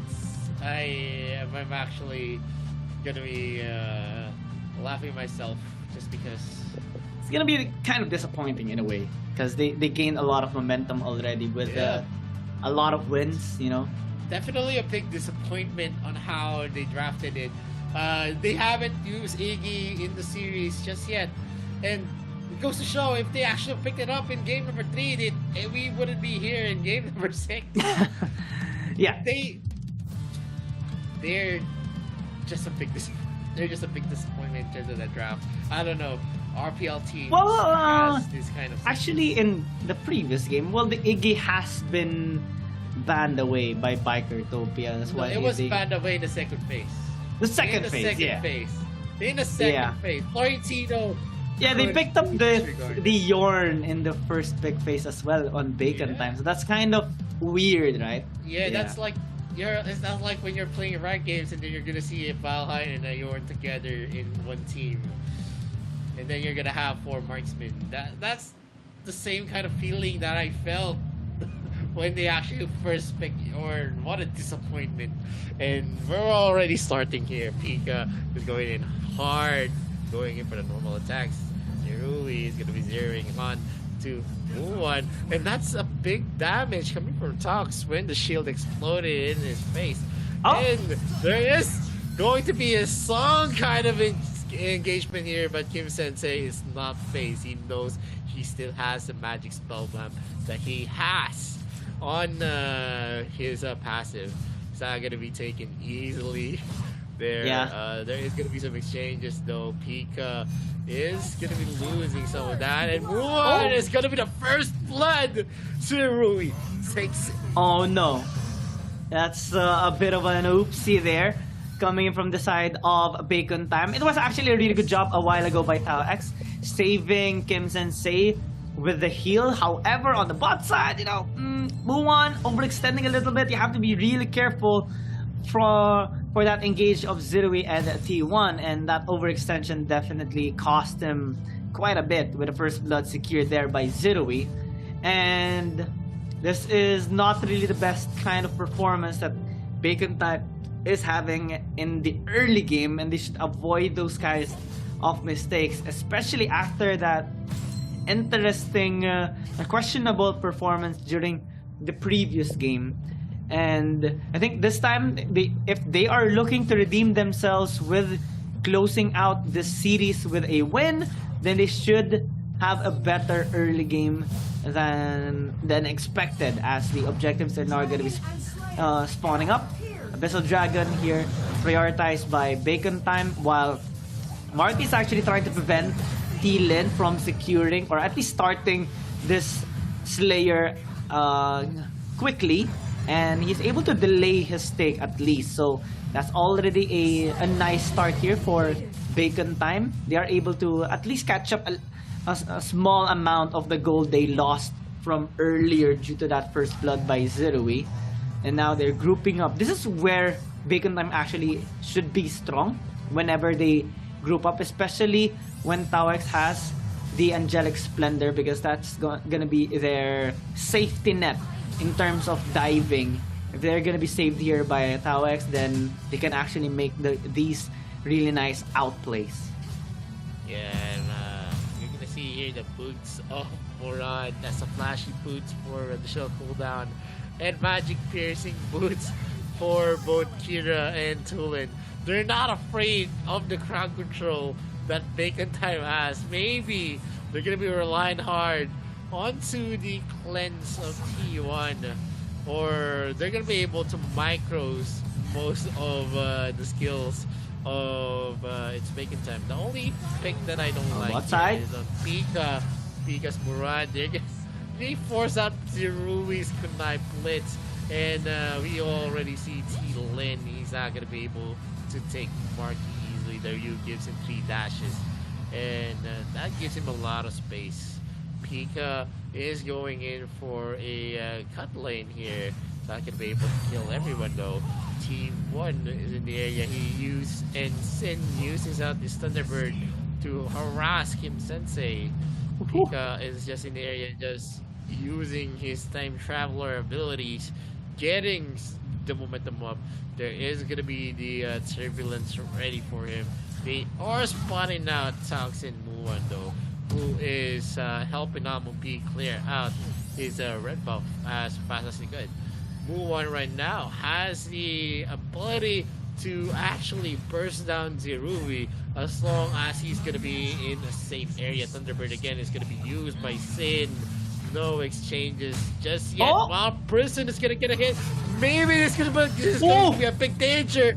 He is gonna be stopping there. The Malleus is not gonna be on time. Kim Sensei almost makes a play here. Angelic Splendor is gonna be used. That was kind of a mistake from Taux. If Taux was able to use Malleus to hit Zirui, I think that was already a set play where the shield burst is gonna be able to kill that Hayate. Yeah, I think he anticipated that Bikertopia or Zirui and T1 might actually go back into engaging them, given that Muan is already low, but that wasn't the case, and it allowed them to actually have that space away from Tao X. And now, no kills just yet here for Bacon Time. This might be the fight onto the Abyssal Dragon take, while Bikertopia is actually pushing out the mid lane as well to have that lane priority in terms of having a good rotation towards bot side. T1 and Zirui actually doing a lot of damage there onto Almond P, and with that happening, Bikertopia now has a good access towards this Abyssal Dragon. White Prison also gonna be used. Can Tawek survive? The answer is no. Zirui gets the kill. That's his second right now into the game. So a pretty good early game here for Zirui. If he keeps getting these kills, then he's gonna have a much bigger damage towards the mid game, and T1 actually is able to steal out that buff from Almond P and even kills Kim Sensei right now with a help Ocean. That's a bad scenario there for Bacon Time, and even Marky is having not the best of time of his life towards the top. Muwan is gonna get obliterated right in his lane, and Tawex being a little late there on his follow-up will cause an ally being taken down. And now that's a 6.5 minute mark. We're already seeing a 2,500 gold lead here by Biker Utopia. This is the standard Biker Utopia that we know. An aggressive early game. They have done this to Bacon Time already in their last series, and now it's materializing once again, and Bacon Time has no answer. Yeah, definitely no answer. And if they lose this, I'm just gonna be laughing. They kind of deserve if they do lose this. And a wild person is gonna be used here by Geartopia. Not much that we can expect. Late game is still not there for them. The mid game spikes are not working well because of the lead that Geartopia is actually making. Most of the resources have been secured here by Geartopia. They're going in for the Slayer take, and that's gonna be the easy take for themselves because he's just in the area. He's gonna be dashing in with a lot of the skills available to him. He's just gonna be spamming his skill shots here with the turbulence always ready for action. It's gonna be a 1v1 here onto the bot lane, but a lot of the plays here are happening. Kim Sensei is gonna be connecting the Star Sky, but it's not enough to actually get that kill. They are going to be converging here onto the bot lane though. Pika is not going to further his engagement with Marky, as the Slayer has been taken yet again by Geartopia. The turbulence is going to be done in again, and they're having a hard time against this Murad Slayer lane, who almost has his cooldowns already maxed to 40%, and that's actually difficult because whenever you have a 40% CD on the Murad, you're just gonna be spamming his skills crazily in those instances. Yeah, and it's causing a lot of problems across the map here for Bacon Time. They haven't acquired a proper team fight setup yet for them, and one of the reasons is T1 actually landing those fantastic wild presence onto the crucial members here of Bacon Time. And now with a Slayer being spawned here into the mid, it's not yet a power spike happening here for Bacon Time as well, so they cannot really contest what's happening right now across the map. That's two lanes being pushed right now. They have Almond P split pushing onto the top, but he's battling against Pika. That might be Marky getting caught out. That's still a lot of damage being dished out there by Shin, nearly obliterating Marky in the process. Muhammad actually gets taken down and gets killed there in a blink of an eye, and Tawex tries to retaliate, but to no avail. Here comes Almond P on the flank, but with a Kunai Blitz, dealing a lot of damage onto the front. There's nothing that Bacon Time can do right now. Biker Utopia is just too strong. They're still complete as 5, and Marky cannot do anything anymore. We're going to a game number 7, and Bacon Time right now is shivering in fear. Yep, and a well-deserved win for Biker Utopia. Winning game number 6 and forcing a game number 7. That's a dominating match for Biker Utopia. This is the first time that we have a very early finish, and it's very evident that Biker Utopia is definitely gonna have the momentum going into the last game. Game number 7 is a best of 1. I assume it is a best of 1 because definitely it is a moment where you can pick out any type of combination that you have in mind. Your strongest composition should always fall down into game number 7. But here in game number 6, with the picks already onto the hands, Biker Utopia still had a lot of picks that were saved up going into game number 6. Oh my gosh. Bacon time definitely. I'm not gonna sugarcoat it anymore. They messed up big time in this game number 6. They messed up a lot in the game number 5, but this time they had the chance already with this kind of draft, but unfortunately they weren't able to follow up with the execution that it needed on this kind of composition, and we saw more of a smoother gameplay coming in from Bikertopia, and they're on fire right now. We have said this a lot of times already because they have been consistently winning on these latter games, and right now they're just wanting to get on this spin. They have everything on the board right now because they're gonna be having the reset on the global bans.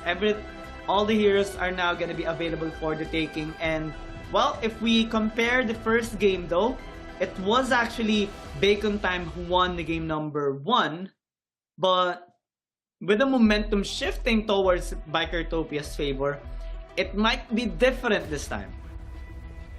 Yeah, different. If ever Bikertopia winning this series, is already. I already expected it here in Game 6. It's just that the picks that they had was better. They had a Baldoom, they have a Tulin, they have a Hayate still left for them. They still had an Irie. They actually countered the Irie with a Murad pick, which is kind of funny because you don't usually see Murad, but they made it work because of the matchup that they had.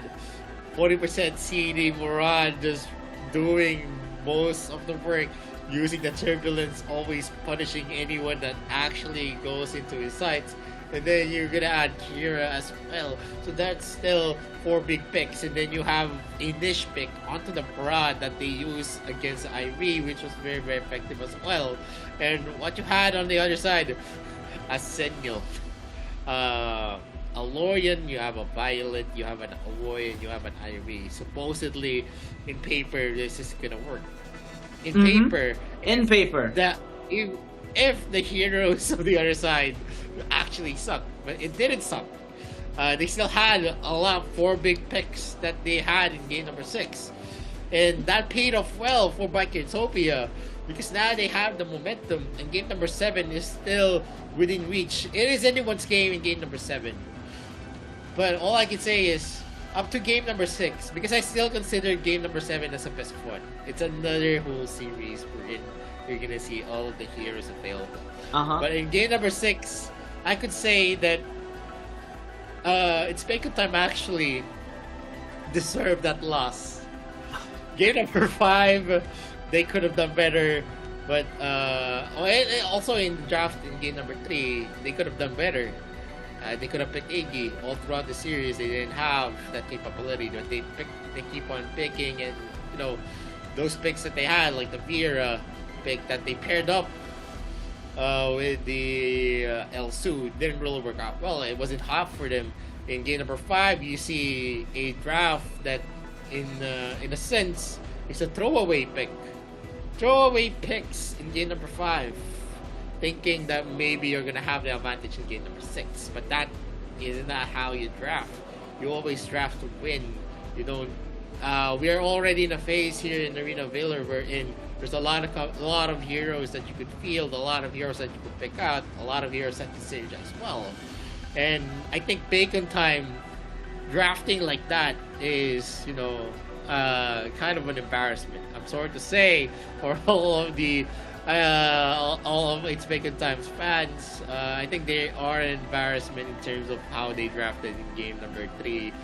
Them preserving it to the maximum. There was a lot of mid lanes left going into game number 6 for the side of its Bacon Time, and it's very, very evident why they actually banned out the Omen over the Lorian, because the DS lane didn't have a lot of picks left, but the mid lane did have, so they let the Lorian slip, because even if they ban the Lorian, there's still going to be a mid laner like the Iggy that they're actually going to look out for.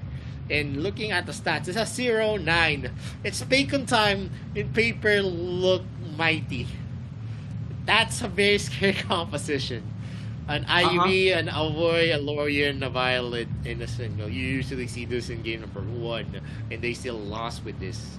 And you can actually attribute it to what they were facing: Akira, a Tulin, Hayate, a Baldoom, and then you had Amura into the mix as well.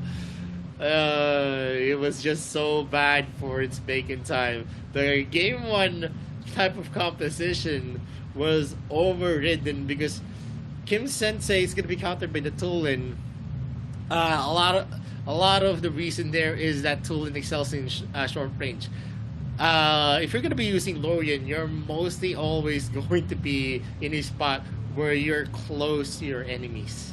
And Tulin is just going to be happy that you're just going to be teleporting into his face. If you're not going to hit the Star Sky, definitely Tulin is going to have the better time in the mid lane. And you're going to see the MVP of the game. It's going to be Zeruvi yet again. 304 KDA, 8 MVP counts already to his name, 40.1% damage that he's dealt, 77.8% KP. Let's see what's going to happen. Game number 7 is a best of 1. So it's still going to be a new day. I'm not going to be expecting much momentum speed damned. I think in the best of in game number 7, it's all about how you're going to be playing your comfort picks. The best picks that you can feel, the best type of composition that you have. It's about who is stronger, who's going to be able to counter each other in the drafting phase. Any of the picks are going to be available. The bans and the global bans have been reset, and the only thing that will hinder you in the drafting is definitely going to be the 4 bans on each team on phase 1 and phase 2. So let's see how Bacon Time and Backytopia is going to be playing this. For me, Bacon Time is not a dominant team in game number 1. We saw that in game number 1 and game number 2. And all of the games that has been played in the series, they actually struggled against Backytopia. It was a fact of the matter that the moment that they actually won was because of, an opportunity that opened up. And not always will there be mistakes. Not always will there be any gaps that you can always, take advantage of. So in this terms, Backytopia is going to be equal grounds with its Bacon Time, regardless if they lost game 1 and game number 2. That's how best of 1s are, and we all know, we've experienced it in the group stages. We see people actually excelling in the group stages and then falling off in the playoffs just because it became a best of 5, a best of 7. But here in the group stages, we saw whoever has the ability to go for their comfort picks, the ability to be confident on their picks. They are the ones that excel in best of 1s. It's just too much right now to handle for Bacon Time. I think they need to really repolish everything from scratch right now, because the hero lineup is reset and anything can be picked up right now, except for the ones that they are going to be banning out into the game. But one of the biggest factor right now is going to be the mental state here for both teams, and I think we can both agree that Backytopia has a better condition right now in terms of the momentum and the mental state right now, due to them consistently winning on the latter stages of the series. And for Bacon Time, it's kind of the opposite. So if they're gonna be letting these losses affect them, then they're gonna be throwing away the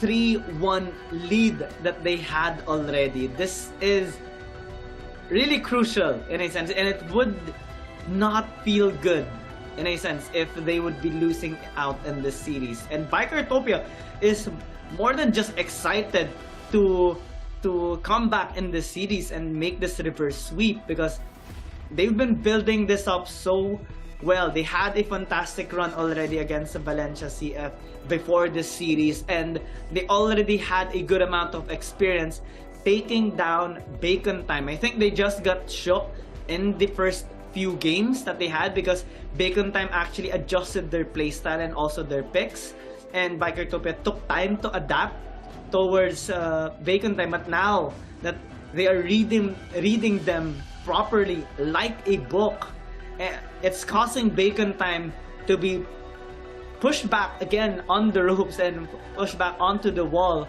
and they have to, well, again, we said this before the series started, they have to come out of their shell once again. It's gonna be another challenge maybe for Bacon Time. I would say that it could be possible for them to finally redeem the series again back into their favor and win against Bikertopia, but it's equally as possible as Bikertopia silencing them once and for all. Yeah, that's gonna be a possibility as we're starting game number 7. No, all of the global bans have been resetted, and it is gonna be a thing to see if we're going to see the same Bacon Time here. They're gonna be the first pick on game number 7 at 3-3. And so going back to what you said, if it was a waste for a 3-1 lead to actually reach this kind of moment, then definitely yes, it is a waste. It is, you're just opening up the possibilities. I think it's more of not being able to draft effectively that actually hindered Bacon Time. If they were able to get more of the resources in the earlier games, I think it would have been a different kind of setup. And they still failed it in game number 5, where they and could 6, have closed it on 4-1. And game number 6, they did their best in the draft, believe me. The problem is that they didn't have enough in the gas, and so them failing it up in game number 5 and expending picks was, I don't know, a show wherein Bikertopia was just given a free pass. I'm not saying that Bikertopia did have a free pass, but it was an easy bulldoze on game number 5 and an easier game in game number 6, because in this series you don't see them actually fall off before the 20-minute mark. They actually fail.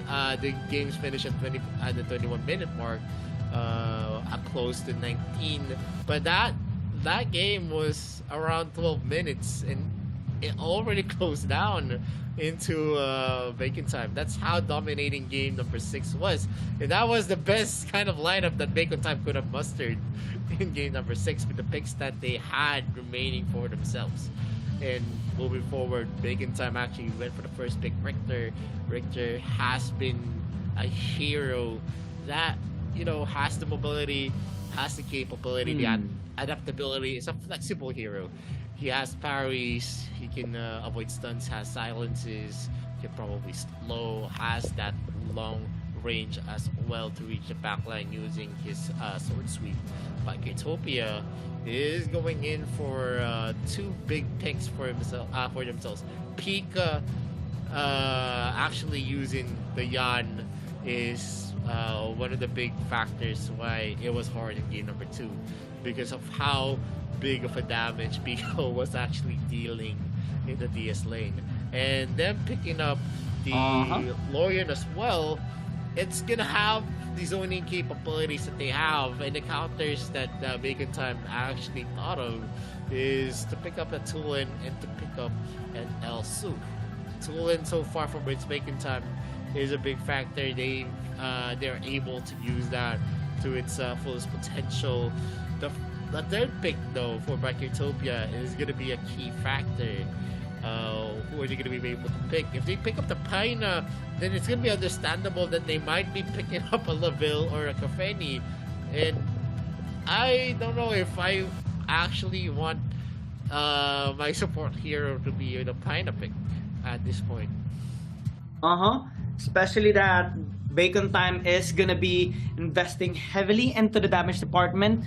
What's interesting about this as well is that the talent can also be in the jungle, so Bacon Time can actually put another mage here in the mid lane, which will substantially increase their range here.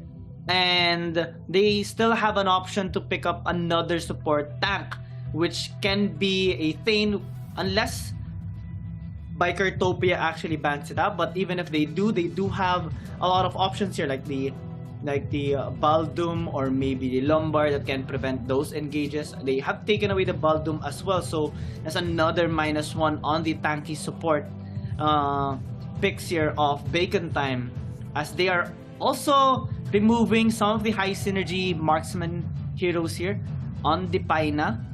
Kafeni taken away. They might as well take the Telenas as well, but they are hovering the Hayate for now. And I'm wondering what Bikertopia is gonna opt to pick up on their 4th slot this time. They can actually invest on a possible jungle or Darkslayer Link, depends on where they actually want to put it up. But they are hovering the Slimser, which is actually a common matchup on the Elsu, so it might work out for them, and have another crowd control in their lineup, as well as the Lorian. And the Flying Spear definitely will help them catch out the members of Bacon Time. Yeah, so far Slims hasn't lost a game on both series. Everyone who picked up Slims actually ended up winning, and one of the biggest factors there is a Flying Spear. It is game-changing ability. When you can actually spam it, it's actually very, very scary, because even if you have cleanse, sometimes you're gonna be forced to use it just because of the duration of the Flying Spear. Especially if he actually releases a Flying Spear from a very far area. And it also is a fact that Slims has been a good counter against a Elsu. Yes, you can actually shut down the Slims in the laning phase, but the problem here is that when clashes actually start. So the key here is, if Bacon Time actually goes to the point where we see a lot of the clashes will happen, I think we can already decide that Bikertopia is going to be taking this game, because you're seeing on their lineup that they're investing heavily on damage, especially in the early game. You're not gonna be expecting the Elsu to deal insane damage on tanks in the late game, just because he needs to position himself far away in clashes to just be able to snipe people out. And Bikertopia actually finished up their last pick with a Scud that could actually soak up the damage that's going to be dealt here by the Elsu. It's Splitting Earth is definitely going to be something that's a key factor for its Bacon Time. Are they going to be able to use it to deter the entry of the people from Bikertopia, or are we going to see a late game disaster waiting to happen for its Bacon Time? A very interesting composition here for both teams. A 2 frontline, 3 high damage dealing heroes here on the side of Bacon Time, and for Bikertopia they have quite of a balanced lineup here with a lot of front to back side team fighting us, and a relatively good amount of sustain as well that can help out T-Lin, Pika, and Shin as well, as they look to engage towards the members of Bacon Time. What's crucial about this though is that one setup can actually be causing that victory for either team. If Tawex is going to be landing their splitter onto the members of Bikertopia, then it would be a good setup for Kim Sensei, Amon P, and Marky. But if it's going to be the other way around, especially that if Shin is going to be able to land a nice knock up, if T-Lin is going to be able to close out the distance, if they are able to get that kill onto Muan, Kim Sensei, and Amon P, or at least one of those 3, then they're gonna be able to dissect the members here of Bacon Time and take out this win. So let's see who's gonna be coming on top this time. It's match point for both teams after an extended series. I think this is the first game number 7 that we have seen so far in the whole of AIC 2022. You actually jinxed this because you said it in the earlier part of this broadcast that we maybe today we're gonna see. Well, don't blame me. number 7. Blame the team that lost. But anyway, we're seeing a very conservative start here because they have Thielen using that Scud, so he's not going to be able to make aggressive plays because he's going to be a slow starter for sure. Kim Sensei is going to be joining them here in the area. Zirui is going to be sniped, and the Flying Spear is going to connect. They are going hard here. The Flicker is not going to be available now for Kim Sensei for the next clash to happen. The Forest Sentry is going to be used. The Flying Spear is not going to hit though. And Zirui is just going to be regenerating it with the Healing Light. And they've been sharing the snipes of Fuwan. So every time they get a proc onto Healing Light, they are actually just going to be regenerating it. See, they don't even need to go back into the well. Yep, they can just heal up every time due to T1's healing, and it's kind of irritating Muwan in the laning phase actually, as Marky right now is gonna be pressured here by Thielen's gank, but it's just to deter his movement for the meantime as the objectives are about to spawn in the next 10 seconds. Muwan struggling in this early game so far because of those healing, and he has to dodge all those flying spears coming in from Zirui as Biker Tope is grouped up on the bot side and Bacon Time is on the top. They are going to be changing these objectives for now. Bacon Time actually a little bit early in securing that Slayer, so maybe they are gonna be able to at least try and set up something here on the bot side. Whenever they decide not to, as Tawex does disengage as well, they have to be really careful because this Flying Spear is gonna be a big problem for them. A nice dodge there by Zirui from that snipe of Muwan, and now that's a nice knockoff onto Kim Sensei. Mark is on the fight as well. Sawek closes the distance, and that might be the first blood now onto T1. Bacon Time takes the first kill of this game. Yep, and Pika actually missed one wave for himself, so Biketopia is actually gonna have an equal amount of goals with its Bacon Time, and that's such a shame as we're seeing no one actually taking up the advantage right now. Bacon Time has a very slow start still with T-Lin in the lead. They are going for a fast clear though, and Marky is not going to be risking himself at that moment because he knows that there is a lot of the crowd controls that is there available to the Force that he's going to use. Almond P is going to be missing out his ultimate, and T-Lin is just going to be taking that damage. He's not scared because he knows he's just going to, regenerate most of the damage that he's going to receive. That's how tanky the Scud is. The Leviathan is going to be his first item of choice. Kim Sensei gets a spot onto Sin though. He is going to be harassed slightly. Taux is going to hit T1 in this area. The Flying Spear is not going to connect, but he does get the last hit. That's the important part though. And they're just going back again in the lane. Late game, maybe they're looking for the late game, especially for Biketopia. Because I feel like in the late game fights, they are going to have the upper hand. They have someone that can burst down, that can zone people out as well. That's the Splitting Earth actually stopping Sin from procting out his ultimate. He's not going to be able to connect it, and Kim Sensei is going to have the better time here as Muwan is going to be able to take that turret without any type of contest. Of course, Sentry is going to be used by T1 to get some stunts in, and this is going to be a growing problem as Bacon Time is actually not in the lead. This is kind of surprising. They got the first objective, but they're actually not the ones with the gold lead in this game. Yeah, Biker Tope is able to catch up in terms of the economy because of their farming rate and the big focus onto the the Dark Slayer lane as well. We saw Muwan struggling in the lane too a while ago due to the flying spears of Zirui. So now they are trying to get more resources across the map. Another trade-off objective here for both teams. And now, as Biketopia is grouping up onto the top side, Market tries to prevent them from taking a tower. Here comes a Tau X as well. Marky heavily into the front. Can they actually land the crowd control? They will disengage instead, and respecting the possible retaliation here of Bikertopia, especially that T1 is also here. They do have a lot of sustain in their lineup. Kim Sensei take a lot of damage.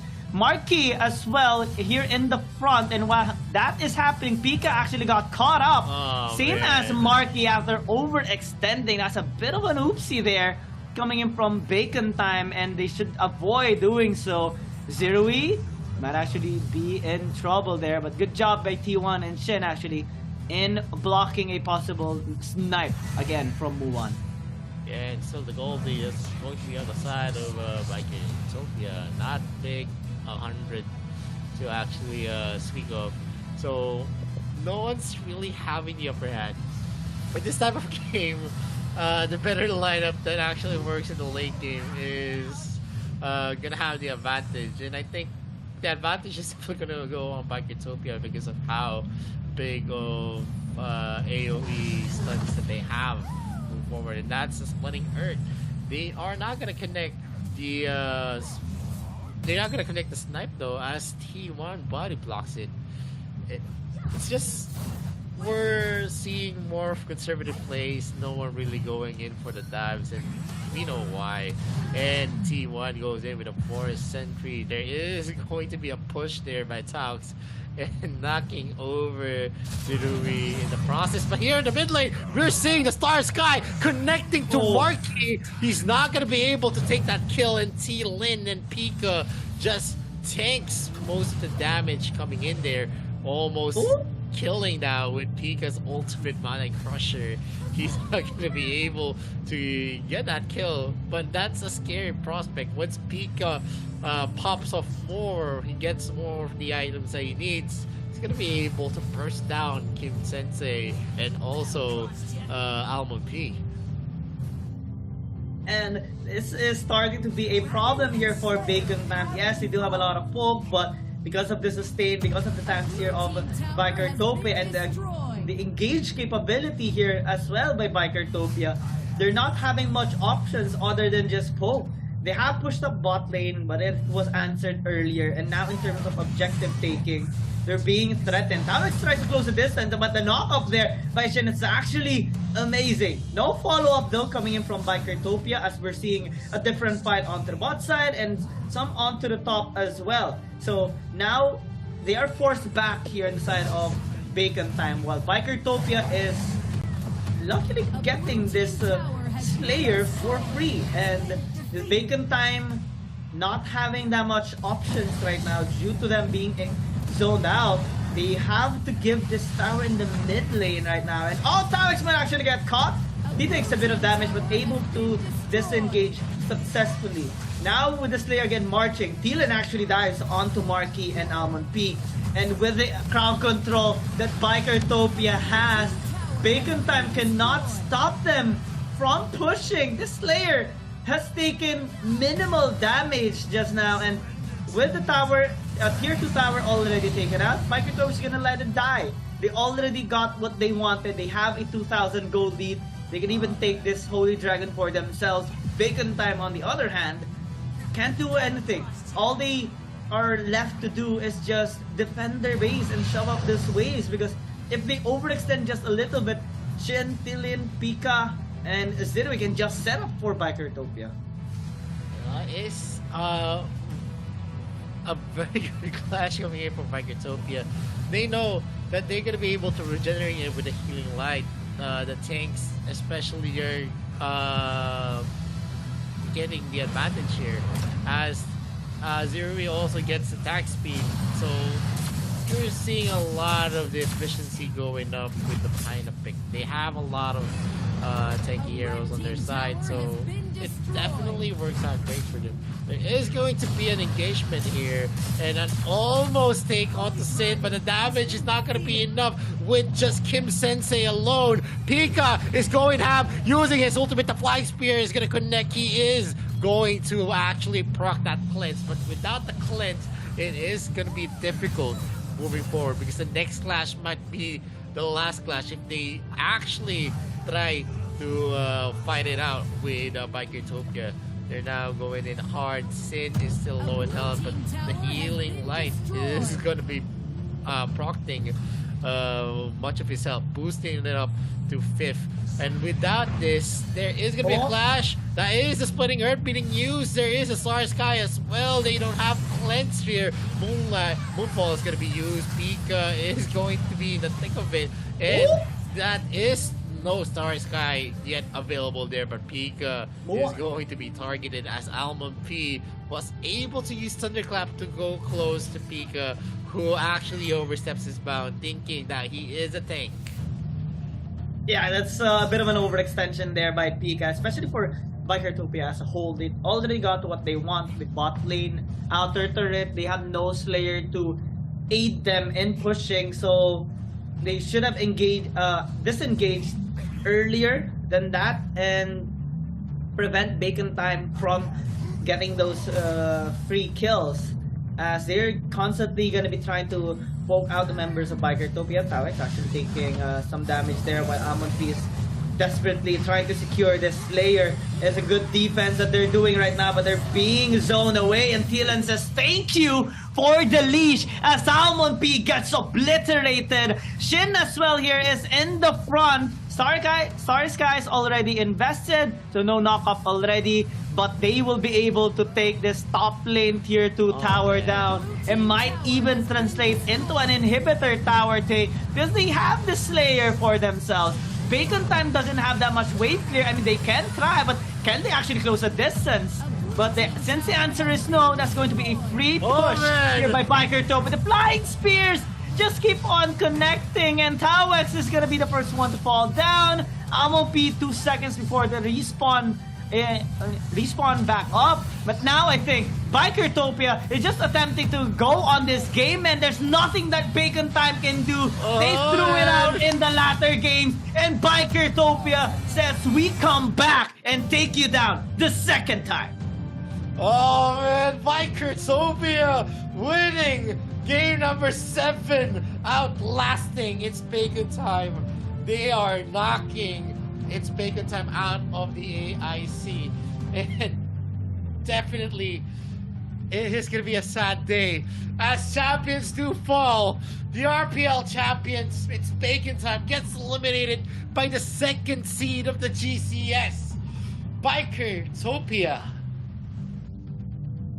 Fantastic performance by Bikertopia, coming back from a 1-3 scoreline, and a well-deserved victory here for this amazing team. They are gonna be the ones to challenge V Gaming in the lower bracket finals, and whoever wins there is gonna be the ones to challenge one team at the grand final. It's gonna be one incredible of a series, but in this particular one against Bacon Time tried to redeem themselves, but they couldn't do it that long.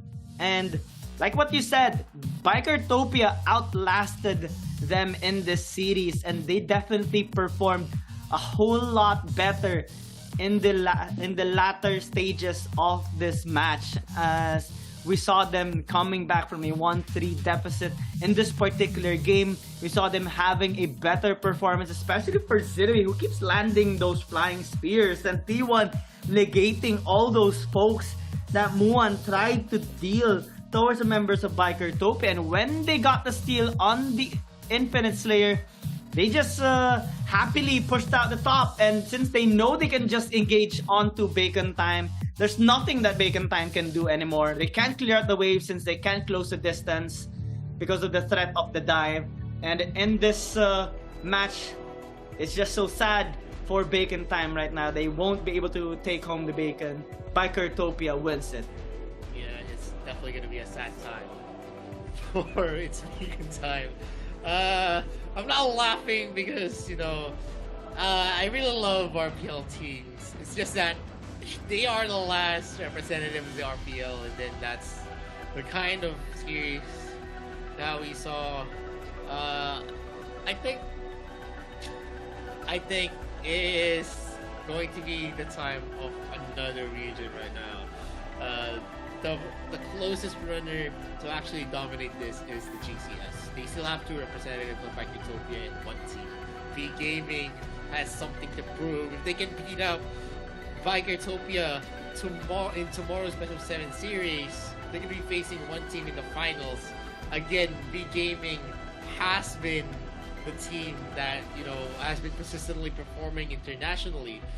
I guess it's too early to say that Bacon Time, although they are the RPL champions, they have the capability against their countrymen.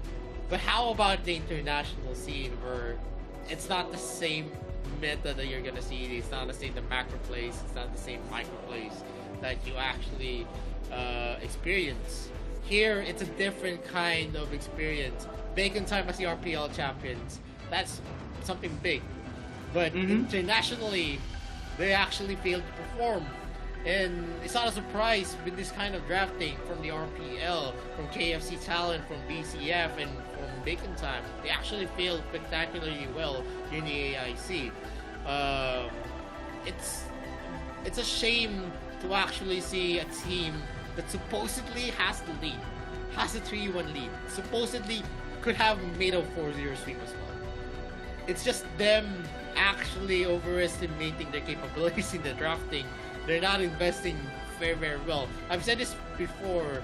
A lot of the teams that actually win out here in the Best of 7 is those teams that actually go hard in the opening stages, wherein they invest a lot.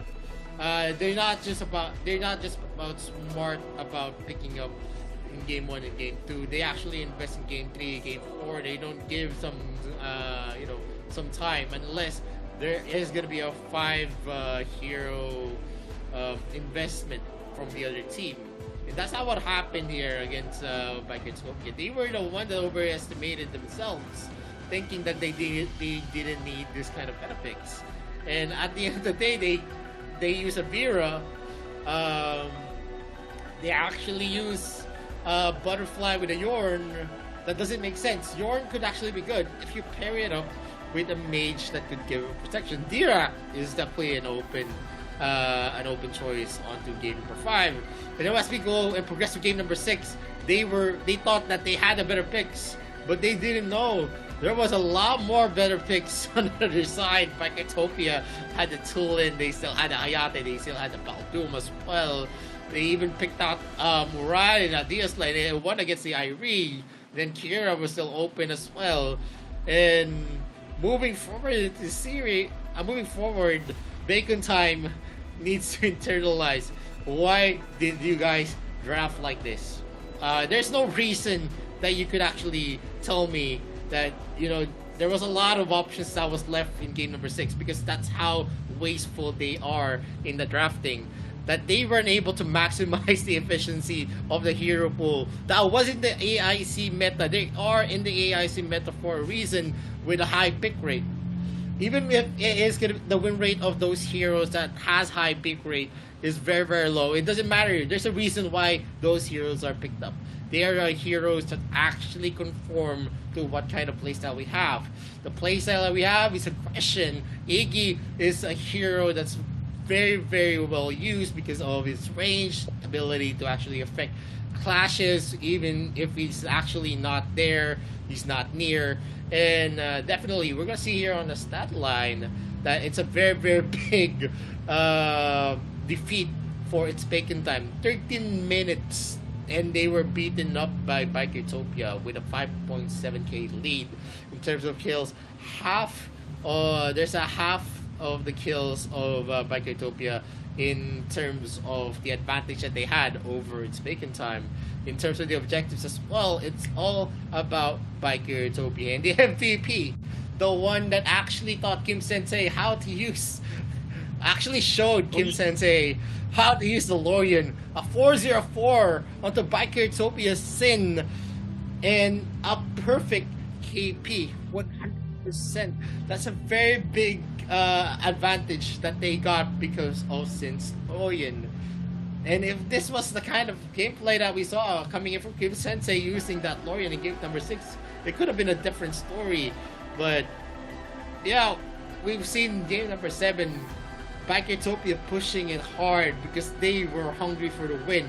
And that shows whoever is desperate, whoever wants to get the win is definitely going to be taking the series.